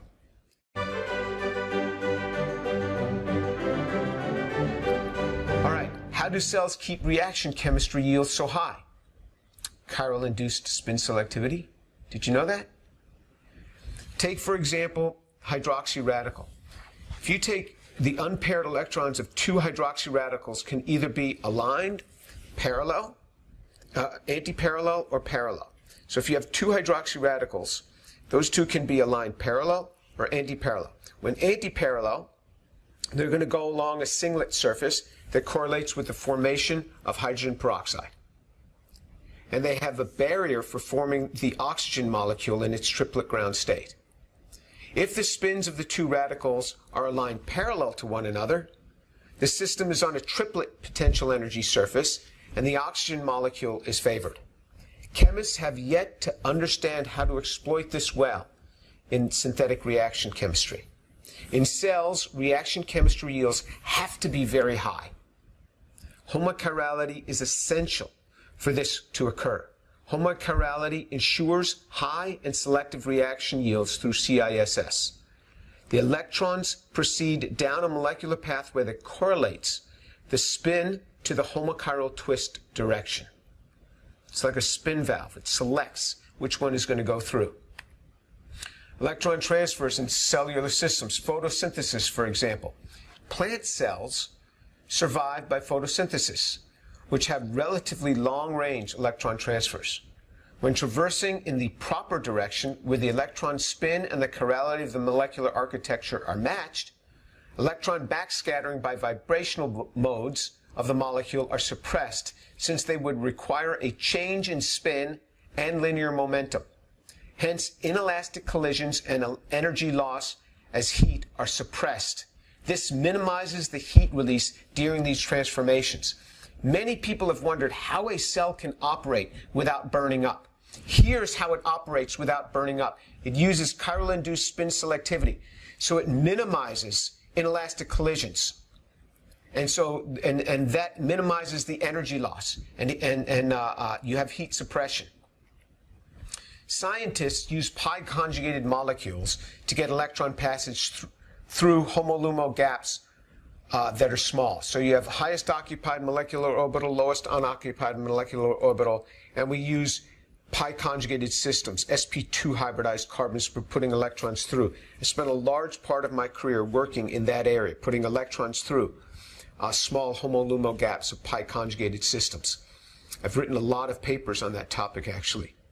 On the contrary, cellular systems have primarily non-pi conjugated proteins for electron transfer. How cells do this is amazing. Researchers are just beginning to understand this phenomenon. Theoretical work suggests that there can be several orders of magnitude enhancement of electron transfer in one direction over the other when the chirality of the molecule and the spin of the electron are congruent. When they are matched, then this happens. This is why reaction chemistry is so high in cells. This is why you can take two reactions. You can go in one route to hydrogen peroxide, in the other route to oxygen. How does that happen? It happens by selecting the right electron. And the correct electron is selected by having the correct homochiral system to transport that electron through. That's how cells do it.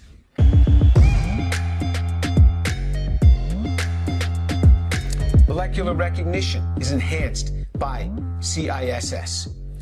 Chiral-induced spin selectivity can enhance interaction strength between molecules of the same chirality over that of molecules of opposite chirality.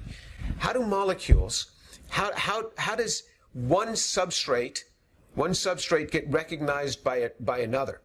Because of the induced dipole interaction, the charge Q is transferred from one side of the helix to the other, and because of the CISS effect, a spin polarization is generated, represented by these black arrows.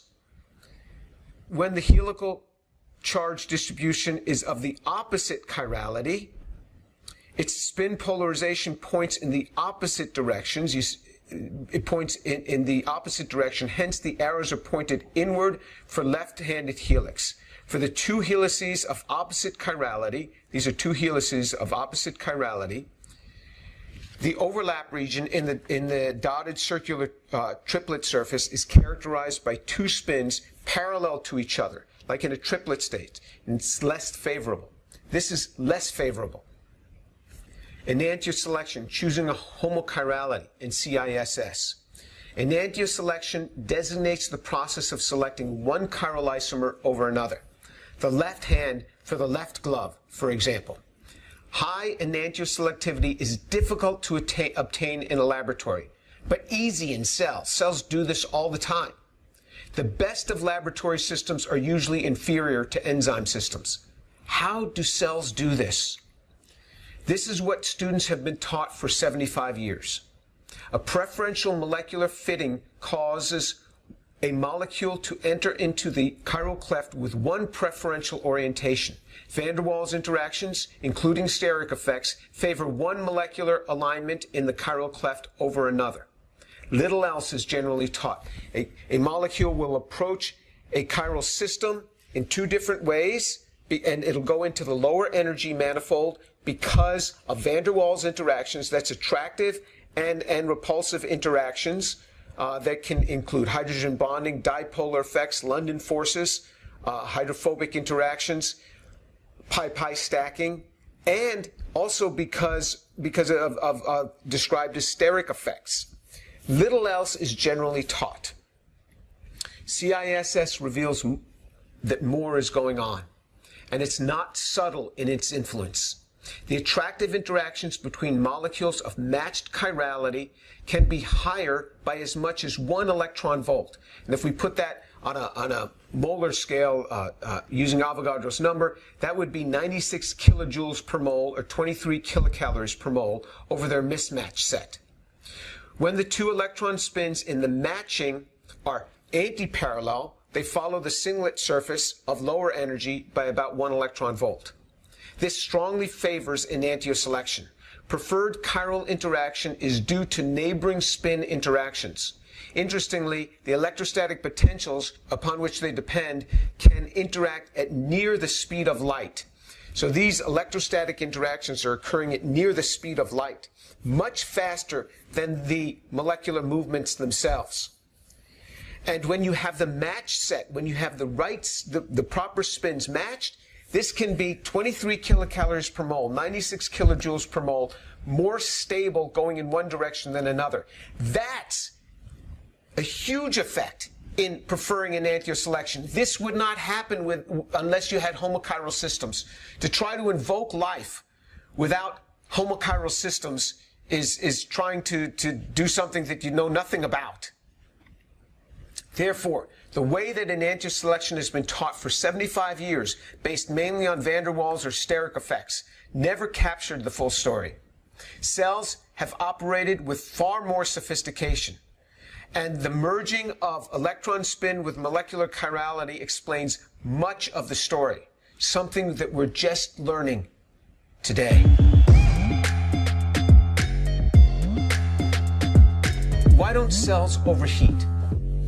Because of chiral-induced spin selectivity, at least in large part. For an electron of the proper spin, chiral molecules show far less backscattering of the electron. This in turn greatly reduces the heat released from the molecule during the electron's passage. Lower heat affords any cellular system an advantage. Hence, homochirality is required. The existence of exceedingly efficient cellular routes is extraordinary. People have often wondered, why don't cells burn up? I mean, with all of this chemistry going on, where's the heat release? Because they're relating it to how we do chemistry in the laboratory, where we don't try to match the spins. Here's an extrapolation to the macro scale for an example, so that the layperson might be able to understand this. Kawabna, Bohen, and colleagues estimated that a microelectronics processor functioning with the capacity of a human brain would need at least 10 megawatts to operate. This is equivalent to the output of a small hydroelectric power plant. The human brain needs only about 10 watts to operate. Surely some thanks due to homochirality and CISS. This is amazing what cells are able to do, because they're able to work with matched spins that take them down lower energy profiles. They're able to change this and divert reactions along a triplet profile to make things that they might want to make in another way. So in summary, might homochirality have come after cellular life started, as some have suggested? Not all of the molecules need to have been chiral to begin with. For some molecules, like lipids, it may have been a feature that evolved later, once proteins already existed. Vast numbers of electron transfers take place in lipid bilayer membranes. Lipid bilayer membranes are huge hosts for electron transfers, and it has a lot to do with respiration. So it is baseless to summarily dismiss the need for lipid homochirality. That has been dismissed without base. That has just been thrown out there in a fallacious fashion. How did the proteins noted above become homochiral when there is no prebiotically relevant route ever shown to make the amino acids in homochiral form, or to separate the enantiomers, or to polymerize them? Show me the chemistry that polymerizes amino acids in water when you're doing a condensation reaction. Show me what you're going to do with these unprotected amino acids and how you're going to pull this thing together. We'll talk more about that in the next video on cell assembly. And we've already talked a lot about that when we talked about the peptides. So again, to just throw that out there, it was totally without base. There's no evidence for claimed racemic mixtures, meaning no homochirality, being usable in cells. There's no evidence for that.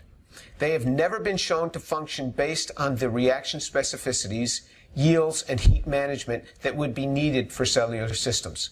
Right from the beginning, we have no idea how it could have happened any other way. There are too many unknowns. All the alignment that has to take place, and now CISS nails it for us. This is how we can go down reaction potentials without having so much heat release. This is how we can do such efficient chemistry. This is why there is such a proficient selection, enantiomer selection in chiral systems, because they're using CISS. We have no idea how life could have occurred without it. So homochirality had to have been there. But like so much that is promoted by those speaking about the chemistry of life's origin, there are incorrect claims that make the chemistry of life appear easy. Because when you just ignore everything, then you just throw this thing together. It seems really quite easy. But as soon as you start getting into the details, you're very careful about those claims. That's why people who work in the area of origin of life are much more careful than those who make YouTube videos and just ignore the details that are needed within trying to build life. Let me turn away from those who make YouTube videos and speak directly to those who work in the area of origin of life.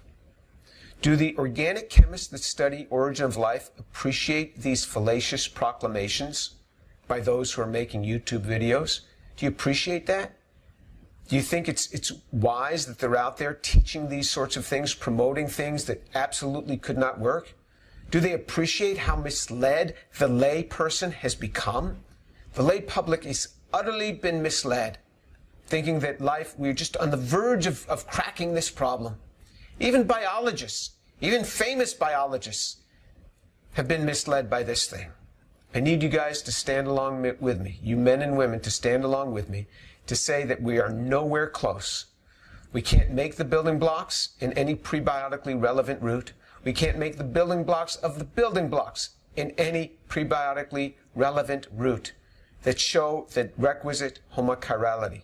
We have no idea how to capture CISS. Even in the laboratory, it's just beginning to learn how to be captured. We don't even know how to use it routinely in our synthetic reactions in the laboratory, let alone set up a cell to do this. We're clueless on so many points. Well, we'll end it there. If you're interested, subscribe, and we'll alert you to the next video. And the next video is going to just talk about bringing the pieces together, trying to form the cell.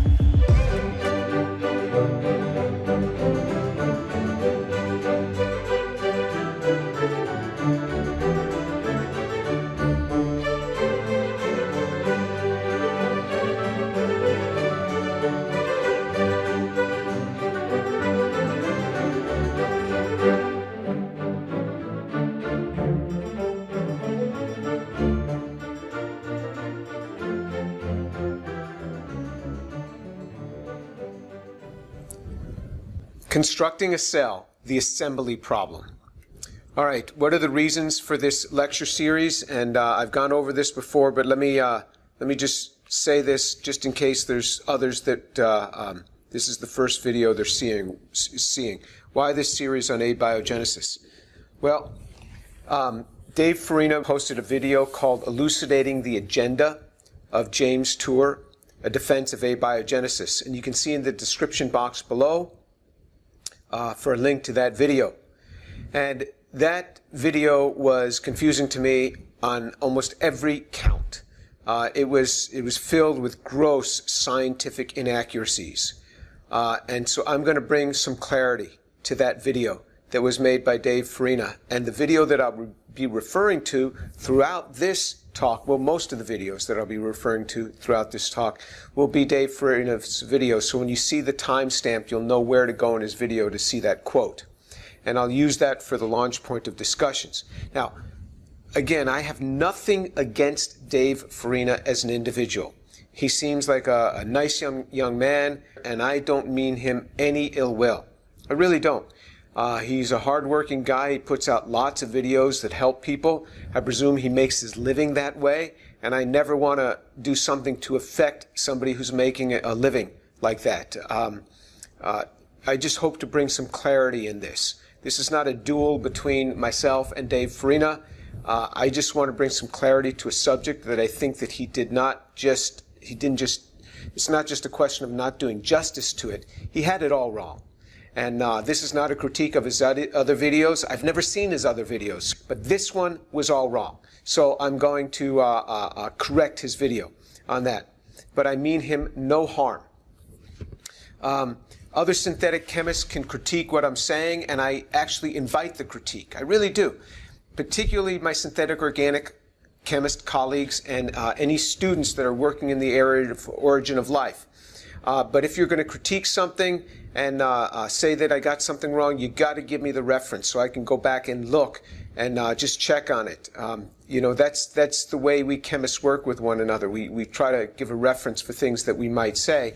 And also I have a larger purpose. I want to show the sophistry of origin of life studies. There's so much that's presented that just isn't accurate, and so much that is said that leaves an impression that we're much further along than we are. And I hope to bring some clarity to that as well.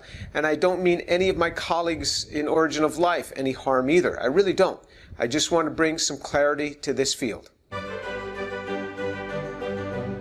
Okay, with that, let's begin. In the referenced video at 19 minutes and 18 seconds, I was quoted. Miller and Urey took some basic chemicals that are presumed on a prebiotic earth, hydrogen cyanide, formaldehyde, and CO2, and they put those across a high voltage, simulating lightning. You can get some racemic amino acids out of those. But those racemic amino acids were racemic. Okay, that was in 1952. That was 2/3 of a century ago. What has happened in 2/3 of a century since Miller-Urey in other fields? Well, we've had human space flight.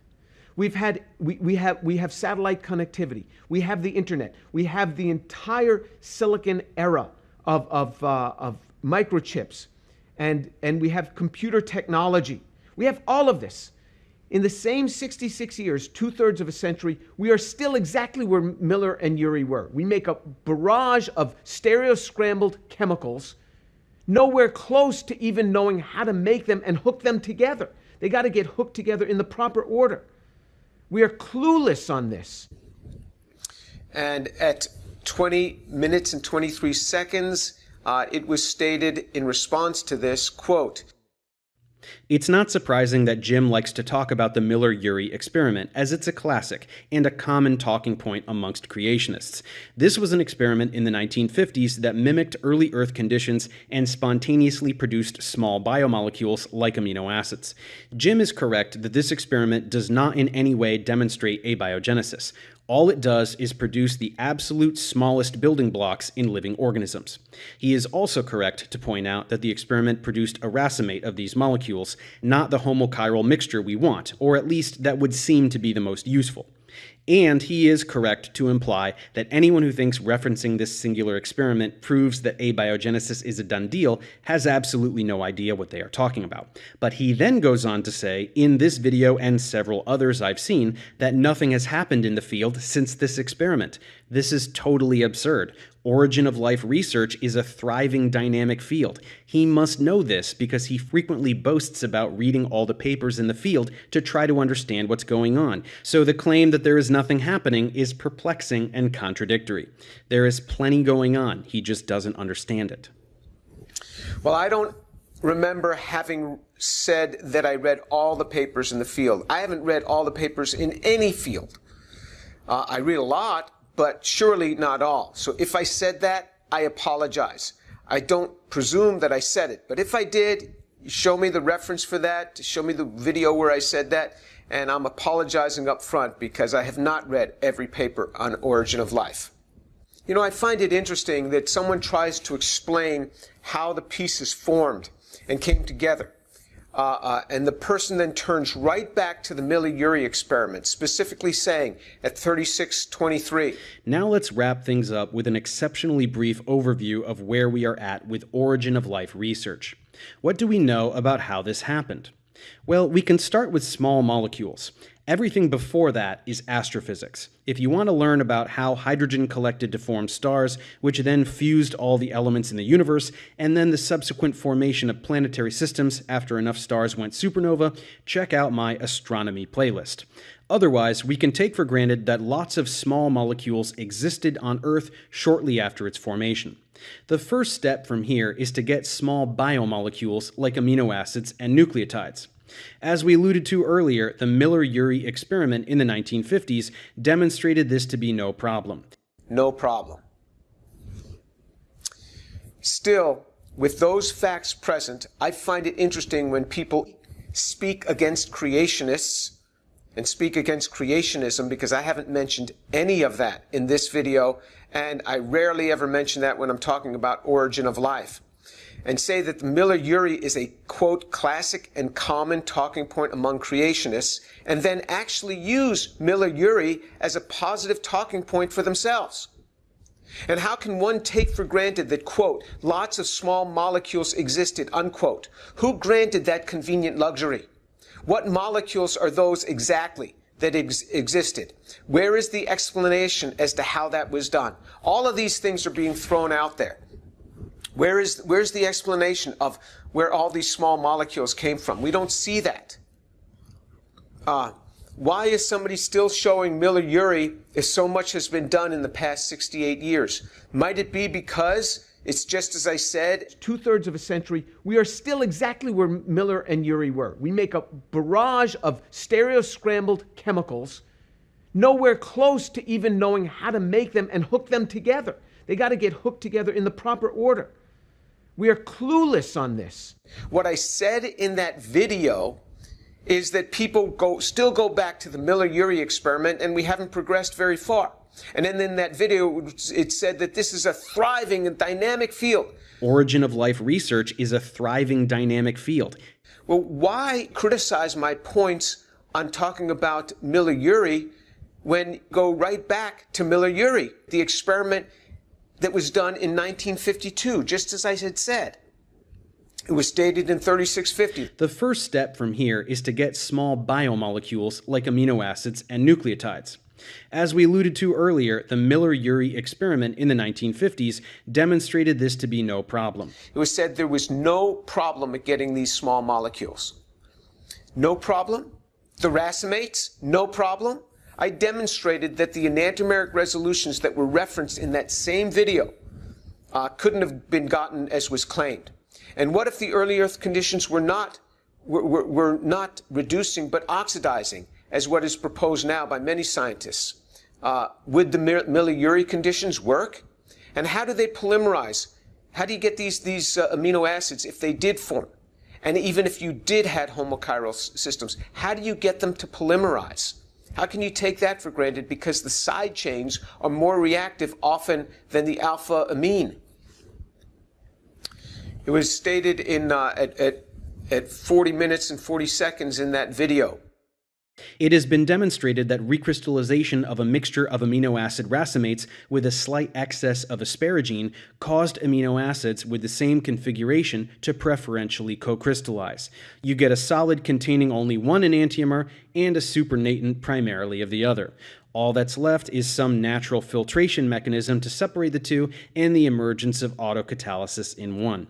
This is one way that a slight asymmetry can be dramatically magnified. So we can see that the chirality of biomolecules may have been implemented at any number of places throughout the process of abiogenesis. This is wholly inaccurate. I'm not suggesting that the person on the video is lying. Not at all. Rather, that one does not understand the very literature that they themselves are citing. I explained the very misinterpretation in the homochirality video in this series. There is not predominantly one enantiomer in the solid. It was a very small amount, as it was stated.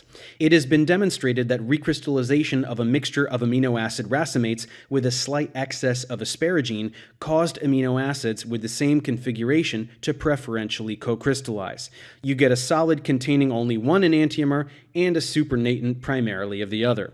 But in reality, the very paper that's cited showed, quote, less than 1%, unquote, of the mixed crystals consisting of the one that the author wanted in a maximum EE of 22.3%. Follow the chemistry and track this thing down. But I'm looking at it and trying to track it down. So here's a cleaner copy of it. And here's what you find. They used a 700 weight percent excess of asparagine was used, not a slight excess as was claimed. And then here's a quote from this article, quote, less than 1% of the mixed asparagine phenylalanine crystals consisted of phenylalanine, and the maximum EE of the phenylalanine was 22.3%. So in other words, less than 1% of the crystal that formed of asparagine contained phenylalanine. That's not the way it was portrayed in that article. Less than 1% of it. So you have 99% asparagine and less than 1% of the thing that you wanted crystallizing on it, phenylalanine. And you don't know what less than 1% means, because he should have told us how much, but he just said less than 1%. Less than 1% could be 0.1%. It could be 0.01%. It could be 0.00001%. We don't know. But when an author writes less than 1%, it just means it's terrible. But he never told us how bad. And we don't know what if it says maximum EE, what was the average EE? What was the common EE that was gotten? And at 1% of what they wanted in a mixed crystal. So there's only 1% and less than 1% and more than 99% of something else. That would mean that you just get a very small amount of what you want, and it's only 22% EE. That's far from homochirality. And what that would mean is that this solid containing only one enantiomer and a supernatant of the other, You get a solid containing only one enantiomer and a supernatant primarily of the other. that's again untrue. If you look back at that very paper that these people published, the supernatant would have been racemic to within the error of the measurement. If you have less than 1% at 22% EE that is crystallized out, the supernatant is racemic. The data interpretation in that video that I'm citing was utterly incorrect. You can't solve the homochirality problem. The Miller-Urey didn't solve this. So notice in the reference video, the very literature that was cited was grossly misinterpreted. So he's dead in his tracks. Small misinterpretations might occur, but this was an enormous misinterpretation. Hence, this cell assembly story is stopped dead in its tracks. And the story should just stop. It should stop right here, because he can't solve this part. Every slide was wrong. There is a notable advance in attaining homochirality by autocatalysis that should have been cited in that video. Specifically, the work by Donna Blackman and Neil Hallbaker. So Professor Blackman is at the Scripps Institute, and she has studied in great detail this reaction. This is asymmetric amplification induced by the SOAI autocatalytic reaction. This is an asymmetric amplification in a reaction catalyzed by its own product. And so you see this compound here, that it's catalyzed by its own product. And it's an amazing reaction. Professor Blackman discusses how the homochirality of biological molecules is a key feature of informational polymers, RNA, DNA, and proteins on which life is based. Theoretical models and experimental studies aim to rationalize how one enantiomer of a molecule might have emerged over its mirror image in a prebiotic world, presumably in the absence of a chiral bias. The discovery in 1956 of asymmetry in the weak force led to the concept that enantiomeric molecules, long considered to be identical in every respect except their mirror images are non-superimposable, are in fact minutely different in energy due to parity violation. The parity violation energy difference, PVED, has been postulated to account for the original imbalance in enantiomeric molecules, leading to the observed biological enrichment towards L amino acids and D sugars. This stands in contrast to many origin of life proposals that say that the direction of symmetry breaking may have occurred purely by chance from random chemical fluctuations. But after more than 25 years since the discovery of the SOAI reaction, that reaction remains the sole documented example in which amplification of a small difference in enantiomeric excess in the autocatalytic reaction can lead to a homochiral population. This is the sole example. And in over 25 years since the discovery of that reaction, nobody's found another one. Now I am reading directly from Professor Blackman's paper that was published in 2019 in the journal Nature Chemistry. Quote, the COI reaction remains the only confirmed case of chiral amplification in autocatalysis, and its chemistry is not amenable to an origin of life scenario. No reactions involving chiral molecules under prebiotically plausible conditions have yet been discovered. In the absence of such a mechanism, the propagation of an imbalance of enantiomers from PVED may be seen as an even more challenging proposition. Furthermore, in contrast with early calculations suggesting that the weak neutral force would favor the terrestrially dominant L amino acids, Quack has concluded from extensive later work that theoretical calculations provide no direct relationship between PVED and the hand of a chiral molecule, as would be expected, for example, from the Delegg postulate for an L amino acid world. It is important to note that the SOAI reaction is itself a singularity, not only in its to-date unique capacity to amplify EE, but also in its stunning autocatalytic efficiency and persistence, unquote. So this is what she cites. This is what she writes in her own paper. Then, when you go to the experimental section, in the supplemental procedure, you can see that she had to buy the aldehyde, and then she purified it by column chromatography, and then further by distillation. So there were distillations involved, and there were column chromatography. It has to be highly pure. Remember, in that video, they cited a reaction where something was less than 1% of it was the compound you wanted. 99% of it was something else. This is highly pure. You see the extreme conditions that have to be realized if you're going to have amplification in autocatalysis. And they used diisopropyl zinc as the standard reagent to use. Diisopropyl zinc is pyrophoric, which means it bursts into flames in air. I've used dialkyl zincs, and they are hot. And if they touch water, you just get a ball of fire. In air, you get a ball of fire. So they use diisopropyl zinc, and they use toluene, which is not a prebiotic solvent, and the toluene was purchased in a superanhydrous form in an Aldrich Sure Seal bottle. So they had to keep all water out of this. And they used a serum vial that was flame-dried, it says, and back-flushed with argon. Where are you going to get a flame-dried vial? A flame-dried vial that is flame-dried so you get all the water off of it, then you backfill it with argon. And then they used a sterile needle, and they had to maintain the reaction at minus 12 degrees centigrade. So think about how exacting these procedures are. And this is the singular case. So Professor Blackman remains refreshingly circumspect in her analysis of her own data and in the projections that she makes regarding implications for origin of life. I wish more researchers were like her.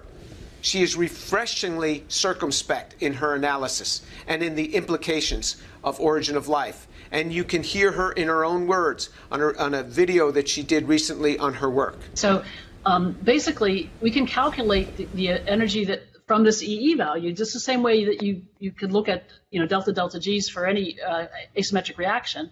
And it turns out that it's about 2.8 times 10 times 10 to the minus 8 kilojoules per mole. And if you compare that, remember we talked about parity violation energy difference. That's 10 to the 12th to 10 to the minus 10 to the minus 12th to 10 to the minus 15th. So we're still orders of magnitude away, which would suggest that parity violation energy difference wouldn't be enough to tip us one way or the other. It certainly isn't enough in our chiral world today to make any difference to any of the reactions that we're doing. But there are people who have models to show how you could still pull signal out of noise if you have enough time and enough small values of alpha. So I think that I'm just going to go straight to the conclusions now. This probably PVD is unlikely to be sufficient to count for symmetry breaking, at least in the SOI reaction that we studied. And you're going to need a reaction like the SOI reaction, but very persistent and very efficient if it's going to reach homochirality. And so far, the SOI reaction is the only one we have. It's maybe more likely that we have to think of some combination of processes, not just a single autocatalytic reaction that would get us to homochirality. So that, and along those lines, a lot of people, our group included, are trying to find more prebiotically relevant reactions that could do what the SOI reaction does. So far, we haven't been able to find one. So that's a kind of a holy grail for anybody that's interested in thinking about what kind of reaction that would be prebiotically relevant where the product could then make itself and amplify EE. She has done terrific work in advancing this area, and maybe we can interview her on one of my future podcasts to hear more about her work. But that video goes on and just presses on ahead. At 3739, it was stated that nucleotides form from simple molecules like formamide. All right, well, how do you get those what he's drawn is not a nucleotide, but a nucleoside, I believe, but that's minor. But how did he get that proper stereochemistry? What's shown in this picture is the proper stereochemistry. Nucleotides, it says, it's written, form very easily. They don't form easily. Let's look at what experiment he might be talking about. So here is, let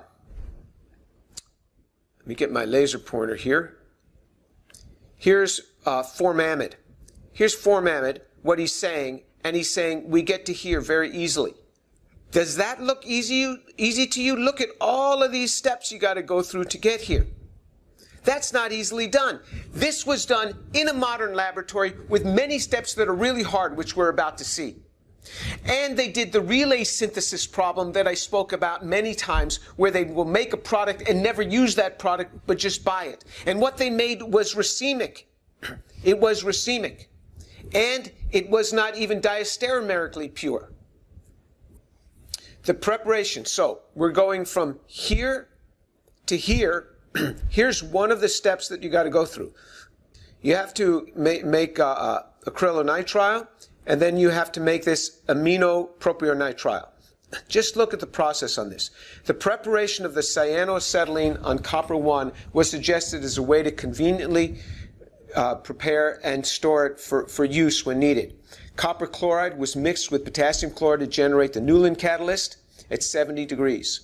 Then a separately generated source of acetylene gas was prepared from calcium carbide and water. Was there really calcium carbide on the early Earth? I've never seen that. Maybe there was. I have no idea. But usually that's made by putting a carbon source across a very high potential. Maybe there was. But somehow you have to have water dripping on that and that gas then bubbling through the solution that you want. How does that happen on an early Earth? We don't know. The gas was bubbled through the Newland catalyst to prepare acrylonitrile, which is an unstable molecule that needs isolation and storage to inhibit its polymerization, which was then subjected to potassium cyanide for 1 hour. Then 5 equivalents of ammonia in a 13 molar ammonium solution was adjusted to pH 9.2 with sodium hydroxide to generate the desired aminopropionitrile. So that's going from here to here. All of these reactions were executed in clean vessels and properly isolated prior to proceeding to the next step. This is just a sampling of the preparations that are difficult even for the most skilled synthetic chemists, preparing very simple precursors to a few of the many molecules within the building block class. And all of their precursors were racemic if they bore any possible stereoisomerism. This is what he's referring to when he says formamide can go to these nucleotides. That's what he's talking about. Does that look easy to you? Just one step, boom. Oh, that happened. Oh, really? Formamide just does that. How does it do that? How'd you get that chiral sugar, that homochiral sugar? How was that done? Because remember, a nucleotide has got to have, it would have a phosphate out here, but it's got to have this being chiral. It's got to have that sugar to be there. How does that happen? Never explained. So he's dead in his tracks again. And further, at 3756, he says, so getting the smallest building blocks of life is absolutely no problem. Whoa!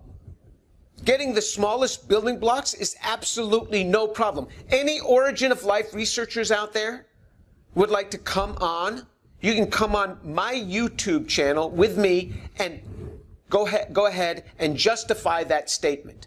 Are there any synthetic chemists out there that would be able to justify that statement? Show me where you've published papers on origin of life. You come on anytime and talk about how you could justify this statement that getting the smallest building blocks of life is absolutely no problem.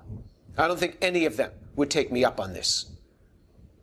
That is a total misunderstanding of chemistry. Again, I'm not picking on anyone else's other videos. I'm just saying this one was so wrong. This is wholly inaccurate. All right, the story is dead in its tracks. An origin of life researcher publishes a paper and there's a lot of hype around it.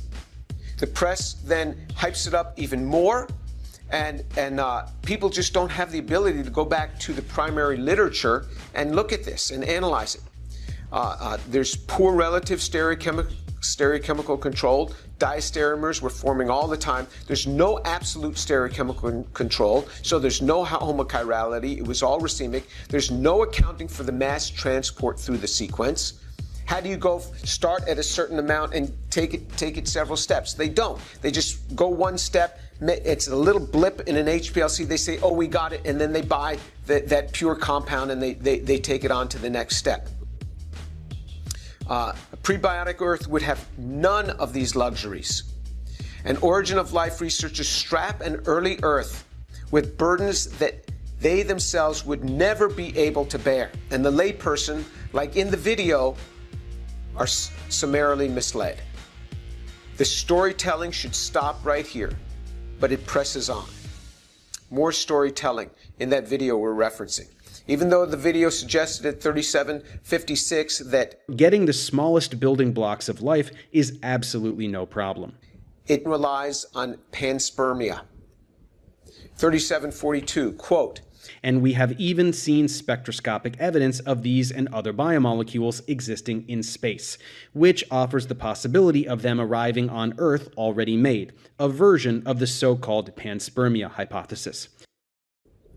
Well, this just begs the question, how do the molecules form? The periodic table is the same throughout the entire universe. Throughout an entire universe, it's the same. So regardless of molecules being in space or not, how did they first form?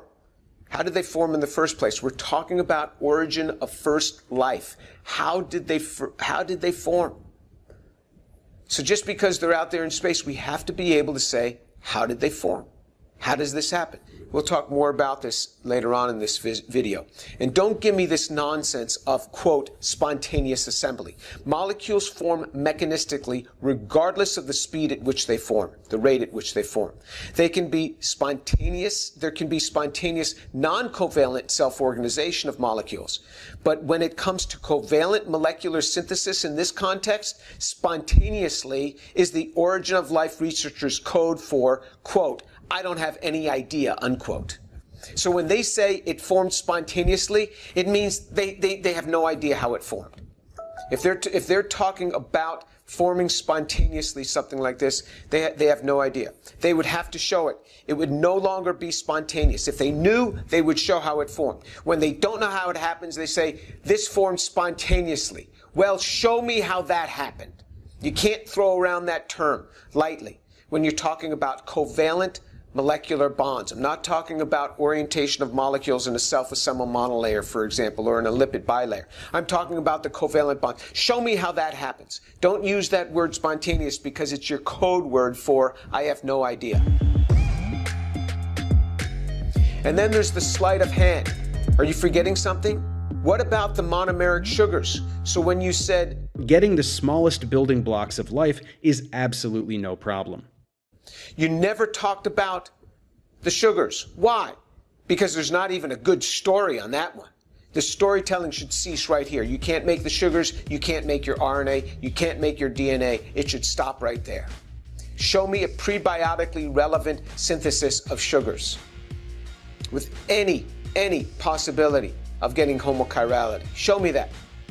When you can't, the story should have stopped right there. It's as if one wants to build this car, but all he's got is rocks. There's the car, and you say, make that car. All you got are the rocks. From those rocks, you got to get all the chemicals. You got to get all the metals. You got to get all the chemicals to make the tires and the seats, and you got to get aluminum from aluminum ore. From bauxite. You have to get the copper ore. You have to get iron ore to make the steel. That's what early Earth is faced with. You can't buy these things. Remember that? We talked about that. So when you say in the video, getting the smallest building blocks of life is absolutely no problem. I don't believe that those that say such things really know what they're talking about. I don't believe it. You don't know what you're talking about if you're going to say something like that. And then you have to address the polymerization problem. So his step 2, the video step 2 is polymerization. Polymerization to get the biomolecules. But remember, they never established the monomers to begin with. They never established these. They never showed how to make the sugars. They never showed how to make, therefore, the nucleotides, because you couldn't make the sugars in any prebiotically relevant manner. They got the amino acids, but now you want to get these things to polymerize. Remember, they have side chains. There's side chains here. There's lots of hydroxyl groups here. You have the C2 hydroxyl here. How do you get these to polymerize when those are unblocked? You can't just say these make DNA or RNA. You can't. In fact, you got the extra sugar here, so the extra alcohol. If this is going to make DNA, it shouldn't have that alcohol. But in any case, that's a minor thing. How do you get these? You got to have the side chains protected. In 3759, it's proclaimed in the video. Next, we need polymerization. DNA, proteins, polysaccharides, these are all polymers, so some mechanism must have arisen to join the small bits together. There he goes. Some mechanism must have arisen, unquote. In other words, he has no idea. But because we are here, there must be some way, so let's claim that we know rather than confessing that we're clueless. If we're here, we got here somehow, so we pretty much know how it happened. No, we don't know. We don't know how it happened. This is what you're supposed to tell us. You're supposed to tell us how these things polymerized, not to say, well, it must have arisen. No, you're here to explain to us how it happened. That's the whole thing about explaining abiogenesis to us. You can't just say, some mechanism must have arisen. Well, yeah, somehow we're here. What else would you like to claim? Are you presuming something? Are you suggesting an intelligent designer or something? I don't know. What's the some mechanism? How about explaining that to me? The whole purpose of the cited video was to show us. The video never showed us how to make the amino acids and the sugars polymerize. Never showed us. Never showed us how to make the RNA polymerize. He's going to show us, but we'll tear that apart. All right, so polymerization to get biopolymers. So he's going to take this nucleotide now, and it is suggested at 3811. This likely happened first with ribonucleotides, as these have been demonstrated to polymerize on hot clay to produce RNA. Well, if you're going to use a ribonucleotide, where did you get the ribo part? Where did you get the stereochemical homochiral sugar, ribose? You can't have the ribonucleotide till you have ribose. And if it's not homochiral, it's not ribose. You have to solve the homochirality problem for that. Yet the video skips the point via fast talking. The story should end here, but he presses on. And he says you get these polymers on hot clay. So you can take a RNA nucleotide, a ribonucleotide, and you can put it on hot clay and you can make RNA. These have been demonstrated to polymerize on hot clay to produce RNA. Oh, really? Hot clay? How hot? I'm wondering, how hot is that clay? Well, is it hotter than minus 80 degrees centigrade? Is it warmer than minus 112 degrees Fahrenheit? You go right back to what's published on the Sigma Aldrich page for, this is a company that sells RNA. RNA from the website tells us that RNA is much less stable than DNA due to its chemical structure. RNA is subject to autocatalysis as well as degradation by RNases. Well, there's no RNases on an early Earth, so we don't have to worry about that. But this is what we got to worry about. That hydroxyl, that 2-hydroxyl, that hydroxyl and the 2-carbon coming and attacking that phosphate, and whoops, there we go, broken RNA. Well, how does that happen? At what temperatures does that start happening? Above minus 112 Fahrenheit. The 2-hydroxyl group of RNA can lead, I'm quoting, to autocatalytic degradation, quoting from the website of the company that sells this stuff, which in turn, under the right conditions, lowers the quality of the useful oligonucleotide. For short-term storage, single-stranded RNA nucleotides should be stored in a TE buffer. We showed the structure of that buffer before, at minus 80 degrees centigrade. So it's got to be in a buffer, kept at minus 80 degrees centigrade. That's what you got to do. But you want to make that on a hot clay? How well would it be made on a hot clay? And what kind of clay did they use? Well, let's look up the paper. Let's go to the primary literature and see what they used. Here's a paper, Prebiotic RNA Synthesis by Montmorillonite Catalysis. And so they start with vol clay, which is a commercial clay which might contain other additives. I went to the website to really understand, what is vol clay? Is it clay that you've gotten that you sell in its native state, or have you pre-treated it? I don't know. It may not be native clay. Why don't you just go out and find some clay and try this? Well, they didn't just take vol clay and do this. Look at what they did with vol clay. It was treated with 0.5 molar HCl 50 mLs by continuous stirring at 4 degrees centigrade for 30 minutes. At the end of each treatment, excess acid was removed by centrifugation. Where'd you get a centrifuge on early Earth? And decanting the supernatant. Fresh acid, 50 mL, was added, and the Montmorillonite pellet, and the treatment was repeated twice more. The acid treated, that's H plus Montmorillonite, was washed with 100 mL of deionized water at 4 degrees centigrade for 30 minutes with constant stirring. So we're going to have this clay where it can get to 4 degrees centigrade, and then later it's going to get hot. Interesting. At the end of the washing, excess water was separated by the centrifuge at 3,500 RPM. Were you going to spin something at 3,500 RPM on an early Earth?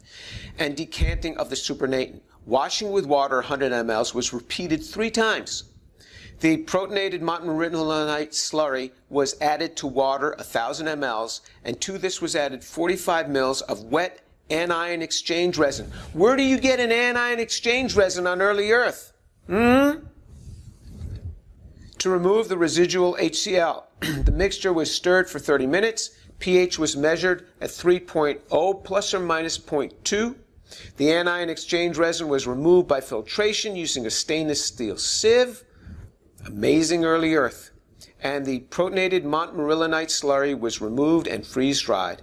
1 gram of the protonated Montmorillonite was suspended in 100 mL of deionized water and titrated with 0.02 molar sodium hydroxide, lithium hydroxide, or KOH at pH 7. The water was separated by centrifugation at 3,500 RPM, there's that centrifuge again, and lithium, sodium, and potassium Montmorillonite pellets were freeze-dried. Wow, freeze-drying, you need a vacuum pump for that. I wonder how that happened on an early Earth. That's the clay that they use. It's not clay that you got from under a rock. Then you can't just use the nucleotide that you had showed us. Can't do it. You got to use an activated nucleotide. So you got to have an imidazole to activate this.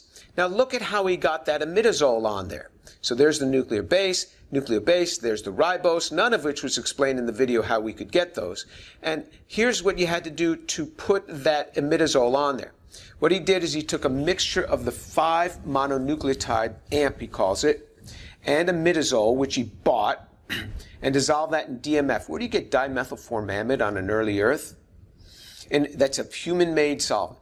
In 50 ml flask, and the solvent was evaporated to near dryness at reduced pressure. Where'd you get that vacuum pump?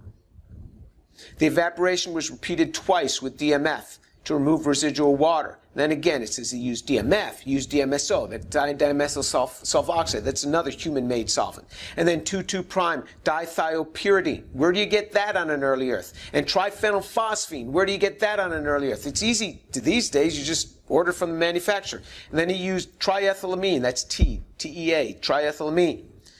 Where do you get that on an early Earth? The resulting product was removed from the clear yellow reaction mixture as a precipitate by adding the reaction mixture drop by drop to a solution of sodium perchlorate. Quite a chemical store on early Earth. In a mixture of ether, acetone, and triethylamine stirring at the same time. Ether is human-made materials there. I mean, the stirring was continued for 2 hours and goes on and on. He uses centrifuge, he uses ether, he uses a vacuum desiccator, and then he gets his more than 99% pure material by HPLC. So he had to get it really pure. How do you get things really pure on an early Earth? You say, well, it doesn't matter. No, it really, really matters in this sort of thing. Because these are condensation polymerizations. These function under something called the Carruthers equation. If you just have a little bit of mess in there, that terminates the polymerization. So he had to use really pure material here, purified on an HPLC. How was that done on an early Earth? It says in the paper, wide ranges of activating groups are produced from hydrogen cyanide under plausible prebiotic Earth conditions. Well, why didn't you use those to show us that? Why not? Now, nucleobases can form under prebiotic type conditions, but again, this is often using the relay game, which we've explained before. And then these are the reactions. So they put it on the clay and they do all of these things. All these things in red are very exacting conditions. Very exact. It's all very exacting. 24 degrees, this. And then finally, when he's done, just go right here. He had to extract it 4 times with an organic solvent. All right? Acetonitrile, he had to extract it with acetonitrile. So he had to get that solvent and extract it with it. Why did he have to extract the RNA from the clay with an organic solvent? Why didn't he just wash it off? Because it doesn't just come off. Because the RNA is negatively charged, the clay is positively charged, and it sticks. And it doesn't come off, it doesn't give it up. So what does he do? He treats it with acetonitrile, and he does this over and over again, overnight, just with this organic solvent. So this isn't prebiotically relevant anymore. It has no relevance. How can you claim this? It has no relevance anymore. But even we'll give you that. I'll just give it to you. Now look what happens. Bridging the prebiotic and RNA worlds, prebiotic RNA synthesis on clay. So these folks did a synthesis on clay, and what they tell us, thankfully, is they tell us how well it polymerized. You see here, here's the 2' hydroxyl, here's the 3' hydroxyl. You need it to polymerize between the 3' hydroxyl on one and the 5' hydroxyl on another to make RNA. But there's another hydroxyl there. So if you were to do this in a modern laboratory, you'd have to figure out some way to block that hydroxyl. But when you don't block it, look what happens. You get both the 3' 5' polymer and the 2' 5' polymer. And that's when you have really pure monomer that's purified like through an HPLC. And so you have to use these activated systems. So you have to use the activated monomer where you put the activation group on here. And you get 2' and 5' linkages. Well, how much of those do you get? Well, you get a lot. So you get 67% of the 3' 5'. So that means that the other 33% is the 2' 5'. Here, when you use these other oligos, when you use these other monomers, you get a predominance of the 2' 5'. That will be the predominant one. So you get all sorts of messy linkages. Let me show you what that means. Here's how RNA should be. You get this 3' hydroxyl coupling through a phosphate to the 5' position of the next one. 3' to 5', 3' and onward to 5'. That will make you RNA. If you had the homochiral base, the homochiral sugar, which he didn't have, and if you could somehow put those together, then you could polymerize these to 3', 5' to make RNA. But you don't just get this. You get a lot of the 2', 5', 2', 5', lots of it, at least 30%. And then sometimes the predominant is the 2', 5'. Then you don't have RNA.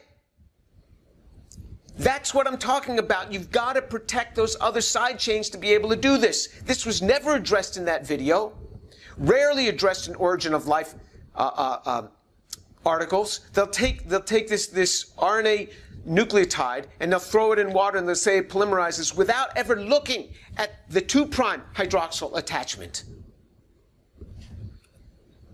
Well, what happens if there are 2', 5' attachments? What would happen? Oh, look at there. Look at there. What's happening? Look what happened. You make siRNA, the 2', 5' linked nucleic acid exhibits very unique hybridization properties to complementary RNA. While the 2', 5' linked nucleic acids form a stable duplex with RNA, they weakly hybridize or not at all to the complementary DNA. Well, that's interesting. The duplex is formed between the 2', 5' linked DNA or RNA and the 3', 5' RNA adopt an A-form helical structure. This suggests that these duplexes may be used as siRNA to inhibit gene expression. They form siRNA. What is that? Small interfering RNA. siRNA degrades messenger RNA after transcription, preventing translation. These are products which shut the biochemical process down. They shut it down. The impurities there shut it down. This is what I'm talking about. You get all these impurities, and they shut down the process. The process is shut down by these impurities. You say, well, you don't even address those. Why didn't you address it in the video? Because I think the people that made that video didn't even know this, because they don't read the primary literature. These are the problems. And are there no alcohols or sugars or amino acids or thiols or amines around during this polymerization? Because they would surely attack those phosphates. In every case, there would be interfering nucleophiles. How is that done on an early Earth? In the laboratory, you can use pristine solvents and get everything HPLC pure and try to pull this thing off. And even with that, you get a lot of 2', 5' linkages. And what you get are only short RNAs to begin with, number one. Number two, if you had any interfering other nucleophiles. And now, later on, when you want to make proteins, you subject it to all the 20 amino acids, all of them. But here, when you just want to make the siRNA, there's no amino acids around. How convenient. Residue order. How do the nucleotides know to hook up in a prescribed order to form the codons for the particular peptides? You need the information coding. That video addressed nothing about where the information coding came from. Nothing. Why? Why not? Because there's no answer to that. That's why. Without that, the story stops dead in its tracks. The RNA prepared enclaves are not what the video suggests. Even with extreme human interference, you didn't get what he would want. So the storytelling should again end here. Yet it presses on in the video. He goes on, 3824, then the cited video says, ribozymes are RNA molecules with catalytic function. This means that beyond merely serving as genetic material, they can catalyze chemical reactions, including the production of other molecules, such as proteins. And in fact, our own ribosomes are ribozymes which perform precisely this function. Ribozymes can even perform self-replication. That's right, already at this simple level, we are introducing the possibility of self-replication. In this case, via autocatalysis, thereby introducing the possibility of a form of natural selection, whereby chance alterations in molecular structure that raise the statistical likelihood of the proliferation of the molecule will cause that molecule to propagate with greater frequency. Well, let's look into that. It was suggested that ribozymes are RNA molecules with catalytic function. Yes, they are.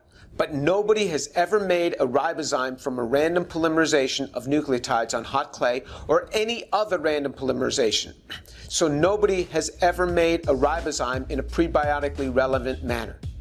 Nor has anyone ever made the homochiral nucleotides, the building blocks of the RNA, nor the homochiral sugars, the building blocks of the nucleotides, in the prebiotically relevant manner. Why suggest that a prebiotic Earth can do this if it cannot even be done in a modern laboratory using prebiotically relevant routes? Recall the deleterious 2', 5' linkages? What happened to those? And there were no selectors. Fanciful suggestions being made in the video are irrelevant. At 3828, it was said, This means that beyond merely serving as genetic material, they can catalyze chemical reactions, including the production of other molecules, such as proteins. there can be no production of proteins without codons, without the information being there. One needs proper codes for protein production, plus an array of supporting enzymes to deliver the amino acids, plus the amino acids in the first place, all in homochiral form. And the presenter has not provided any of this yet. At 3836, And in fact, our own ribosomes are ribozymes which perform precisely this function. yes, because our own ribozymes are of biotic, not prebiotic origin, and they possess the informational code. None of what was suggested has any of these features. None of what was suggested in that video.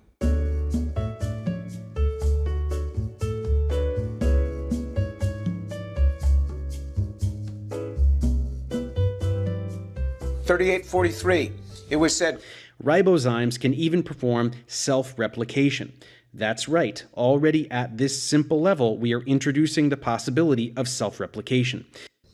you mean self-replication that's never been shown to work even though enormous synthetic expertise has been applied? And RNA, after being primed by biochemists, has never been known to copy more than 7% of itself? That's not self-replication. And the new copy is too short to ever act as a new template for self-replication. There's 2 references in the literature. So how did this happen on an early Earth when biochemists can't even get it to work in a primed RNA that's set up to do this? At 3845, We are introducing the possibility of self-replication, in this case via autocatalysis, thereby introducing the possibility of a form of natural selection, whereby chance alterations in molecular structure that raise the statistical likelihood of the proliferation of the molecule will cause that molecule to propagate with greater frequency. have you any example of this outside of a biological system? Any example? No? No references are provided? Not only has it never been demonstrated, but there's no legitimate hypothesis on the table as to how this could have been done. It was just thrown out there.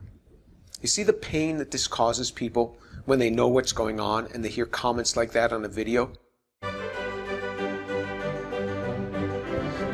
Then he goes to the RNA world hypothesis, and he shows each of these subcategories, step 1, step 2, step 3, step 4, step 5, and these things. We will deal with all of these in the next slide, but here it was said at 3910, The widely accepted RNA world hypothesis postulates that RNA molecules performed all manner of catalytic activity, and that proteins only later took over this functionality, which they were able to perform with more versatility, and this was a major step towards the origin of life. Well, I'll tell you, not everybody agrees with the RNA hypothesis. It is just a hypothesis. For example, here's a recent article by Krishnamurthy, who's a leading researcher in the field of origin of life, and here's what he says in that article, quote, "The view that the deoxynucleosides would have been available alongside the ribonucleosides, though old, is not as widely popular as the RNA world hypothesis. However, it must be pointed out that the RNA-centric view and the RNA-only approach is limited in its validity and has been rightfully questioned critically." So you see that this is not nearly as widely accepted, and it throws out lots of things that have never even been seen. Quote, "RNA forms from inorganic sources," unquote. That has never been shown, not even close, and surely not with homochiral nucleotides. And why doesn't it decompose? Why don't you have to deal with the decomposition problem when you're dealing with RNA? Step 2, quote, "RNA self-replicates," unquote. In the best of cases, in a modern lab, with provided homochiral nucleotides, not more than 7% of a primed RNA has been shown to self-replicate. And that was further too short to act as a replication template itself. If it's a ribosome, there's never been a demonstrated protein-free ribosome. Step 3, quote, RNA catalyzes protein synthesis, unquote, only if provided the homochiral amino acids with support enzymes, and only if the RNA has been given the information to form a codon pattern with the start and stop data. Step 4, quote, membrane formation changes internal chemistry, allowing new functionality, unquote. A lipid bilayer vesicle can change subsequent protein folding, but there are so many outstanding questions since no phospholipid bilayer has yet been suggested, and the protein folding is a big unknown. We're going to look at the Leventhal paradox in just a moment. Quote, step 5, quote, RNA codes both DNA and proteins, unquote. But where did the RNA get the informational code to begin with? And from where did the homochiral nucleotide arise? You see, every time you skip one of these steps, it just cuts the knees, right? Cuts you right off at the knees. Quote, DNA becomes the master template, unquote. Yes, it is a master template. But in the video's proposal, it is only what the strand of RNA gave it, and nothing more. What's the informational source?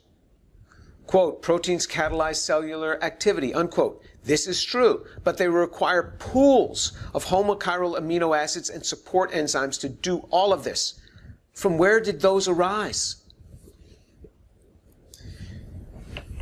It was suggested that, as it says here, the mineral surfaces could perform organometallic catalysis. And what he shows here is a condensation polymerization taking place in water. Proteins depolymerize in water faster than they polymerize. Then it was suggested at 13 minutes and 29 seconds. With regards to protein production, if catalysis via ribozymes is deemed insufficient, there are plenty of other possibilities.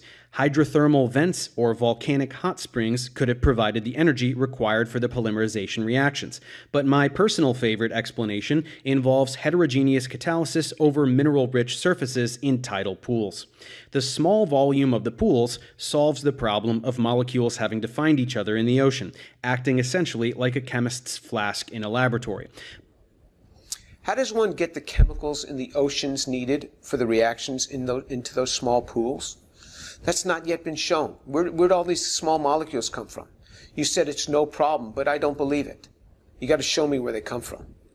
And even if you had them, how do you perform the needed condensation reactions in water? In the water reactions, you would favor the starting material. Amino acids don't even just hook together like that. Even in the chemist's flask in a laboratory, even the chemist can't get them to hook together like that. And how about the side chain protection and deprotection? Side chains are more reactive than the amine itself, than the alpha amine itself. But if you don't want to take my word for it, that the amino acids don't just hook together in aqueous solution, even in a chemist's flask, how about what was published in Nature in 2019 by Matthew Pauner, a key person in origin of life research? And he says this: it is inconceivable that sophisticated and coordinated macromolecules could suddenly emerge at the origin of life, unquote. He goes on to say, quote, peptides are widely assumed to be products of amino acid polymerization reactions. Whilst conceptually simple, in practice there are good reasons why these reactions are inefficient in water. And then he goes on to explain why these are zwitterionic, and these don't happen in water. Just hasn't been shown. So how can you keep claiming this? You throw all the organometallic surfaces you want at it. It's not going to happen. So I don't know why that's your favorite place to have it happen when it doesn't happen there. So the video storytelling should end right there.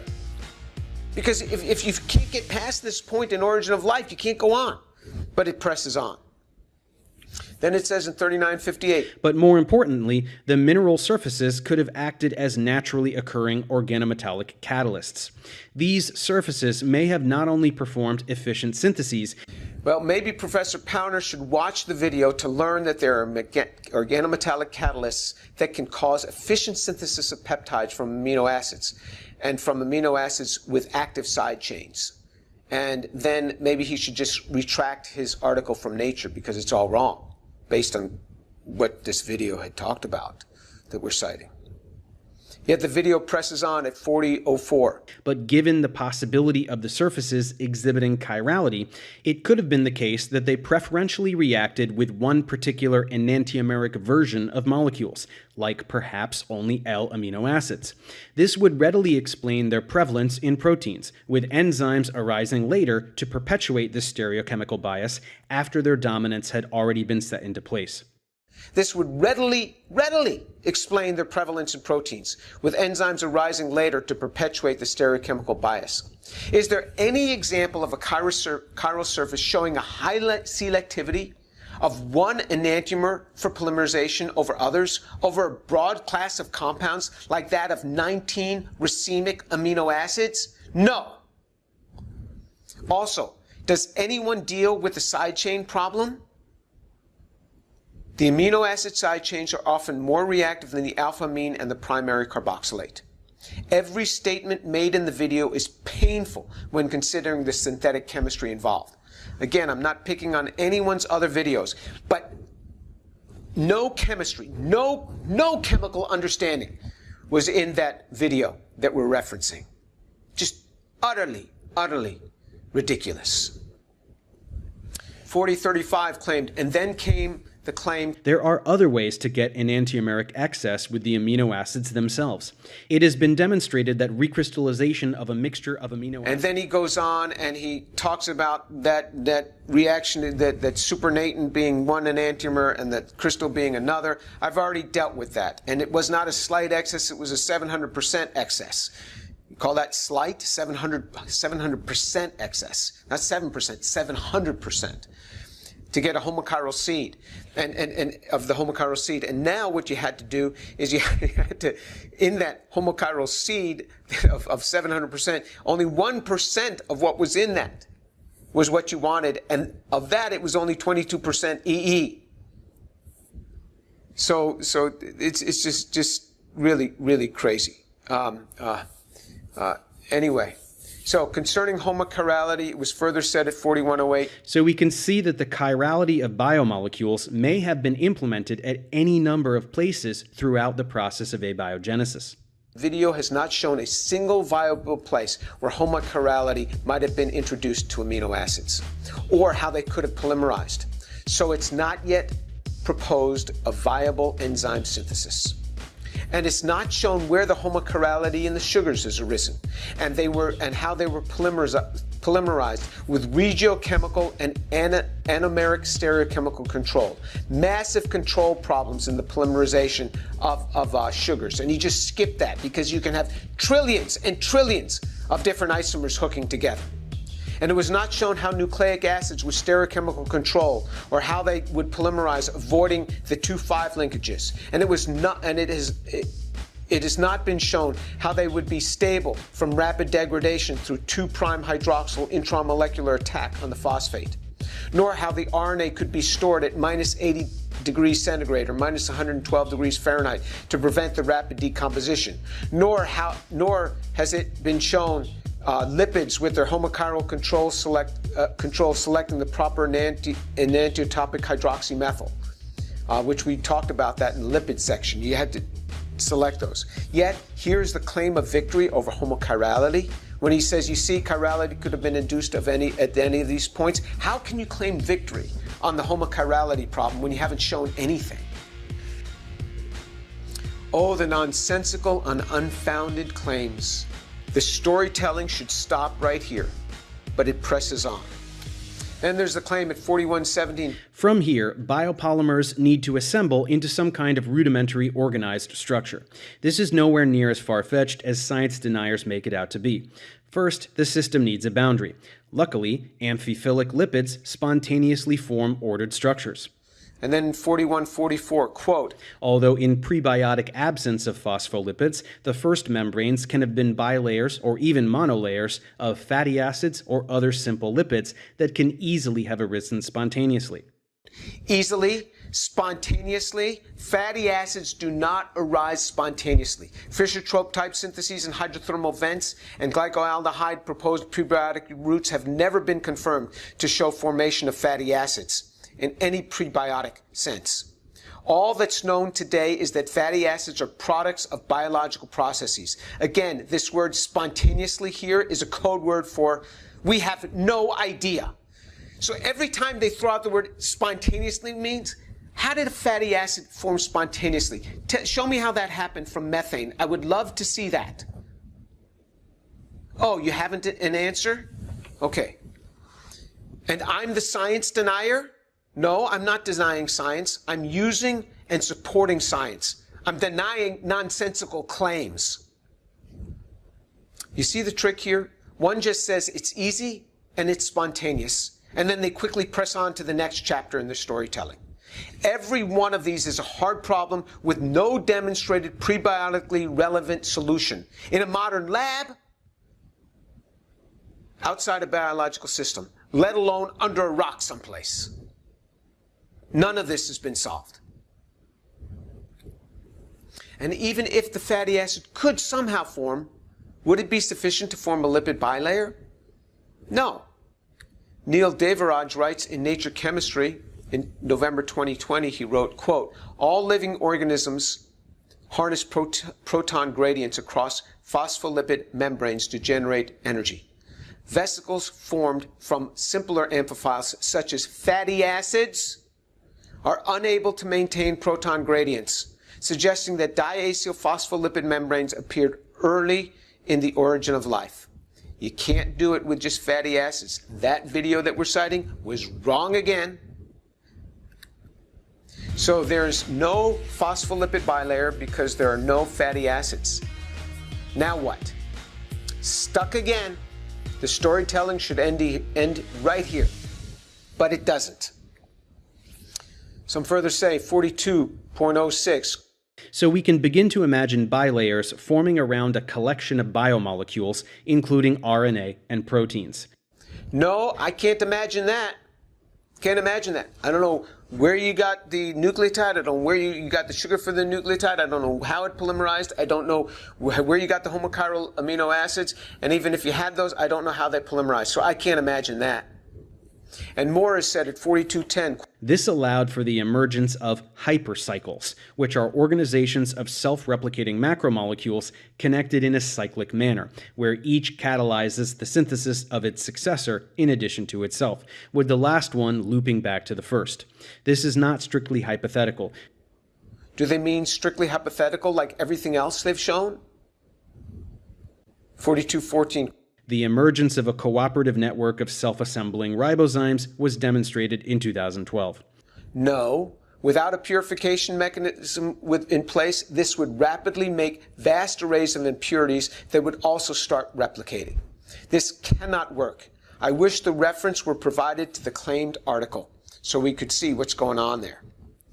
And how about, as for your hypercycles, look what Leslie Orgel wrote. He is one of the biggest names in origin of life research in the 20th century. He's no longer alive, but he wrote this article for the Proceedings of the National Academy of Science in the year 2000.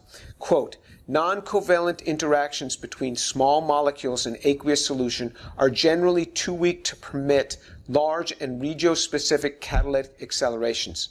To postulate one fortuitously catalyzed reaction, perhaps catalyzed by a metal ion, might be reasonable. But to postulate a suite of them is to appeal to magic. That's an origin of life researcher saying you appeal to magic. And it was finally said at 4245. From here, it's not that large a leap in complexity to get to some kind of protobiont or protocell, where some rudimentary metabolism is taking place, and other more primitive versions of cellular functions begin to emerge. So-called Jiwanu protocells with basic metabolic capabilities have been synthesized in labs as early as the 1960s. All that is left to get to early prokaryotic life is natural selection and time. It's interesting that the cited video relates back to Jiwanu protocells of 1963, thereby underscoring my point that little progress has been made for 60 plus years. That video itself goes back to 1963. But more to the point, no, there have never been metabolisms demonstrated. Just any old chemical reaction is not a metabolism. What is a metabolism? Here's Britannica Encyclopedia definition. Quote, metabolism is the sum of the chemical reactions that take place within a cell of a living organism and that provide energy for vital processes and for synthesizing new organic materials. Living organisms are unique in that they can extract energy from their environment and use it to carry out activities such as movement, growth, and development and reproduction. But how do living organisms or their cells extract energy from their environments? And how do cells use this energy to synthesize and assemble the components from which the cells are made? The answers to these questions lie in the enzyme-mediated chemical reactions that take place in living matter. Metabolism. I didn't write that. That's still quoting. Hundreds of coordinated multi-step reactions fueled by energy obtained from nutrients and or solar energy ultimately convert readily available materials into the molecules required for growth and maintenance, unquote. Never has metabolism been demonstrated in a protocell. That video that we're citing was wrong again. Hence, this cell assembly story is stopped dead in its tracks. It should stop right here. Well, that wraps up part 1 on constructing a cell, the assembly problem. Tune in to part 2 and we'll pick up where we left off. We remain clueless on life's origin. Thanks for joining us. If you want to subscribe, you just click right here, subscribe, and we'll give you a shout out when the next video in this series comes out.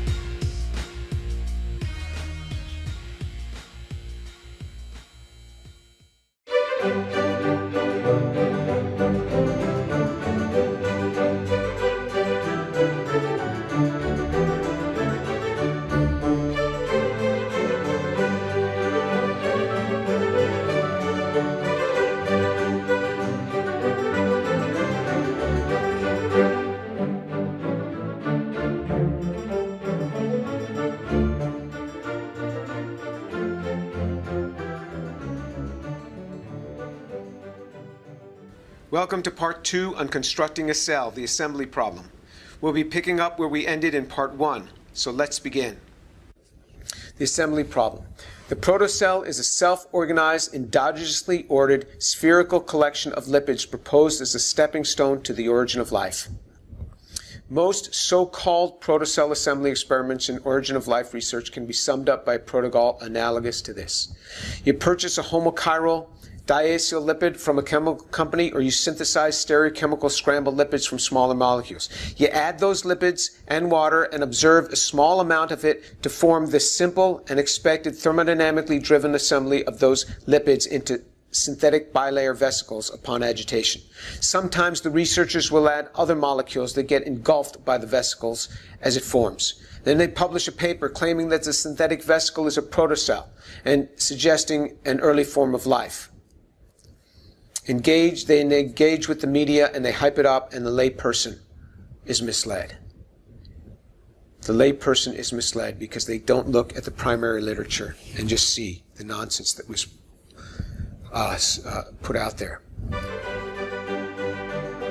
The complex cellular membrane. Researchers have identified thousands of different lipid structures in cell membranes. When making synthetic vesicles, synthetic lipid bilayer membranes, mixtures with monoacyl lipids can destabilize the system. So how are these avoided? Even if you just have a monoacyl system, it destabilizes it. Lipid bilayers surround suborganelles, such as nuclei and mitochondria, which are themselves microsystem assemblies. Each of these has their own lipid composition, different from the host. Lipid bilayers have a non-symmetric distribution about the inner and outer surfaces. Protein-lipid complexes are the required passive transport sites and active pumps for the passage of ions and molecules through the bilayer membranes, often with high specificity. You can't just have this lipid bilayer. You have to have specific proteins going through them that allow the transport. We talked about this in the lipid chapter. All the lipid bilayers have vast numbers of polycarbohydrate appendages known as glycans. These are essential for cell regulation. Eliminating any class of carbohydrates from an organism results in its death. If you're considering prokaryotic cells, like bacteria, really the simple ones, these can have multiple lipid bilayers and proteoglycan layers that make a cell wall. So how do the origin of life researchers address the prebiotic synthesis of complex lipid bilayers? They don't. Here's the Leventhal paradox. Now, the typical Leventhal paradox is that when you have a protein, if you just make a protein, how does it fold up into its 3D structure? Nobody knows how that happened on a prebiotic Earth, because nowadays, in biology, there are host proteins that help it to fold properly. If you just leave it in solution, it doesn't fold properly. How do you get those to fold? And there are so many different ways that it could fold up. This was a paradox that was put forth by Leventhal in the 1960s, and he calculated the number. If you just had I don't know, 300 amino acids or something, it's just an astronomically high number. Well, there's another Leventhal paradox that they're talking about here that Tompa and Rose are talking about. And it says, the central biological question of the 21st century is, how does a viable cell emerge from the bewildering combinatorial complexity of its molecular components? Here we estimate the combinatorics of self-assembling the protein constituents of a yeast cell, a number so vast that functional interactome could only have emerged by iterative hierarchical assembly of its component sub-assemblies. So what they're talking about, this is like Leventhal 2.0, is they're going to look at proteins. If you just look at the proteins in a single yeast cell, a simple cell, just look at those proteins. How do those interact with one another to get into the structure, the non-covalent bond, just the interactions between them? It's very important to have those interactions right, because there's information passed through those. And those pass through by electrostatic interactions, which are very fast, travel at the speed of light. But those have to be well ordered. How do they get in the right order if you just look at those interactions? Interactomes are the non-covalent interactive connectivity within a functioning cell. Nobody knows how a viable cell emerges from the massive combinatorial complexity of its molecular components. And of course, nobody has ever synthetically mimicked it. An interactome is the whole set of molecular interactions in a particular cell. If one merely considers all protein-protein interactome combinations, so we're not talking about protein DNA, we're not talking about protein RNA or RNA DNA, just protein-protein. In a single yeast cell, consider all of those. It's an estimated 10 to the 79 billion combinations. And some people think that I just make this up. Here's a direct, I just cut and pasted this. This is a direct snip out of the article. There is 10 to the 79 billion combinations. Let's put that in context. The number of elemental particles in the universe is 10 to the 90. 10 to the 90. When I say elemental particles, do I mean the number of atoms? I could. But if you want to just say, well, the number of electrons, protons, and neutrons, that number is about the same, because the difference between the number of electrons, protons, and neutrons and the atom itself may be a factor of 100. We're talking about numbers 10 to the 90, so it doesn't matter anymore. 10 to the 90 is the number of elemental particles in the universe. The number of possible combinations that you can have for the interactome of just protein-protein interactions is 10 to the 79 billion. That is a 1 with 79 billion zeros after it. That is a crazy, crazy big number. All the time of Earth, all the time of the universe will not allow for that assembly. How did this happen on a prebiotic Earth? Nobody knows. And that's why if you totally dehydrate a cell, take out the structural water from it, it will never come, you can never rehydrate it and get it to work again. You could never rehydrate it because the interactomes are now lost. That's why when a cell replicates, it takes information, it puts the information for these interactomes, splits it to both sides, compresses down, and goes to the two sides like that. And even in that article by Tompa and Rose, which is in the journal Protein Synthesis, it says that it couldn't happen at any meaningful span of time. So this whole thing that all we need is time, a few million years, won't do it. A few billion years is way, way too little. So just to throw this out, all we need now is natural selection and time. That's ridiculous. Time doesn't solve these issues. The inability of the interactome to self-assemble, this is again quoting from that article, to self-assemble de novo imposes limits on efforts to create artificial cells and organisms. That is synthetic biology. In particular, the stunning experiment of creating a viable bacterial cell by transplanting a synthetic chromosome into a host stripped of its own genetic material has been heralded as the generation of a synthetic cell, although not by the paper's authors. Such an interpretation is a misnomer, rather like stuffing a foreign engine into a Ford and declaring it to be a novel design. The success of the synthetic biology experiment relies on having a recipient interactome that has high compatibility with the donor genetic material.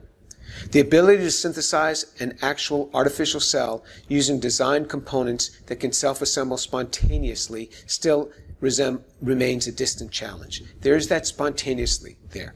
That is a self-assembly, a non-covalent interaction.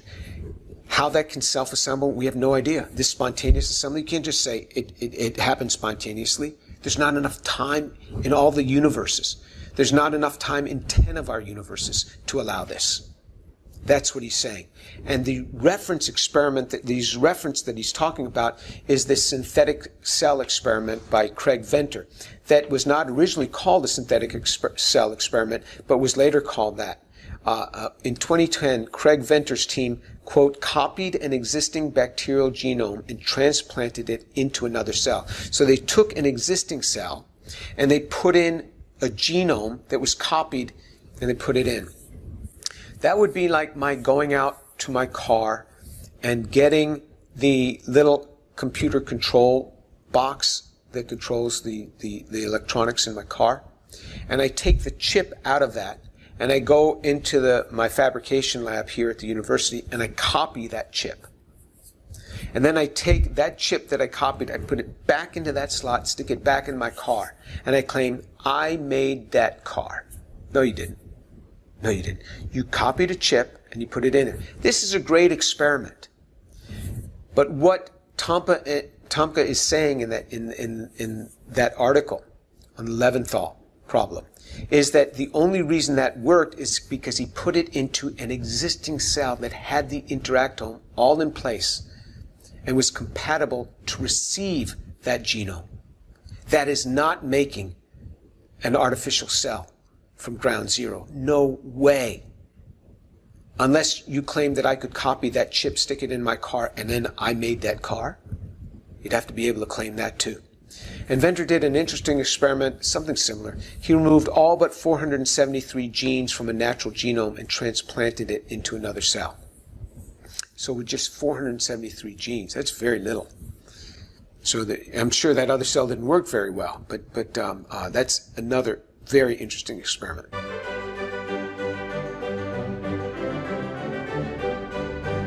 All right, so the formation of protobionts. So he wrote here, from here, it is just a matter of natural selection and millions of years. No, millions of years is way, way, way too little. In the cited video, it's now set at 4306. All that is left to get to early prokaryotic life is natural selection and time. That's all that's left? What about all the things that you didn't address? What about all the things that you didn't cover? Getting up to this point. It is said about me in that video that I'm citing at 7.42. Next, he talks about us being unable to assemble a simple bacterium. This is absolutely irrelevant. The instructions for assembly are encoded in the DNA, and DNA predates all bacteria. The issue is to arrive at the bacterial genome, not to somehow be able to assemble a complete bacterium from its fully formed constituent parts, because nature doesn't do that either.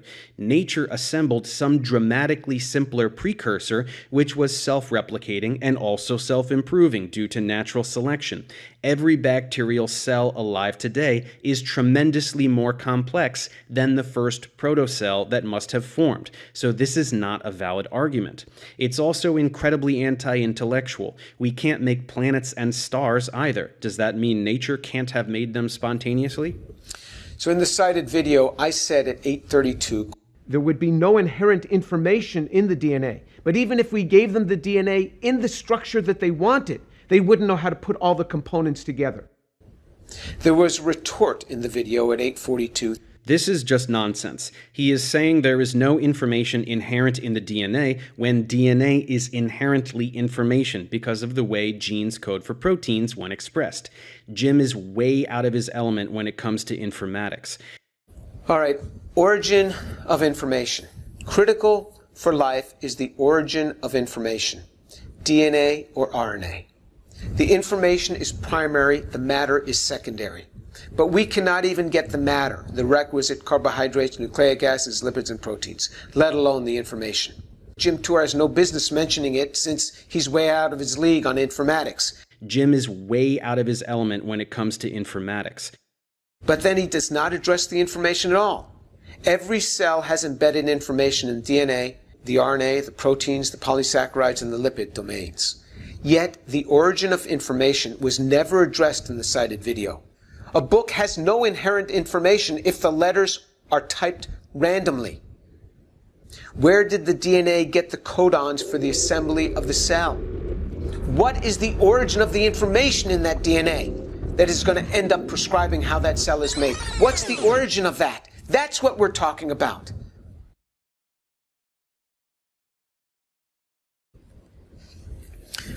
Cause of Cambrian explosion, terrestrial or cosmic. So this is an article that was published in Progress in Biophysics and Molecular Biology. I haven't quoted from a single religious magazine, not a single one. These are all mainline scientific journals. And in this article, which we'll just quote it by the first author, because there's a bunch of authors here, Edward Steele, so we'll call this the Steele article. In this article, pasting this segment from the 2018 Steele article, the transformation of an ensemble of appropriately chosen biological monomers, example amino acids, nucleotides, into a primitive living cell capable of further evolution appears to require overcoming an information hurdle of super-astronomical proportions. An event that could not have happened within the time frame of Earth except, we believe, as a miracle. All laboratory experiments attempting to simulate such an event have so far led to dismal failure. So in the cited video, it claims that, all you need is time and this. No, this article by Steele is saying it cannot have happened that way. You can't just take amino acids and have these assemble into anything that's going to overcome the information hurdle. It has no information, and time doesn't solve it. It would be time that's super astronomical, meaning beyond astronomical time. It could only happen by a miracle. And that was accepted in a mainline journal, in the Journal of Progress in Biophysics and Molecular Biology, a miracle. Because nobody has an explanation for that, except maybe the guy who made the video that we're citing. Nature assembled a precursor to all living organisms. These cells are extremely different. The cited video then suggested 8:14. Every bacterial cell alive today is tremendously more complex than the first protocell that must have formed. Okay. How simple could early cells have been? How simple could they have been? Because I've heard this over and over again. Well, they were much simpler. You can't, they were much simpler. Okay, how simple could they have been? Well, here's an article from Microbiology and Molecular Biology Reviews, 2014. System Biology Perspectives on Minimal and Simpler Cells. The concept of the minimal cell has fascinated scientists for a long time, from both fundamental and applied points of view. The broad concept encompasses extreme reductions of genomes, the last universal common ancestor, LUCA, the creation of semi-artificial cells, and the designs of protocells. So it says down at the bottom, we review key concepts central to the mapping and modeling of this complexity, which is at the heart of research on minimal cells. So we're going to learn how small, how minimal could they be. Well, here's from the same article. I'm quoting from the same article, Systems Biology Perspective on Minimal and Simpler Cells. And a minimal cell requires three main features. This is what it says in the article. This is not me speaking. This is from the article. Quote, some form of metabolism to provide molecular building blocks and energy necessary for synthesizing the cellular components. Genetic replication from a template or an equivalent information processing and transfer machinery. And a boundary membrane that separates the cell from its environment, unquote. Quote, the necessity of coordination between boundary fission and the full segregation of the previously generated twin genetic templates could be added to this definition. And fundamental characteristics that could be added to the essential features of a minimal cell is the ability to evolve, which is a universal characteristic among all living cells. So this is what they say, these authors say, you need to have. In a minimal cell, this is what a minimal cell requires. They go on to say, quote, the smallest natural genome capable of autonomous growth or laboratory cultivation in pure culture, and also in a defined medium, is the one of M. genitalium, with 580 kilobases. That's 580,000 bases. So you have to have 580,000 bases in order to have a genome that could run the minimal cell today. All right, but that's the minimal cell today. But now, what about the theoretically? How far? So you can do this. You can do this by computer modeling, and they bring this down. Okay, how small could it possibly be? And what they come up with is this, quote, the first theoretical minimum gene set was proposed by Mushigan and Kunin, consisting of 256 genes. Later, one integrative study utilized a larger data set, including results from both experimental and computational approaches for the minimal genome, and predicted a set of 206 genes for a theoretical minimum gene set. That's the least that you will. That's not 260. This is not 206 bases. This is 206 genes. A gene is defined as, quote, a distinct sequence of nucleotides forming part of a chromosome, the order of which determines the order of monomers in a polypeptide or nucleic acid molecule, which a cell or virus may synthesize, unquote.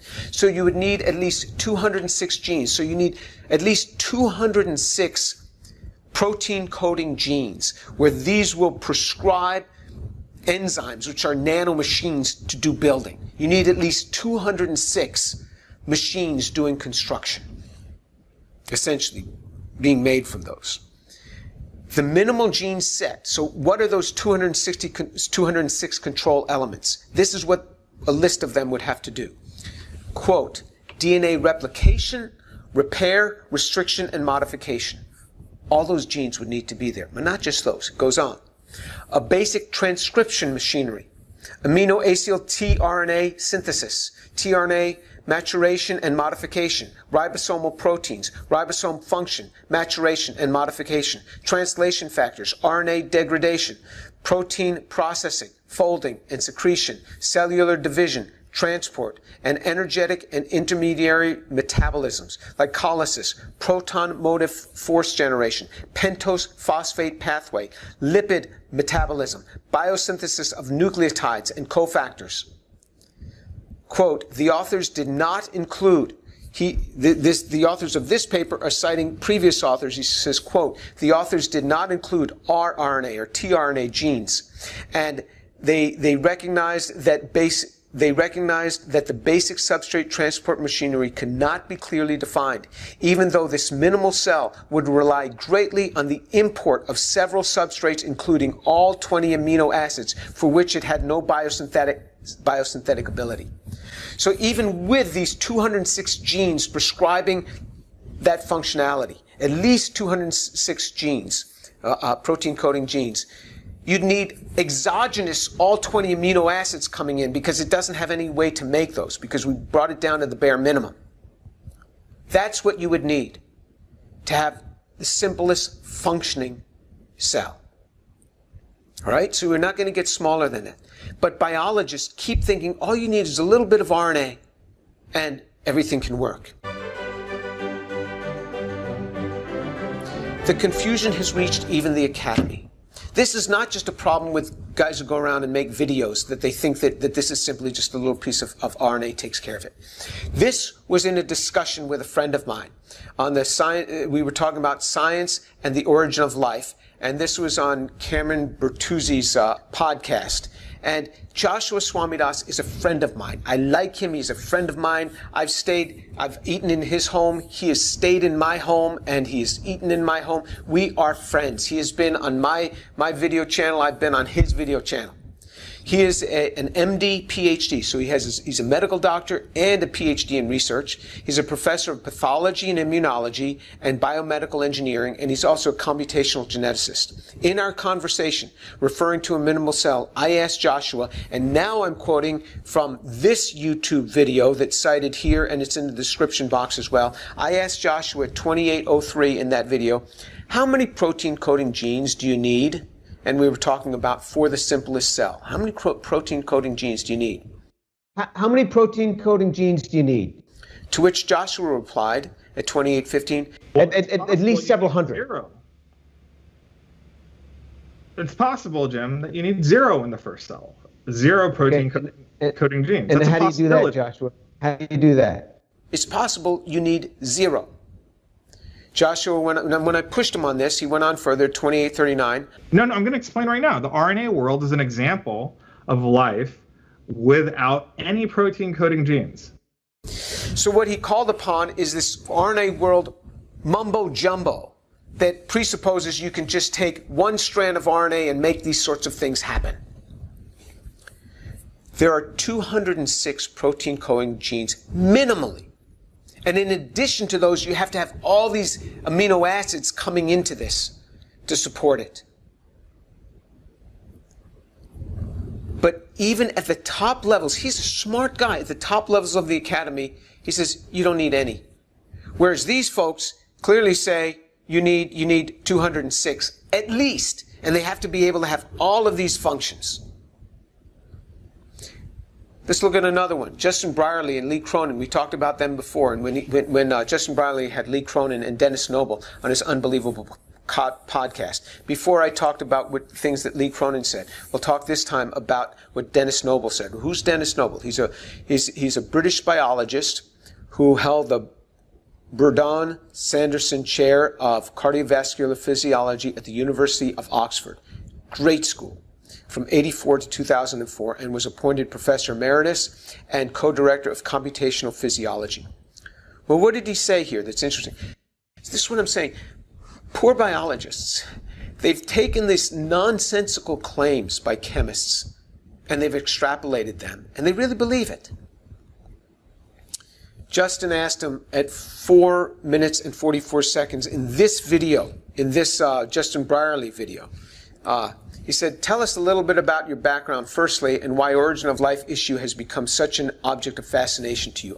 Tell us a little of your background, firstly, and why the origin of life issue has become such an object of fascination to you. Yes, I will start by making a very simple factual observation. I suspect that many of your listeners will think that life depends entirely on DNA. That's one of the molecules that contributes to our genetic inheritance. Now, I'll tell you an interesting fact.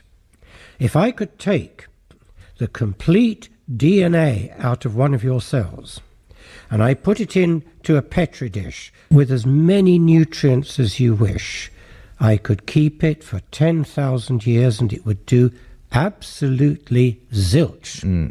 DNA as a molecule is one of the most inert. RNAs, which are formed from the DNA template, they're more interesting. They can actually be catalytic, as the chemist will say. They can actually make two molecules interact with each other faster than they would otherwise do. That's a key. You need that to have any living system, to make things go in a particular kind of way. Now, what that means to me is that it's extremely unlikely, really unbelievable, that DNA was there at the beginning. Okay. All right, I'll give you that. And what if you took that strand of RNA from one of Justin's cells? Don't take his DNA, put that strand of RNA in a petri dish. How long is that going to last? How long is that RNA? Not going to last 10,000 years. Even after a day, you're going to have a bunch of decomposition. Like within a few hours. Remember, it's supposed to be stored at minus 112 degrees Fahrenheit or minus 80 degrees centigrade. And then what are you going to do? Tell me what happens. Tell me about the RNA hypothesis, this mumbo-jumbo about RNA hypothesis, how somehow this is life. You want to try to explain that to me? These poor biologists, it's not just these two. They're all confused on the origin of life. They think you could just have a piece of RNA. It doesn't. You need to watch this video series.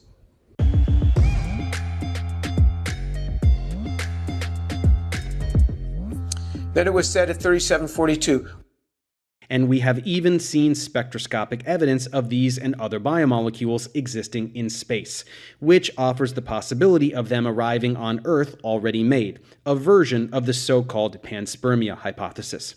So getting the smallest building blocks of life is absolutely no problem. So getting the smallest building blocks of life is absolutely no problem. Oh, he said it again. Look, let's see what's known. Meteorite delivery of the building blocks of the building blocks, these small molecules.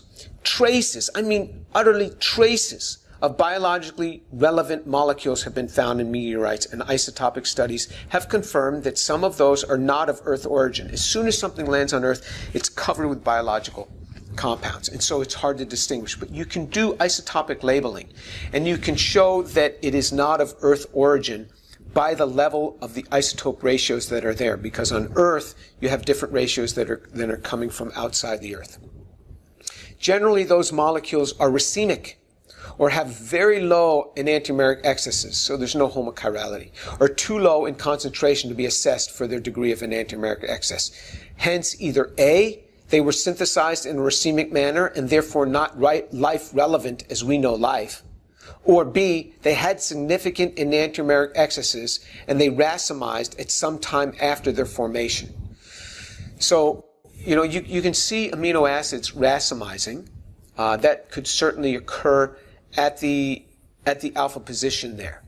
But for sugars, it's hard to see them racemizing without decomposing.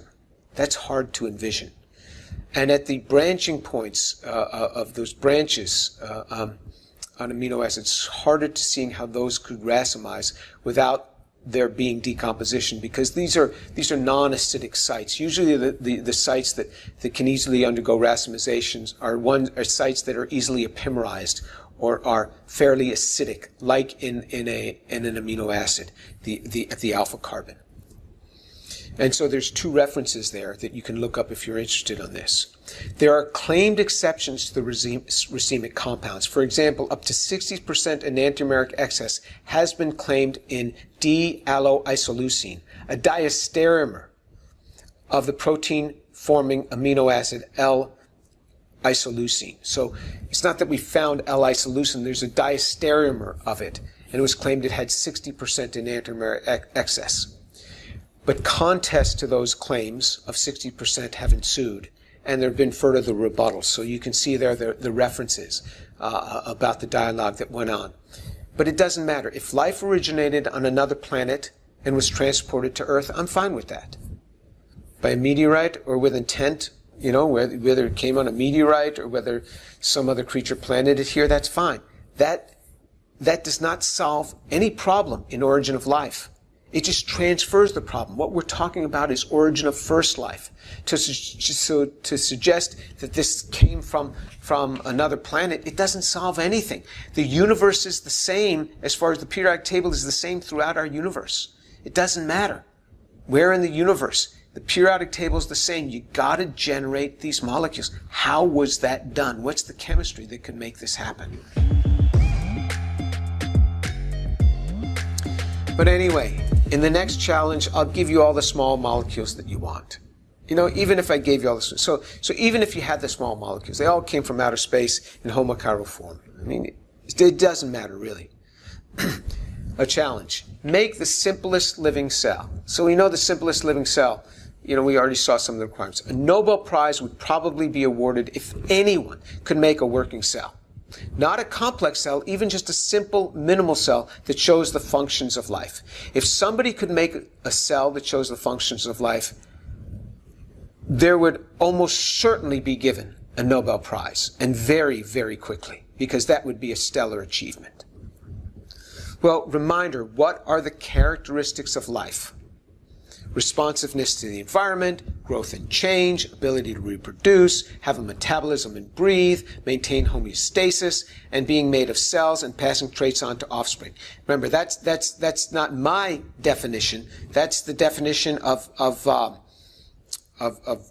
here, the academy. This of these academic lessons. This is what life needs. Now, if you want to redefine life into your own image so that you can image it to be just any old reaction, and that's not life as we know it. That's not where we're talking. You want to make the simplest of cells. The cell's going to have to do this. And we're going to have these systems there. We're going to have some form of metabolism and being able to build building blocks, genetic replication, a boundary, and this coordination between boundary fission and these things we just talked about. And it's also going to have at least 206 genes, protein coding genes, and those genes are going to have to do all of these basic functions. That's inherent in getting that Nobel Prize. This is the only way to do it. You're going to have all of these. Okay, so let's try. Step one, assemble the team. Who's going to do this? Assemble the team. So get Craig Venter, get Jack Szostak, the Nobel Prize winner, biologist from Harvard, get David Deamer from the West Coast, get John Sutherland, Matthew Pauner, Neil Devaraj, Sarah Keller, Roy Black, Lee Cronin, and anyone else you like, even the guys that make videos on abiogenesis. You can get them all. Assemble the team and see what they will say if they could put a cell together and win this Nobel Prize. Okay, so what they've got to do first is go ahead, make the small molecules. Here they are. They've got to make all the small molecules in homochiral form. All right? I won't even hold you to prebiotically relevant, because even if you did it in a modern laboratory not using prebiotic methods, if you synthesized from the bottom up a cell, you would still win a Nobel Prize.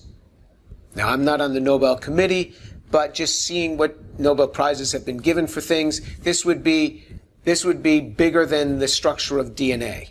I mean, this is making a living cell. I mean, this would be huge. So, you just have to make these. Well, nobody's ever solved this. Nobody's ever really solved this, making these very well. But in a modern laboratory, maybe you could, and you'd have to get all of these stereogenic centers solved. Do it in a modern laboratory. Okay. But now you've got to assemble these. So now from this glycerol, you've got to go ahead and make the lipids. And you've got to do this where you segregate, you get this to form in an enantiotopic way, to pick out these enantiotopic hydroxymethyls. Then you have to be able to polymerize this. Now, you can't use biology here. You just got to. So remember, I'm going to give you this. I'm going to give you this. I'll provide all this to you. I'll provide these to you, these monomers. Now you just got to polymerize them. Well, polymerizing these is very hard because you can't, remember, with nucleic acids, you can only make very short ones in synthesizers. If you want to make long ones, you got to ligate them together, or you've got to use a biological system, which you're not allowed to use. You got to make the cell bottom up. Well, that's kind of hard. How are you going to go from these monomeric sugars to all these carbohydrate structures? It's really, really hard synthesis. And to make amino acids, and yeah, you can put this on a peptide synthesizer, but some of these amino acids are huge. And then how do you get them to fold? That's another problem. And what's the sequence you put them in? All right, you just put them in any sequence you want. You know, the informational code is easy, right? You can copy any cell you want. No, that's too hard. Okay, I'll tell you what I'll do. I will give you all of these. I'll provide all of the monomers to you and all of the polymers. And I'll give it to you in any sequence you want. You tell me the sequence, you got it. You can sequence any cells you want, and I'll provide that. I'll provide all of that to you. I'll give you the monomers, I'll give you the polymers, I'll even give you the informational code. Now all you got to do is put those together. Or put them in a petri dish so that they will somehow form together. The Nobel Prize awaits you. Can't do it? The Nobel Prize awaits you. You're so close to making life in a lab. A mindless early Earth was able to do this, even though it had to make all the molecules in homochiral form, and the polymers of those molecules, and the proton gradient inducing bilayers, and the interactomes, and everything else while working under a rock. You can use your entire lab and all separated gases and any chemicals in pure form. You're better than a mindless early Earth. Why can't you do it? That summarizes the state of assembling a cell. Even if given all the pieces and the informational code, I'm not saying that it could never be done. As a scientist, I cannot know that, so I would never claim it, and I never have. But I can say that we are nowhere close to solving this problem. So if there's any origin of life researchers that would like to say that they could make a cell, given all those components, they could make a working cell, let me know. I'd like to know that. I'd love to see that experiment. And why don't you do it and get a Nobel Prize? Why don't you just do it? Just put this whole problem to rest and just do it. All the components. I don't even care if you don't even have to make them. You can take living cells and extract all the DNA, all the RNA, all the peptides, everything you want from living cells. Extract it all. Now, build a cell. Take just those components to build a cell. Not just take those and put them in an existing cell. Build a cell. Can you do that? Nope. They can't do it. They can't do it. That's the state of where we are. So how do I know that we're nowhere close? How can I say that? I never say that it can't be done, but how do I know we're nowhere close? Because we track our progress relative to the target of making a living cell. So in 1952, when Miller and Urey did that experiment, people thought they were on the verge of cracking this problem. But what's happened is the problem became much harder. How did the problem get harder? Because we learned the complexity of the cell. We didn't understand the protein folding problem. The Leventhal paradox had not yet come out until the 1960s. We didn't understand the Leventhal 2.0 problem of the interactomes until very recently.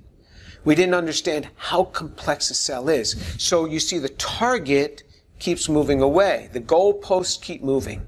The goalposts keep moving. That's the problem. The problem is not a static problem. It's a dynamic problem. And it's moving away from us much faster than we are approaching it. That's the problem. That's how I know we're nowhere close. Think about that if you're a graduate student considering joining a team in origin of life research. Think about that. The target is going to be further away from you than the day you join the group. 4 or 5 years when you graduate with your PhD, the target is going to be much more than 4 years further away from you. Much more. Because of the complexity of a cell. So the next time you see an article like this, researchers solve puzzle of origin of life on Earth. Wow, what a claim. Researchers solve puzzle of origin of life on Earth. Wow! They solved it! Don't send me an email. Hey, these guys solved it. Look at that. Go look up the article. Look up the article and let's see what they did. And you find that they just purchased all the building blocks. They just purchased them. And they allowed them to associate at high concentrations into a lipid bilayer. That's all they did. They showed how these could concentrate in lipid bilayers. All the components that they buy could concentrate. That's far from a working cell or solving the puzzle of the origin of life on Earth. But you see how these things are propagated? And these press releases come out and people send me these emails. Hey, look at this one. They solved it. They didn't solve it. Look at the article. Don't write to me till you've looked at the actual article itself. So don't let it confuse you. They're not making the parts. They're not assembling the parts. They're just buying the parts and shoving them together randomly. They're just taking and they're shoving it inside that car randomly. They're not solving puzzle of origin of life on Earth. They're not doing that. So what might be good targets in origin of life research? Well, rather than continuing to build an array of stereo-scrambled building blocks, of the building blocks ad infinitum, try solving the origin of the informational code. Where did that come from? Or the mass transfer problem. How do you take a certain amount of material and carry it along and then bring up more material from the rear following the same steps? How do you do that? The origin of homochirality. What really was the origin? How did we get homochirality? What's the origin of that? A solution to the Leventhal paradox for protein folding and the Leventhal paradox 2.0 for interactomes. A method to remove human intervention at each step. Remember, there was no chemist on early Earth to do this. The secret to synthesis that can repeatedly survive impure mixtures. How do you do this with all the impurities that are going to be generated? How do you do it? You have no HPLC to purify things. You can't buy things in pure form. You can't isolate from natural, from living sources. How do you do this thing? That's what you gotta, those would be better targets to try to figure out. So in summary, we remain so far away from figuring out how to build even the simplest of cells, and the target moves further from us every year. Contrary to the claims of the naive, every step is mind-numbingly hard. It is so much more than just making a strand of RNA. Biologists are sadly confused on this point. But we can't even make the RNA in a prebiotically relevant manner because we don't know how to make the ribose, and we don't know how to get the ribose in homochiral form for it, and we don't know how to get the bases hooked onto those ribose and make the nucleotide in homochiral form, and we don't know how to polymerize it to eliminate the 2,5 linkages rather than getting all 3,5. All right? And we don't know the code. There's those problems on the RNA. Realize that people are wrong when they suggest that we're close to solving the construction of even the simplest living cell that can be conceived, wherein it meets the minimal requirements of life as we know it. We're so far from generating something that has 206 protein coding genes that can do that litany of things that have to be done in order to have the simplest conceivable living cell. And we are so far not only from not being able to do it, but from even proposing a viable method to get it. Humankind remains clueless on origin of life. If you're a graduate student considering a degree in origin of life research, try addressing a problem that can have an impact. Or else your professor and you and your future students and their future students will die of old age before we solve this problem. Yeah, it's going to die of old age before we ever solve this problem. Now, why would I do this? Why would I do this and discourage students from going into the laboratories of certain people? Well, in my job, part of what I do is I work with graduate students and I keep them from going down rat holes, or they will spend a year working on nonsense if I didn't redirect them. My job as an advisor is to find out where those rat holes are, know that, and redirect them and say, you don't want to work on that. That's going to dead end right here. Now, sometimes they'll push back. They'll say, no, I think this is good. And okay, I said, oh, show me those steps. Show me what we're going to do. But if it's not getting anywhere after a few months, I've got to redirect them because I've got to get them out of here in 4 years. I don't like to have them stick around for 7, 8 years. Not in my group. My job is to work with these precious young people and not waste their lives going after something that's not going to do anything to address the fundamental problems. It's to put them on something that has a chance to win and to work. That's why I'm doing this. And that's what this video is about. We're clueless on the origin of life, and don't let anybody try to tell you differently. I hope that puts it all into perspective. And there's just one more video in this series where I'm just going to summarize all the 13 or so videos that we've done. Summarize that into a package and make one last video out of that. If you're interested, you can subscribe, and we'll give you a ring when something else comes out.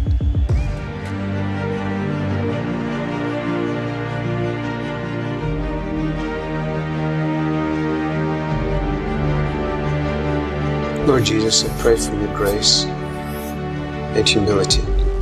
Lord, please give me your grace and help me to wrap this up with power and with much grace.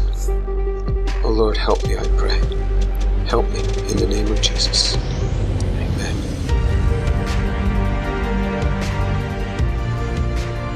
Okay, with that, we've come to the end of this series, and I would just want to give a brief summary. I first of all spoke about the reasons why I gave this video, and it was in response to a video that was given on abiogenesis, where I felt that everything that was given in that video was incorrect, scientifically incorrect. And so I wanted to clear things up on this. Then we also talked about the thermodynamics, how difficult it is to think of having a cell that has very low entropy. It is highly ordered, yet also of very high energy. And to think about how this could come, it's very difficult to think about even the thermodynamics of this system. And we talked about what is abiogenesis. Abiogenesis is the study of how life came about. Abiogenesis differs from evolution in that before you can ever discuss evolution, you have to get the first life. So this is the prerequisite to evolution, is to be able to deal with abiogenesis. Where does life first come from? This is before biology. If we're going to talk about life, if something is truly being made, remember, for life we need to have responsiveness to the environment. We have to have growth and change. We have to have the ability to reproduce. It has to have a metabolism and breathe. It has to be able to have homeostasis, which is this steady internal state of physical and chemical conditions occurring. And it has to be made up of cells and have traits being able to pass on to the offspring. If you want to have a definition of life, it has to be made up of cells. Now, if somebody wants to redefine life, that's fine. But life as we know it here on earth, every sort of life as we know it, not just some life, not just human life, but every sort of life as we know it consists of cells. And we have to be able to deal with the cellular construction. One has to be able to make a cell. If you want to just call a chemical reaction life, well, then you're redefining things. But life as we know it needs cellular structure. We talked about the primordial soup, how many people are taught that there are chemicals in a pond, for example, and there were lightning strikes, and that formed small molecules that came together and formed cells. Nothing like that has ever happened. That is a fallacy. And people learn that beyond the 6th grade. They learn that certainly into high school, that's learned. And that is where much of the general public believes life came from. Scientists don't know where life came from. They've never created it in a laboratory. Even with all their skills, they've never come close. We showed how confused the general public is on this. Many people think that scientists have created life in a laboratory. Far, far from it. Scientists have never created life in a laboratory.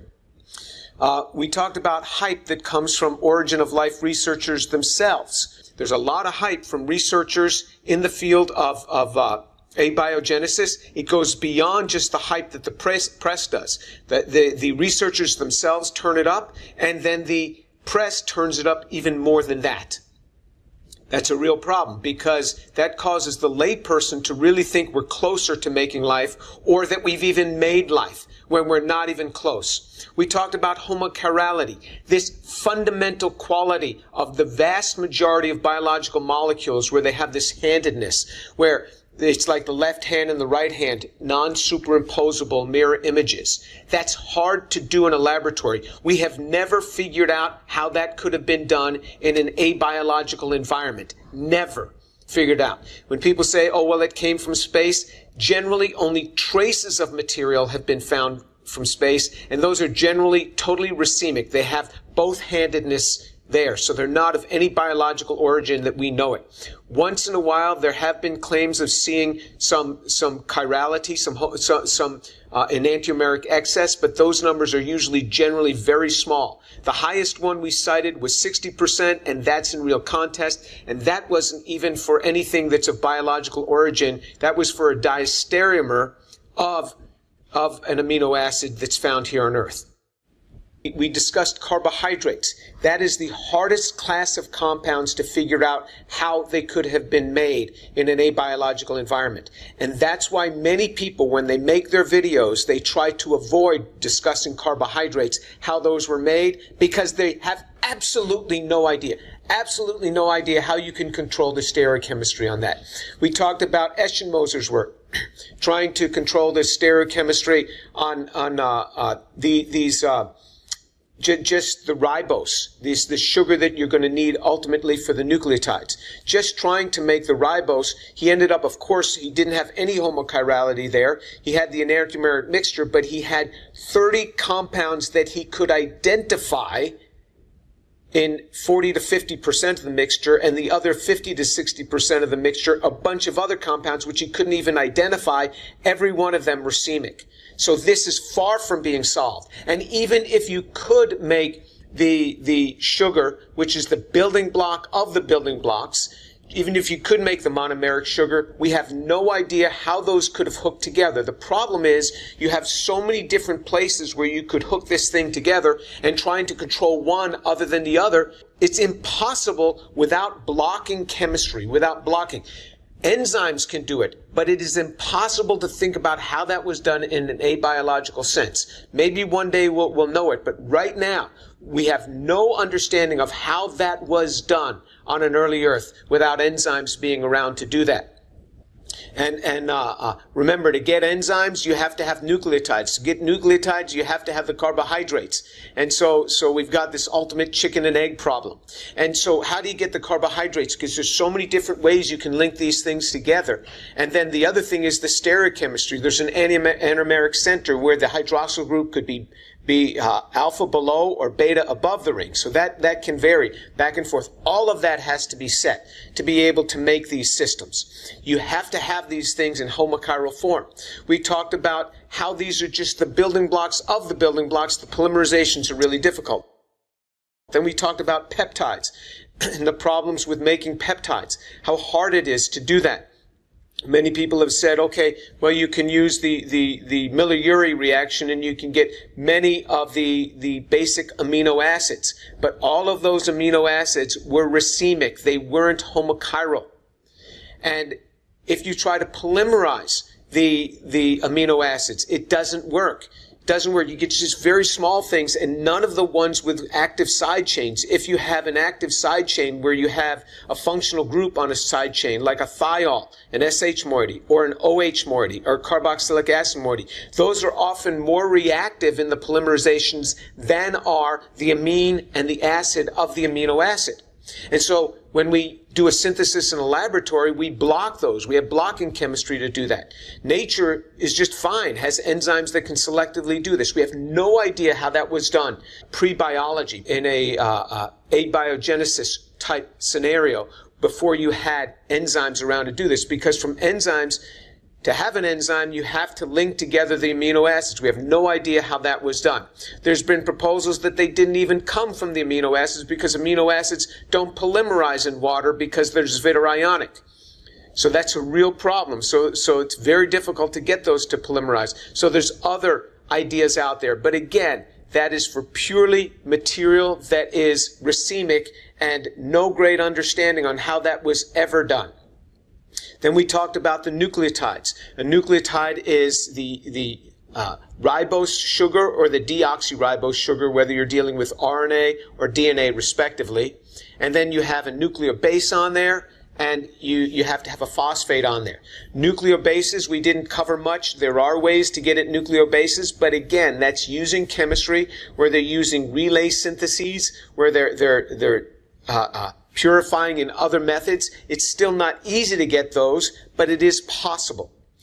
But now you have to get those on a ribose sugar moiety. If you can't make the sugars, you can't make the nucleotides. There have been proposals and methods that we showed, for example, those of John Sutherland, that would hook those up in a circuitous route that would build the sugar around while it was already, before the sugar had formed, while it was hooked up to the nucleobase.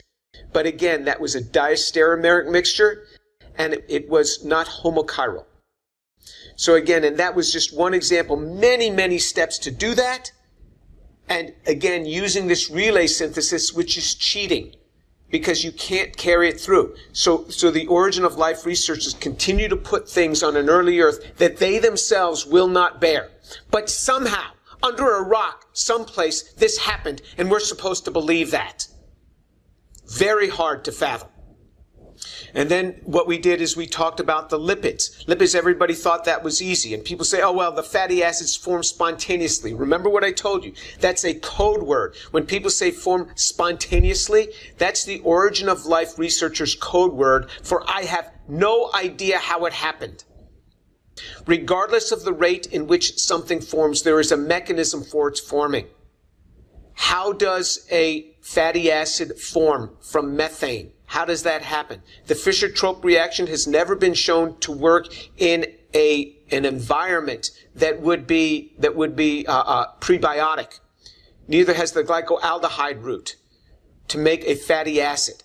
How do we make these? We don't even know how to make the fatty acids, let alone combine those with a glycerol moiety such that we pick out selectively one of the two enantiotopic hydroxymethyl groups on glycerol to hook that lipid, to hook the fatty acid onto. Nobody knows how that was done in a homochiral sense.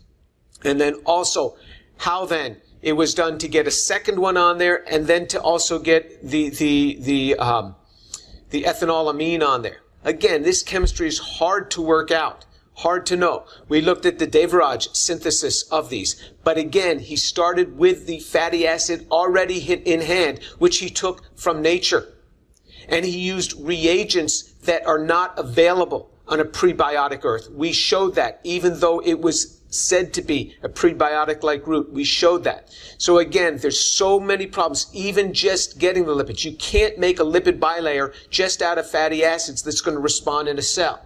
As we learned in the literature, you don't get the proton gradients that you're going to be able to get. So just saying they could have just formed with fatty acid lipid bilayers is wrong.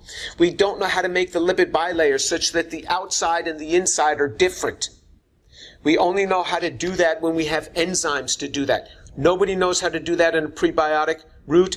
Every protocell that has ever been made, the quote-unquote protocells, which are supposed to be the early forms of what might have happened in life, all of those are homogeneous inside and outside.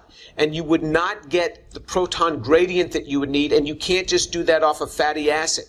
So they're buying those lipids, they buy them, and still they can't get the inside and the outside to be different. Then we talked about chiral-induced spin selectivity, which shows us that chirality, homochirality, is not an afterthought for nature. It's not something that came later. You can't get the alignments that you need in just RNA and DNA and protein alignments if you don't have chirality, number one. Number two, chiral-induced spin selectivity tells us how biological reactions can be so clean, because they're working on polarized electrons. They're working on electrons that are going in one direction and not the other, because they go down these chiral manifolds, and that's what gives them the high yields. Before that, you would never get the high yields. You say, well, maybe early life dealt with more impurities. No, it can't be. That can't happen because the impurities would gum up the works. They start taking up the reagents that you're going to need. If you don't have high fidelity turnover, you can't do this. And nature does this using chiral-induced spin selectivity. And then we talked about, all right, let's pull everything together. You couldn't make the building blocks of the building blocks, the homochiral compounds that you need. You couldn't polymerize them. The Origin of Life researchers could not polymerize them as they needed to do. So they couldn't do that either. But we'll give them that. We'll give them the building blocks of the building blocks in homochiral form. They can't polymerize them. Okay, we'll give them the polymerized structure. We'll give them the enzymes.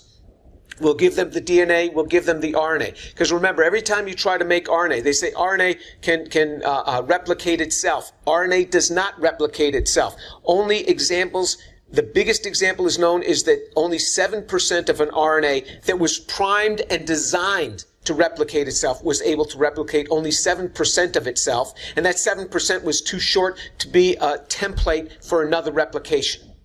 So that's something that's totally overblown. The whole RNA hypothesis that all you need is a piece of RNA and it goes from there. That's a bunch of nonsense. That's a bunch of nonsense, and we showed that.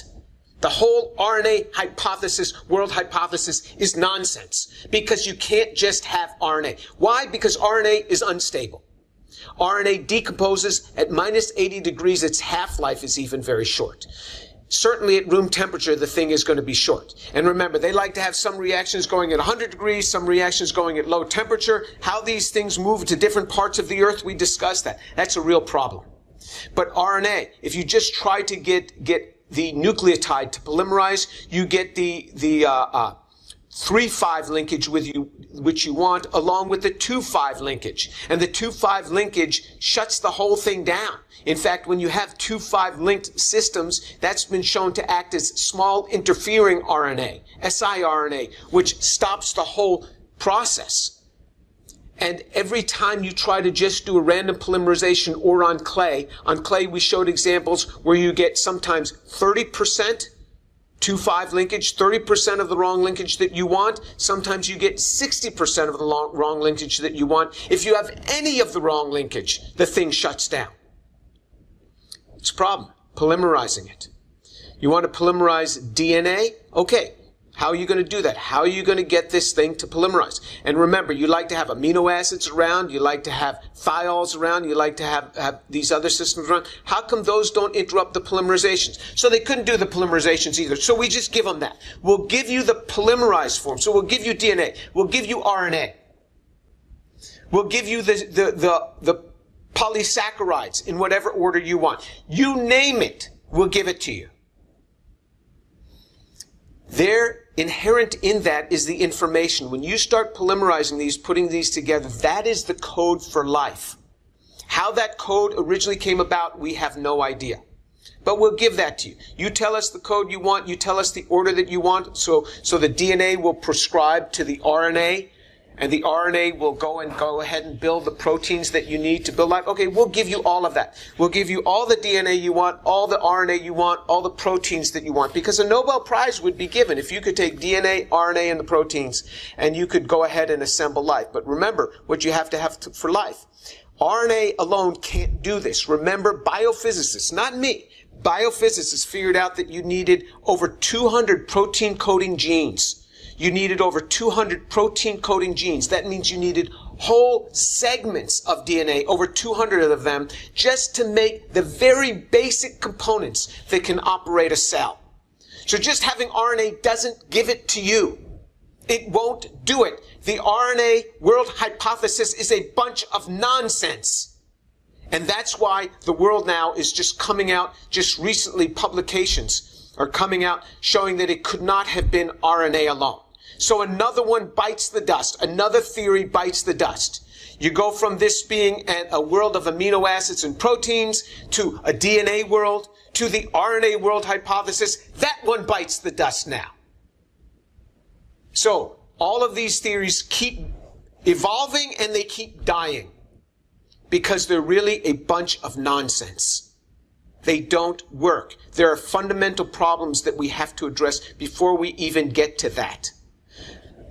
So what happens is you have all of these components, we'll give it to you. Go ahead. Assemble the dream team you want and build a cell. Go ahead, build a cell. Try it. Go ahead, do it. See if you can build a cell.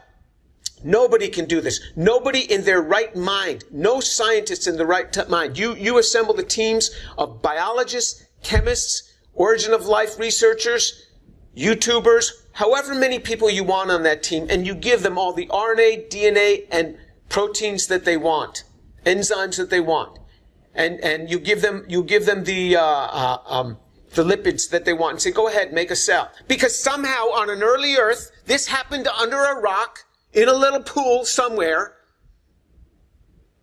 Why can't you do it in your laboratory? They can't. They can't. Remember, a Nobel Prize would be given for anyone that would make cellular life. Anyone. Even taking the components from nature and putting it back together and bringing life to that thing. A Nobel Prize would be given. Why don't they do it? Because they can't. But we're supposed to believe that somewhere in some hydrothermal vent or under a pool, all of this came together? Come on. That doesn't happen. That doesn't happen. Now, if you can't put this together, then there's a real problem. How did life originate? We just don't know. It originated somehow, but we just don't know. We're clueless on the origin of life, and that's why I keep saying it. That's the problem here. We're clueless on this. So, here's my appeal to the graduate students that are thinking about going in joining a laboratory that studies origin of life. I urge you to think twice or 3 times before you accept that position. And here's why.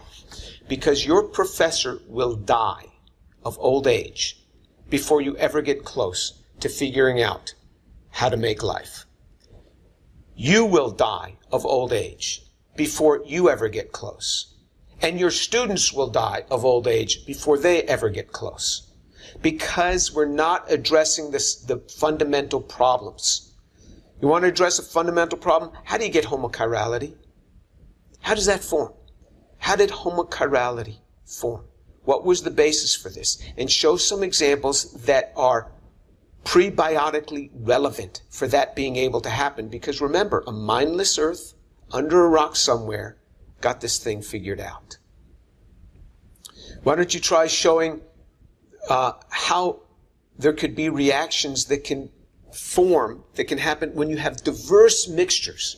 So you have lots of different enantiomers, lots of different diastereomers, all in the same mixture, very similar compounds. How do you get that one that you want to react without those other ones competing? That's the key. How do you get that to react? That's a hard thing to solve. That'd be a good problem to solve. That's a fundamental problem that needs to be solved. What about the mass transfer problem? You want to start with a kilo of each of the 20 amino acids? Okay, we'll give you a kilo of that. Somehow, each of them, you got a kilo of them. They're not mixed together, they're in an individual bottle. How do you get those to make anything in any reliable yield such that that kilo is going to go all the steps that you need? Because as you know, you start with a kilo of something, and then after about 10 steps, you're left with about 1 gram of material. And 10 more steps, you're left with a milligram of material. Why does that happen? Because your yields aren't that high. That happens even in purely synthetic chemistry. And so you're always doing what's called bringing up material from the rear, bringing up material from the beginning. And so a lot of time is spent bringing in more material. How do you do that on an early Earth? When it runs out of material, how does it go back and make more? It never kept a laboratory notebook. And some people on videos claim, well, it's constantly making more. It's constantly making more. Then how come we don't see that on this Earth, where it's constantly making all of these wonderful lots of compounds? That doesn't happen. And what about if you did have a certain arrangement in a DNA? Somehow the ribose formed, somehow the nucleobases, the 4 nucleobases got on there. Somehow they polymerized cleanly so that you had DNA, and that DNA had the right form to prescribe the synthesis. How do you make more of that with that same arrangement? We're clueless. Remember, when you want to make your cell, you got to deal with all the substructure, the interactomes. Remember the interactomes that you had 10 to the 79 billion. 10 to the 79 billion power of combinations of just protein-protein interactions in a simple yeast cell. You want to say that earlier cells were simpler? Okay, fine. But they still had to have 200 protein coding genes. So you still had to have a huge number instead of having instead of having 3,000 proteins. Say you had 200 proteins. How are you going to get these to order? How are you going to get order in that cell? Because remember, a lot of the communication that happens in a cell is through non-covalent interactions, where you get electrostatic potentials that are traveling from one molecule to another. A lot of this is happening through non-covalent interactions. So the alignment, the arrangement of them is very important. And that's why when a cell divides, it takes that information on both, splits it to both sides, and then gives that information and passes it along. How did that happen? How did that happen for the original cell? We have no idea. There are fundamental things you want to address. I cannot, as a scientist, say that we will never solve this problem by naturalistic terms. I cannot. As a scientist, I can't say that. I cannot say what could never be done. Maybe in a few hundred years, or in 1,000 years, people will have figured this out. But what I can say is that we're nowhere close to figuring it out. And you might say, how do you know we're nowhere close? Because the more we learn about a cell, the more complex it becomes, like this interactome thing. I mean, people didn't think about that a few years ago. And then you go, uh-oh, that adds a level of complexity I never even considered. So the goalposts keep moving. We are here. We're trying to figure out how life came. We thought that this was going to be easy when we thought all a cell was a bunch of protoplasm. But now as we learn more about the complexity of the cell, the goalposts keep moving further and further away from us. That's what tells us that we're not close to solving a problem. Because the goalposts move further away. We're getting further away from the solution. That's how I can tell you we are nowhere close. There's going to have to be a lot of thinking. I'll also appeal to the funding agencies. You keep funding more of the same thing to take a bunch of chemicals that people buy, and they make a bunch of stereo-scrambled compounds that could never go by that route had it been a prebiotic earth. And you keep funding it. I don't know why you do that. Why don't you address some of the more fundamental issues here? There's problems with this sort of science.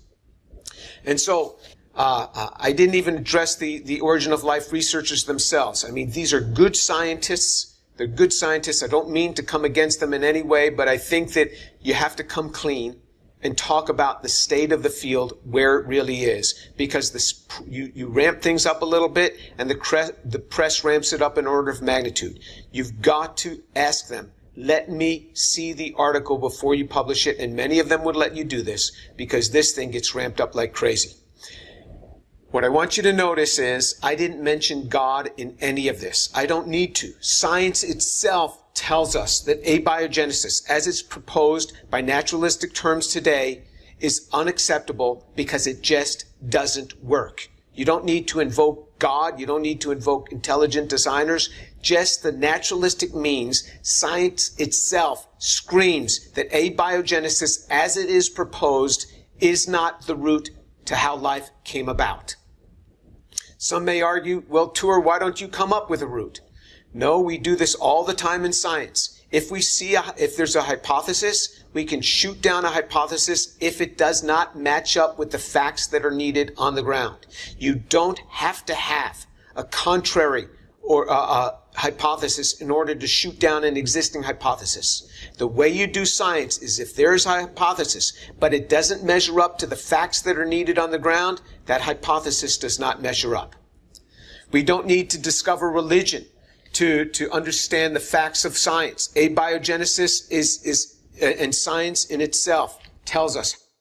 And now I want to thank everyone for joining us. I hope you enjoyed this series. I know it got fairly involved, but there was no other way to do this. I had to teach you the problems with this, and so that you could understand my pain when people say we've got this thing figured out, and I'm just reeling because we don't have it figured out at all. And scientists are even sitting there saying, yeah, that kind of makes sense. It doesn't make sense at all. It doesn't make sense at all. What are you thinking about? Where is your mind when you think that this makes sense? When you think the foremost reaction makes for you the carbohydrates? What are you thinking? Most of the time, people have never read the scientific literature. Most scientists never read the scientific literature on origin of life to see how crazy it is in the proposals of what they put forward. That these things could never happen outside of a laboratory and working with all of this insight from people. And even with that, they can't get very much to happen. So we had to dig into some of the details. You can check out some of our other videos on my channel, Dr. James Tour, on YouTube, Dr. James Tour. You can check out some of the other videos, and there'll be more videos coming. So, anyway, with that, I'll end, and please subscribe. If you like these videos, in every one of the videos, push the like button, because what that does is it tells the algorithms, the YouTube algorithms to funnel more people there, so this word can get out. So it's important for you to push the thumbs up, and it's important for you to subscribe, and that will drive more traffic for the algorithms. And then thank you for joining us, and hope you have a great day. If you like the content that's coming out on this channel, I've not monetized it in the sense of advertising, but if you want to give and you want to help support it, you can give to a 501c3, so it's fully tax deductible, and you can see the link below. We'd love to have your participation, and there's several mechanisms by which you could give. Thank you.